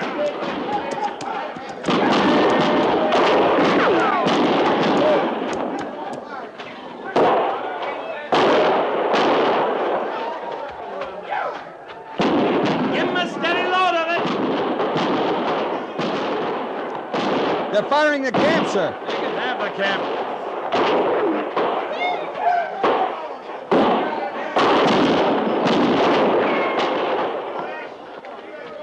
Any sign of Harkness, Captain? I'm looking at Indians right now, Mr. Syberts.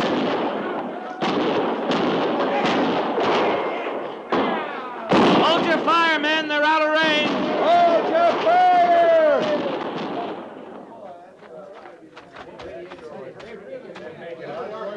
Well, let's see how we stood up, Mr. Syberts. Right, Captain. You all right, Harrison? Captain, I'd like to wake up this way every morning. That's the prettiest sight in the world. Indians riding away from you. Ain't that right, Captain? Yeah, just right, Monk. I'll look on ahead, Mr. Syberts. You check the other way. Yes, sir.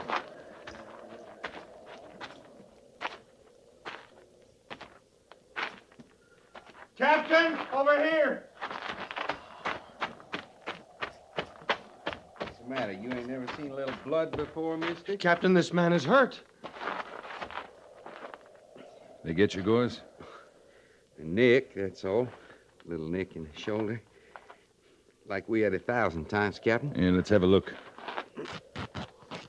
Oh, Mm-hmm. he's lost a lot of blood. He's gonna make somebody a wonderful mother, Captain. I think you'll live, Gores. I don't know. This sure ought to get me a couple of days in the hospital, don't you think? A couple of days of sleeping, spoon feeding, maybe. You gonna live till you get to the hospital? I can see I better save my real suffering for the medical officer.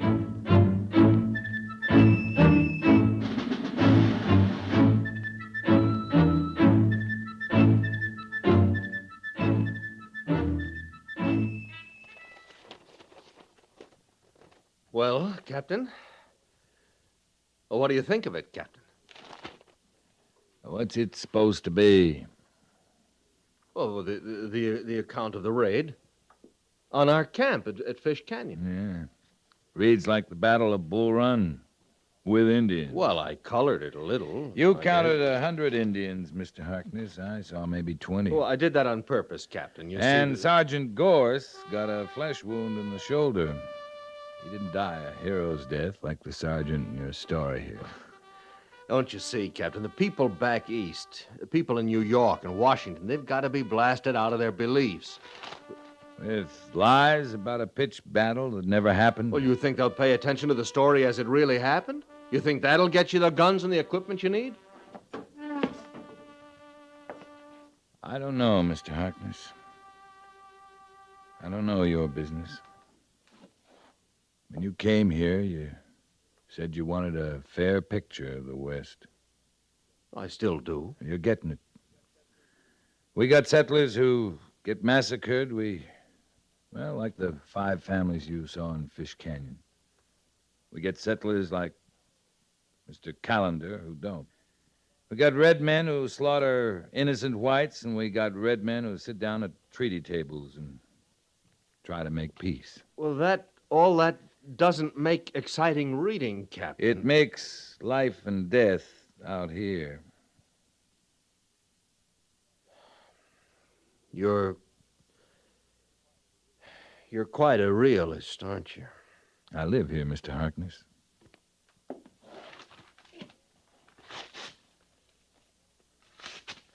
The Army is always right? Army's not always anything. Not always right. Not always wrong. You tore up the story, I didn't. Well, I'm right back where I started, Captain. Are you? I've still got a lot to learn. And it's still a good sign. If you want to.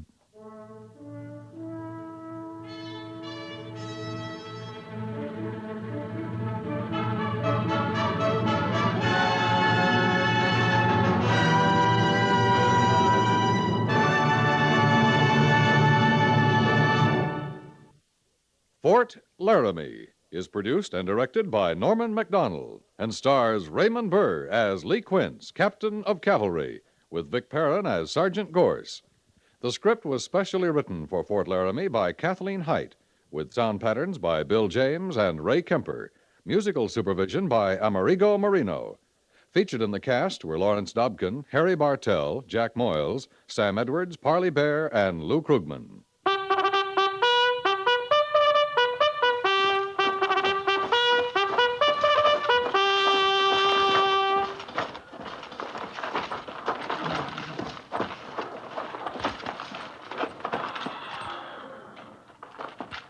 Company, tension! Dismiss.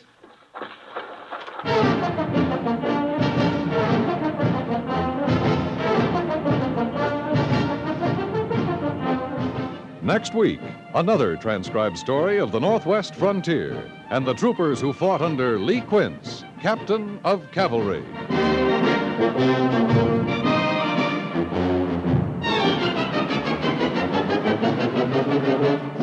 Many people who should know better sometimes use their automobiles to take out whatever is bothering them on other people. Keep this in mind. Driving too fast or trying to beat traffic lights doesn't prove you're better than the other guy. You can prove your superiority by setting a new safety record. Not only that, but you'll be around to enjoy it.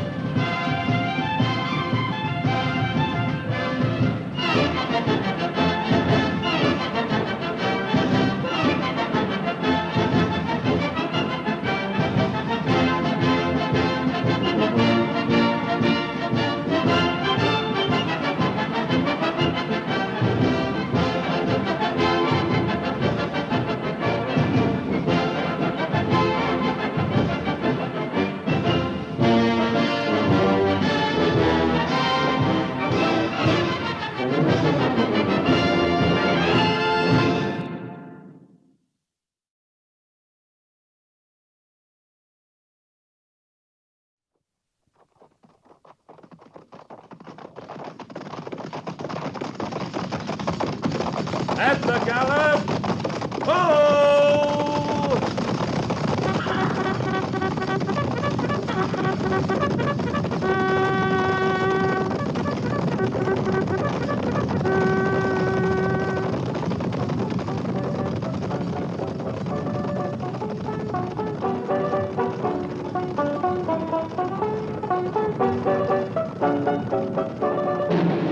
Fort Laramie.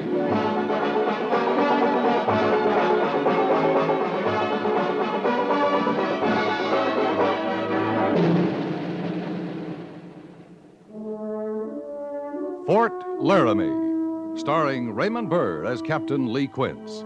Specially transcribed tales of the dark and tragic ground of the wild frontier, the saga of fighting men who rode the rim of empire, and the dramatic story of Lee Quince, Captain of Cavalry.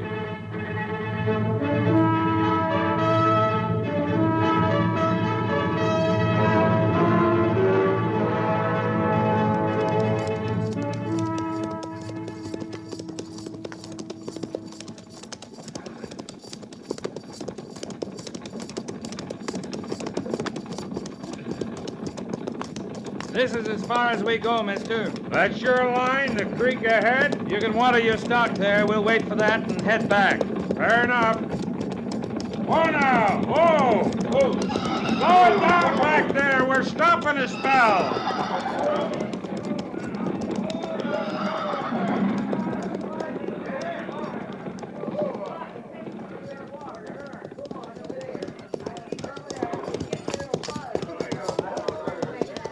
This the end of the line for us, Captain? That's what the orders say, Sergeant. Yes, sir.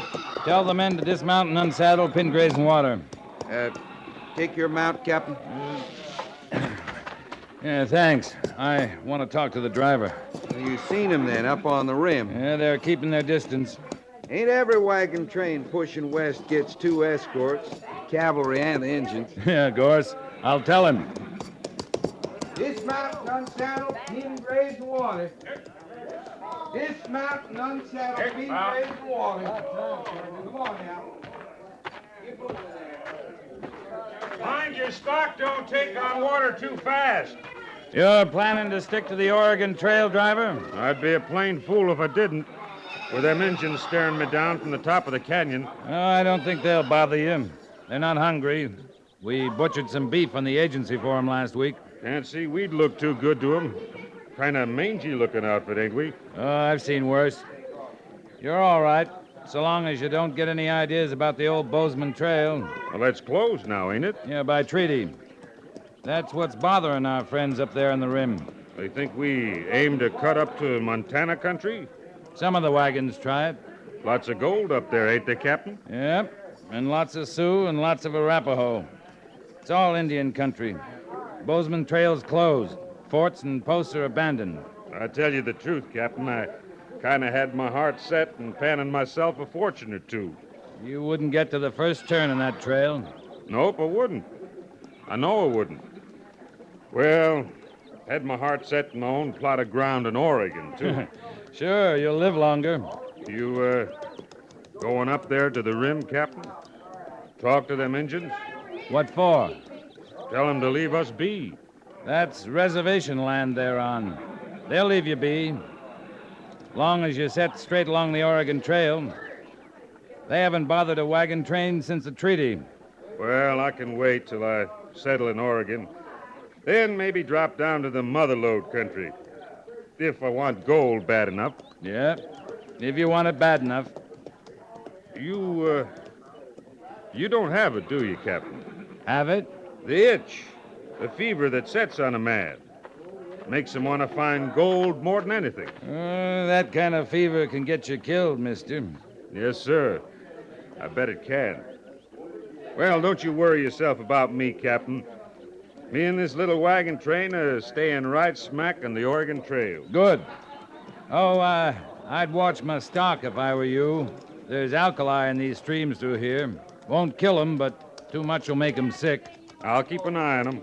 Well, good luck to you, mister. Well, thanks kindly, Captain. We're sure much obliged you rode this far with us. It's all right. We'll watch you out of sight. I'd like that. Yeah, that's if you get a move on. You're wasting daylight at this rate. Valuable stuff out here, mister. Kind of like gold, Captain? Yeah, kind of like gold.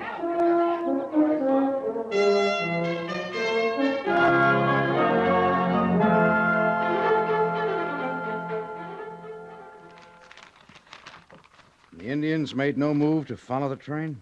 No, they left the rim of the canyon a little before we did. You can't be sure they didn't ride on ahead to intercept the train when it was out of your sight. They weren't headed that way, but I can't be sure. I keep feeling like we're sitting on a powder keg, Lee. Slightest little jar will blow up to a full-scale war. It's got me edgy. You got company. You? Nope. Red Cloud. Why do you think those Indians were lining the rim of that canyon? I guess they can't believe it either. It's not much of a peace, Captain, if we spend all our time watching them, just to find out they're watching back. Well, Major, beats killing each other. You like Red Cloud, don't you, Lee? Yeah, I like him. Do you trust him? He signed the treaty. Hasn't broken it yet. Then you do trust him. I don't think he'll be the one to break the treaty, if that's what you mean. You think we will, is that it? No, not we. But I saw something in that wagon train driver that breaks treaties. He called it a itch, a fever. Fever for gold. You told me you warned him about going up the old Bozeman Trail. Yeah, I warned him. I don't think he'll try it. But if he doesn't, someone with a fever will. If not the Bozeman, then they'll break new trails up into the Bighorn Range, over into Black Hills. That's all Indian territory. We've both read the treaty, Major. And Red Cloud signed it. So did we. Now, what do we have to do? Read it to every wagon train that stops at Fort Laramie? You asked me if I trusted Red Cloud. I trust him till the next white man goes into Indian country looking for gold. Yeah, I suppose you're right. He got what he wanted. Powder River country, Black Hills for hunting grounds. That covers everything to the north and east of us. And we better stay out of it. Tell that to the men with the gold fever. I do, when I see him.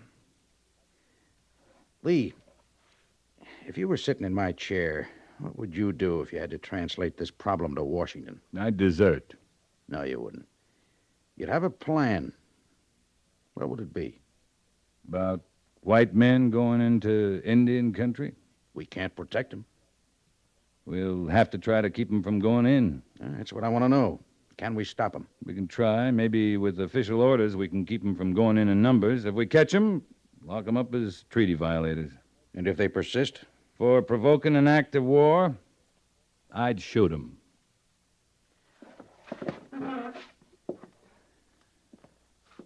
I said you'd have a plan. All right. I'd start by redoubling our patrols all along the North Platte. We don't have the manpower. Let the infantry secure the garrison. I'll take a patrol out right now. Oh, no, you just got back. You're tired. Oh, I'm not tired. All right, the men are tired. I got another plan. What's that? I need a drink. Why don't you go on over, Captain? Maybe I'll join you later. Yes, sir, Major.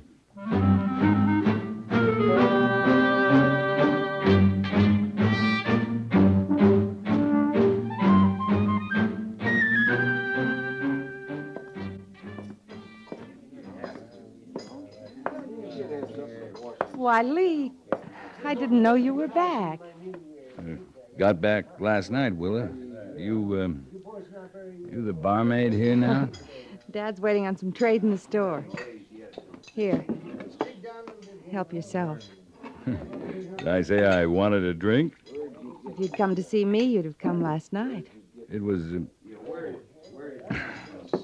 late last night. And that sounded a lot like an explanation, Lee. I guess I thought you wanted one. When you see me, it's because you want to see me.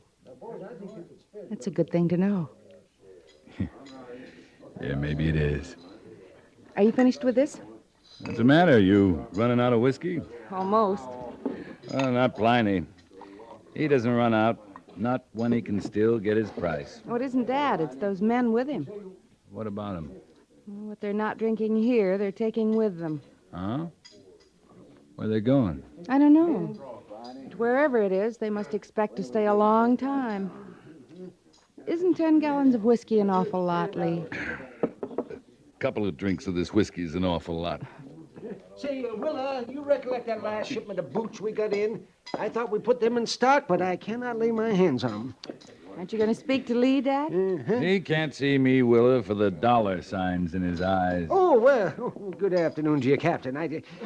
His glass is empty, Willa. You offering me a drink on the house, Pliny? On the house? Well, I just naturally suppose you were buying your drinks, Captain. Dad. Of course, credit is available for an old friend like you, Captain. I trust you.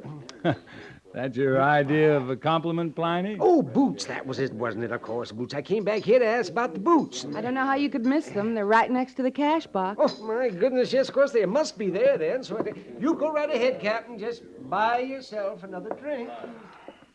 I don't know what to do about him, except love him, in spite of himself. Well, you'll never be poor, Willa. And dowries are still in style, Lee. Yeah. Maybe I ask for that.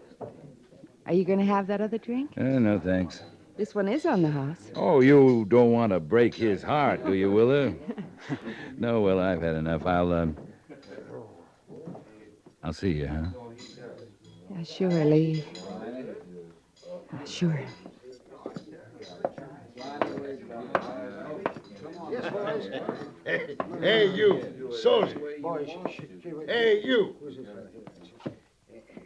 You talking to me, mister? I called you soldier, didn't I? This a friend of yours, Pliny? Well, he is spending quite a lot of money, Captain. Yeah, and I aim to spend a lot more. Maybe with you, soldier boy. I got nothing to sell, mister. Well, you might give him some information, couldn't you, Captain? He's such a good customer. You want to quit bobbing around in front of me? No offense, no, not the slightest bit of offense. Excuse me. That's better. You want a drink, soldier? I'm in a hurry, mister.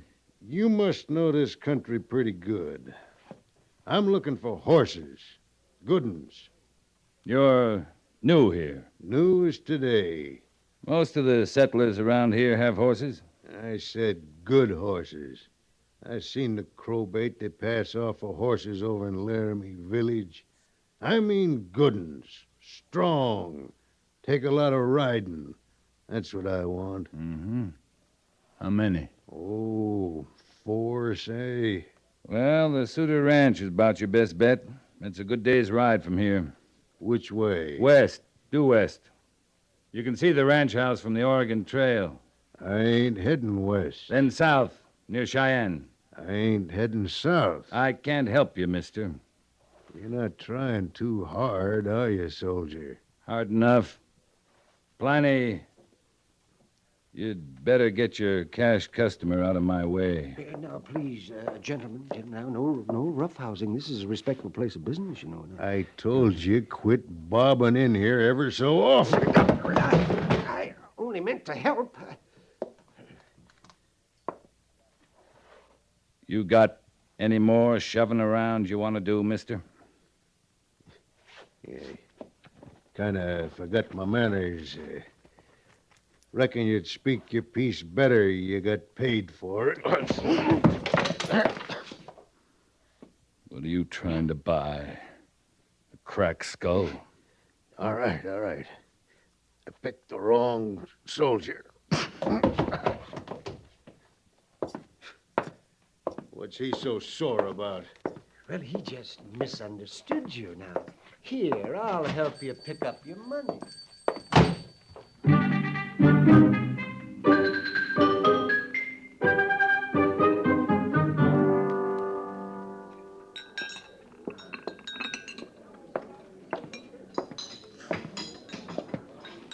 All right, if I sit next to you, soldier. Help yourself. You get used to the food in time, do you? You eating free, ain't you?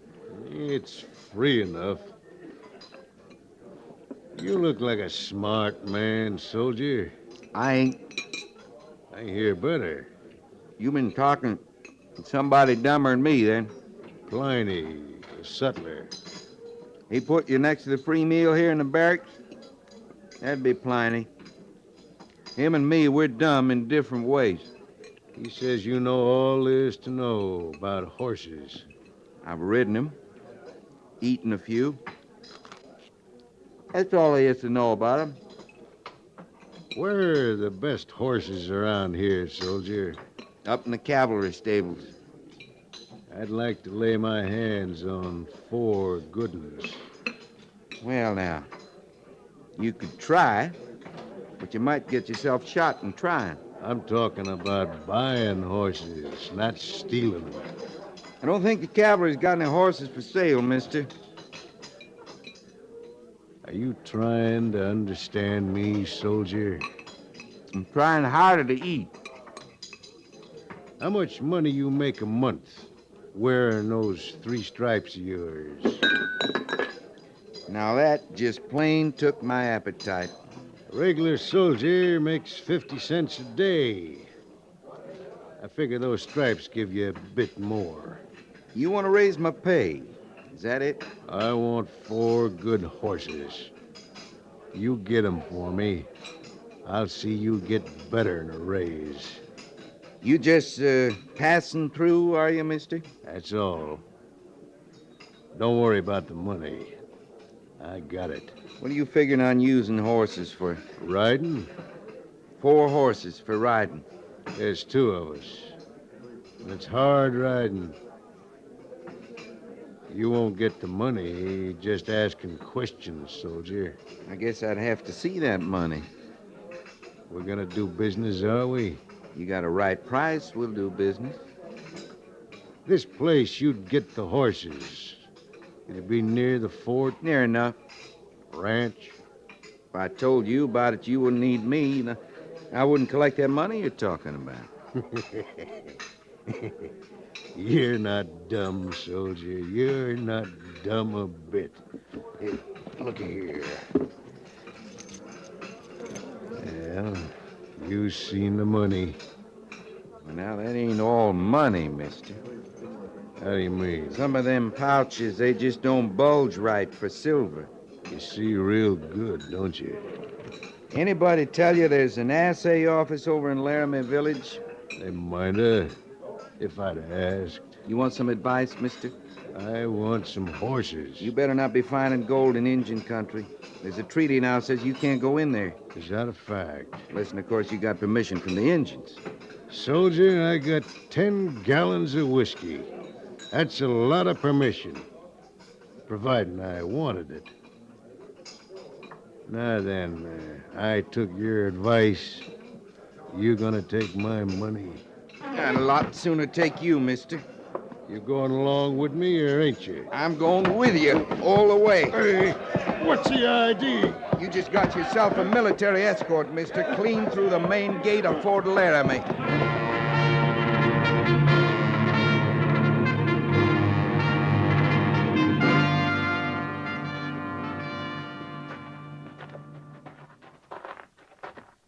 Well, Gorse, how'd you keep from roughing him up?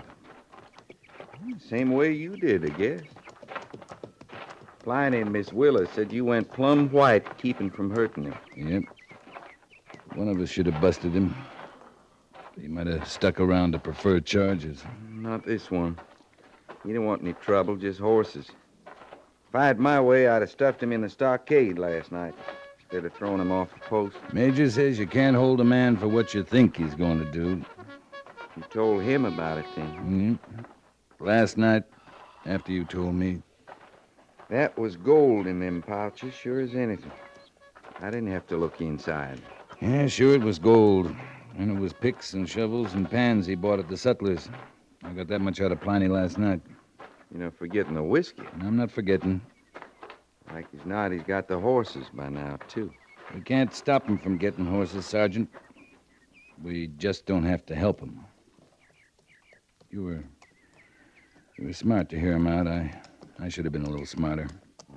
He'd stand to talk freer to me, seeing I'd have more need of money. I had to throw him out before he worked his way any further down the wage scale. Yeah, I knew a trooper once, deserted, sold his mount, saddle, everything up to his kerchief for $100. It's the best part of a year's pay. You think the major will stand still for us taking off after him? Mr. Syberts brings his patrol in tomorrow night. We're not going anywhere till he's back. That sounds like an order. Major Daggett's. Can't prove anything going after him, Gorse. Cavalry patrol, maybe it'd scare him off a little. Oh, man, that stupid doesn't scare. He'd rather be scalped than be poor. If he goes in, we can all get scalped, trying to save his lousy hide. Sure like a better excuse to fight a war. We all would, Sergeant.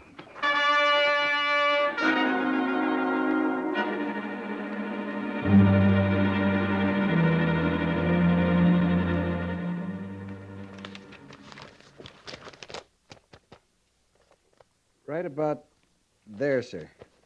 They were following Rawhide Creek, moving north. How many men, Mr. Syberts? 2 men. 4 horses, 4 mules. I couldn't tell enough through the glasses to describe what they looked like. I know what one of them looked like. We can't be sure of that, Captain. Mr. Syberts, you say you fired a signal at them. Can you be sure they heard it? They heard it, sir. I never took the glasses off them. And when we fired, they stopped and looked at us. The whole patrol made signs for them to come back. You think they saw you? Understood your signs? I know they saw us. One of them had field glasses, too. Kept them trained right on us as they started moving north again. Yeah. Is that all, Lieutenant? That completes your report? That's all, sir. Except, well, I wish I could have stopped them from going in, sir. Well, you did all you could, Mr. Syberts. Thank you, Captain. Every bit you could, Lieutenant. Now go on, get some rest. That's an order. Yes, sir. Major, sir? Captain, sir?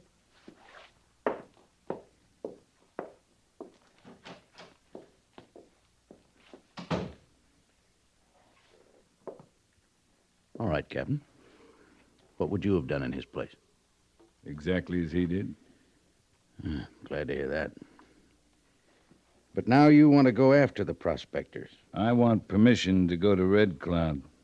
To keep them from being killed? To keep a war from starting. The man I saw knows his chances. Everybody warned him.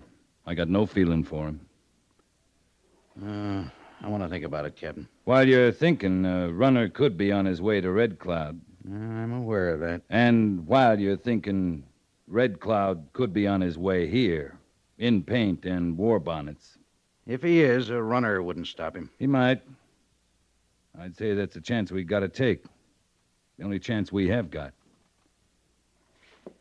If the runner gets through and Red Cloud agrees to powwow with you, what then? I'll ask him to let us find the prospectors and deal with them our way. And if he's found them first?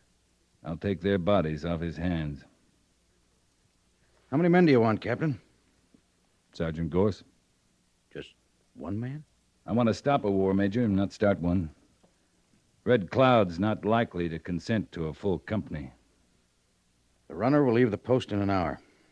When can you and Sergeant Gorse leave? Tell your runner we'll try hard not to get ahead of him.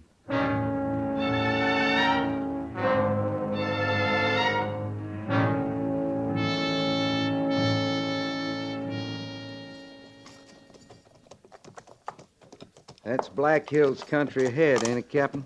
Yeah, if you can see it, over the war bonnets.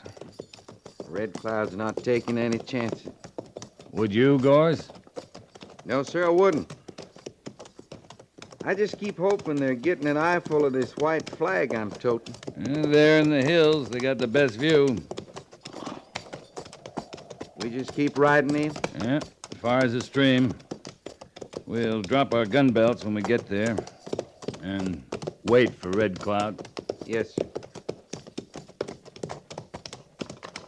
I guess if I'm going to die in the cavalry, I'd just soon do it with you as anybody, Captain. You could be back at Fort Laramie, getting rich, selling horses to prospectors. The air is cleaner out here, as long as it lasts.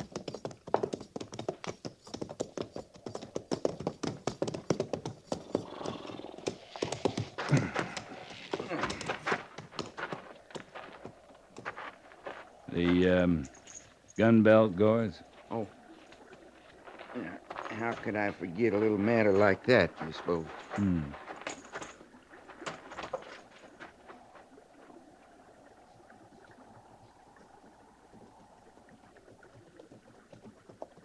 Yeah. Red Cloud, all right. 2 braves with him. Another couple hundred in the hills. Maybe 1,000 as long as they stay up there.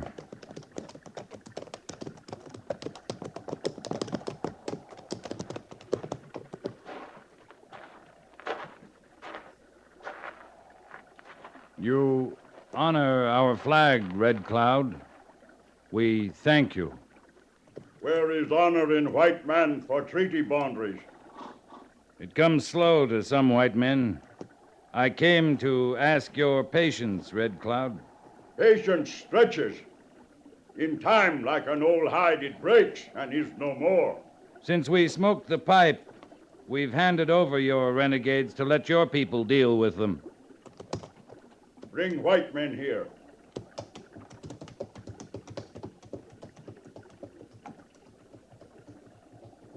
You will deal with them. How? They're alive? I did not come here to deliver dead men. Then they'll be put in the stockade and kept there. You have been our friend. Tell your people Red Cloud will not powwow again. Next time, warriors not stay in hills. Next time, white men, dead white men. I'll tell them, Red Cloud. I hope they listen.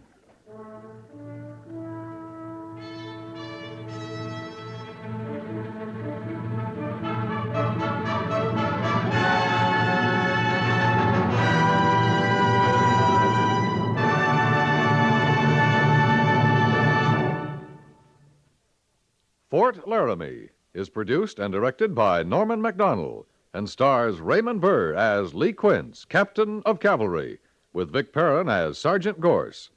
The script was specially written for Fort Laramie by Kathleen Height, with sound patterns by Bill James and Ray Kemper, musical supervision by Amerigo Marino. Featured in the cast were Jack Moyles and Harry Bartell, with Frank Gersel, Clayton Post, Howard McNear, Virginia Gregg, and Ralph Moody.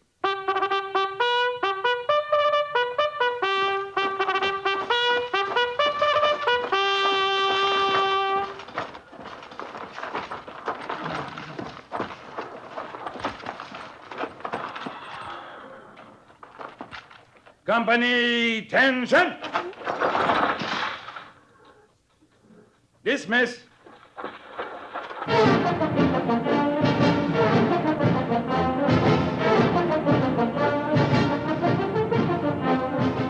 Next week, another transcribed story of the Northwest frontier and the troopers who fought under Lee Quince, Captain of Cavalry.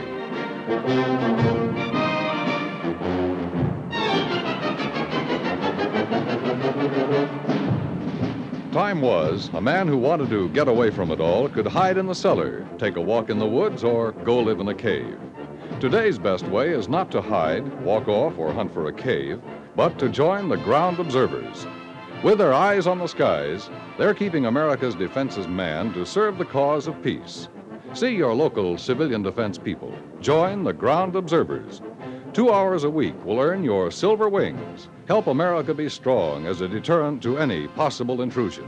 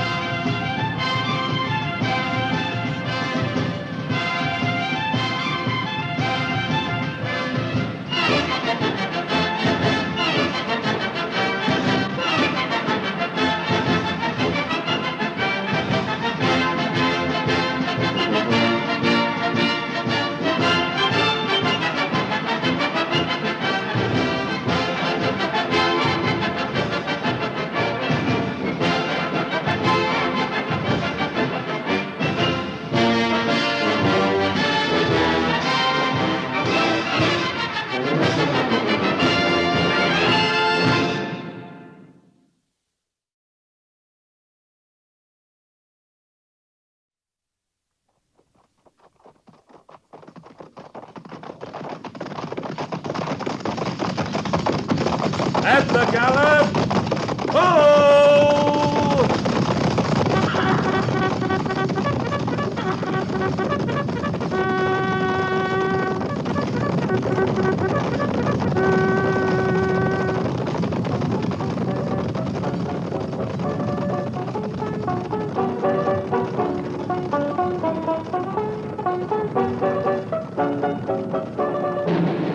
Fort Laramie.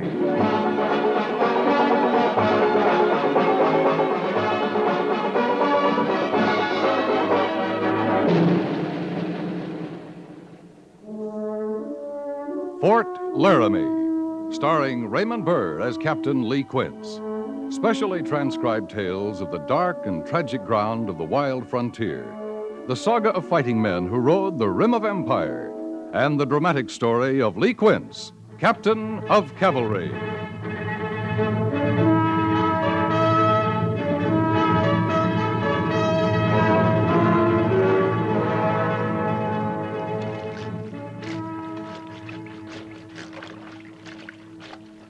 I never seen the sense of it.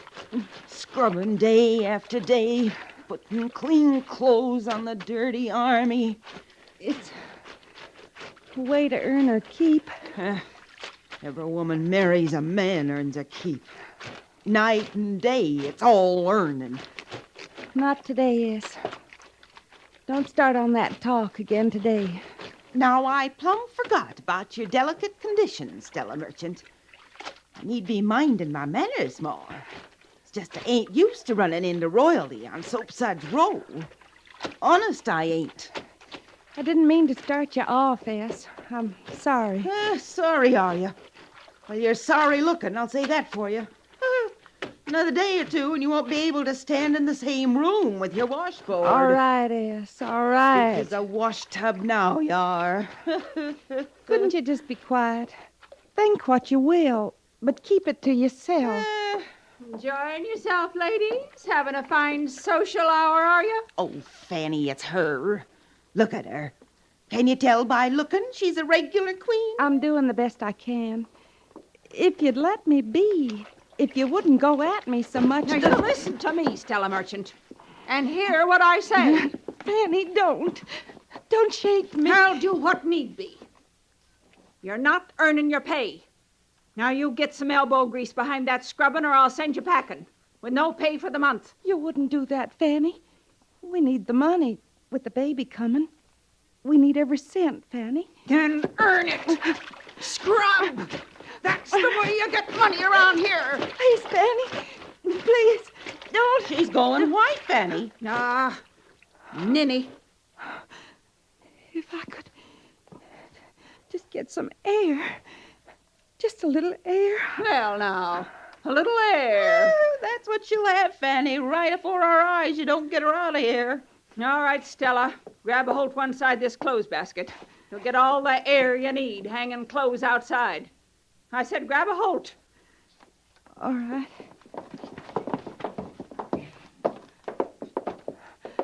Not quite so fast, Fanny. Yeah, you're moving like cold molasses now. Carry your weight, Stella.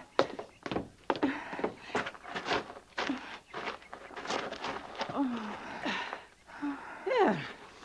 Pity they ain't some nice shade trees for you. Maybe a hammock. Ain't you the shape for a hammock, though? Oh, maybe I shouldn't try.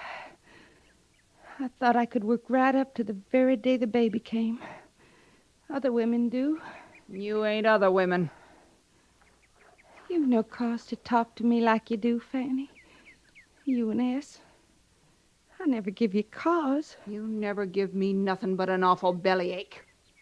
Combing and bathing and making pretty for the men. For my man, Fanny. That's it, is it? You're so full of lying sweet talk you believe yourself.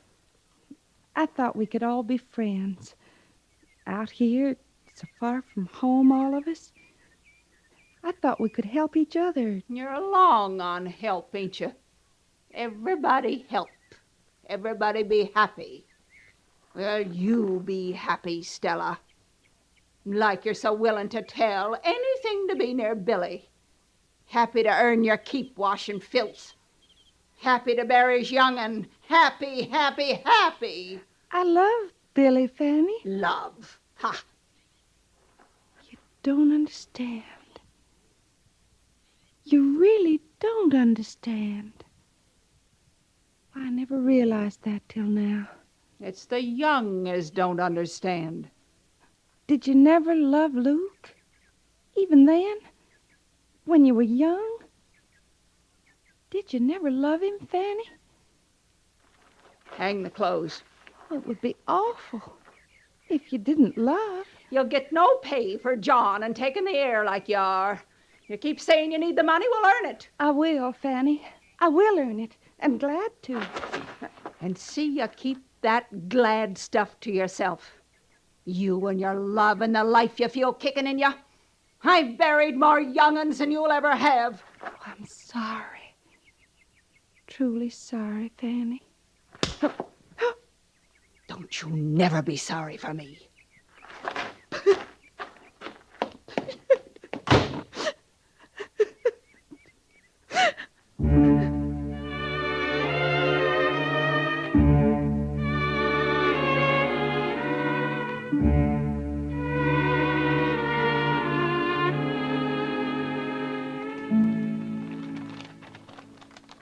We followed the Laramie all the way till it cut through the range there. We left it and went cross-country, west and north, to a point about here. It's almost to Medicine Bow River. I think their main camp's on the Medicine Bow. But you ran into other camps along the way? Mm-hmm. Old camps, Major. Yeah, the information you got from the settlers in the area would point to that. No Cheyenne in their vicinity since last fall. Isn't that the word? And no Army patrol since last fall. That follows? To me, it does. The settlers have spent the winter in peace since the Cheyenne ran off their horses last fall. The cavalry sends out one small patrol in the late spring, and the Cheyenne mysteriously reappear. But not in numbers. All right. Cheyenne scouts, 8 of them. You could have killed them at any time you were following them. Yeah, just about. Only they were leading us, Major. There's a difference. Only because you were willing to be led. That was our business, reconnaissance. You don't kill 8 scouts who are leading you into a trap. Of course you don't. If you're sure it's a trap. Look, for 2 days, if we didn't keep pace with them, they waited for us. Morning of the 3rd day, they cut off into a canyon that leads straight to the Medicine Bow like we were leading a charge behind them. I know an ambush when I see one. And you don't ride into them with 10 men behind you. I don't ride into them with a company behind me. All right, Captain. I'm sorry, Major. We rode all night. You rode all night for 3 nights. I know that, Lee. I want you to get some rest. I'd like to finish my report, sir. It can wait till morning. I don't think so. All right, Lee. Let's get it all said. I don't like it this way, but one of us has to get a good night's sleep. I'll sleep fine, Major. I will, too, once this is over. Now, from your report, you seem convinced the Cheyenne have their main camp on the Medicine Bow. And I get the impression you think they're getting restless. They'll have to move somewhere. That country had about 1 winter's good hunting left in it. They've had that. If they haven't raided since fall, you're right. We could stop them before they start. They'll move north, maybe as far north as the Montana Territory. Why not south? Other tribes, Utes, Apaches. The Cheyenne would rather face the white man. I know. Now, you're bleeding me pretty dry, Major. How's that? I got a feeling I'm mapping a campaign I'm not going to be part of. You just finished the toughest part of a campaign. A lot of men can lead a charge who can't do successful reconnaissance. Major, I want... Captain. You're assigned to quarters till 8 o'clock tomorrow morning. Who's going to replace me, Major? I am. I'd be a fool to question that choice. Yes, you would. That's all, Captain. Dismissed. Yes, sir. Oh, Major, who's going to replace you? Me? Yeah, here, as post commander. You are. Any questions? No, sir. No questions.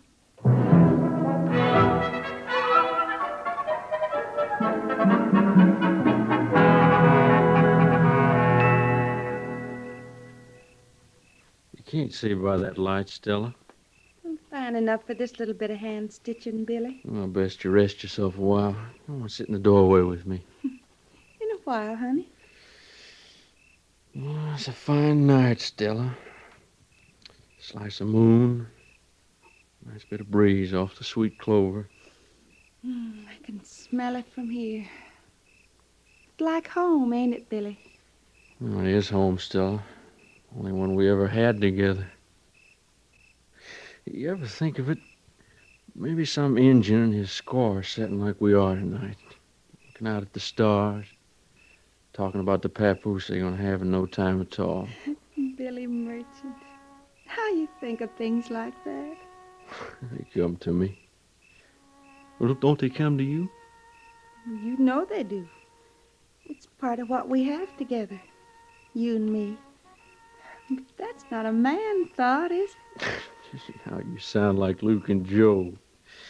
Sweet Billy, they call me. It's just 'cause I notice a sky or a flower. Don't you mind them, Billy. No, I don't. I don't mind them. Like you don't mind fanning. Yes, Why you say it that way? 'cause that's the way it is, Stella. Feeling folks like us, we feel too much sometimes. We let folks get to us, rub us wrong, maybe. Maybe hurt us some. I love you. Sure. I said we were feeling folks. Oh, Billy. Billy. When you gonna have that baby, Stella? Soon, honey. As soon as I can. It's a hard time for you. I know that. Not too hard, Billy. You're fretting some. You got some pain? No, not real pain. Like a catch, you know. Not often enough to matter. Well, it wouldn't be right to lie to me, honey. I don't lie to you. Ever. Just sometimes you don't tell me all the truth, ain't that it? You're feeling folks, too. You ought to know good as me. Yeah. Yeah, I oughta. You're fretting some, Billy Merchant. That's who's fretting around here. No man's gonna be a father has all the right. You know, they do say some men take on worse than women folk. You know that, Stella? Swimmy-headed morning times like that? That ain't what's troubling you. No. No, it ain't.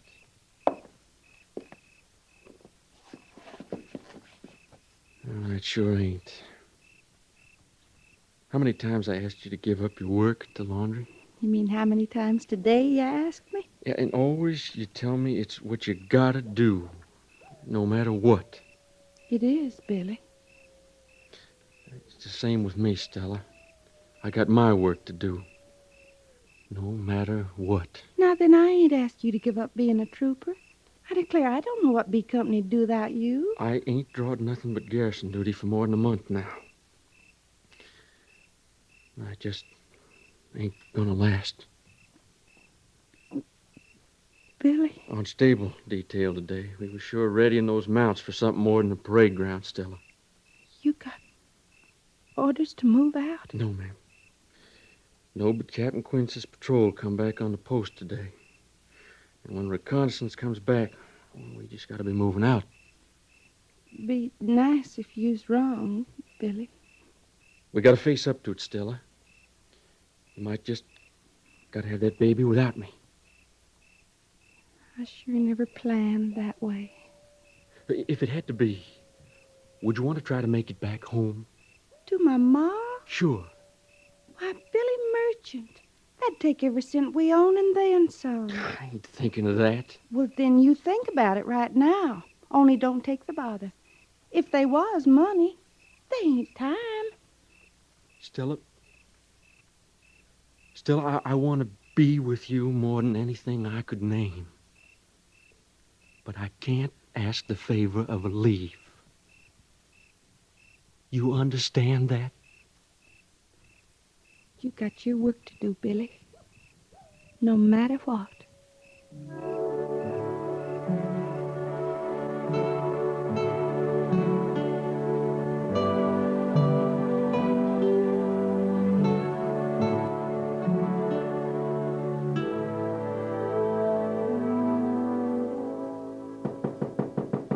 Come in. Captain Quince, sir. Sergeant? I must have took a wrong turn, sir. I was told to report to the office of the post commander. Close the door, Sergeant. Yes, sir. Now, sit down, Gorse. And, Gorse, any time you want to get rid of that stupid grin, you can. Yes, sir. Well, you look powerful big behind that desk. Yeah, too big for the desk. Maybe too small for the job. You'll do what you gotta do, Captain. I was thinking more that we'd do what I gotta do, Gorse. You was? Major Daggett tells me that Sergeant Pearson takes a big load off him sitting at that desk outside. Well, he ain't sitting out there now. He's getting his equipment together, fixing to move out with Major Daggett after reveille tomorrow morning. Captain Quince. He'll need a good briefing, Sergeant Pearson will. Well, I'd like to volunteer to... Good. That saves me an order, Sergeant. To go with B Company as a special scout. And when you've finished briefing him, he can fill you in on the details of his desk job. One of us ain't listening, Captain. It's a side of the Army we don't know much about, Gorse. Time we did. You being in charge and all, you think you could arrange a quick transfer for us, maybe the infantry? Better find Sergeant Pearson. Tell him all you know. Yes, sir. Now, that'd be my job, wouldn't it? Till we get swinging doors. Guess it is.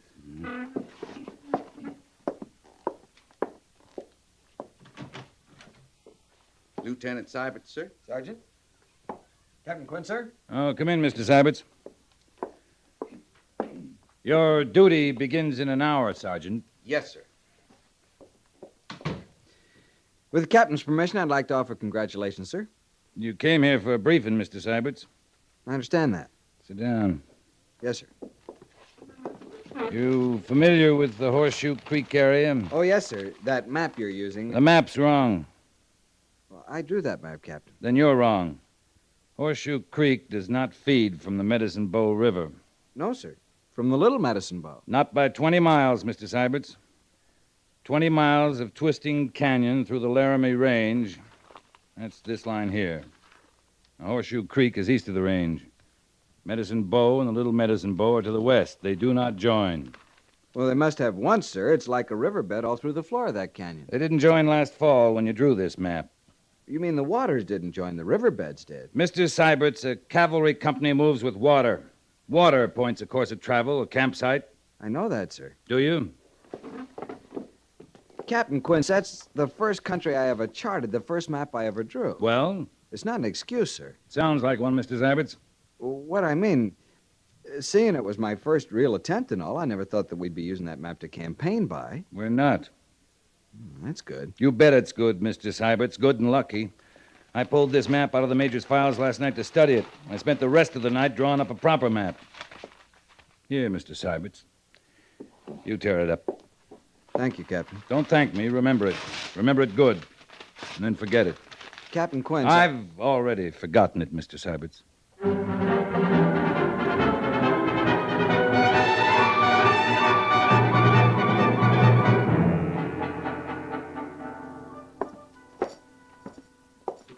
Can't see him now, Merchant. Whatever it is, it's got to wait. Babies don't wait, Sergeant. Trouble here, men? No trouble, Captain. Captain Quince, sir, I'd like That's to... enough, Trooper. Company B's, Foreman 4's in the parade ground, Merchant. Yes, sir, Captain. But what I'd No like to... buts about it. Captain Quince, I respectfully request permission for an Can't I please get a hearing from you, sir? Captain, don't conduct no hearings this time of day, Trooper. It's all right, Gorse. Let's have it, Merchant. And quick. Obliged, sir. Any time now, any little minute, I'm going to have a baby, Captain. Well... Sergeant, my respects to Major Daggett. Tell him Trooper Merchant will be on the parade ground in 2 minutes. Yes, sir. I met my wife, Captain. Stella. She's having the baby. I'm glad to hear that, Merchant. Now, seeing it's her first, sir, and her being alone, I mean no kinfolk nearby to help or lend a hand. I hope you're not asking me for leave, Trooper. No, sir. I mean to move out with the company. You'll move out with the company. You'll have nothing on your mind but the Cheyenne. I know what you mean, sir. Then all we gotta settle is what you mean, Merchant. Well, sir, it pleased me to tell Stella that the post surgeon was on hand to tend after her. And the baby, too, when it comes. Well, that eased her some, sir. Well? It'd ease me some if you was pleased to tell me I was telling Stella all the truth. The post surgeon's leaving with B Company, Merchant. I see, sir. Your wife in your quarters now? No, sir. No, she's working in the laundry. Well, we're holding things up, Merchant. Yes, sir. And thanks for hearing me out. Merchant, you know that Merchant, women have babies every day. Yes, sir. I'll sure try to look on it that way, sir. Good luck, Trooper.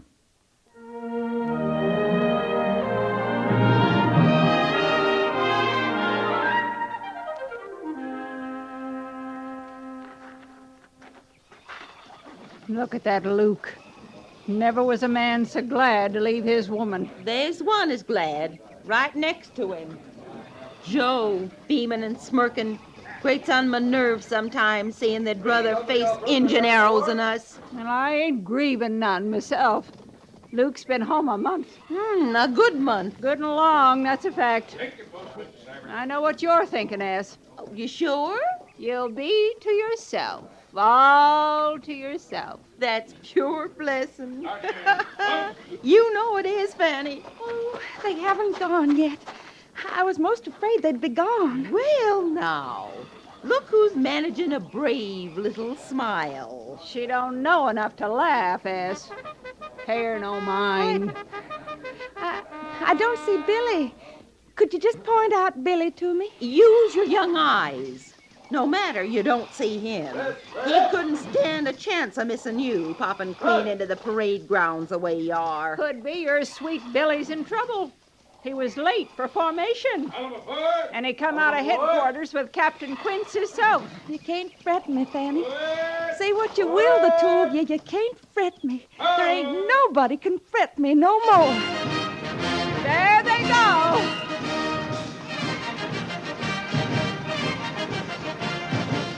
Only stirring sight they is, bands a playing and flags a flying. And men leaving. Would you, if you see him, point out Billy to me? I declare I can't see him yet. Well, you're not likely to yet. Them's officers up front. Major Daggett and that Lieutenant Seibert. Who's that other one riding atwixt them? Well, I declare that's Major Trucks. Now, you don't see him riding off every day. Wonder who's tending the hospital with him a-going. Who's Major Trucks? You mean you don't know the post surgeon when you see him? Post surgeon, Lee? Well, you didn't think he'd stay here to look after you uns now, did you? He must not have known. Billy wouldn't have said. If he'd known. Billy? Billy? Don't you worry none now. Billy? Not a worry. You hear? Oh, come on, Ass, for this turns my stomach good.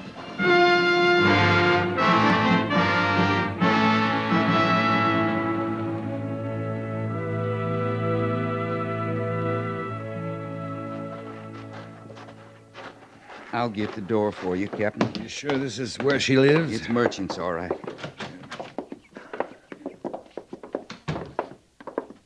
Turn the bed down, Gorse. Yes, sir. It's a mite stuffy in here. I'll get that window. And some water, Gorse. She's limp as a rag. Yes, sir.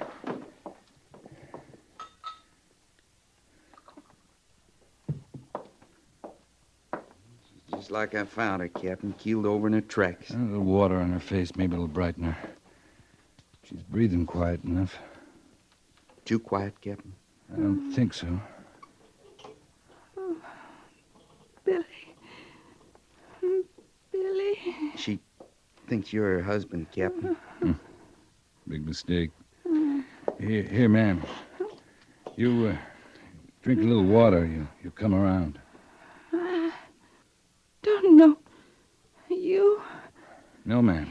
You're in my quarters, and I don't know you. No sense giving her a fright, Captain. I'll just go along. You leave me, Gorse. I'll throw you right in the stockade. Yes, sir. Oh. Here. Oh. Now take her hands, Gorse. Oh. Take her hand. Hold them. Oh. Yes, sir. Oh, I guess. You know, I'm gonna have a baby. I guess you're about as right as you can be, ma'am. Oh.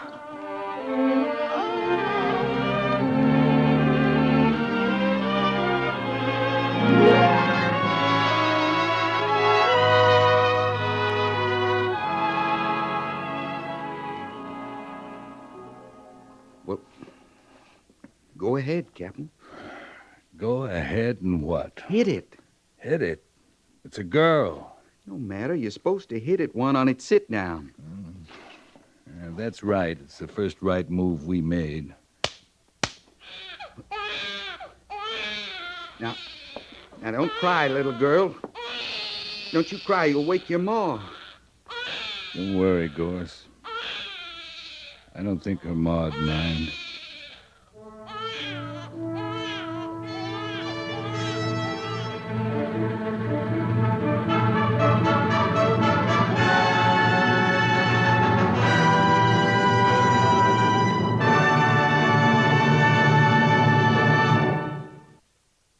Fort Laramie is produced and directed by Norman MacDonald and stars Raymond Burr as Lee Quince, Captain of Cavalry, with Vic Perrin as Sergeant Gorse.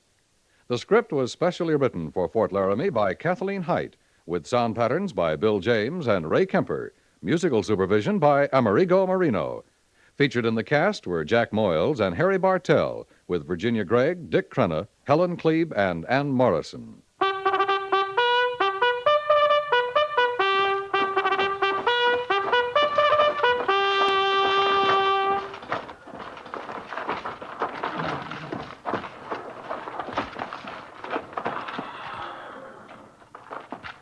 Company, tension!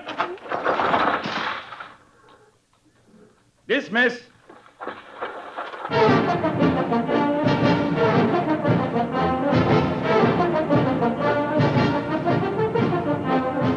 Next week, another transcribed story of the Northwest frontier and the troopers who fought under Lee Quince, Captain of Cavalry.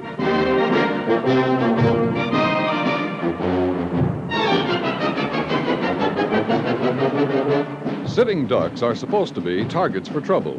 Your car is a sitting duck and yourself a target for trouble when you park carelessly. These days, problems of finding a parking place lead some drivers to attempt parking in spaces that are too small. They leave parts of the car exposed, jutting out into traffic lanes. As a result, another car swerving or coming around a corner can smack into the exposed front or rear end. Double parking, along with all the frustration it can cause, also increases the hazard of this kind of accident. Don't make your car a sitting duck in the way and asking for trouble.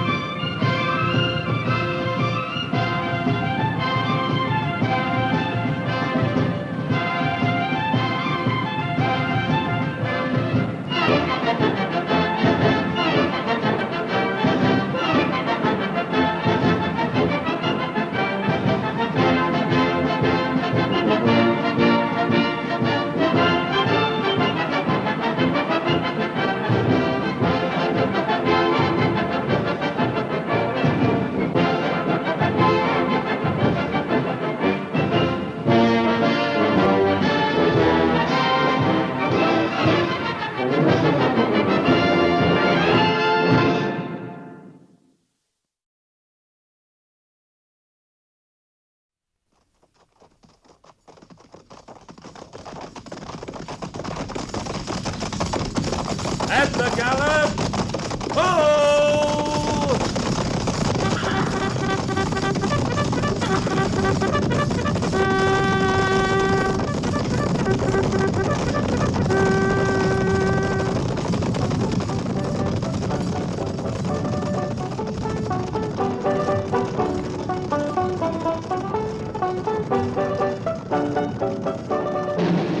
Fort Laramie.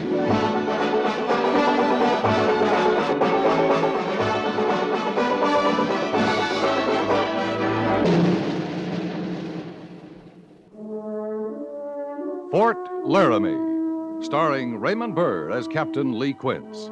Specially transcribed tales of the dark and tragic ground of the wild frontier, the saga of fighting men who rode the rim of empire, and the dramatic story of Lee Quince, Captain of Cavalry.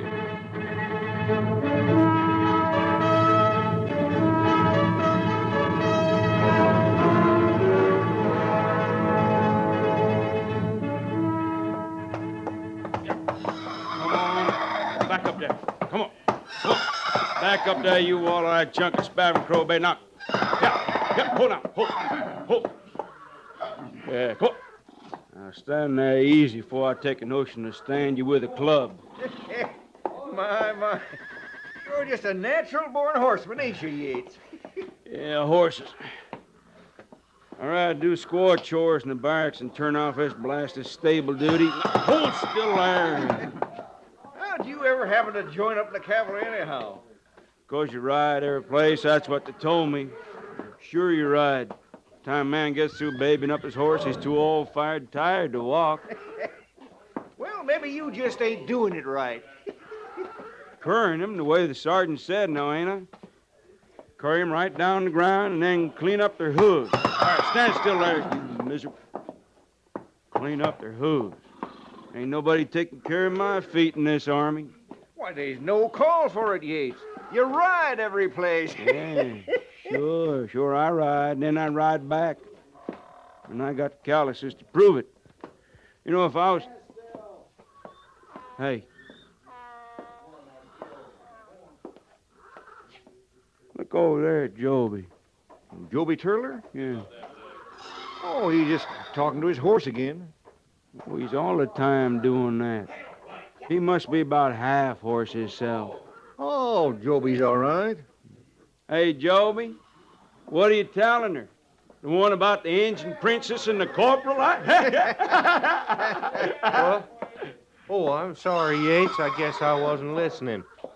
Well, then, how about loaning me a chaw tobacco? I can't. I'm clean out. You sure got out mighty fast. I seen you with a plug of red mule in your hand, not more. Oh, that ain't mine. What I mean is, it ain't for me. And who is it for? Well, it's for the mare. It's Belle's. What? She's used to it, Yates. She always gets a chaw after her morning feed. And I only just got enough to last her until payday. A horse. Getting her daily chaw pretty as you please with me going without. Well, you know, it's good for her, Yates. It keeps her cleaned out real good. Besides, I'm going without, too. I got none for myself. Just what kind of man are you, Joby? Doing more for a horse than you do for the human race.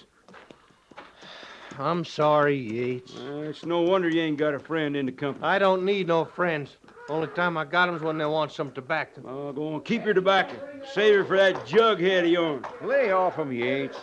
Hey, what you gonna do when they shoot her, Joby? What? First time old Doc gets a good look at her, that's what's gonna happen. You've been long overdue for a remount, Joby. Ain't no vet gonna take Belle. Me and her staying together. He already got his eye on her. If she was trotting lame yesterday, I'm afraid I seen her myself. You shut up, Yates, you hear? You shut your mouth. I'll kill anybody tries to take her. Hoo-wee. Ain't you a fright now? Injuns hear you talking that way, they all gonna vamoose to Kennedy. Come on, Yates. Let's go water the mounts. What if Captain Quince tells you to get rid of her, Joby? You gonna kill him, too? He's not gonna tell me. Now, old Doc, he only makes a report. It's a captain puts out the list. Hey, Joby, what you gonna do if Captain Quince puts you on a remount order? Yates, Yates, there ain't nobody gonna take Bell away.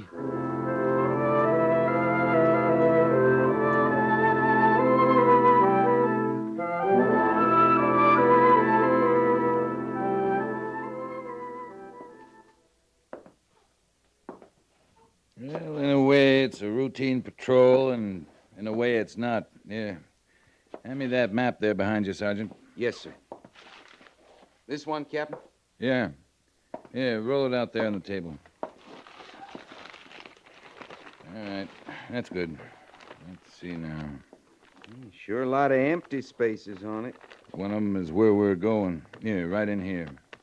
Broken Plains country. We'll move northwest out of Laramie as far as the Great Bow Bend, then due west till we pick up the East Fork of the Platte, wherever that is. Nobody's got around to mapping it yet.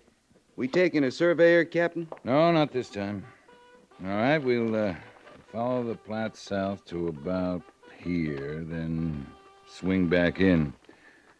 The route will depend on what we find.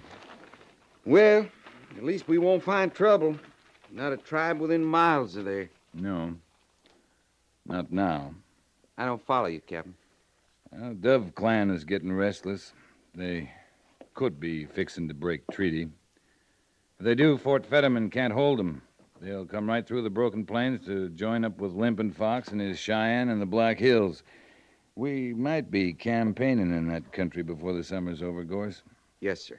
And this is reconnaissance. Water holes, nature of the terrain, so on. I'm taking Lieutenant Seiberts, you, Corporal Dittman, and whatever troopers you've picked. Oh, I got the list right here, Captain. Oh, good. We'll move out at dawn. I'm figuring about 6 days. You can't do it, sir. You just can't do it. You come to attention, soldier. I did. Just what are you doing in the orderly room, soldier? Private Joby Turler, I want to talk to the captain. How long you been in the Army, Turley? Sergeant, this is my third hitch. Hadn't anybody ever told you how to request an audience with the commanding officer? Permission of the first sergeant. All right, then why did you come busting in here this way? Well, there wasn't time, Sergeant. I got to talk to the captain right away. I just got to. Sergeant. Yes, sir. Sergeant, is Private Turler requesting an audience? It sort of seems that way, sir. Then it's granted. At ease, soldier.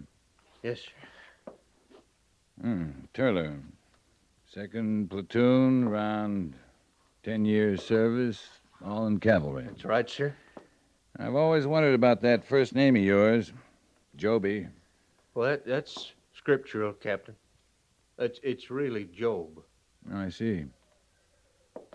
Well, what was it you had to see me about, Turler? Yes, sir. The remount order, sir. The list just been posted. I'm on it, Captain. That so? Well, you just can't do it. Me and her, we've been together since I first come with the second.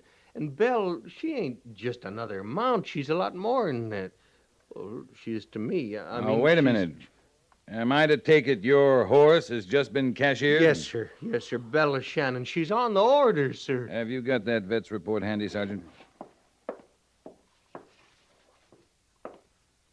Here you are, sir. Bella Shannon, Chestnut Mare, Stall 84, Breeder, Fort Riley Remount Service, fold in. You know how old that horse is, Turler? Well, she ain't old at all, sir. She's 11. Well, but some horses is different from others, Captain. You ought to see her on the march. She's friskier than a young colt. The report says she was lame on parade this week.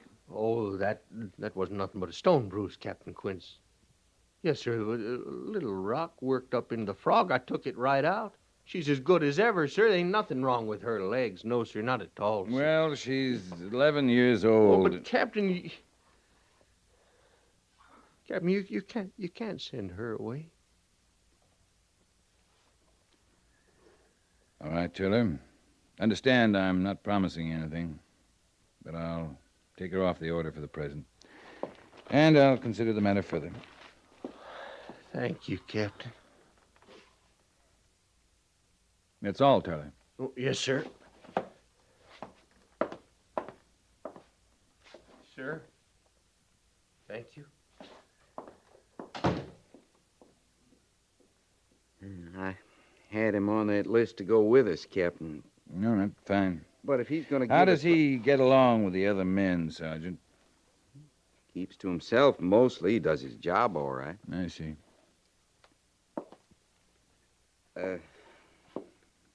May I say something, Captain? Go ahead. I know how you feel, sir, but you gotta do it. That horse is 11 years old and she's showing lame. What's there to consider? Nothing much. Just how to go about cutting out a man's heart without hurting him too bad.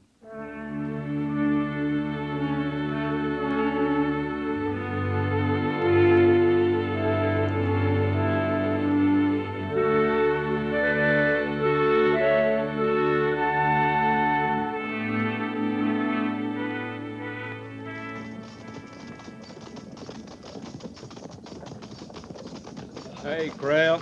Yeah? You ever been in Africa? Sure, I've been in Africa. Been every place there is to be. What do you want to know about it? How hot you get over there? Oh, 120 maybe. More in some parts. Well, then I'm right. It's just what I figured. What's what you figured? We done gone and taken a wrong turn back there somewhere.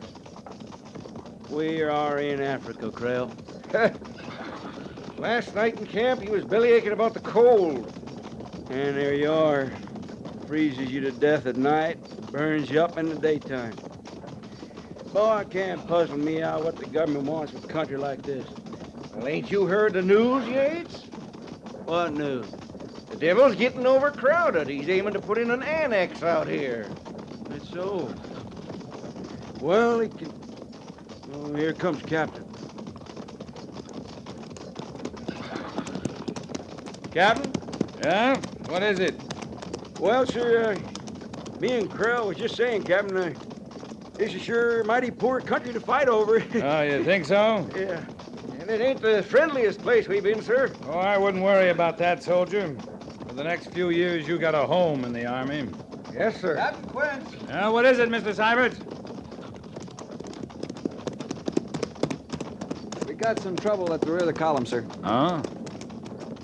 Patrol! Halt!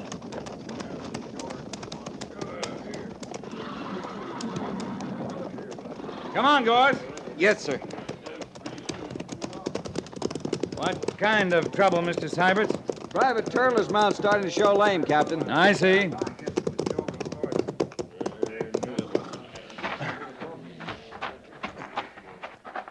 I reckon it don't amount to nothing, sir. It may be at their stone bruise again. Well, let's take a look.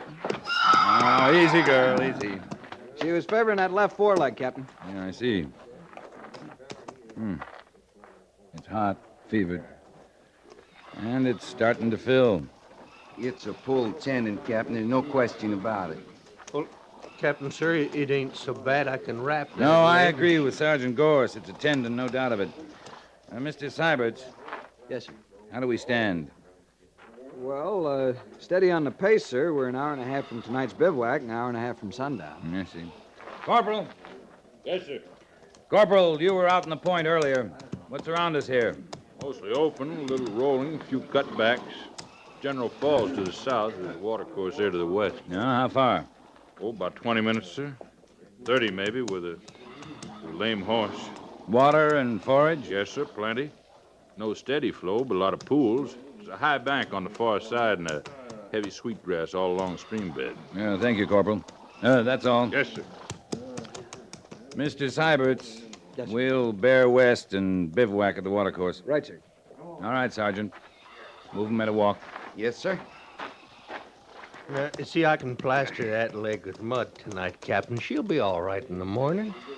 Well, we'll see. I'm sorry, sir. So am I, soldier. At the walk. Ho!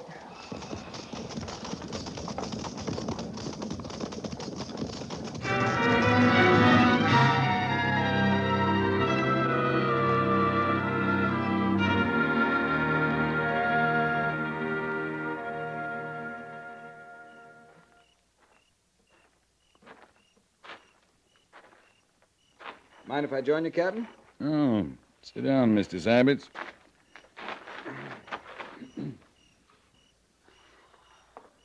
It's a fine night, isn't it, sir? Yeah. About as perfect as they come. Cool, peaceful, clear as a bell. It's funny when you think about it. What is it? Well, the way things work out. This country we're in, 5 days now we haven't seen another soul. And chances are, the next time we come through, we'll have to fight our way. Maybe not. The Sioux may stand by their treaty. I hope so. So do I, Mr. Syberts. For all our sakes. I know what you mean, sir. I didn't when I first came out from the point. We all start green, Mr. Syberts. I suppose. Beg pardon, Captain. Yes, Sergeant? Sir, what are we going to do about that horse at Turler's? Why, you know what we're going to do, Gores. When, sir? I figured first thing in the morning, we'll shift the loads and give him one of the pack horses. Does he know you're aiming to destroy her? Well, he ought to. He's had 10 years in the cavalry. Well, I don't think he does, sir. Oh? He's had her down there at the end of the pool ever since we unsaddled, putting mud on her leg, walking her, standing her in the water. He keeps talking to her, Captain. What is it you're trying to tell me, Gores? In the morning, sir, before we shoot that horse, we better take Joby's rifle and sidearm. All right, Gores. I'll talk to him. I guess I've been putting it off all evening, and Indians. they're up there along the edge of the bluff. Sergeant, form the men. Right, sir. Deploy as skirmishers, find cover and dig in. Fire at will. Stand by for the moment, Syberts. Yes, sir. Corporal! Yes, sir. Get those horses under cover, up against the bank, under that overhang. Right, sir. Check the men's positions, Mr. Syberts. Have them lay their fire along the edge of that bluff. It's the only target they'll have. Yes, sir. And put 2 men at the north end of the pool. It's brushy. They could slip in on us. Right, sir. You think they're Sioux? What's the difference? They're shooting at us. Carry on, Mr. Syberts.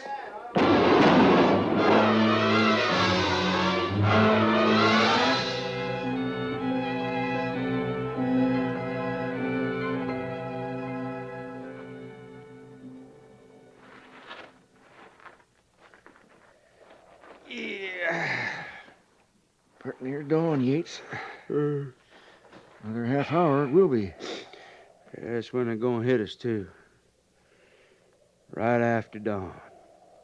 That's how they always do. Yeah, that's what I've heard.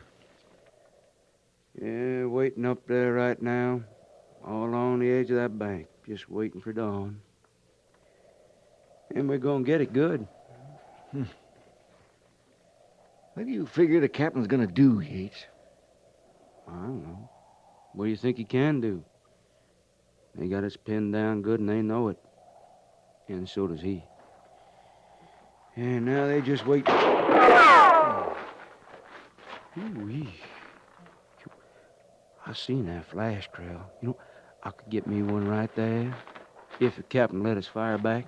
Yeah, says we gotta save ammunition. What for?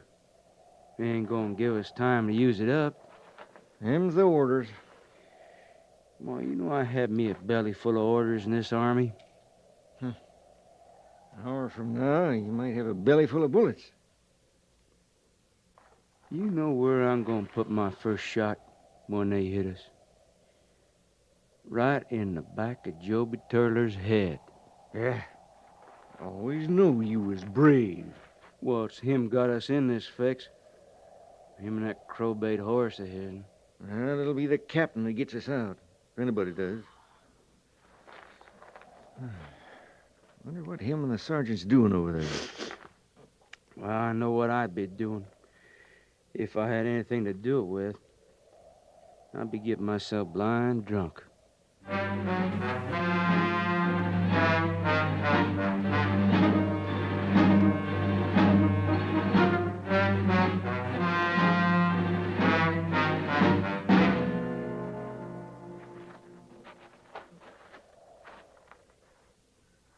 Let's see his face, Gorse. Yes, sir.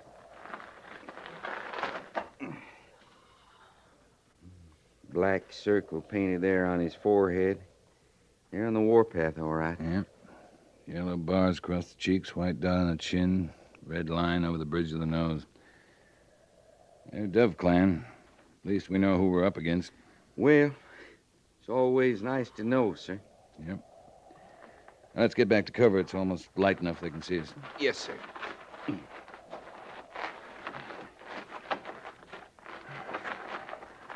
Captain, sir? Yeah? What is it, Turler?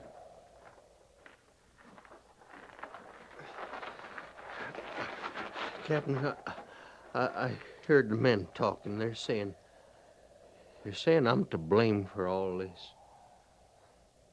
Who's your commanding officer, Turler? Huh? Well, you are, sir. Who do you get your orders from? From you, Captain. Who ordered you to camp here last night? Well, you did. Then who's to blame? Well, yes, but... Forget it, Turler. We've got a fight coming up. Yes, sir. Been praying in my mind all night. Yeah, I know. Come on, Gorse.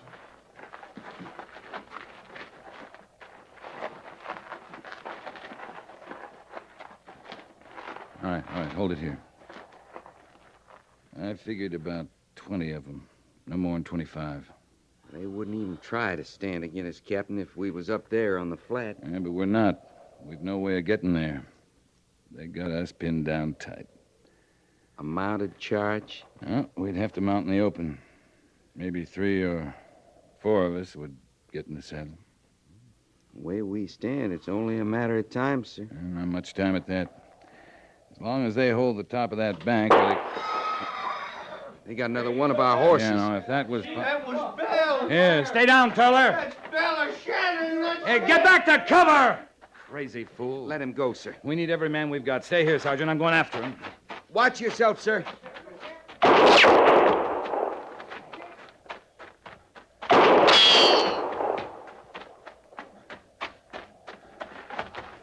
The shotters. The shotters have got no call to do that. Now, she's as much army as we are. No reason for 'em shooting a horse. Here, Joby. You can borrow my pistol. The pistol, sir? What for? I didn't figure you'd want to use your own. I can't. I can't, sir. She's in pain, Joby. No. Some things a man's got no choice about in this world. Now, if you don't, then I'll have to. All right, Captain. Here you are. Yeah. Well, thank you, sir. Now, Bell. Joby? Yeah, I know, sir.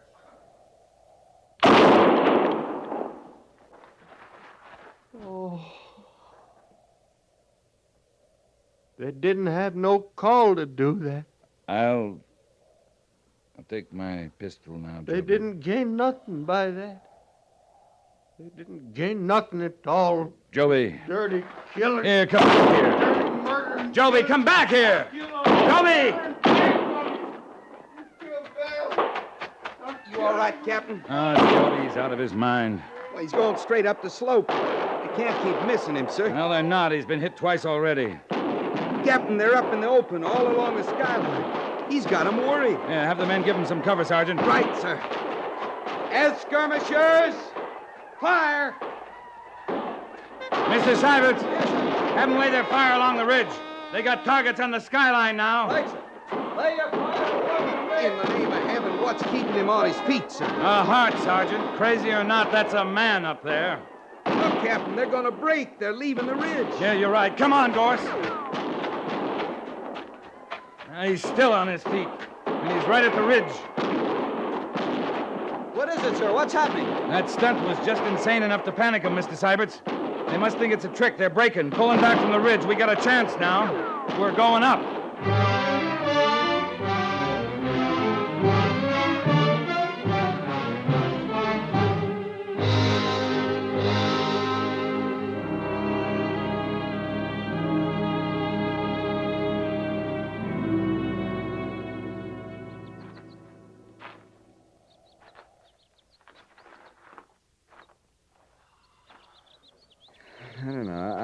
never understand it, sir.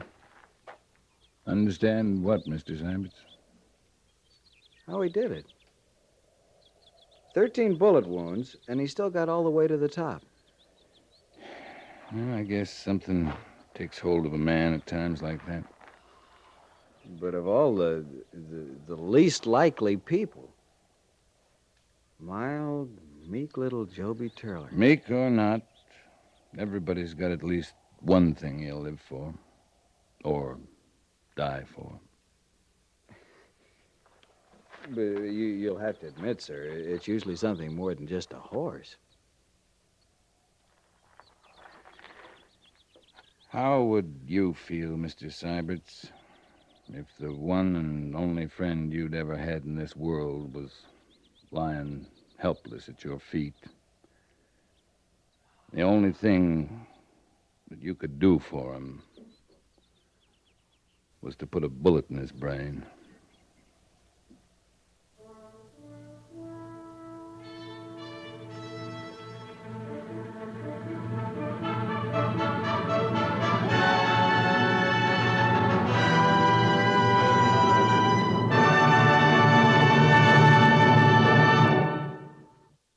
Fort Laramie is produced and directed by Norman MacDonald and stars Raymond Burr as Lee Quince, Captain of Cavalry, with Vic Perrin as Sergeant Gorse.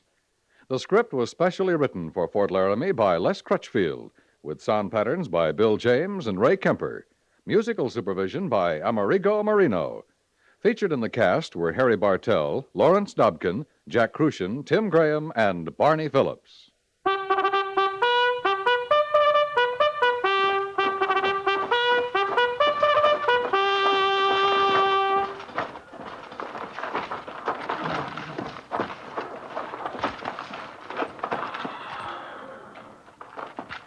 Company, tension!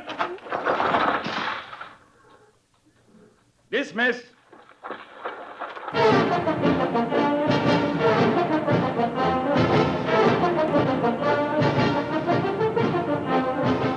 Next week, another transcribed story of the Northwest frontier and the troopers who fought under Lee Quince, Captain of Cavalry.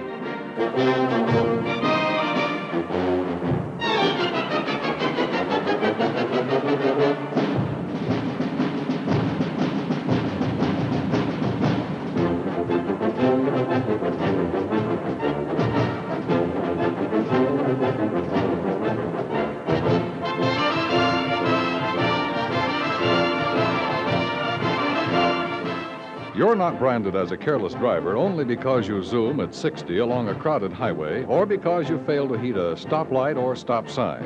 You're a bad driver, a careless driver, when your car is standing stock still at the curb, if it's parked in a no parking zone, if it's too close to a fire hydrant, or if it's double parked. Are you a reckless driver even when your car is standing still? Remember, it's kid stuff to try to get away with something.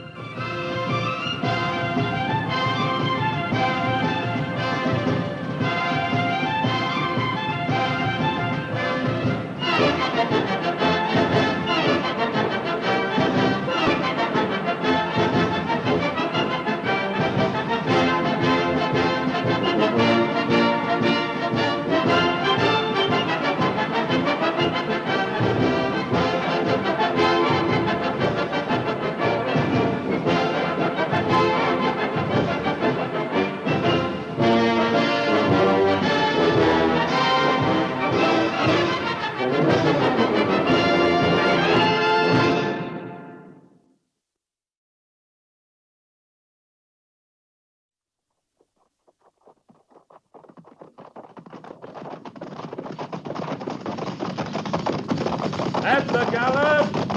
Follow!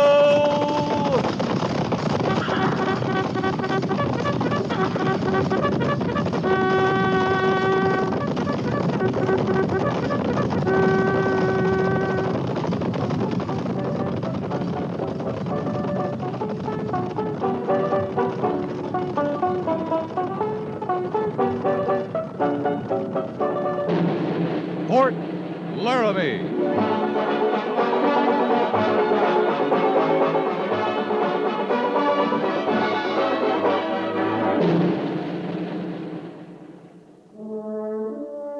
Fort Laramie, starring Raymond Burr as Captain Lee Quince.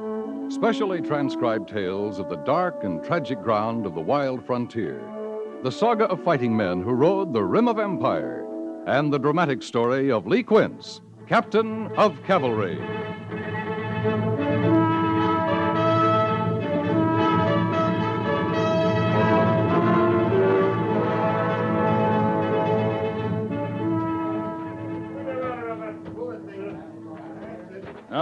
No spikes on this side of the rail at all. How about over there, Mr. Syberts? Haven't run into one in 20 yards, Captain. They sure weren't taking any chances, were they? 4 telegraph poles across the track, all the spikes removed from the rails, and the track yanked off the roadbed. I'd say they weren't taking much chance, Mr. Syberts. You think it was Cheyenne, sir? Well, it's Cheyenne country. Why'd they do it? Derail a train, kill all those innocent people? Oh, fear. That's why most men kill. But fear of what? The trainmen were armed, sure, but 20 of those dead back there are women and children. The iron horse makes a lot of noise, Mr. Syberts, and puffs a lot of steam. If you saw it cutting through your country, you might not stop to think it was carrying women and children. They must think it'll discourage folks from coming west on the railroads. If I was standing in the Omaha station waiting to board a train, it might discourage me. Not you, Captain. Things don't seem to bother you. What things? 20 women and children dead, you didn't bat an eye. It's a lot of death all piled together. Any death is a lot of death, Mr. Syberts. You've seen more than I have. Maybe you've gotten used to it. We've a job of burying to do back there. Sir, I can't go back just yet. Doesn't get any better waiting, nor any easier. People die or they get killed. Either way, they got to be buried. Yes, sir. And the train's got to be set right on the tracks where it belongs, and the tracks got to be laid again and spiked so the next train will stand a chance of getting through. Captain, would they have stood a better chance if the Army had been riding with them? Wouldn't that make it safer? Mr. Syberts, this train was derailed by Indians. It wasn't attacked. Nobody was massacred. If half a troop was riding with them, we'd be burying them. I guess you're right. It's just not easy, is it? What drew you to the Army, Mr. Syberts? The uniform?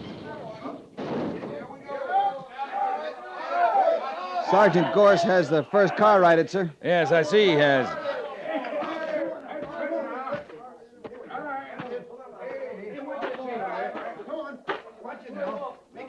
Let's go. Good, man. All right, now take yourselves a rest now. Okay, sir. Good work, Sergeant. It's a mite easier telling them how it's done, Captain. Somebody has to do the telling. You got a car back on the rails, didn't you? Yeah, but this ain't cavalry work. We're all that's here, Gorse. You think you got 'em all out before you set that car right? There's no way of telling that, Captain, till we look and see. If it's all right with you, sir, I'll board that car and see if we got all the dead. It's all right with me, Mr. Syberts. If you need a hand, Lieutenant... If I do, I'll call for it, Sergeant. Yes, sir. I guess there'll be no way of telling when this happened. Not from the bodies. They've been stiff as old hides ever since we come on them. 6 or 8 were thrown clear, isn't that right? Clear.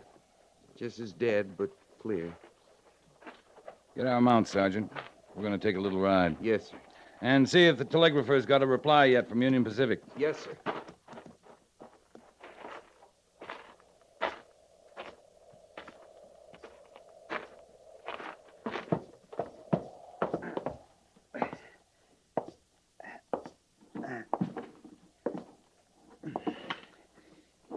Need any help, Mr. Syberts?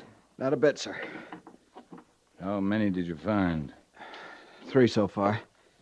I'm leaving you in charge, Mr. Syberts. Sergeant Gorse and I are going to take a little ride. If anyone lived through this, they might have made it to one of the settlers. How could anyone live through this? I don't know. You want to come along and find out? I got a job to do here, Captain. That's right, Mr. Syberts. You have.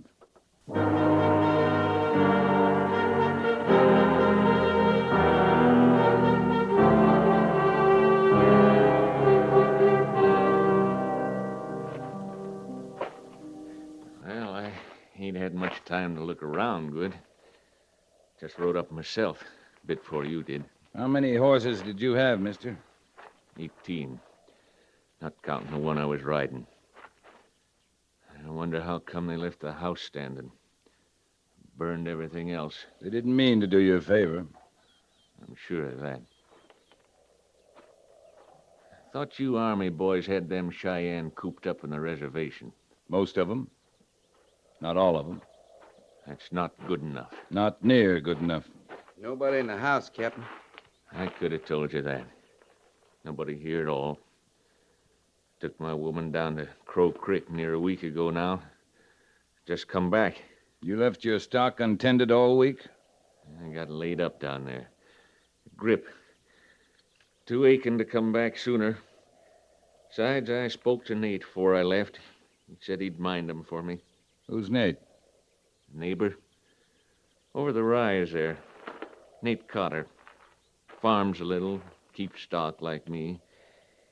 Said he'd mind them for me. I done it for him. Could be he run your horses over there to feed. No. No, this is Indian work. Like that train you told me about. You used to trouble with the Cheyenne? Yeah. Ever since the railroad. It was peaceful enough before they had to lay that track and send them steam engines puffing across the land, scaring the stock, scaring Indians, too. They don't like 'em. Iron horses. They don't like 'em at all. Mister, we're burying near 30 dead that says they don't like 'em. Yeah. Well, I got work to do. Thinking. I can't help you none. We got a camp back near the railroad. You're welcome to come with us. Leave my land? Good Lord, man. That's all I got left. No. I ain't leaving. The Cotter place just over the rise? Yeah. 2 miles, 3. They're my neighbors. Nate and his missus.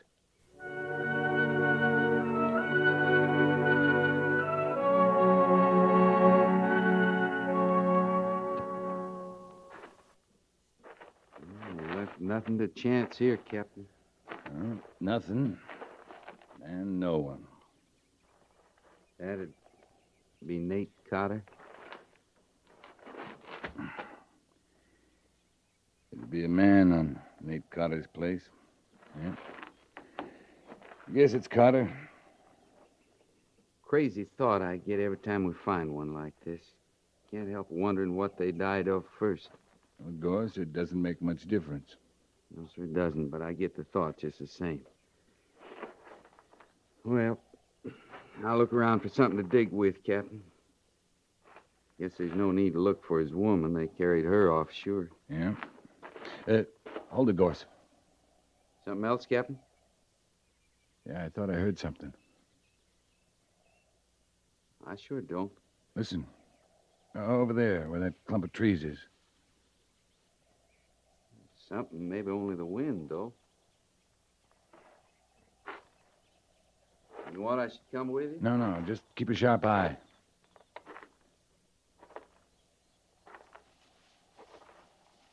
Don't shoot me, mister. Come out in the clearing where I can see you.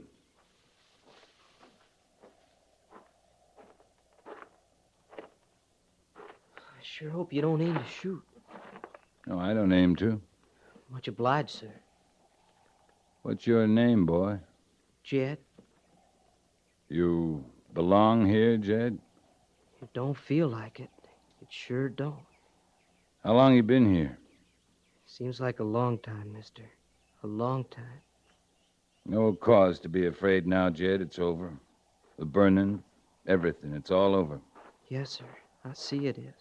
Where's he from, Captain? Just the trees, that's all. I ain't done nothing. You better come back to camp with us, Jed. Some hot food, a cot. You'll feel a sight better. You're Army folks, ain't you? Yeah. This is Sergeant Gorse. I'm Captain Quince. Hello, boy. My pa was a sergeant. Was he? You got somebody laying dead over there, Captain? Yeah. You got a ma, Jed? Sure. I got a ma. You better come with us, boy. There's nothing for you here. There sure ain't. There sure ain't nothing.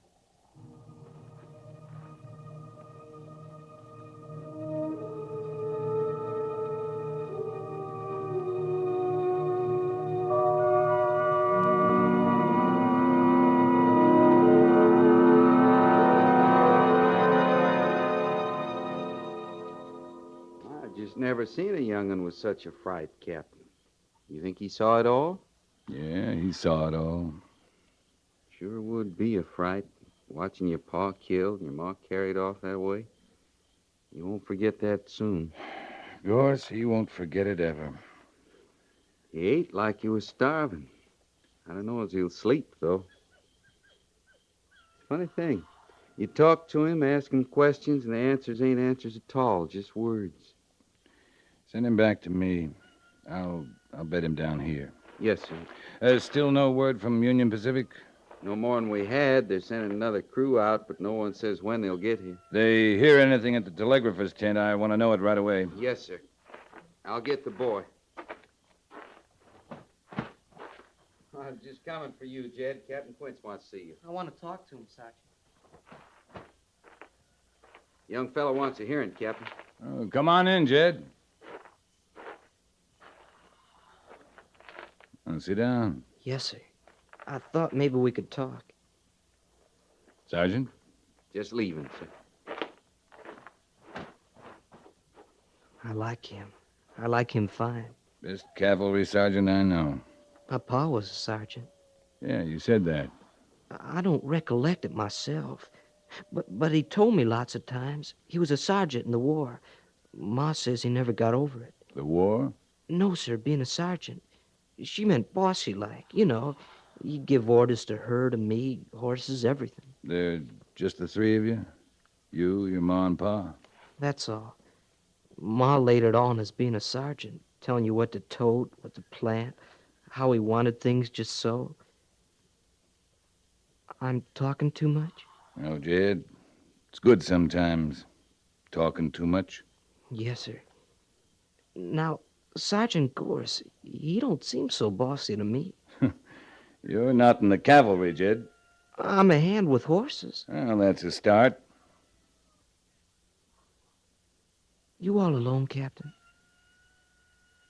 How do you mean? You got nobody? Just you? I ain't got nobody. And Sergeant Gorse, he's got nobody. It's a good life, ain't it? For a man alone. Yeah. For a man, Jed. You're going by my face, ain't you? I can't help my face. Nothing wrong with your face. Just it looks awful young, Jed. I can't help that. Now, how old are you? I'm big enough, strong enough. Some of them men, when we was eating, I was bigger than them. How old are you? 18. 18? Near 19, actual. Well, a boy that old ought to recollect when his pa was a sergeant in the war. I can't help what I recollect, like I can't help my face. You going by my face, that's all. I want to be in the Army, Captain. Most particular, I want to be a cavalry trooper. Well, you better get some sleep first. Don't set me by that way, Captain. I can't give you no proof about me being as old as I am. It was in the Bible with all the rest. Them as didn't live, and me. Ma read it there herself. Now you know I can't show you that Bible, Captain. Now, easy, Jed, easy. I know you can't. It's what's inside makes a man. My pa said that, and I know it's true. Message from the telegraphers, Captain.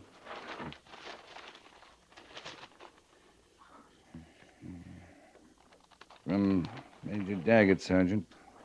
He's sending laborers and our replacements down from Fort Laramie. As soon as we were relieved, our orders are to return to the fort. Yes, sir. That might be sundown tomorrow, so pass the word. Yes, sir.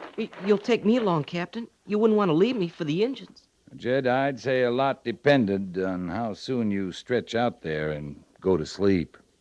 I'm almost asleep now, Captain.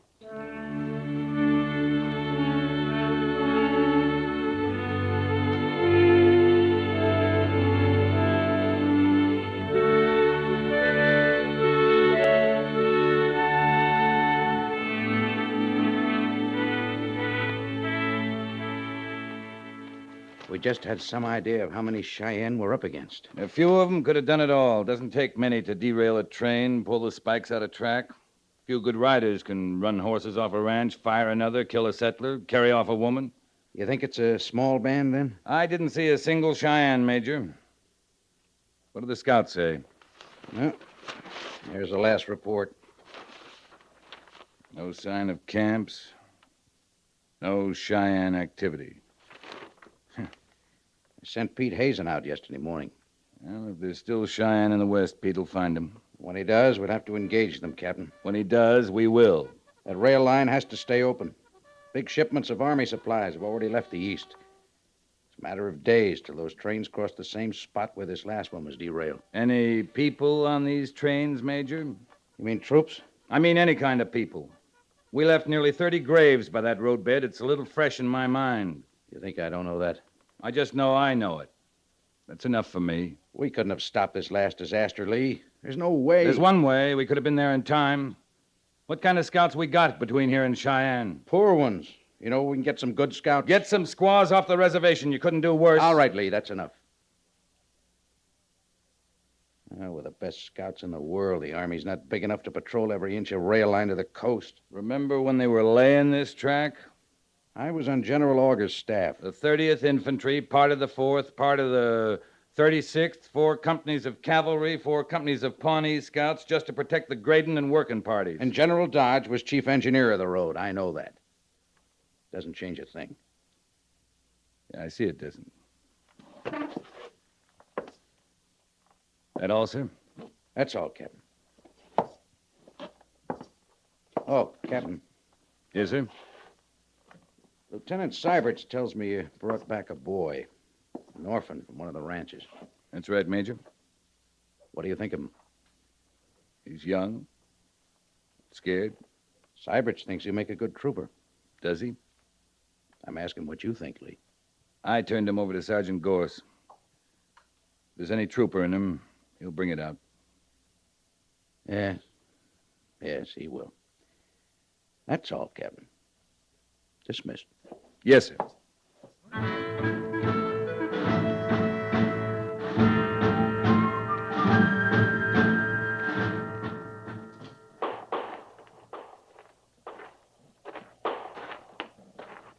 You come closer, Captain, you get a real eyeful. Jed's a good shot, is he? Haven't fooled him yet. Started him on sidearms, worked up through Springfield, Spencer's. And with a Henry rifle, he just might stand off sitting bull in the whole crowd. He's high on himself about horses. How is he there? Horses he knows. Cavalry saddles or something else again. Well, he's bright enough, Jed is. He'll master saddling and unsaddling. He's a boy, Gorse. He's just a boy. Why, he claims he's near 19. He's a boy. You know he is. It's hard to tell what's boy and what's the shock of what he's been through. Well, that's a fact. Gorse, you get him a uniform issue? Well, not me, Captain. Lieutenant Syberts. You didn't know? Of course I didn't know. Well, Captain Quince, he was swore in this morning. That Jed's in the Army now.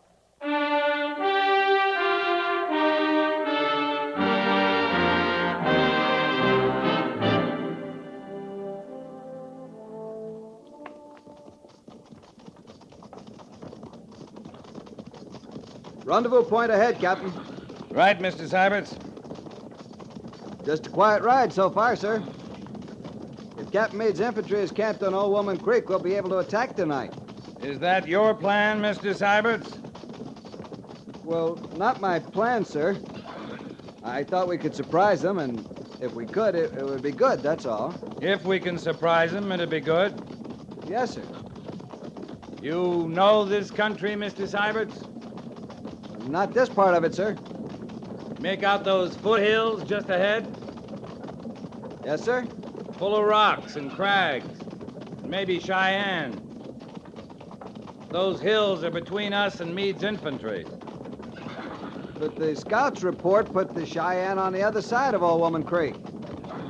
Well, what I mean is they're not supposed to be in those foothills. I hope the Cheyenne know that, Mr. Syberts. Yes, sir. One thing, Captain, this will be good experience for our young trooper. You mean Jed? His first go at Indian fighting. He's learned a lot, but he's awful green yet. You know, inexperienced. I know about inexperience. Jed's something else, Mr. Syberts. He's a boy. Just a boy. Cheyenne ahead, Captain. Breaking out of them foothills and making straight for us. Left front in the line. Left front in the line. At the gallop. At the gallop. Follow!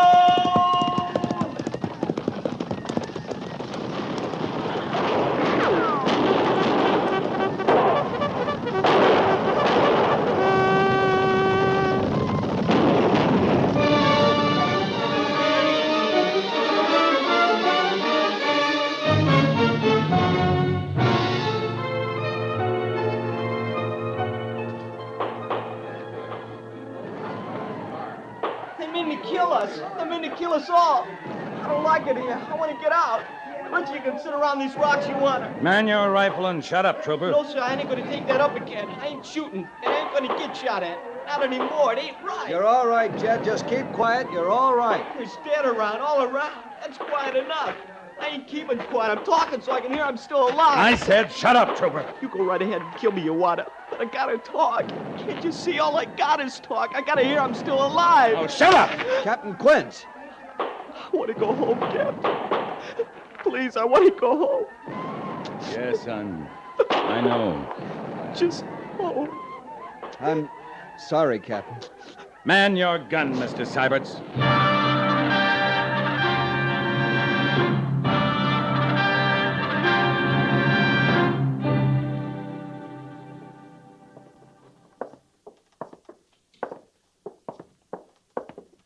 She's here? Right here in the hospital? My mom? Yeah. Another couple of doors, Jed. But I thought... I don't rightly know how she got here, Captain. Well, a couple of Cheyenne braves brought her, thinking to collect a reward. Injuns? Had my ma? Oh, she'll be all right. No cause to worry. You want me to go in first, Jed? Or you rather go in alone? You first, Captain.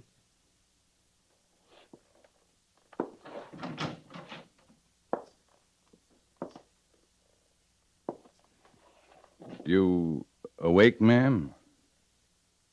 Mrs. Carter? I'm awake.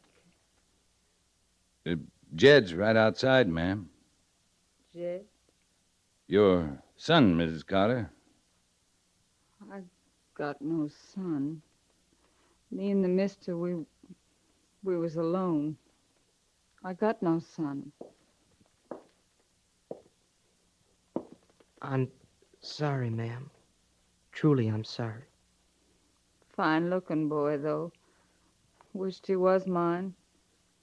We could have used a son, me and the mister. I was wrong. I meant you no harm. No hurt, ma'am. No hurt left in me, Captain. Boy, Yes'm? you got no ma your own? Yes'm. I got a ma. Got a pa, too. Much obliged for your asking, ma'am. You never asked me, Captain. You never come right out and asked. I was scared when you found me. You thought like I belonged there, and I let you. Where do you belong? Illinois. I ran away, worked a spell from my keep along the way, till I got to Omaha. Then I got on that train. The one you found with all them dead. Jed, I don't believe you. Anything you say goes down right hard. It was night when we hit. I was throwed clean out of that train, Captain. I think I must have lit running. I never stopped till you found me. I didn't lie, Captain. You just took for granted. Your pa was a sergeant? Don't you know he was? Ordering Ma and me around, telling us what to tote, how to plant, how to do everything just so. He told you something else, Jed. Yes, sir? It's what's inside makes a man. My pa said that, and I know it's true. You better go home, boy. I mean to. Yes, sir, I mean to do that right away. I'm obliged, Captain. Most particular, I want to be a cavalry trooper. You come back and say 5 years, Jed. When I'm 18? Actual? Yeah, we'll be waiting for you.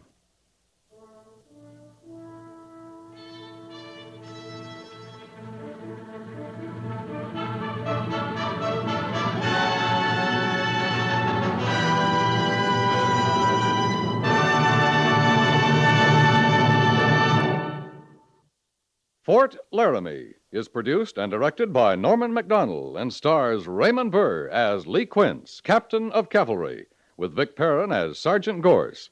The script was specially written for Fort Laramie by Kathleen Height, with sound patterns by Bill James and Ray Kemper, musical supervision by Amerigo Marino.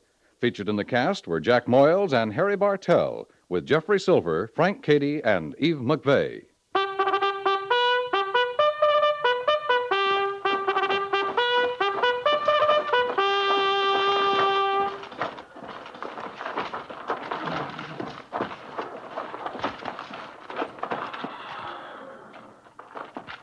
Company, tension! Dismiss.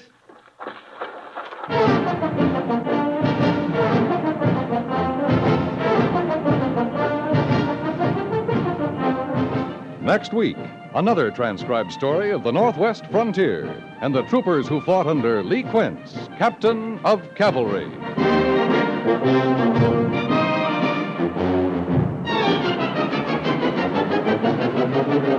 Are you satisfied with your savings?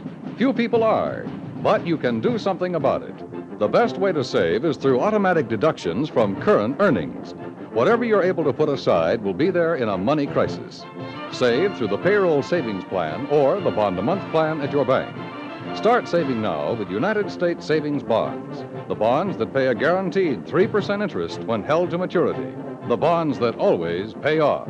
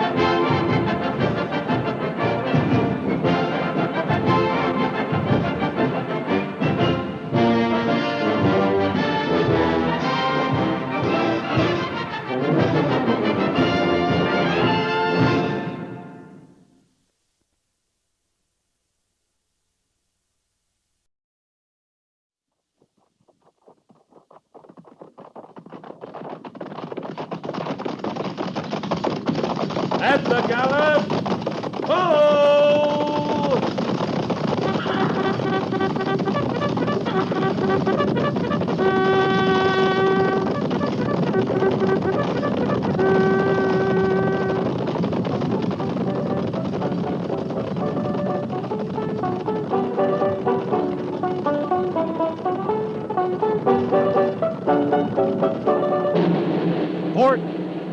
Laramie.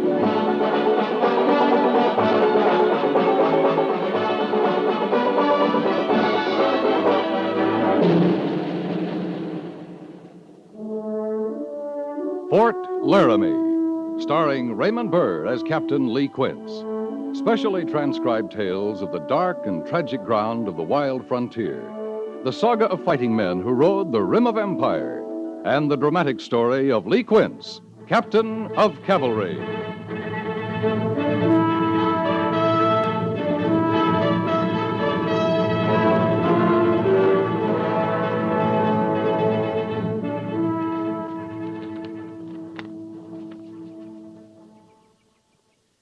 Four barrels of flour. Destroyed? Yes, sir. By weevils. Weevils. At least it wasn't mice this time, Mr. Syberts. No, sir. Well, here you are, Lieutenant. Fill out the rest of it and have Sergeant Gorse drop it off at the AQM stores. Yes, sir. Captain Quince, Mr. Syberts. Major, sir. Morning, Major Daggett. Something especially interesting out that window? Or is it just spring fever? Well, the quartermaster's report was a little boring this morning. I know. It's hard to stay indoors in a day like this. Looks like spring's really here this time. The river's rising, snow melting in the mountains. This warm, we might have a flood like 2 years ago. The water comes up this high on the bluff? Oh, the fort's safe enough, Lieutenant. Trouble comes there, across the river in the civilian settlement. Maybe this year it'll wash those hay ranches right out. And they'd come right back with a new supply of whiskey. Now, if I had my way, they'd be cleaned out for good. That'd cut our guardhouse detail by half. You can't blame the men too much, Major, when payday comes around only once a month. I suppose not. I guess I've got spring fever, too. First birds I've heard in months. Yeah. Our snowbirds will be thinking of flying, too. Snowbirds? Winter soldiers. Every year we have a few out here. Men who enlist in the fall just to get a warm spot for the winter. Now they'll be lighting out. They'll desert? Go on west to the gold fields. This happens every year, Mr. Syberts. You can't punish a man before the crime's committed. Afterwards, it's usually too late. They're long gone. Well, couldn't we go after them, bring them back? We could, but we usually found more important things to do. Couldn't we take measures to prevent it? Any suggestions? I don't know exactly, sir, but perhaps warn them at morning parade, read the penalty for desertion, double the guard. And send patrols after the ones that slip through? Well, it just seemed to me... Meanwhile, the Cheyenne and the Sioux and the Crow are feeling the spring, too. Riling their blood. I see, sir. You mean there's nothing we can do? Oh, your theory's good enough, Mr. Syberts. I'll have the penalty read. And as for the Indians, we'll send out the usual spring patrols to look them over. Well, this weather can't be too soon, Major. I'd say the Clearwater Patrol should be the first. I'd like to take that one. Mr. Syberts here could handle it. Mr. Syberts could handle these quartermaster reports, too, Major. I'd probably be more useful in the field. On a day like this, I'd like to be in the field, too. That's the price you pay. Why should I relieve you of your responsibility just because you have spring fever? No reason, I guess, Major Daggett. All right. Take the Clearwater Patrol, Captain Quince. Thank you, Major. Well, I guess I'd better finish these reports.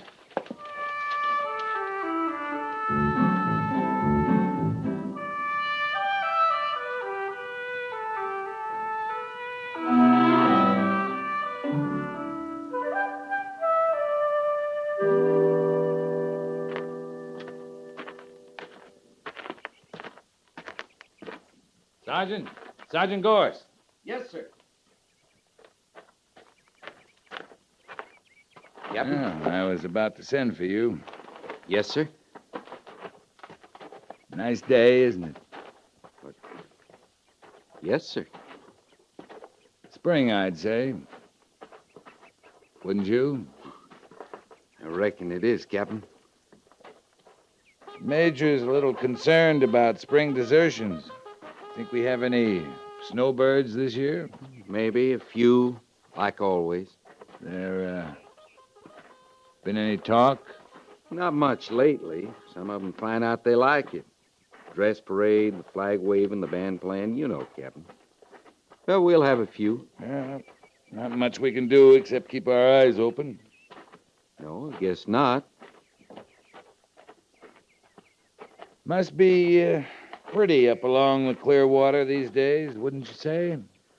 Mighty pretty.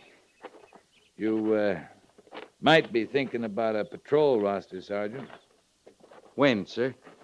Ready to leave before dawn tomorrow? Don't expect your roster to recall. I'll have it for you, Captain. We'll go light, make a fast circle to... What? You there, trooper. Never mind, I'll take care of this.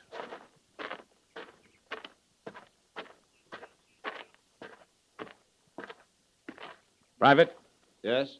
Oh, yes, sir. Private, a soldier in the United States Cavalry does not sit down on sentry duty.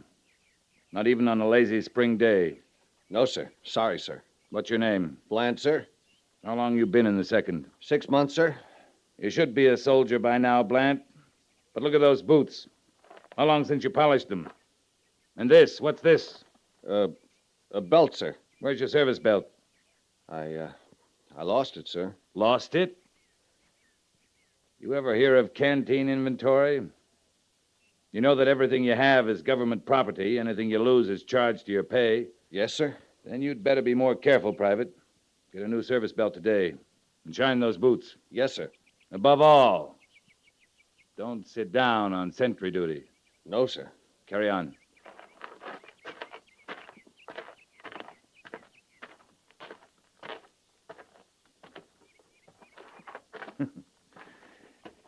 Guess everybody's got spring fever, Gorse. Captain, that fella Blant, What about him? he was one of them, did a lot of talking last fall. Oh? That's why he doesn't care about his uniform. Well, maybe he's one we can do something about. Like what, Captain? You can put him on the Clearwater Patrol roster. I ain't too sure he's soldier enough. It'll kill or cure him. And we'll be able to watch him. Yes, sir. Hey, you might try some of that dress parade on him. Put him on flag detail at retreat tonight. And Gorse. Sir? See that he polishes those boots.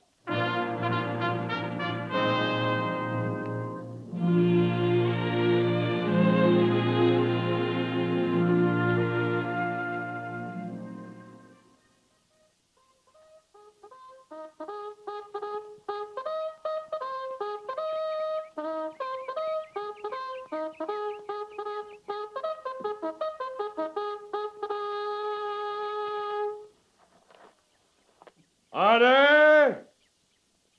Arms! Sergeant, dismiss the company. Company! Dismiss!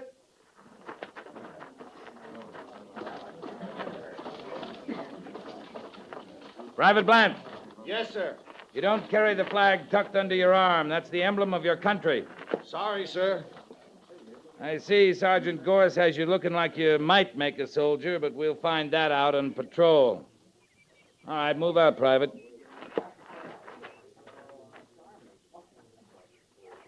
Well, what do you think, Gorse? I don't know, Captain. He's got all the makings except the notion. He's got his mind on other things. I don't know we can depend on him. We might have to. Oh, he might surprise you, Sergeant, if it came to that. Maybe. Well, we'll see. 4 a.m. tomorrow, Sergeant.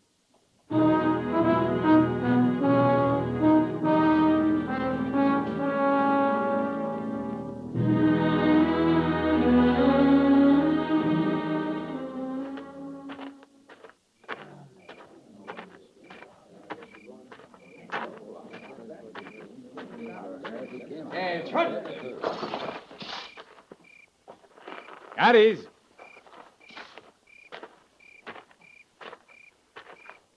All present or accounted for, Sergeant? All except one, sir. Blant. He's gone. Must have left last night. Took his horse, equipment. Real snowbird after all. You were right, Sergeant. We can't have gone very far, sir. Maybe if we go through the hay ranches across the river. All right.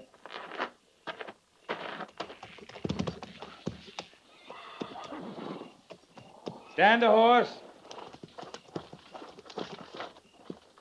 Lead out. Prepare to mount. Mount. Forward by twos. At the walk. Ho!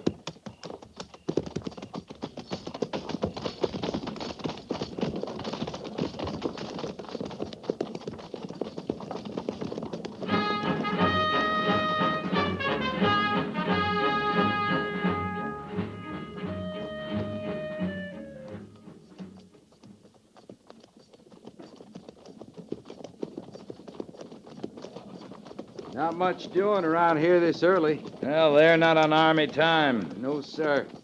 Whiskey time. I don't see any sign. There. In that corral. Yes, sir. By golly, that's an Army mount back of old Greasy's. I figured Greasy'd be the most likely to take a chance. He didn't have time to get rid of it yet. Patrol! Halt!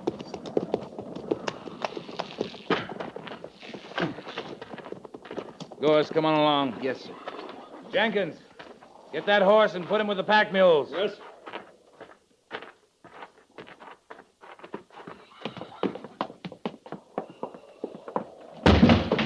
Hey! Hey, what's going on here? What do you think you're doing? Where'd you get that horse in your corral, Greasy? What horse? You know what horse? Where's the man who brought it? I don't know what you're talking about. Back room, Gorse. Yes, sir. Now, wait a minute. Get out of the way, Greasy. You're in enough trouble. Now, wait a minute, Captain. Let me explain. Yes, Captain. Uniform, saddle, pack, hardware, everything. You didn't expect us so soon, did you, Greasy? Where's the soldier you got this from? Well? He left last night. Went on west to catch up with a wagon train went through yesterday. All right.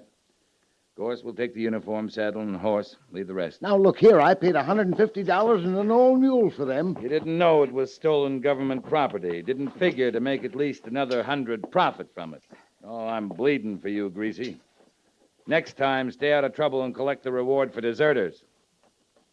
Some reward, $20. Then take the consequences.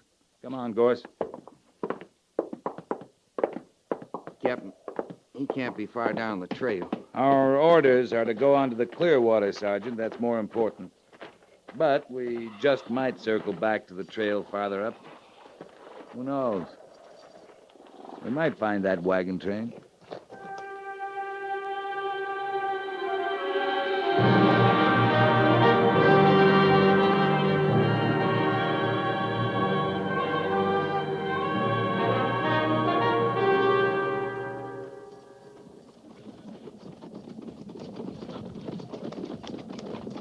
You was right, Captain.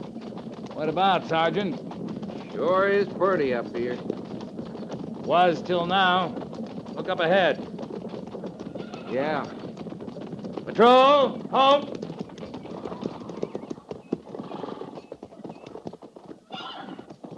Well, Gorse, what do you make of it? This engine's all right. I don't know what tribe. There was a lot of them, maybe 30, 40. Went south, maybe a day. Yeah. And it was no hunting party. No, it's a raiding party for sure. We're not too far from the Oregon Trail now. There'll be wagon trains coming through even this early. We know of at least one. We'll follow their trail. Make sure. Yes, sir, but we're awful short-handed for that big a party. Well, we can warn the trains at least. Who's got the strongest horse? Jenkins, I think. All right. Jenkins? Yes, sir. You get back to Laramie as fast as you can. Report to Major Daggett we found a big party. Ask him to send B Company out along the Oregon Trail to meet us. Yes, sir. Right now, sir? Move out. All right, Gorse, let's go. At the trot. Ho!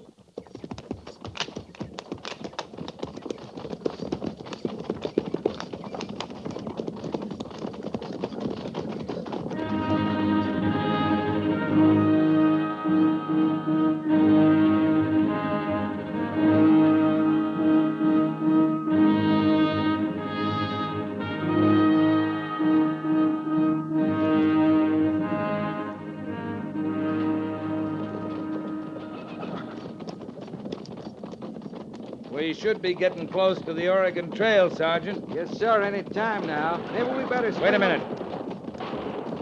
Guns, Captain. At the gallop! Ho!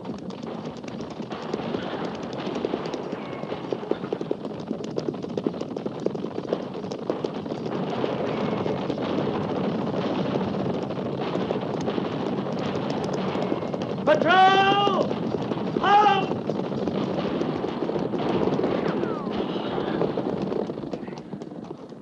Hey, it's a wagon train, Captain. They're under attack. Surrounded. And them Cheyenne, at least 50. Sure don't stand much chance against that many, Captain. No, but if we surprise them, we might be able to ride through to the wagons. Hold your fire, men. Stay low in the saddle, and we'll ride straight through. All right. Charge!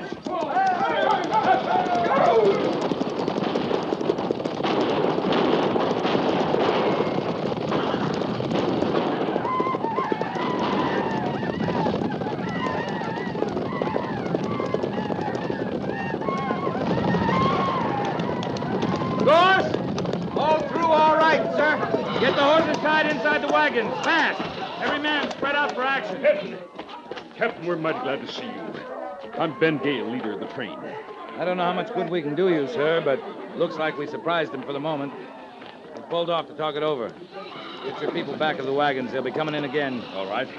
Boys, now get back to your places. The horses are all secure, Captain. Wait a minute, Gorse. Bland. Oh? Hello, Captain. I guess you were hoping not to see us. Yeah, I guess I was. We are. You're under arrest. Disarm him, Gorse. Now, wait, Captain. I want a gun. We're going to need everyone here. You didn't want to fight with us, Mr. Blant. Now you're not going to. You'll stay back with the women and children. But, Captain, Here listen. they come again. All right, hold your fire. Let them get close.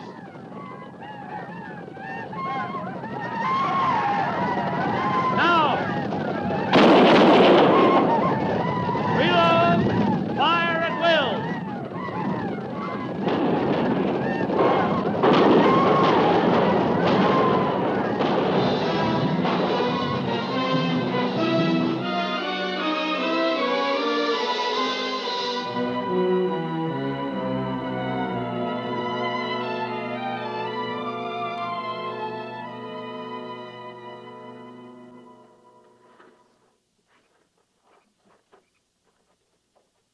Three charges. How many more can we stand off, Captain? They won't come in again tonight. Getting too dark. Looks like they're making camp, tending their wounded. We can expect them again at dawn, though. They're not leaving. Not much we can do, is there? Not much. Can't expect B Company till sometime tomorrow. We can hold out till then. Keep a good watch, Gorse. Yes, sir.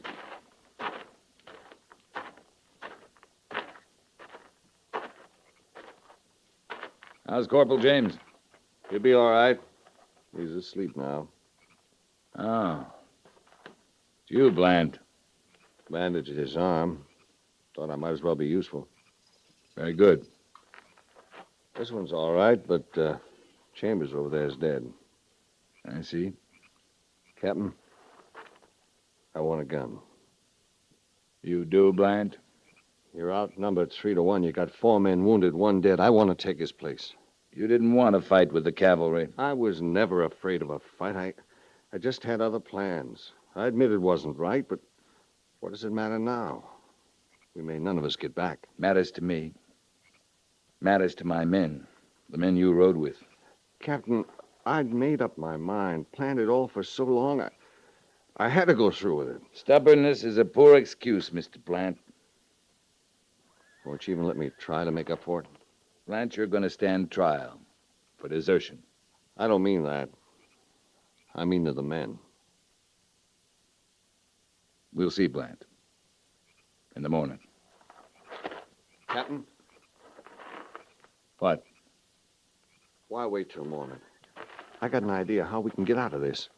It's going to be dark tonight. If somebody could sneak out to those Indian horses, cut the picket rope, stampede them, You and then... think anybody could get within 100 yards of those horses and live? But if they could, then if we were ready to move fast, they couldn't follow us. We could make it back to Bridger's Crossing by morning, maybe. And what man am I supposed to send out there, Mr. Blant? Me. No. It's a crazy idea. So crazy, I think you were betting I wouldn't accept it. I guess I got that coming. But you have to admit, even if it was true, I was betting my life. We'll risk it right here, Mr. Blant. You go on tending the wounded. About the gun, well, we'll see you in the morning.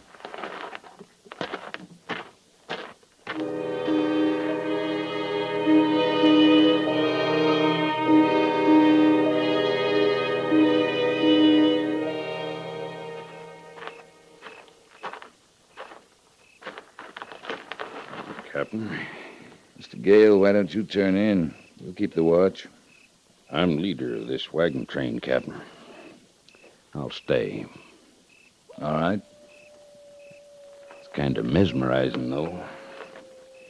Staring at them little fires, winking in the dark. Captain, think we got a chance? Well, if our ammunition holds out, the relief should be here before too many hours. Well, I hope so. I sure do hope so.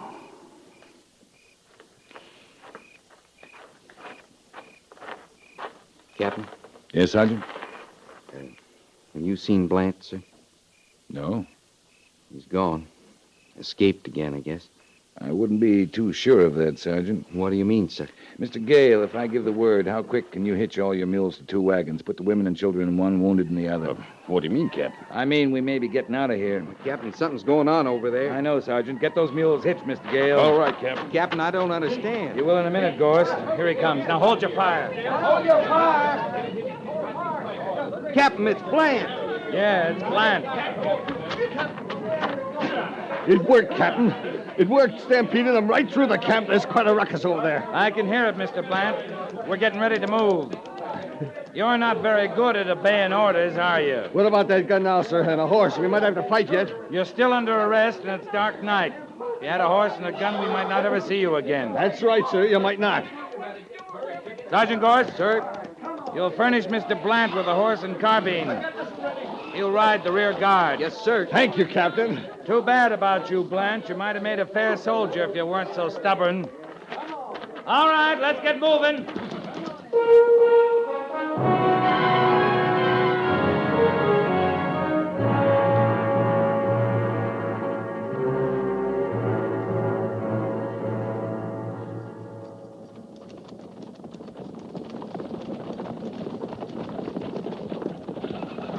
Getting light, sir. Can see pretty good now. What do you see, Sergeant? Well, no engines anyway, and that's the main thing. Look up ahead, Sergeant. Way out, past the crossing. Well, that's a column, Captain. That's Company B. That's right, Sergeant. I think we can pull up now. Patrol! Hope!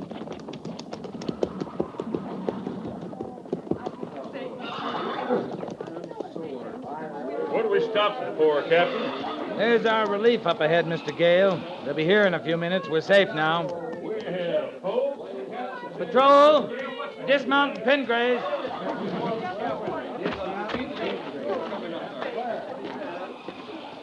Wood and water detail, Sergeant Gorse. Everybody will be hungry. As soon as... Oh. Hello, Blant. Morning, Captain. You lost your chance, Mr. Blant. Well, sir, a man can be stubborn just so long. True. If it's any satisfaction to you, I'm sorry now about the whole thing. You mean you find you like the cavalry? Yes, sir, I do. Sergeant Gorse?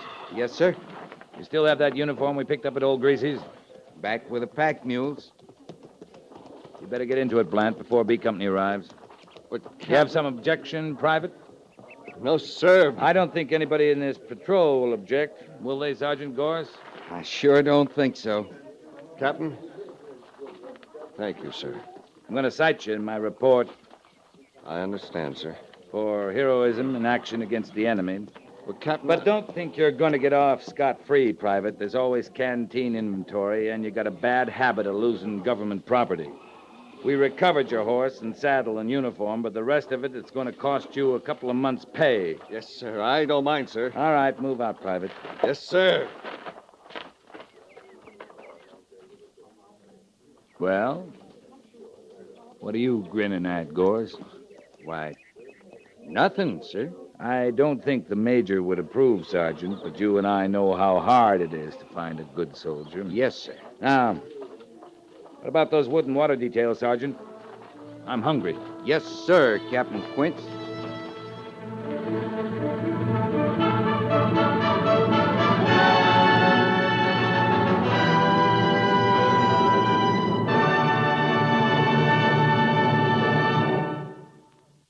Fort Laramie is produced and directed by Norman MacDonald and stars Raymond Burr as Lee Quince, Captain of Cavalry, with Vic Perrin as Sergeant Gorse. The script was specially written for Fort Laramie by John Dunkel, with sound patterns by Bill James and Ray Kemper. Musical supervision by Amerigo Marino. Featured in the cast were Jack Moyles and Harry Bartell, with Paul Duboff, Howard Culver, James Nusser, and Joseph Cranston.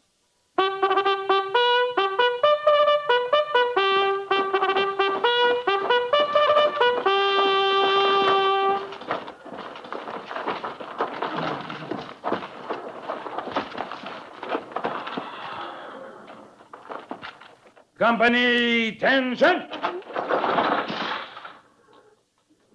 Dismiss.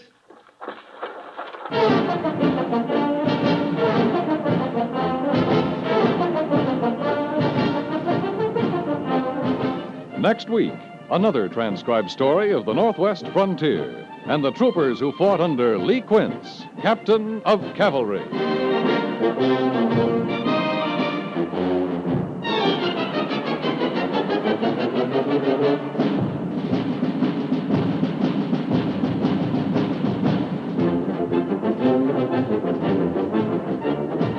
Most accidents aren't really accidental at all. Only you can cause an accident. That's right. It's up to you to read and heed the safety signs, to keep your eyes on the road, to watch out for those curves ahead and the cars driving along near you.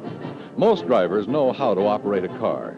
They know the traffic rules. They know that speeding, taking chances, failing to keep to the right of the line are dangerous hazards. Accidents happen because drivers do these things despite what they know.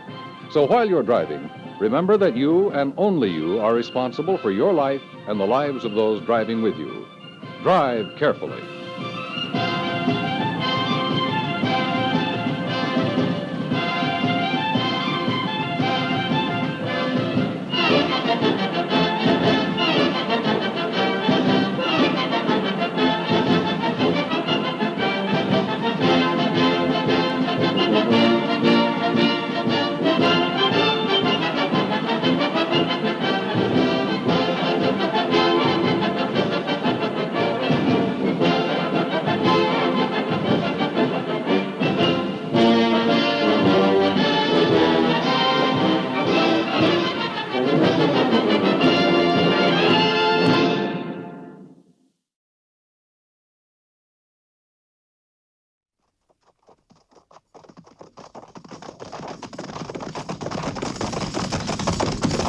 At the gallop!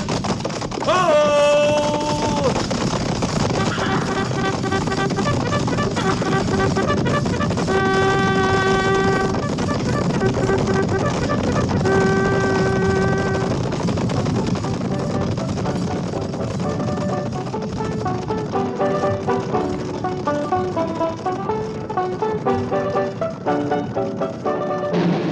Fort Laramie.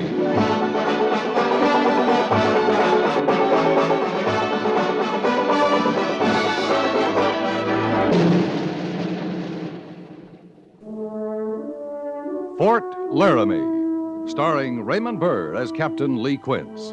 Specially transcribed tales of the dark and tragic ground of the wild frontier, the saga of fighting men who rode the rim of empire, and the dramatic story of Lee Quince, Captain of Cavalry.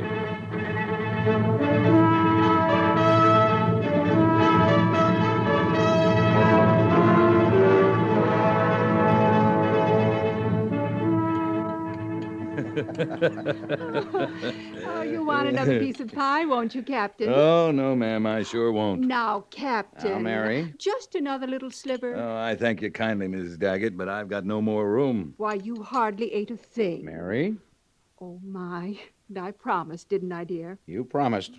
Although why I thought you'd keep it is beyond me. You see, Captain, I'm under orders, too.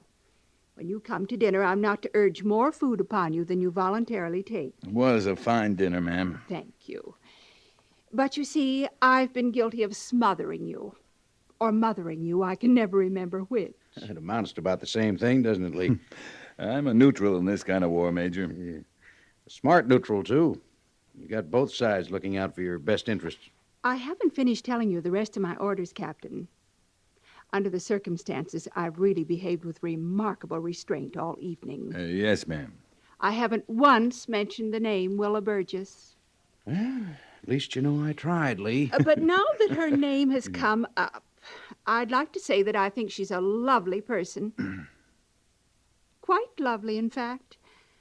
To me, Willa is an amazing combination of qualities. You should have taken another piece of pie, Lee, and spared yourself this. Well, next time I'll remember. She's warm, feminine, yet she's capable, with great strength of character. And if I were a man... But you're not, my dear. A fact which delights me most of the time. But not now. Emphatically not now. Well, then this must be the time for me to remember the mending I must do, if you gentlemen will excuse me. Let me help you, dear. It doesn't look as if I can avoid it. Miss Daggett? Oh, please come again, Captain. I'll probably be every bit as bad next time, but I do enjoy having you. Oh, it's my pleasure, ma'am. Oh, there's brandy and cigars in the living room. You'll be glad to know I don't care for any. Good night, dear. Good night. Try not to miss me too much. Yeah, she's improving, Lee. That's the fastest retreat she's ever staged. Oh, she's all right, sir. Yes. Yes, she is. She said, brandy. Hmm? Brandy. Oh, yes, she did. Oh, I can remember how it was, Lee. When I was a bachelor officer, I thought the worst duty I could draw was a dinner invitation from a ranking officer who was married. Oh, it depends on the officer. And his wife. I didn't suffer tonight, sir. Oh, good. Well, make yourself comfortable, Lee. Sit down. If your belt's tight, your blouse or your boots, undo them. Much obliged. Cigars are in the humidor. Yep. You're smoking better tobacco than you used to. Yeah, I am. Here's your brandy, Lee. Thanks. Cigar, Major? Thanks.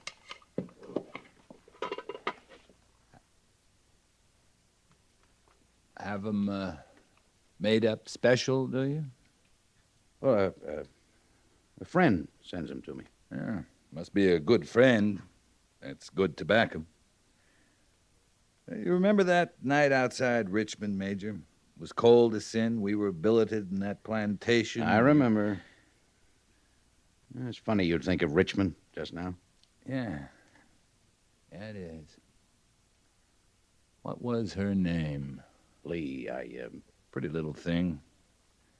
Wouldn't pass the time with the rest of us, I remember, but she kept worrying whether you were going to be warm enough. That was a long time ago. Seems to me that was a tobacco plantation. Lee, Mary and I have been married for almost 6 years. It's a good marriage. Yeah, I think it is. Mary wouldn't understand Richmond. You weren't married then. She still wouldn't understand. No. These cigars, They're good cigars. Yeah. They're good cigars. Yeah, we go back quite a ways, you and I. Since the old days of the 3rd Cavalry, the Battle of Bull Run. A lot of years, Lee. A lot of life. A lot of death, Major. I guess I know you as well as you permit anyone to know you. Permit? Oh, that's heavy talk on one brandy, Major. Well, there's more brandy. And more talk? More talk, Lee. You better brace yourself.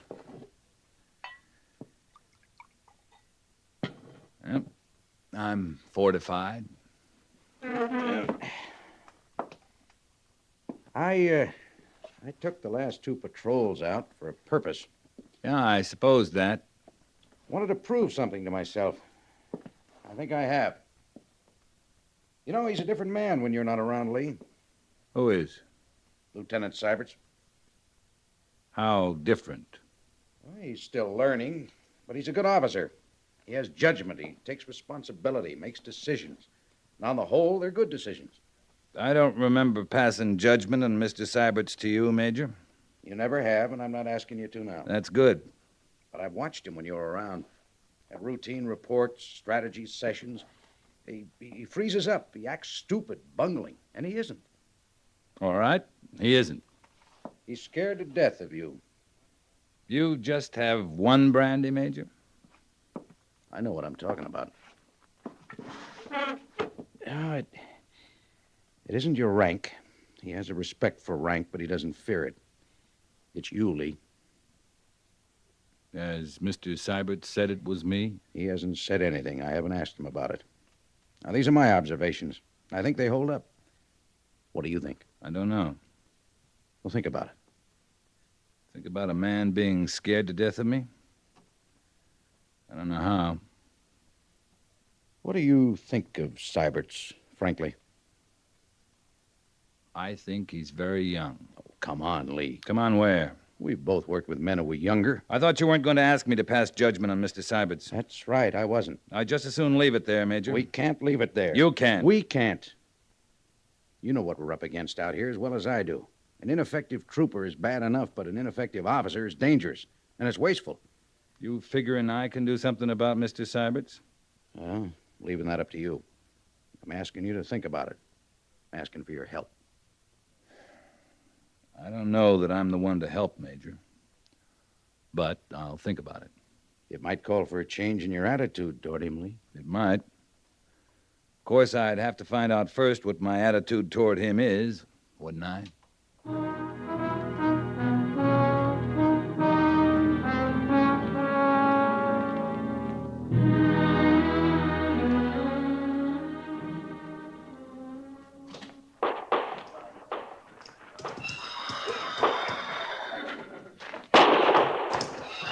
He's steadying to it, Flint. Just you stay with him. Now fire straight away next time. Get closer to his head. Got some new recruits, Sergeant? Morning, Captain. You talking about the men or the horses? Oh, horses. They're new. Flint's training them to stand fire. The horse knows that, does he? I keep saying he does. Some take a little bit more encouragement than others, you know. You talking about men or horses? Excuse me, Captain. All right, Flint. Take him out now, beyond the hay yard. Run him real good and try firing at the gallop a while. He sure was ugly for a while. But Flint'll make a steady goer out of him. Yeah, you can tell about horses. Plungers, kickers, rearers, you work 'em enough. You can tell if it's in 'em to be a steady goer. You know, horses, you can tell. Be helpful if you could tell about a man as easy. A man standing fire? Man standing anything. If you could tell by looking, that sure would be helpful, Captain. Now, that horse Flint's training, he's afraid of that pistol now. He's first afraid looking at it. But mostly it's the sound that scares him. That's it. Sure it is. But we can look at that horse and know he'll train out of it. Is that because we know horses or because we know what they're afraid of? I'd say it was both, Captain. Maybe one thing more. What's that? Well, we can understand the horse would be afraid of the pistol. We figure him to be right from the start. Yeah. Yeah, knowing he's afraid to begin with, that's a lot to know. And then, too, that horse is bound to find out he's got nothing to fear from that pistol. Once he finds out, he ain't afraid anymore. You saying The man ought to face up to his fears. I was talking about horses. Yeah, sure you were. But about a man, well, he ought to face up to his fears. Well, maybe he can't. Maybe he don't know what they are. Or maybe knowing he don't understand them. That way, his fears got to face up to him. Seems like just one thing about it, Captain. Sooner or later, they got to get together.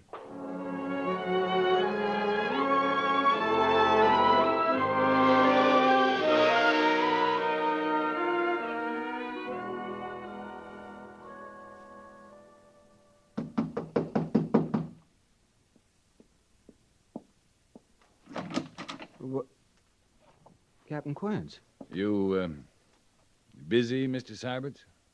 No, sir. I was just... certainly not at all busy, Captain. You mind if I come in? I wish you would.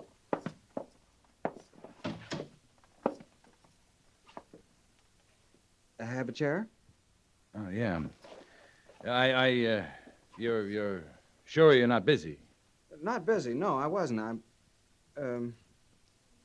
Please sit down, Captain. All right.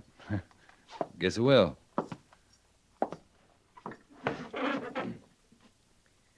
Well, I guess I'll just sit down, too. Yeah. Make yourself at home. I will. Thanks. I guess you were working there at your desk. Oh, nothing important. I keep a journal, Captain. You know, what happens day by day. Just a journal, you know? Yeah, I know. It's just to pass the time. You don't keep one, do you? No, I don't. No, I didn't think so. No, it's all right, though. I mean, the man wants to... Oh, he wants to set things down. Why, he ought to do it. I remember once you said that you didn't keep one because there was a lot you wanted to forget. I probably said that. Well, I know I just took from that you didn't approve of journals. Did I say I didn't approve, Mr. Syberts? No, sir. I just took from that what I thought was... No, wait a minute. I didn't mean to bark at you. Well, what I mean is, a lot of men keep journals, that's all. It's man wants to do it, it's up to him. It's all right. Yes, sir. Mr. Syberts, do you drink? Drink? Yeah, drink. Whiskey. You know, whiskey. Well, sometimes. I'm not sure I know what you're talking about, Captain. I'm talking about drinking, Mr. Syberts. You and me in a bottle of whiskey. Now? Right now. I'd be proud to, Captain. Yeah. Yeah, me too, Mr. Syberts.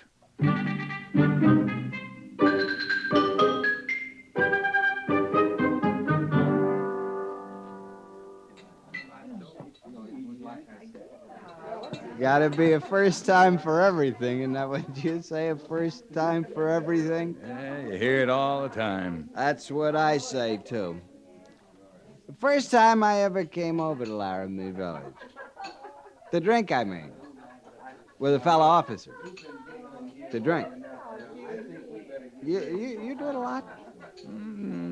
Sometimes, when it seems like a good idea. No, that's a good idea. When it seems like a good idea. Best time.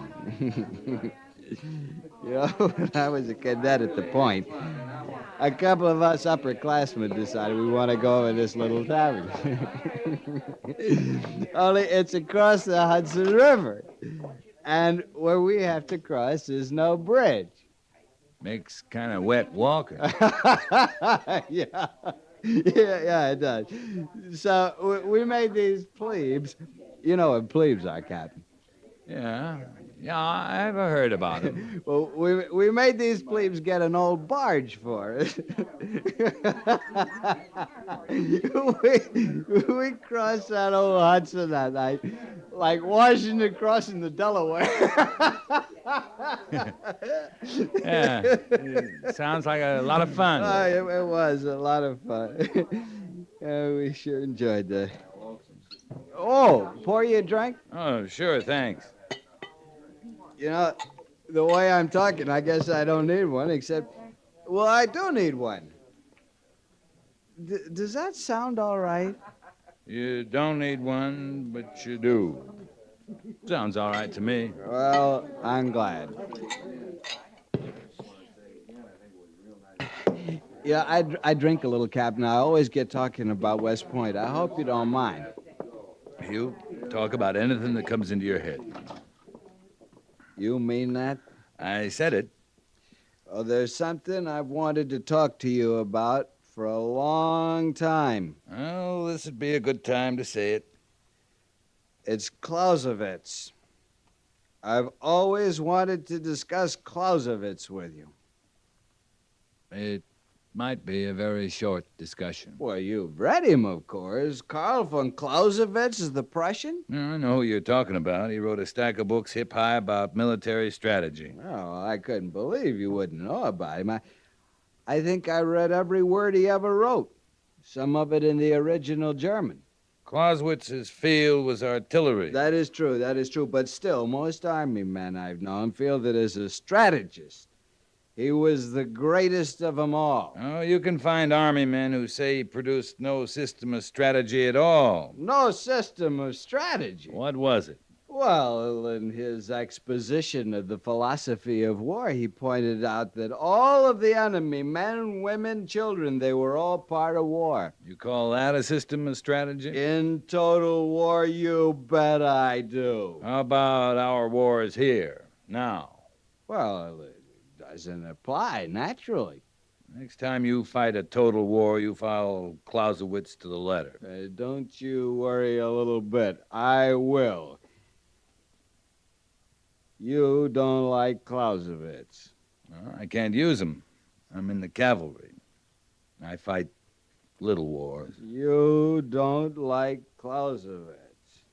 And I don't understand it because you're a good man, Quince. A good man, smart. Imagine me talking to you man to man this way. Imagine that. Don't have to imagine it. We're doing it. Now that calls for a little drink. Oh, my. Sorry. I guess I knocked that over. You knocked it over? Yeah. Isn't that funny? I thought I did.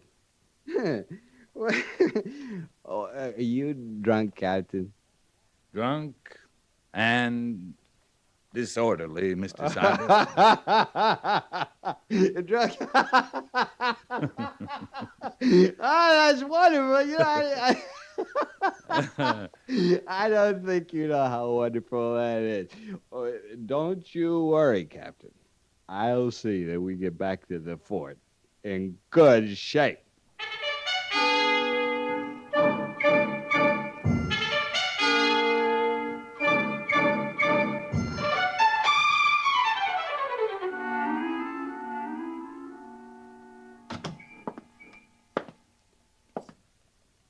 Well, morning, Mr. Syberts. Morning, Captain. You look very fit. I feel fine, sir. And you? I'm alive, Mr. Syberts. And that's pure exaggeration. I doused my head in a cold basin a few times. It made all the difference. I left my head in the basin. Oh, about last night, Captain. If I said anything, sir, out of line. Well, I did have quite a bit to drink. And so did I. Might have said a few things myself. I enjoyed it, Mr. Syberts. It was my pleasure. You seen the Major yet? No, sir. I thought we ought to present a united front, Captain. Fine. We'll do that.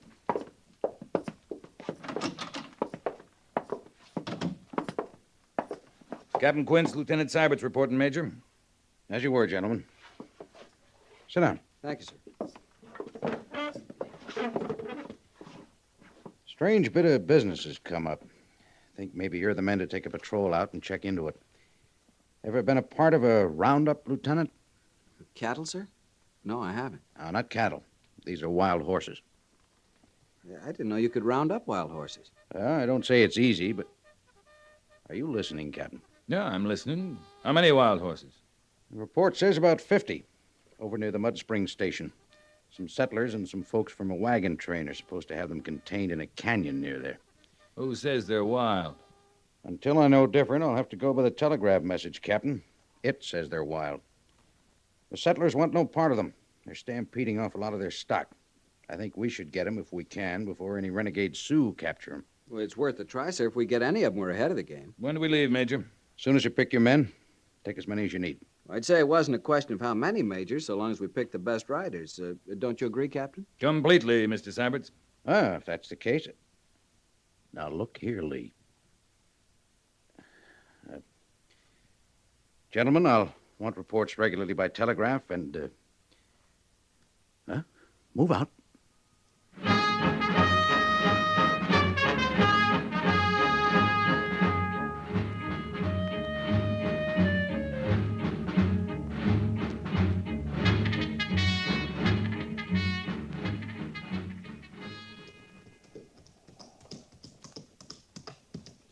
This your plan we're working out here, Captain? Something wrong with the plan, Sergeant? I can't say it's wrong. It's working. Was Mr. Syberts with you? No, sir. He's down there operating a lot like Napoleon. Like Clausewitz, Sergeant. Who's that? Friend of Mr. Syberts. You have any trouble bringing the Indians over from the reservation? Not a bit. You know, they're kind of peaceful like when you got guns and they ain't. Good idea bringing Indians. Reckon they know more about wild horses than we do. Yeah, reckon they do. Captain, you right sure this is your plan? Mr. Syberts and I discussed it and agreed on it. Any questions, Sergeant? No, sir. None I'm ready to ask. I'm riding down to the mouth of the canyon. Looks like they're cutting them out of there at a good rate. You coming? I was told to hold this position, Captain, as a lookout. Yeah. See you keep a sharp eye, Sergeant. Yes, sir.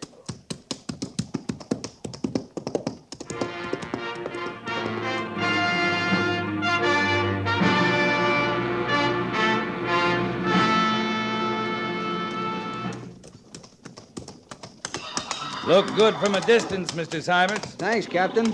Glad you rode down. It looks even better close up. Yeah, you got some of them on lead ropes already. Borrowed a corral from the next ranch.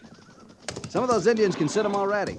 Best natural riders in the world, you know, Indians. That's what I understand. Looked to me like you got most of the 50 out of the canyon. Oh, we'll get back to Fort Laramie with at least 40 of them, Captain. Of course, that's a few days off, but we got what we came for. Yeah, that's the important thing. You feeling better? Hmm? Your leg. It doesn't bother you anymore? Oh. Yeah, it's coming right along, thanks. You've done a good job, Mr. Syberts. All of it. Mighty good job. Thank you, sir. Feels like I had.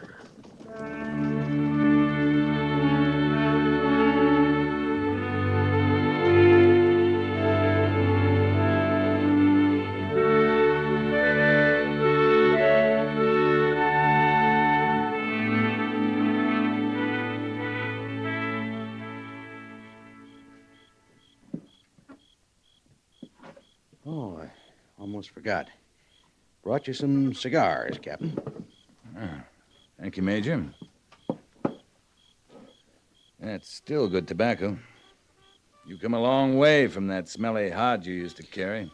I'm not the only one that's come a long way, Lee. That so? Lieutenant Syberts around? He left just a few minutes ago. Went down to the post office. They sent word a book he'd ordered had come through. A book? General McClellan's book. On the regulations and instructions for the cavalry in time of war? Yeah. Well, I'll be... I don't know what you did, how you managed, Lee, but you worked wonders with him. I want you to know I'm grateful. I'm no hand at that kind of thing, Major. If the problem's not a problem anymore, you should thank Mr. Syberts. He's a different man. That's all the thanks he needs. It's a big change, Lee. We're welding a tight-knit little force here, men who fight together and live together. Now that you and Syberts are friends... Well, just a minute, Major. I'm a soldier. If I can help lick another soldier's problem, that's fine with me. But you're talking about friends. You don't like Syberts? Like him? Well, that's not my kind of word. You asked me once what I thought of him. I told you he was very young. I took it you meant inexperienced. Young, inexperienced. I'm calling it immature. You can get old with years, you can get experience, but maturity, that's something you earn. It's got to be in you to earn it. Well, I don't believe in miracles, Captain. You and Syberts are night and day. Nothing will change that. No, we're different men, that's all. Syberts has licked a big hurdle with your help. Maybe that's the beginning of maturity. Maybe it is, Major. Maybe. Maybe it is.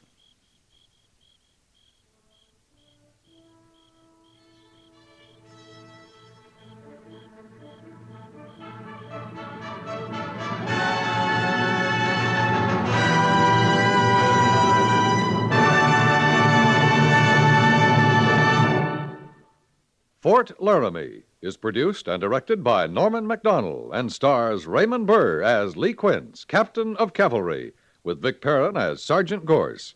The script was specially written for Fort Laramie by Kathleen Height, with sound patterns by Bill James and Ray Kemper, musical supervision by Amerigo Marino. Featured in the cast were Jack Moyles as Major Daggett, Harry Bartell as Lieutenant Syberts, and Helen Klebe as Mrs. Daggett.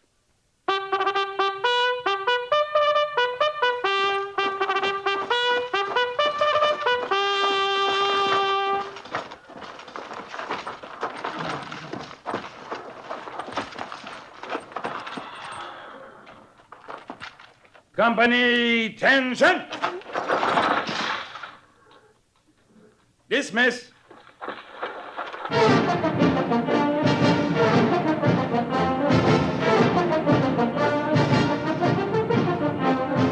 Next week, another transcribed story of the Northwest frontier and the troopers who fought under Lee Quince, Captain of Cavalry.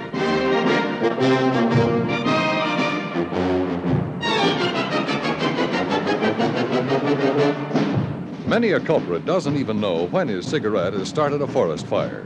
You're driving along through a woodland, and out the window goes a live cigarette butt. Would you be apt to connect it with the next day's headlines? Of property, perhaps human life too, gone up in smoke? When in or near the woods, take personal responsibility for matches and cigarettes. Make certain your matches, cigarettes, and campfires are out before you leave them anywhere.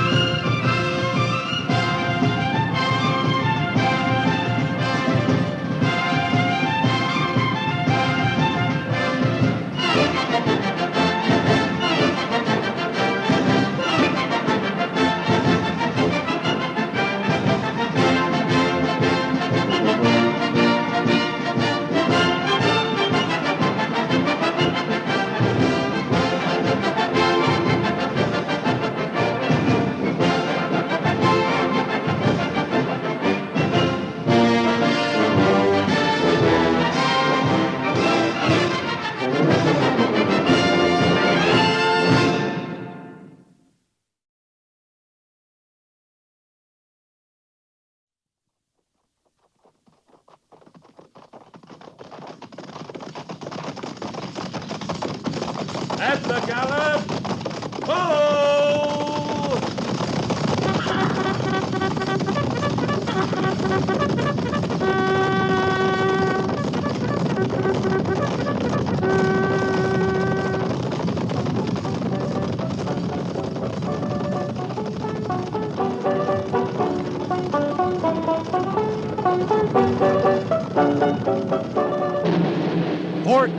Laramie.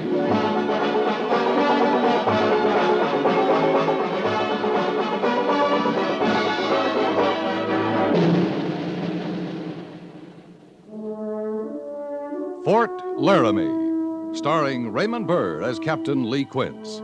Specially transcribed tales of the dark and tragic ground of the wild frontier. The saga of fighting men who rode the rim of empire. And the dramatic story of Lee Quince, Captain of Cavalry. Is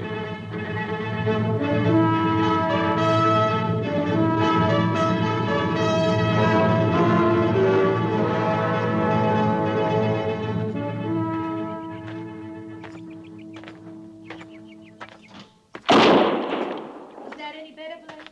Honey, you're still pulling your wrist back. Now, here, watch me again.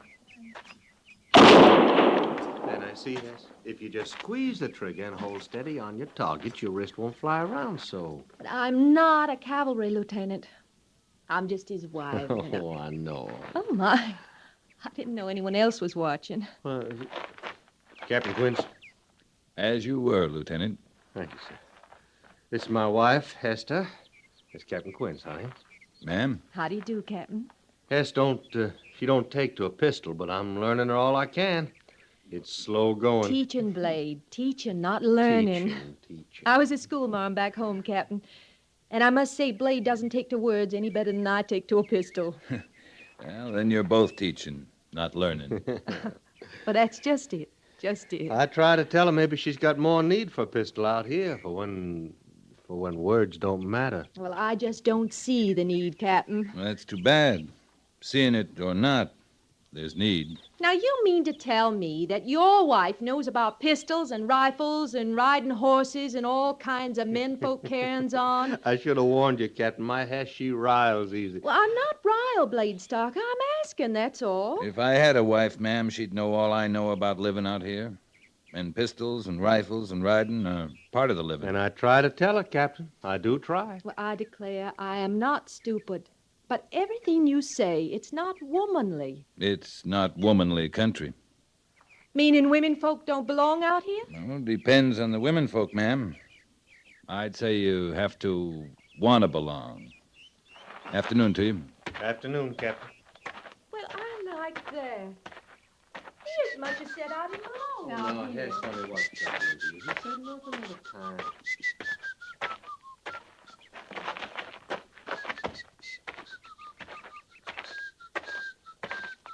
Not by the mane, ma'am. You just can't get nowhere from no horse hanging onto his mane that way. I've got to hang on to something. Well, but... You just don't ride side saddle, Sergeant. Now, that's a fact. Oh, you looking for me, Captain? Oh, just passing by, Sergeant. Afternoon, Miss Meade. Good afternoon, Captain. Guess I'm quite a spectacle, aren't I? Oh, you look fine, ma'am. I'd like to believe that. I don't know who's getting the worst of it, the horse or me or Sergeant Gorse. Seems to me you're all bearing up well. The captain's a sight better teaching women folk to ride than I am, Mrs. Meade. I tell you the truth, I'm no hand at this side saddle business. I got business with the major myself, or I'd sure Or help. you'd sure think of some other reason to be moving out, wouldn't you, Captain? Well, yes, ma'am, I guess it would. I don't blame you, either of you. And, Sergeant, if you can find some unsuspecting trooper and pass this duty on to him, you have my leave. And I won't be the least bit offended. Oh, no, ma'am. Thanks just the same. You understand, it ain't you, Mrs. Meade. You're just as willing as can be. It's just my petticoats, that's what it is. Well, now, ma'am... I guess the major will wonder what's become of me. Now I've embarrassed you. Oh, help me down, Captain, before I break the post morale completely. Yes, ma'am. Thank you, Captain. Don't mention it. You dropped something there, ma'am. Not a petticoat, I hope. This pistol, Miss Meade. Oh, thank you, Captain. You always carry it? Oh, Jim would scalp me if I didn't. And he should.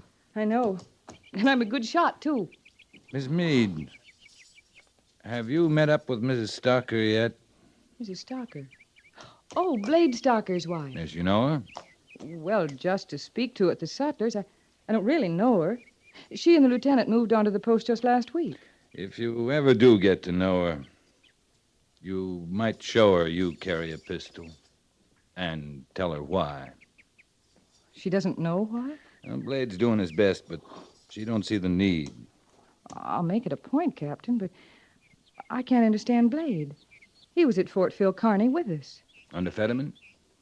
I thought she was there, too, but maybe not, though.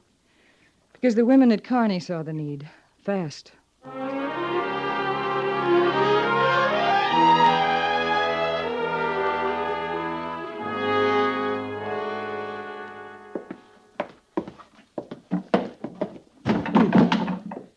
You want any of these boxes open, Mrs. Stocker? Oh, now, don't you bother with that, Lieutenant Seibert. Just moving them in for me is a big help. Glad to do it.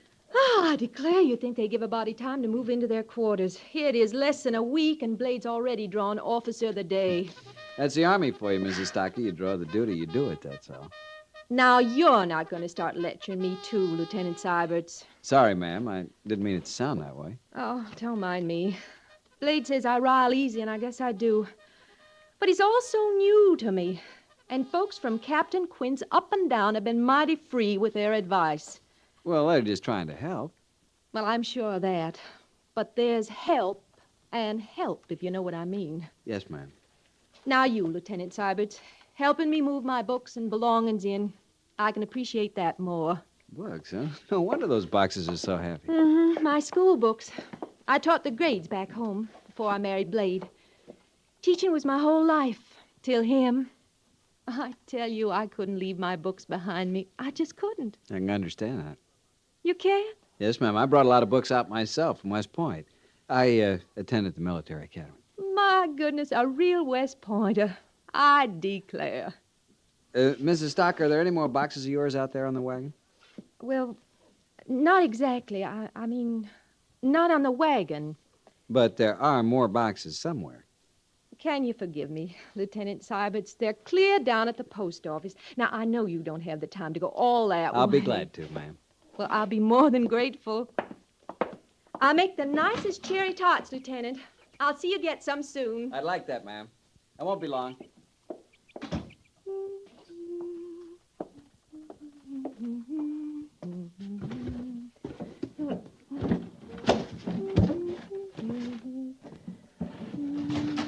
Anybody home? Oh, well, yes. Well, come in, won't you? I'm Liz Meade, 2 doors down. Well, I've seen you at the Sutlers, haven't I? Yes. Oh, I'm Hess Stocker. I know.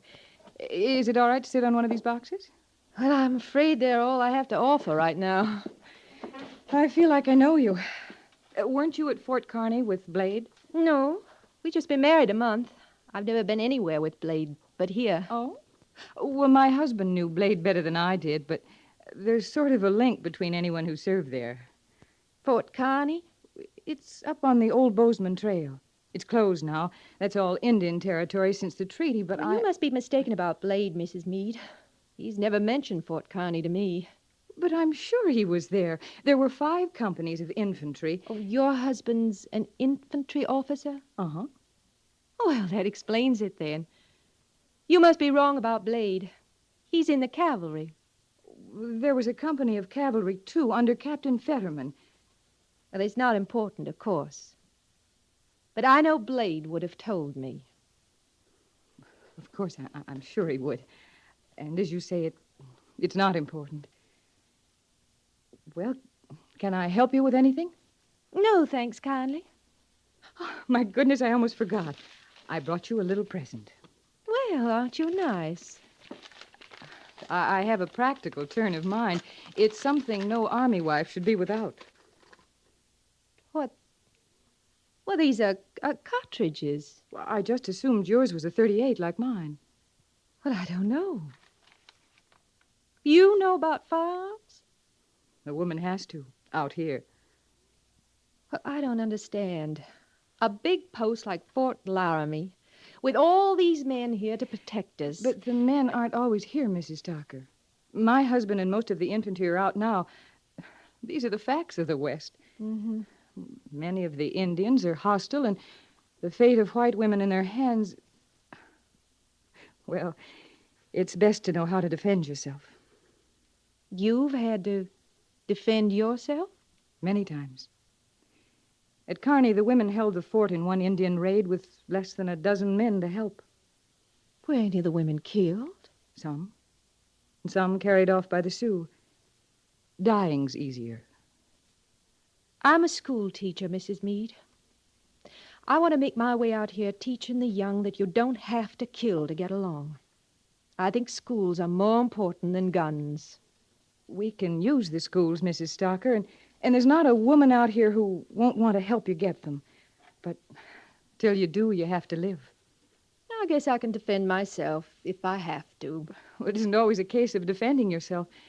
Sometimes a woman has to make a choice, a quick choice. Of living or dying? Of living or enduring. Mrs. Stocker, don't you know what happens to a woman if a hostile carries her off? I think maybe that would be something for Blade to tell me, Mrs. Meade. Yes. Yes, you're right. And when he tells you that, maybe he'll tell you what the pistol is for. Really.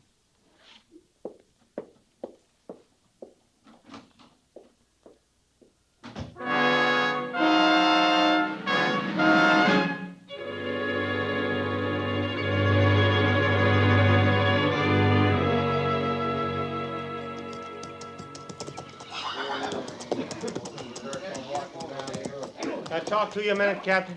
Sure. Well, what's on your mind? Well, Captain, maybe just off the side here. It's kind of personal, sir. All right.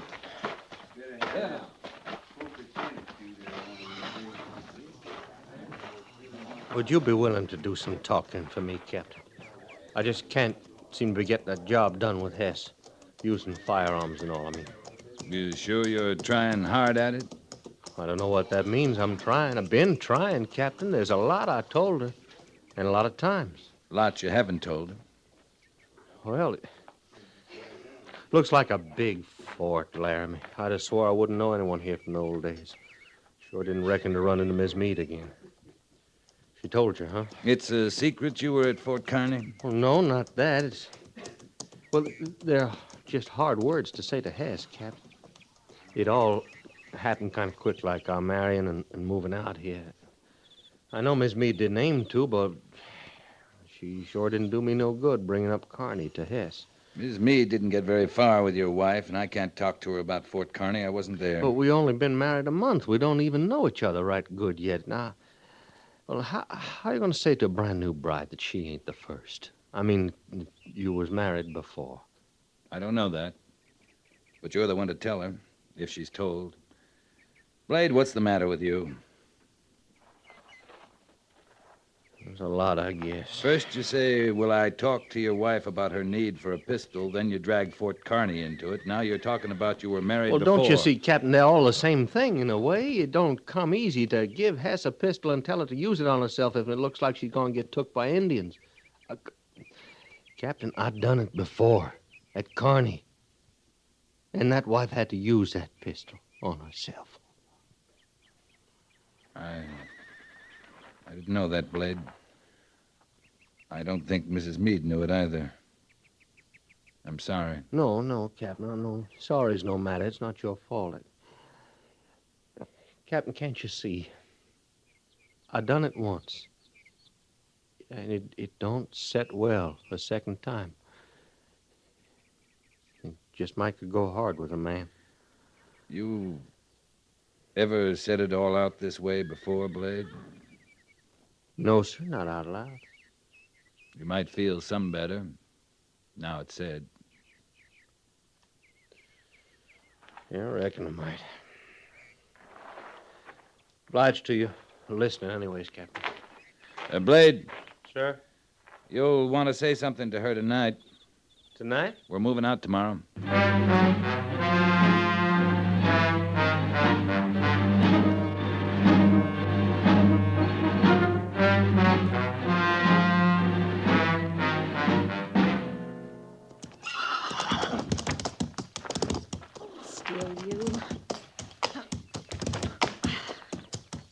Why can't I do that? Oh, Mrs. Meade. Do what? Mount like that. I'll bet you wear fewer petticoats than I do. Might be I do. Sergeant Gorse says you ride beautifully. I know some about horses. Well, I'm learning. Mind if I ride with you this morning? Oh, well, I'm going quite a way. That is, I have some business to tend to. All right. I just thought with Blade gone a week now, you might be wanting some company. I hope you're carrying your pistol. I'm carrying it. That's good. Well, have a nice ride. I expect to, Mrs. Meade. I'm going over to the Indian Agency. Talk to the agent about setting up a school. You're not riding to the agency alone. Now, don't start telling me the agency Indians are hostiles. Blade told me different. But it's 10 miles from Fort Laramie, and you don't know what you'll run into between here and there. I reckon I can take care of myself. After all, Mrs. Meade, I'm carrying the pistol. Not that I'll have a minute's need for it. Hut!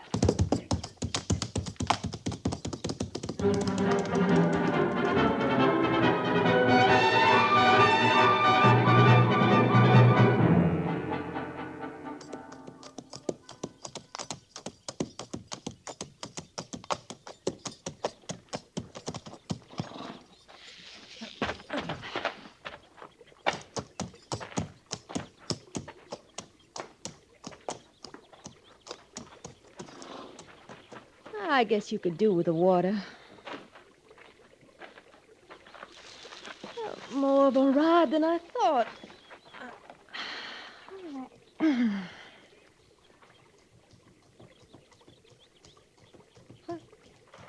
no. Miss Docker? Miss Docker, are you all right? I'm fine, but for you coming on me this way.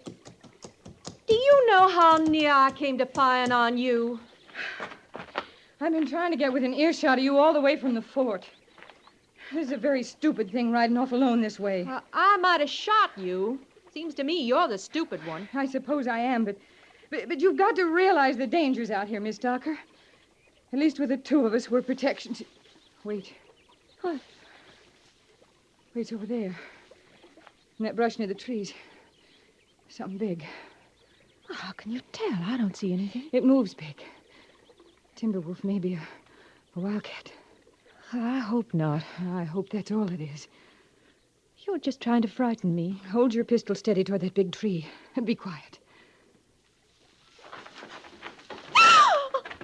It's an Indian. You're not afraid, Hess. Pick up your pistol and show him you're not afraid. I can't. Don't let him. Stop. Stop where you are. We're not afraid of you. If you have something to say, say it and go away. You understand this pistol? Go on. Go away. Leave us alone or I'll fire. You understand?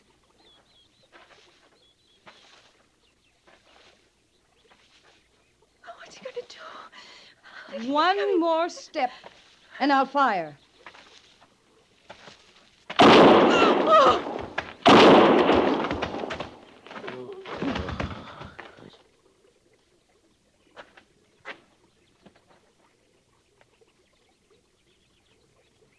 Is he dead? Did you kill him? He's dead. He'd have killed me. If it hadn't been for you, he'd have killed me. No, he wouldn't, Hess. Not for a long time. Let's go home.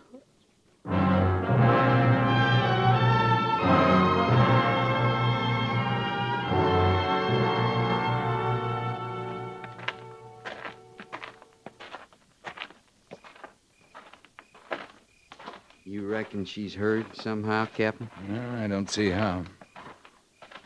You want I should go with you? I'd be proud to. Oh, I'll do it, Gorse. It's my place. Yes, sir. I sure feel mighty bad for her. Yeah. Her being so new here, not taking to the life easy. I might just look in on her tomorrow, lend a hand, maybe. Yeah. Yeah, you do that, Gorse. Well, night, Captain. Good night, Gorse.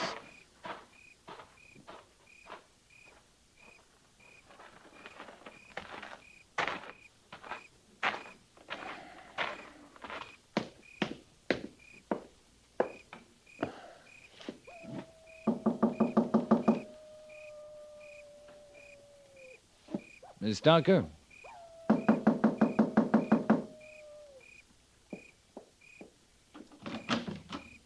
Oh, why, Captain Quince.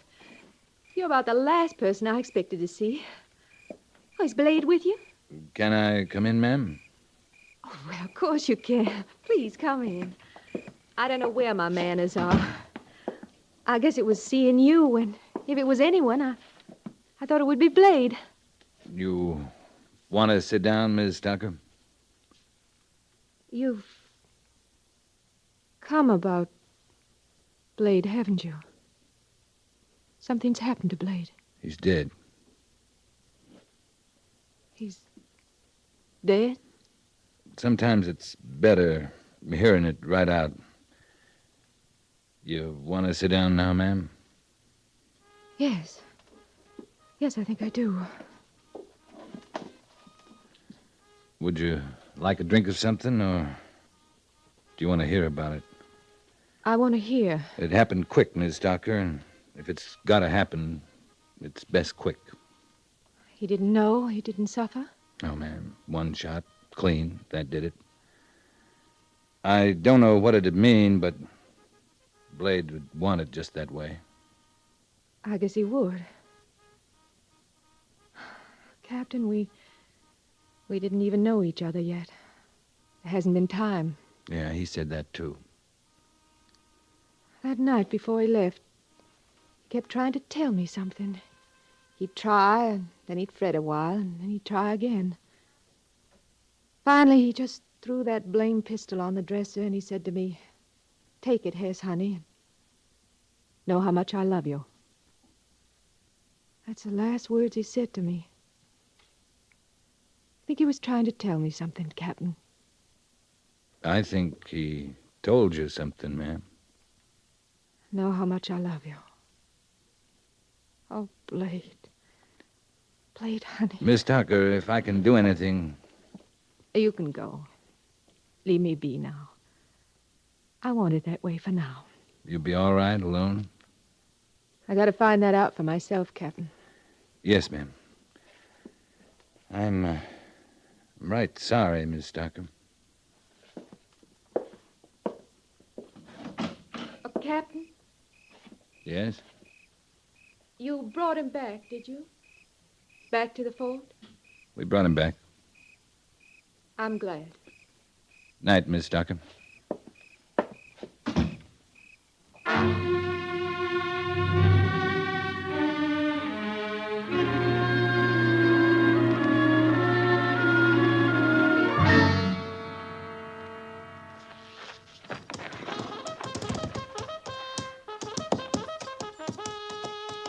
Captain?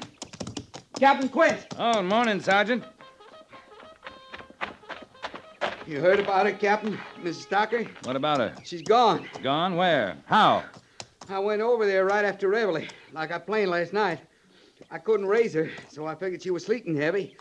On the way back, the corporal of the guard told me some woman rode through the main gate not 10 minutes ago. Why didn't he stop her? Well, he didn't know her, or what's happened to her or anything. Captain Quincy knew one thing. She was carrying a pistol like she knew what to do with it. You said 10 minutes? Yes, sir. You gonna find her, Captain?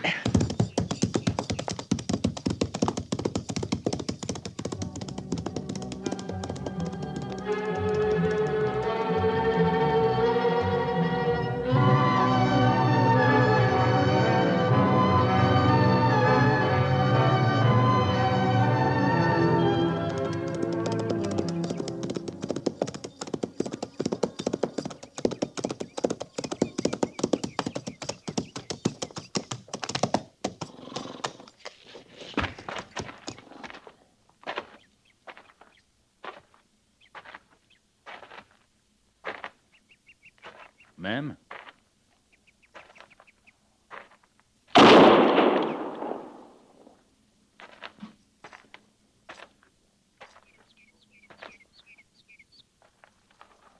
I was too scared to fire it before. You all right, ma'am? I'm all right. I aimed to use it, Captain. Turn it on myself. I was too scared to do that, too. No need for that. No matter, I couldn't do it. It's a pretty morning. Got no right to be. But it's pretty. It's new. It's a beginning. That's always pretty. We were beginning, Blade and me. And I was beginning on my own. To get a feel like I belonged out here. But you're right, Captain. It's not womanly country. It still depends on the woman. I'm a schoolma'am. Teaching was my life, till Blade. I reckon it's my life again now. You still got a life. Or don't you see the need? Need? Schools. We can use them out here, on the post, on the agency. Someone has to start them. Someone has to want to. Someone who could do some learning while they were teaching. I might fit the bill, Captain. I got a lot of learning ahead of me.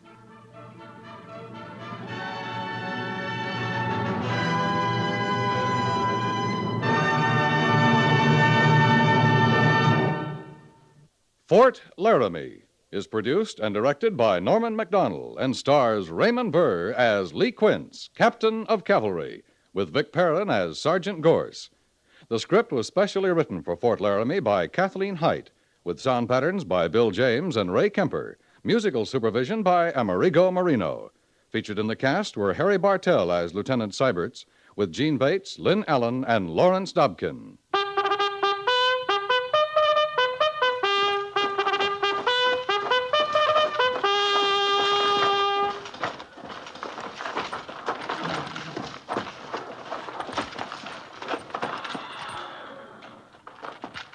Company, tension!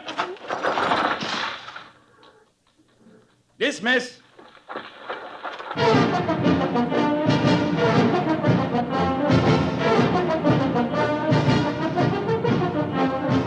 Next week, another transcribed story of the Northwest frontier and the troopers who fought under Lee Quince, Captain of Cavalry.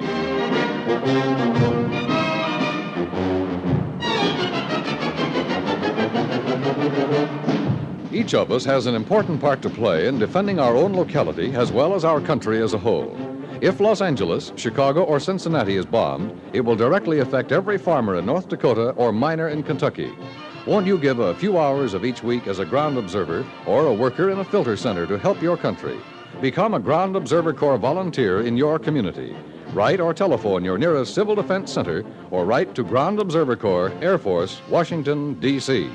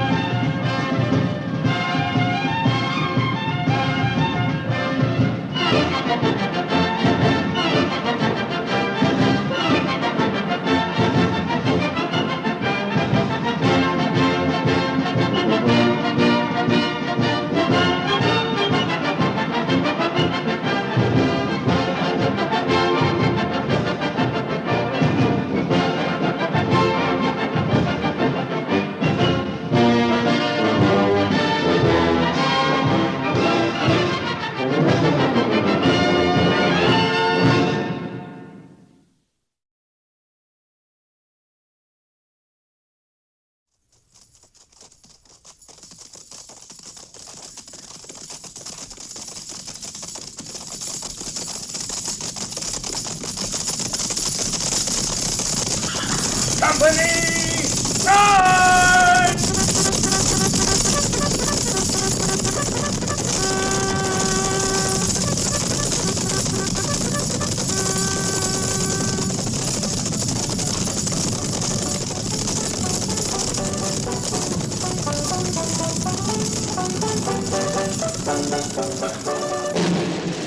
Fort Laramie.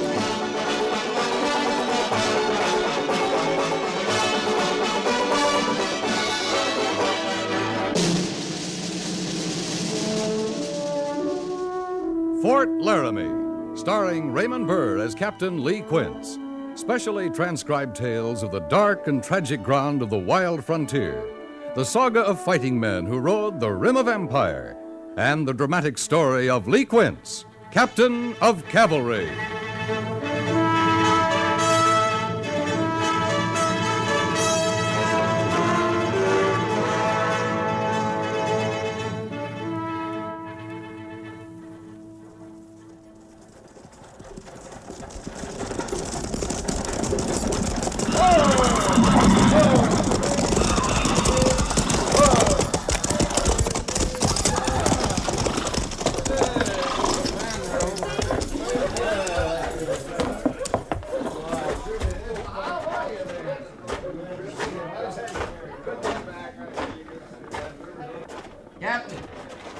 Captain Quince.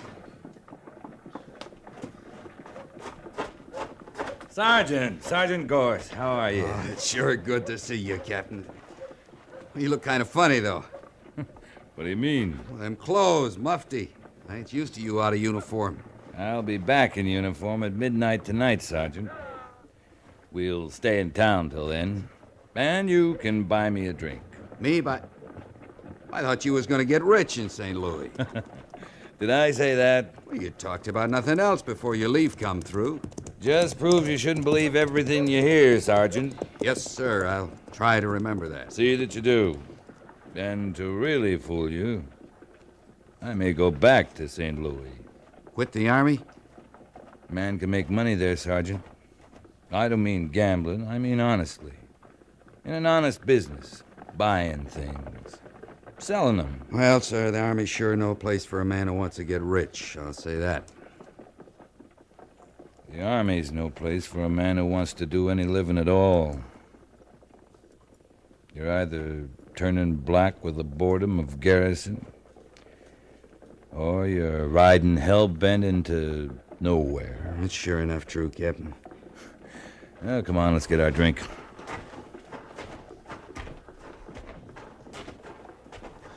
How's B Company, Sergeant? Company's fine, sir. Major Daggett's going to be mighty glad to see you back at Fort Laramie.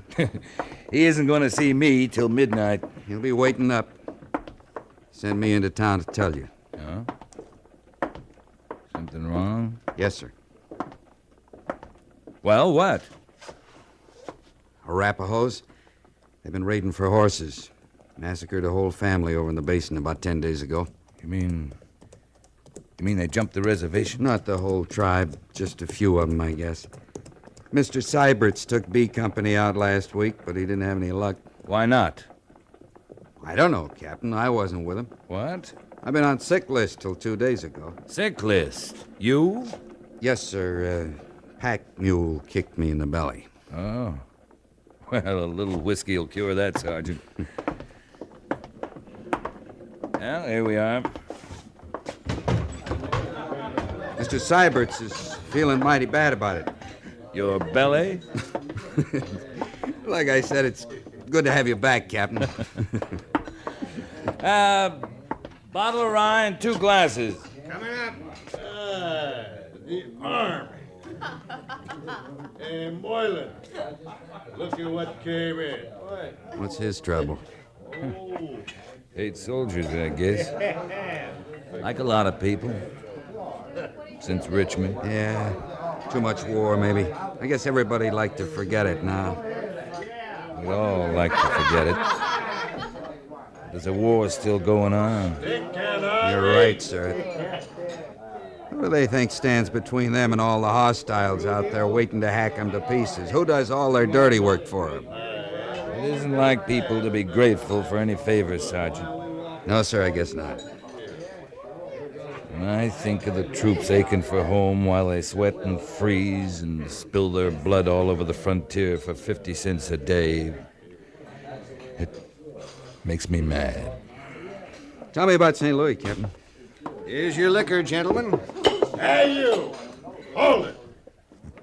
You know them, Sergeant? No, sir.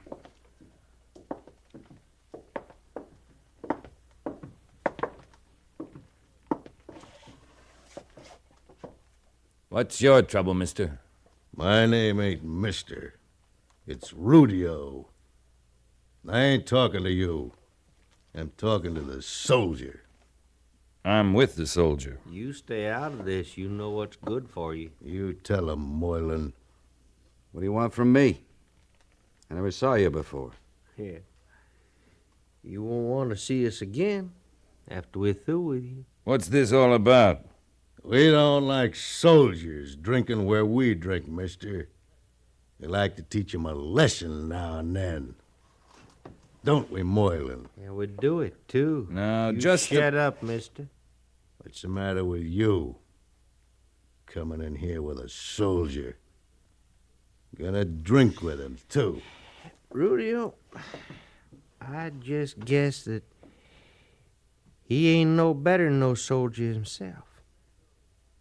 Just scum floating with scum. That's what I call it. Well? Okay. Sergeant Gorse? Yes, sir.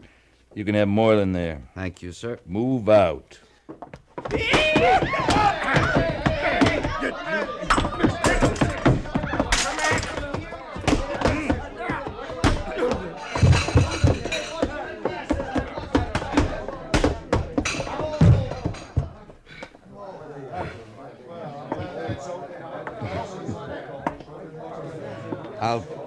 I'll buy you that drink now, Captain Quince. You can buy the first one, Sergeant. Yes, sir.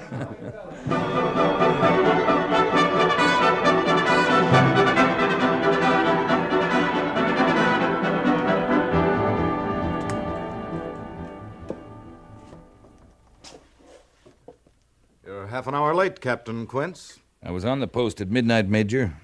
I wanted to get back into uniform before reporting. I'm glad of that, anyway.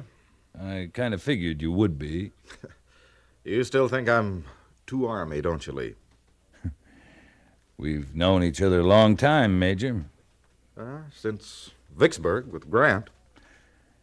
I remember a night in Chattanooga. You weren't very Army. I've forgotten the girl's name, of course.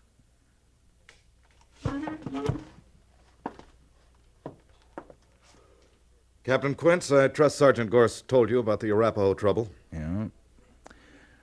They're out raiding for horses. They've slaughtered a family over in the basin. It's got to be stopped. Settlers are beginning to wonder what the 2nd Cavalry's doing at Fort Laramie. If this goes on, there won't be any settlers. Hard enough homesteading this country without a man waiting for him and his family to be massacred by renegade Indians. I'll take a patrol out in a few days, have a look around. You'll take B Company out tomorrow morning. May I make a suggestion, Major Daggett? If it's in order. Lieutenant Syberts took B Company out and found nothing. Sure, he's green, but a few Arapaho can hide easy from a whole troop of cavalry beating its way through this country. Give me 12 men. I'll scout those Indians, get them set up. Then I'll come back for the company. No, it's too slow. There isn't time. Better let me try it, sir. I said no, Captain. You haven't got very far your way, Major. You have your orders. Yes, sir. Oh, Captain. Yes, sir.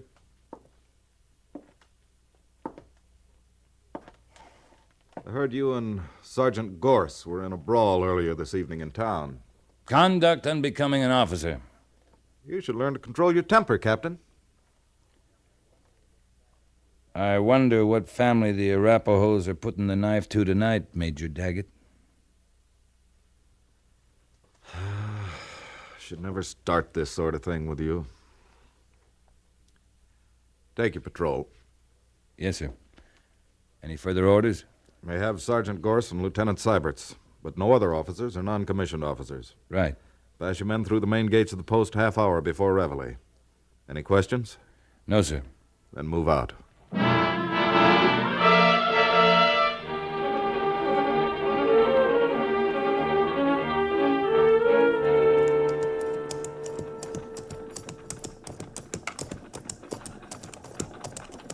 There's a cabin just over this rise, Captain Quince. Must be new, Mr. Syberts. Yes, sir. It is. Man and his family. He's raising horses. A man's a fool. There's just as good land a day's ride from the fort. You're right, sir. Am I, Mr. Syberts? Of course, sir. What if the man likes it out here, away from people? That make him a fool? No, sir. Then I'm wrong. I'm afraid I don't understand, sir. You agree too easily, Mr. Syberts. Better learn to think for yourself. Yes, sir. Now, where's your cabin? Well, you'll see it in a minute, sir. There it... No. Look, it's been burned. Up. Oh. Sergeant! It's those Arapahoes again, Captain. Yes, Captain. Look down there, Sergeant. File the patrol out as scouts, Sergeant. 1,000 yards between men. If there's any Indians around, I want to know it. The men will watch us at the cabin for arm signals. Right, sir. And then join Mr. Syberts and me down there. Move out. Yes, sir.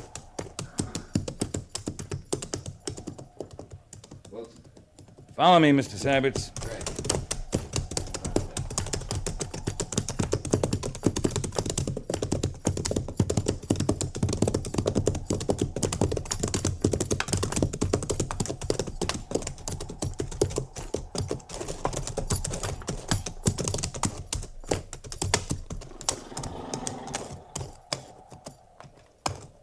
Looks as if they slaughtered every one of them. Man, woman, young boy. Is this the whole family, Mr. Syberts? That's all of them, sir. Thank God for that.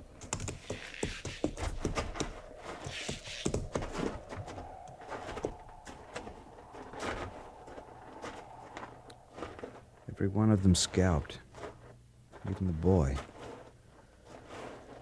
At least they weren't tortured. No, sir. Tell me, Mr. Syberts, was the other family like this? Well, yes, sir. I see. Made quite a mess, didn't he? Take a good look, Sergeant. How many horses did this man have, Mr. Syberts? About 10, as I remember, sir.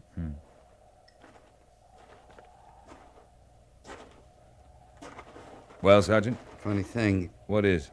Well, Captain, I don't know how them Arapahoes could have surprised him so fast. What makes you think they did? Not many arrows around. If the men had had a chance to put up any fight at all, there'd be a lot of arrows. Is that all? Yes, sir. You sure? Well, yes, sir. Sergeant Gorse, I excuse Mr. Syberts because of his lack of experience. But you're a disgrace to the cavalry. Ought to clean your sleeve and send you back to stable detail. Yes, sir. Don't stand there, gabbing. Use your eyes. I'm looking. Look harder. There ain't no tracks. No tracks? Somebody dragged him out with a blanket. Somebody? Why do you say somebody, Sergeant? I don't know, sir. There's something wrong here. Look, how old's that boy, Sergeant? Maybe 12, 13. Old enough to be a brave in a couple of years if he was an Indian? Yes, sir. Don't Arapahoes usually keep a boy that age and try to make a warrior out of him? They always do. No, wait. Them tracks, they wouldn't hide their tracks. No, they wouldn't. Captain. Yeah? Now I know why you got so mad. I'm pretty mad myself. Took you long enough. Mr. Syberts. Yes, sir? A man wearing moccasins doesn't care about his tracks. He's got nothing to hide. Wasn't Arapahoes did this. Wasn't Indians at all. It was white men.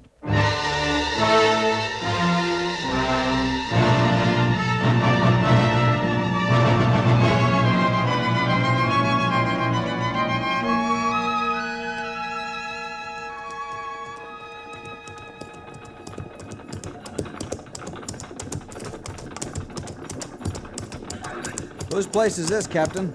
Oh, Jake Steele and his wife. Their daughter lives with them. Shouldn't their daughter live with them, sir? Ollie's 19, going on 20. She had some schooling back east. You mean she should be married now? This country needs women, Mr. Syberts, but it doesn't need single women. Yes, sir. Patrol, up!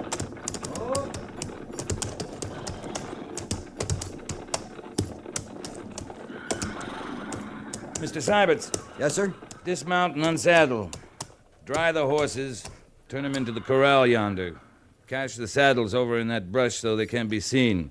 All other equipment the men will keep. Yes, sir. 2 men will stand by for escort duty. Move out. Yes, sir.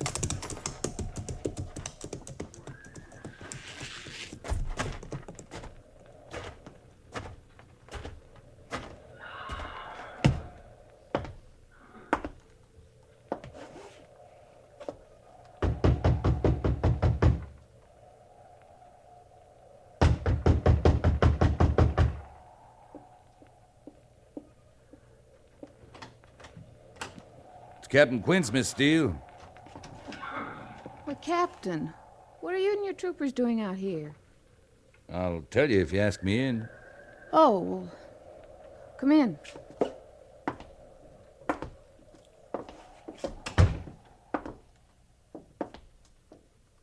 Where's your family? Well, they rode over to the Abbott place. That's a long ride. They're spending the night. They'll be back tomorrow. Why? Is there trouble? No, not for you, Holly. And what are you doing here? I came to borrow your ranch.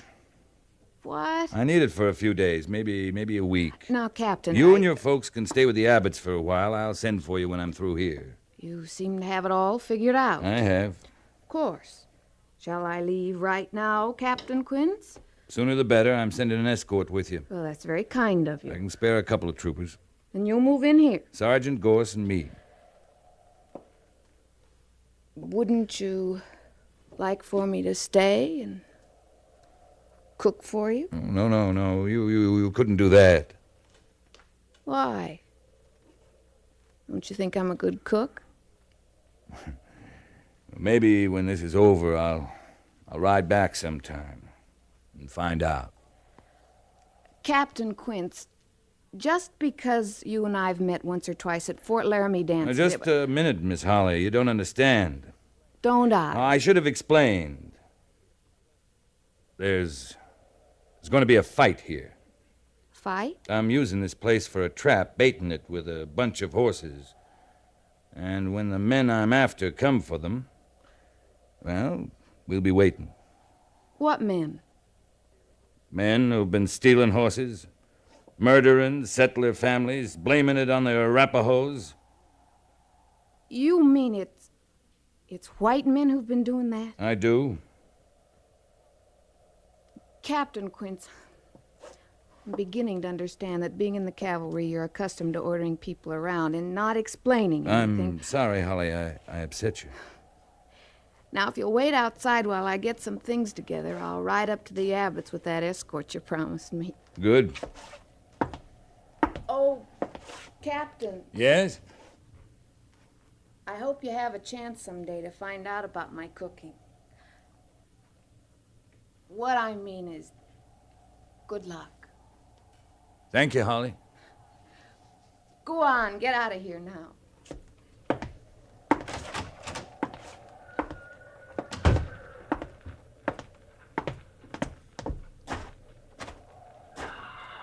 Well, it took me that long to do something. I'd get busted to a private. You can still get busted, Sergeant. Yes, sir. Mr. Syberts! Right here, Captain. You'll take over the patrol, Mr. Syberts. I want you to spot the men in a complete circle around this place, half a mile out. They're to dig in. And when they think they're hidden, I'm going to ride that circle. I understand, sir. Heaven help any trooper I can see. Yes, sir. They're to let those men through. But when they hear gunfire from the cabin here, they're to kill anything that tries to get back out. Any questions? No, sir. Move out. Yes, sir.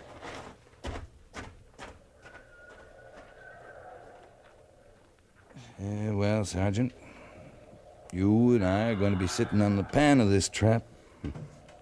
Like poisoned meat, huh? Maybe. Before we get off.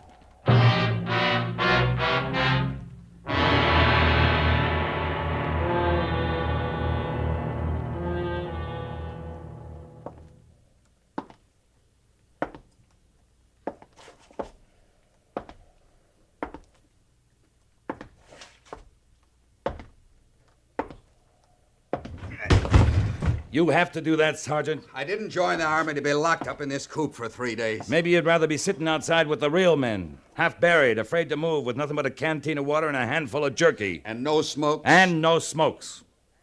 Captain Quince, I never had it so good, sir. Then shut up.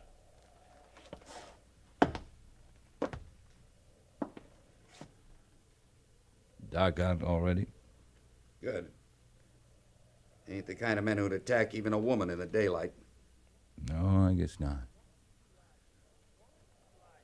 Gorse, you lied to me. What? No smokes. You tried to make me think you'd find it rough out there with the troopers because they can't smoke. Well... You never smoked in your life, you ape. Not with that quid of tobacco in your jaw day and night. What are you trying to give me? You need action too, Captain. Bad as I do. Yeah, I do. 3 days of this is worse than a winter in garrison. You go to St. Louis, I'm going with you. That easy money sounds... Shh, wait. Come here. What is it? Horses. Listen. We got him, Captain. We got him. Okay. Move fast. Get out the back window. Come up the off side of the cabin. But don't shoot till I get at least one of them inside here. Yes, sir. Good hunting, Captain. Same to you, Sergeant.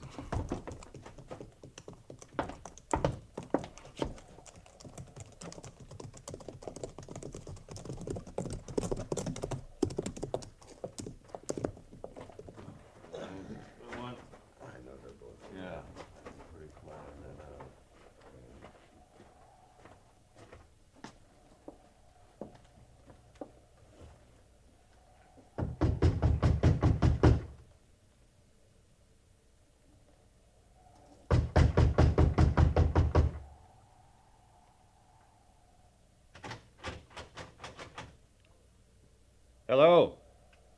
Hello there. Come on, open up. We want to have a little talk with you. Look out, Jim. You'll have a gun. Listen, mister. We ain't gonna hurt nobody. We got something to tell you is all. Let's fix them and get out of here, Jim.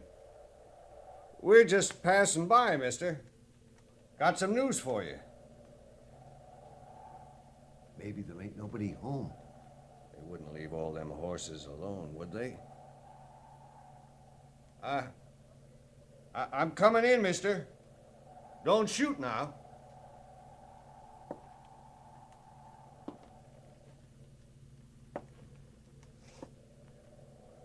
Have your daughter light the lamp, mister.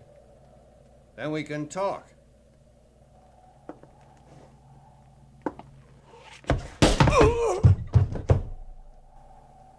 Jim. Jim. What happened? You're next, mister.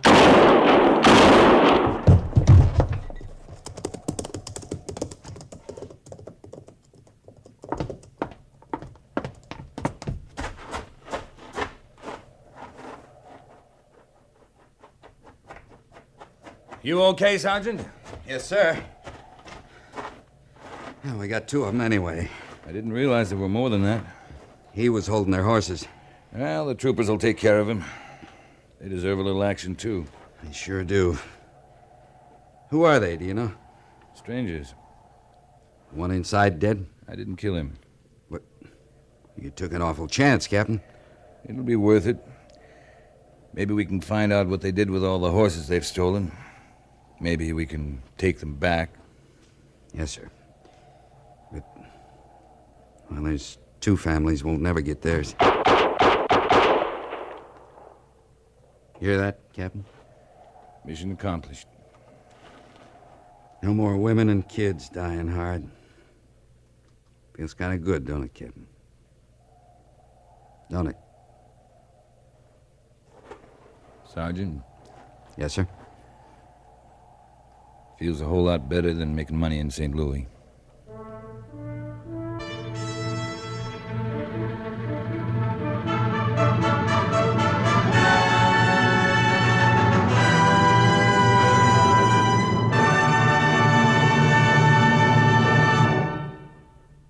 Fort Laramie is produced and directed by Norman MacDonald and stars Raymond Burr as Lee Quince, Captain of Cavalry, with Vic Perrin as Sergeant Gorse. The script was specially written for Fort Laramie by John Meston, with sound patterns by Bill James and Ray Kemper. Musical supervision by Amerigo Marino. Featured in the cast were Harry Bartell, Dan Riss, and Joyce McCluskey, with Lawrence Dobkin, Clayton Post, Paul Duboff, and James Nusser.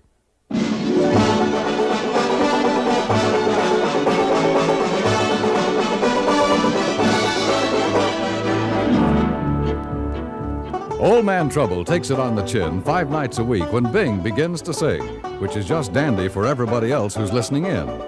Since Old Man Trouble has no great charm to speak of, and since Bing Crosby has an ear for melody, a cheery disposition, and many other charms as well, folks naturally prefer to spend their time with Bing.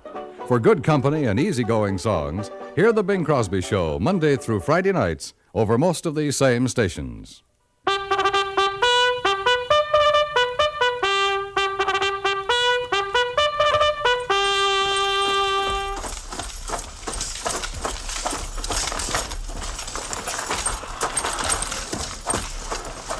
Company, tension! Dismiss!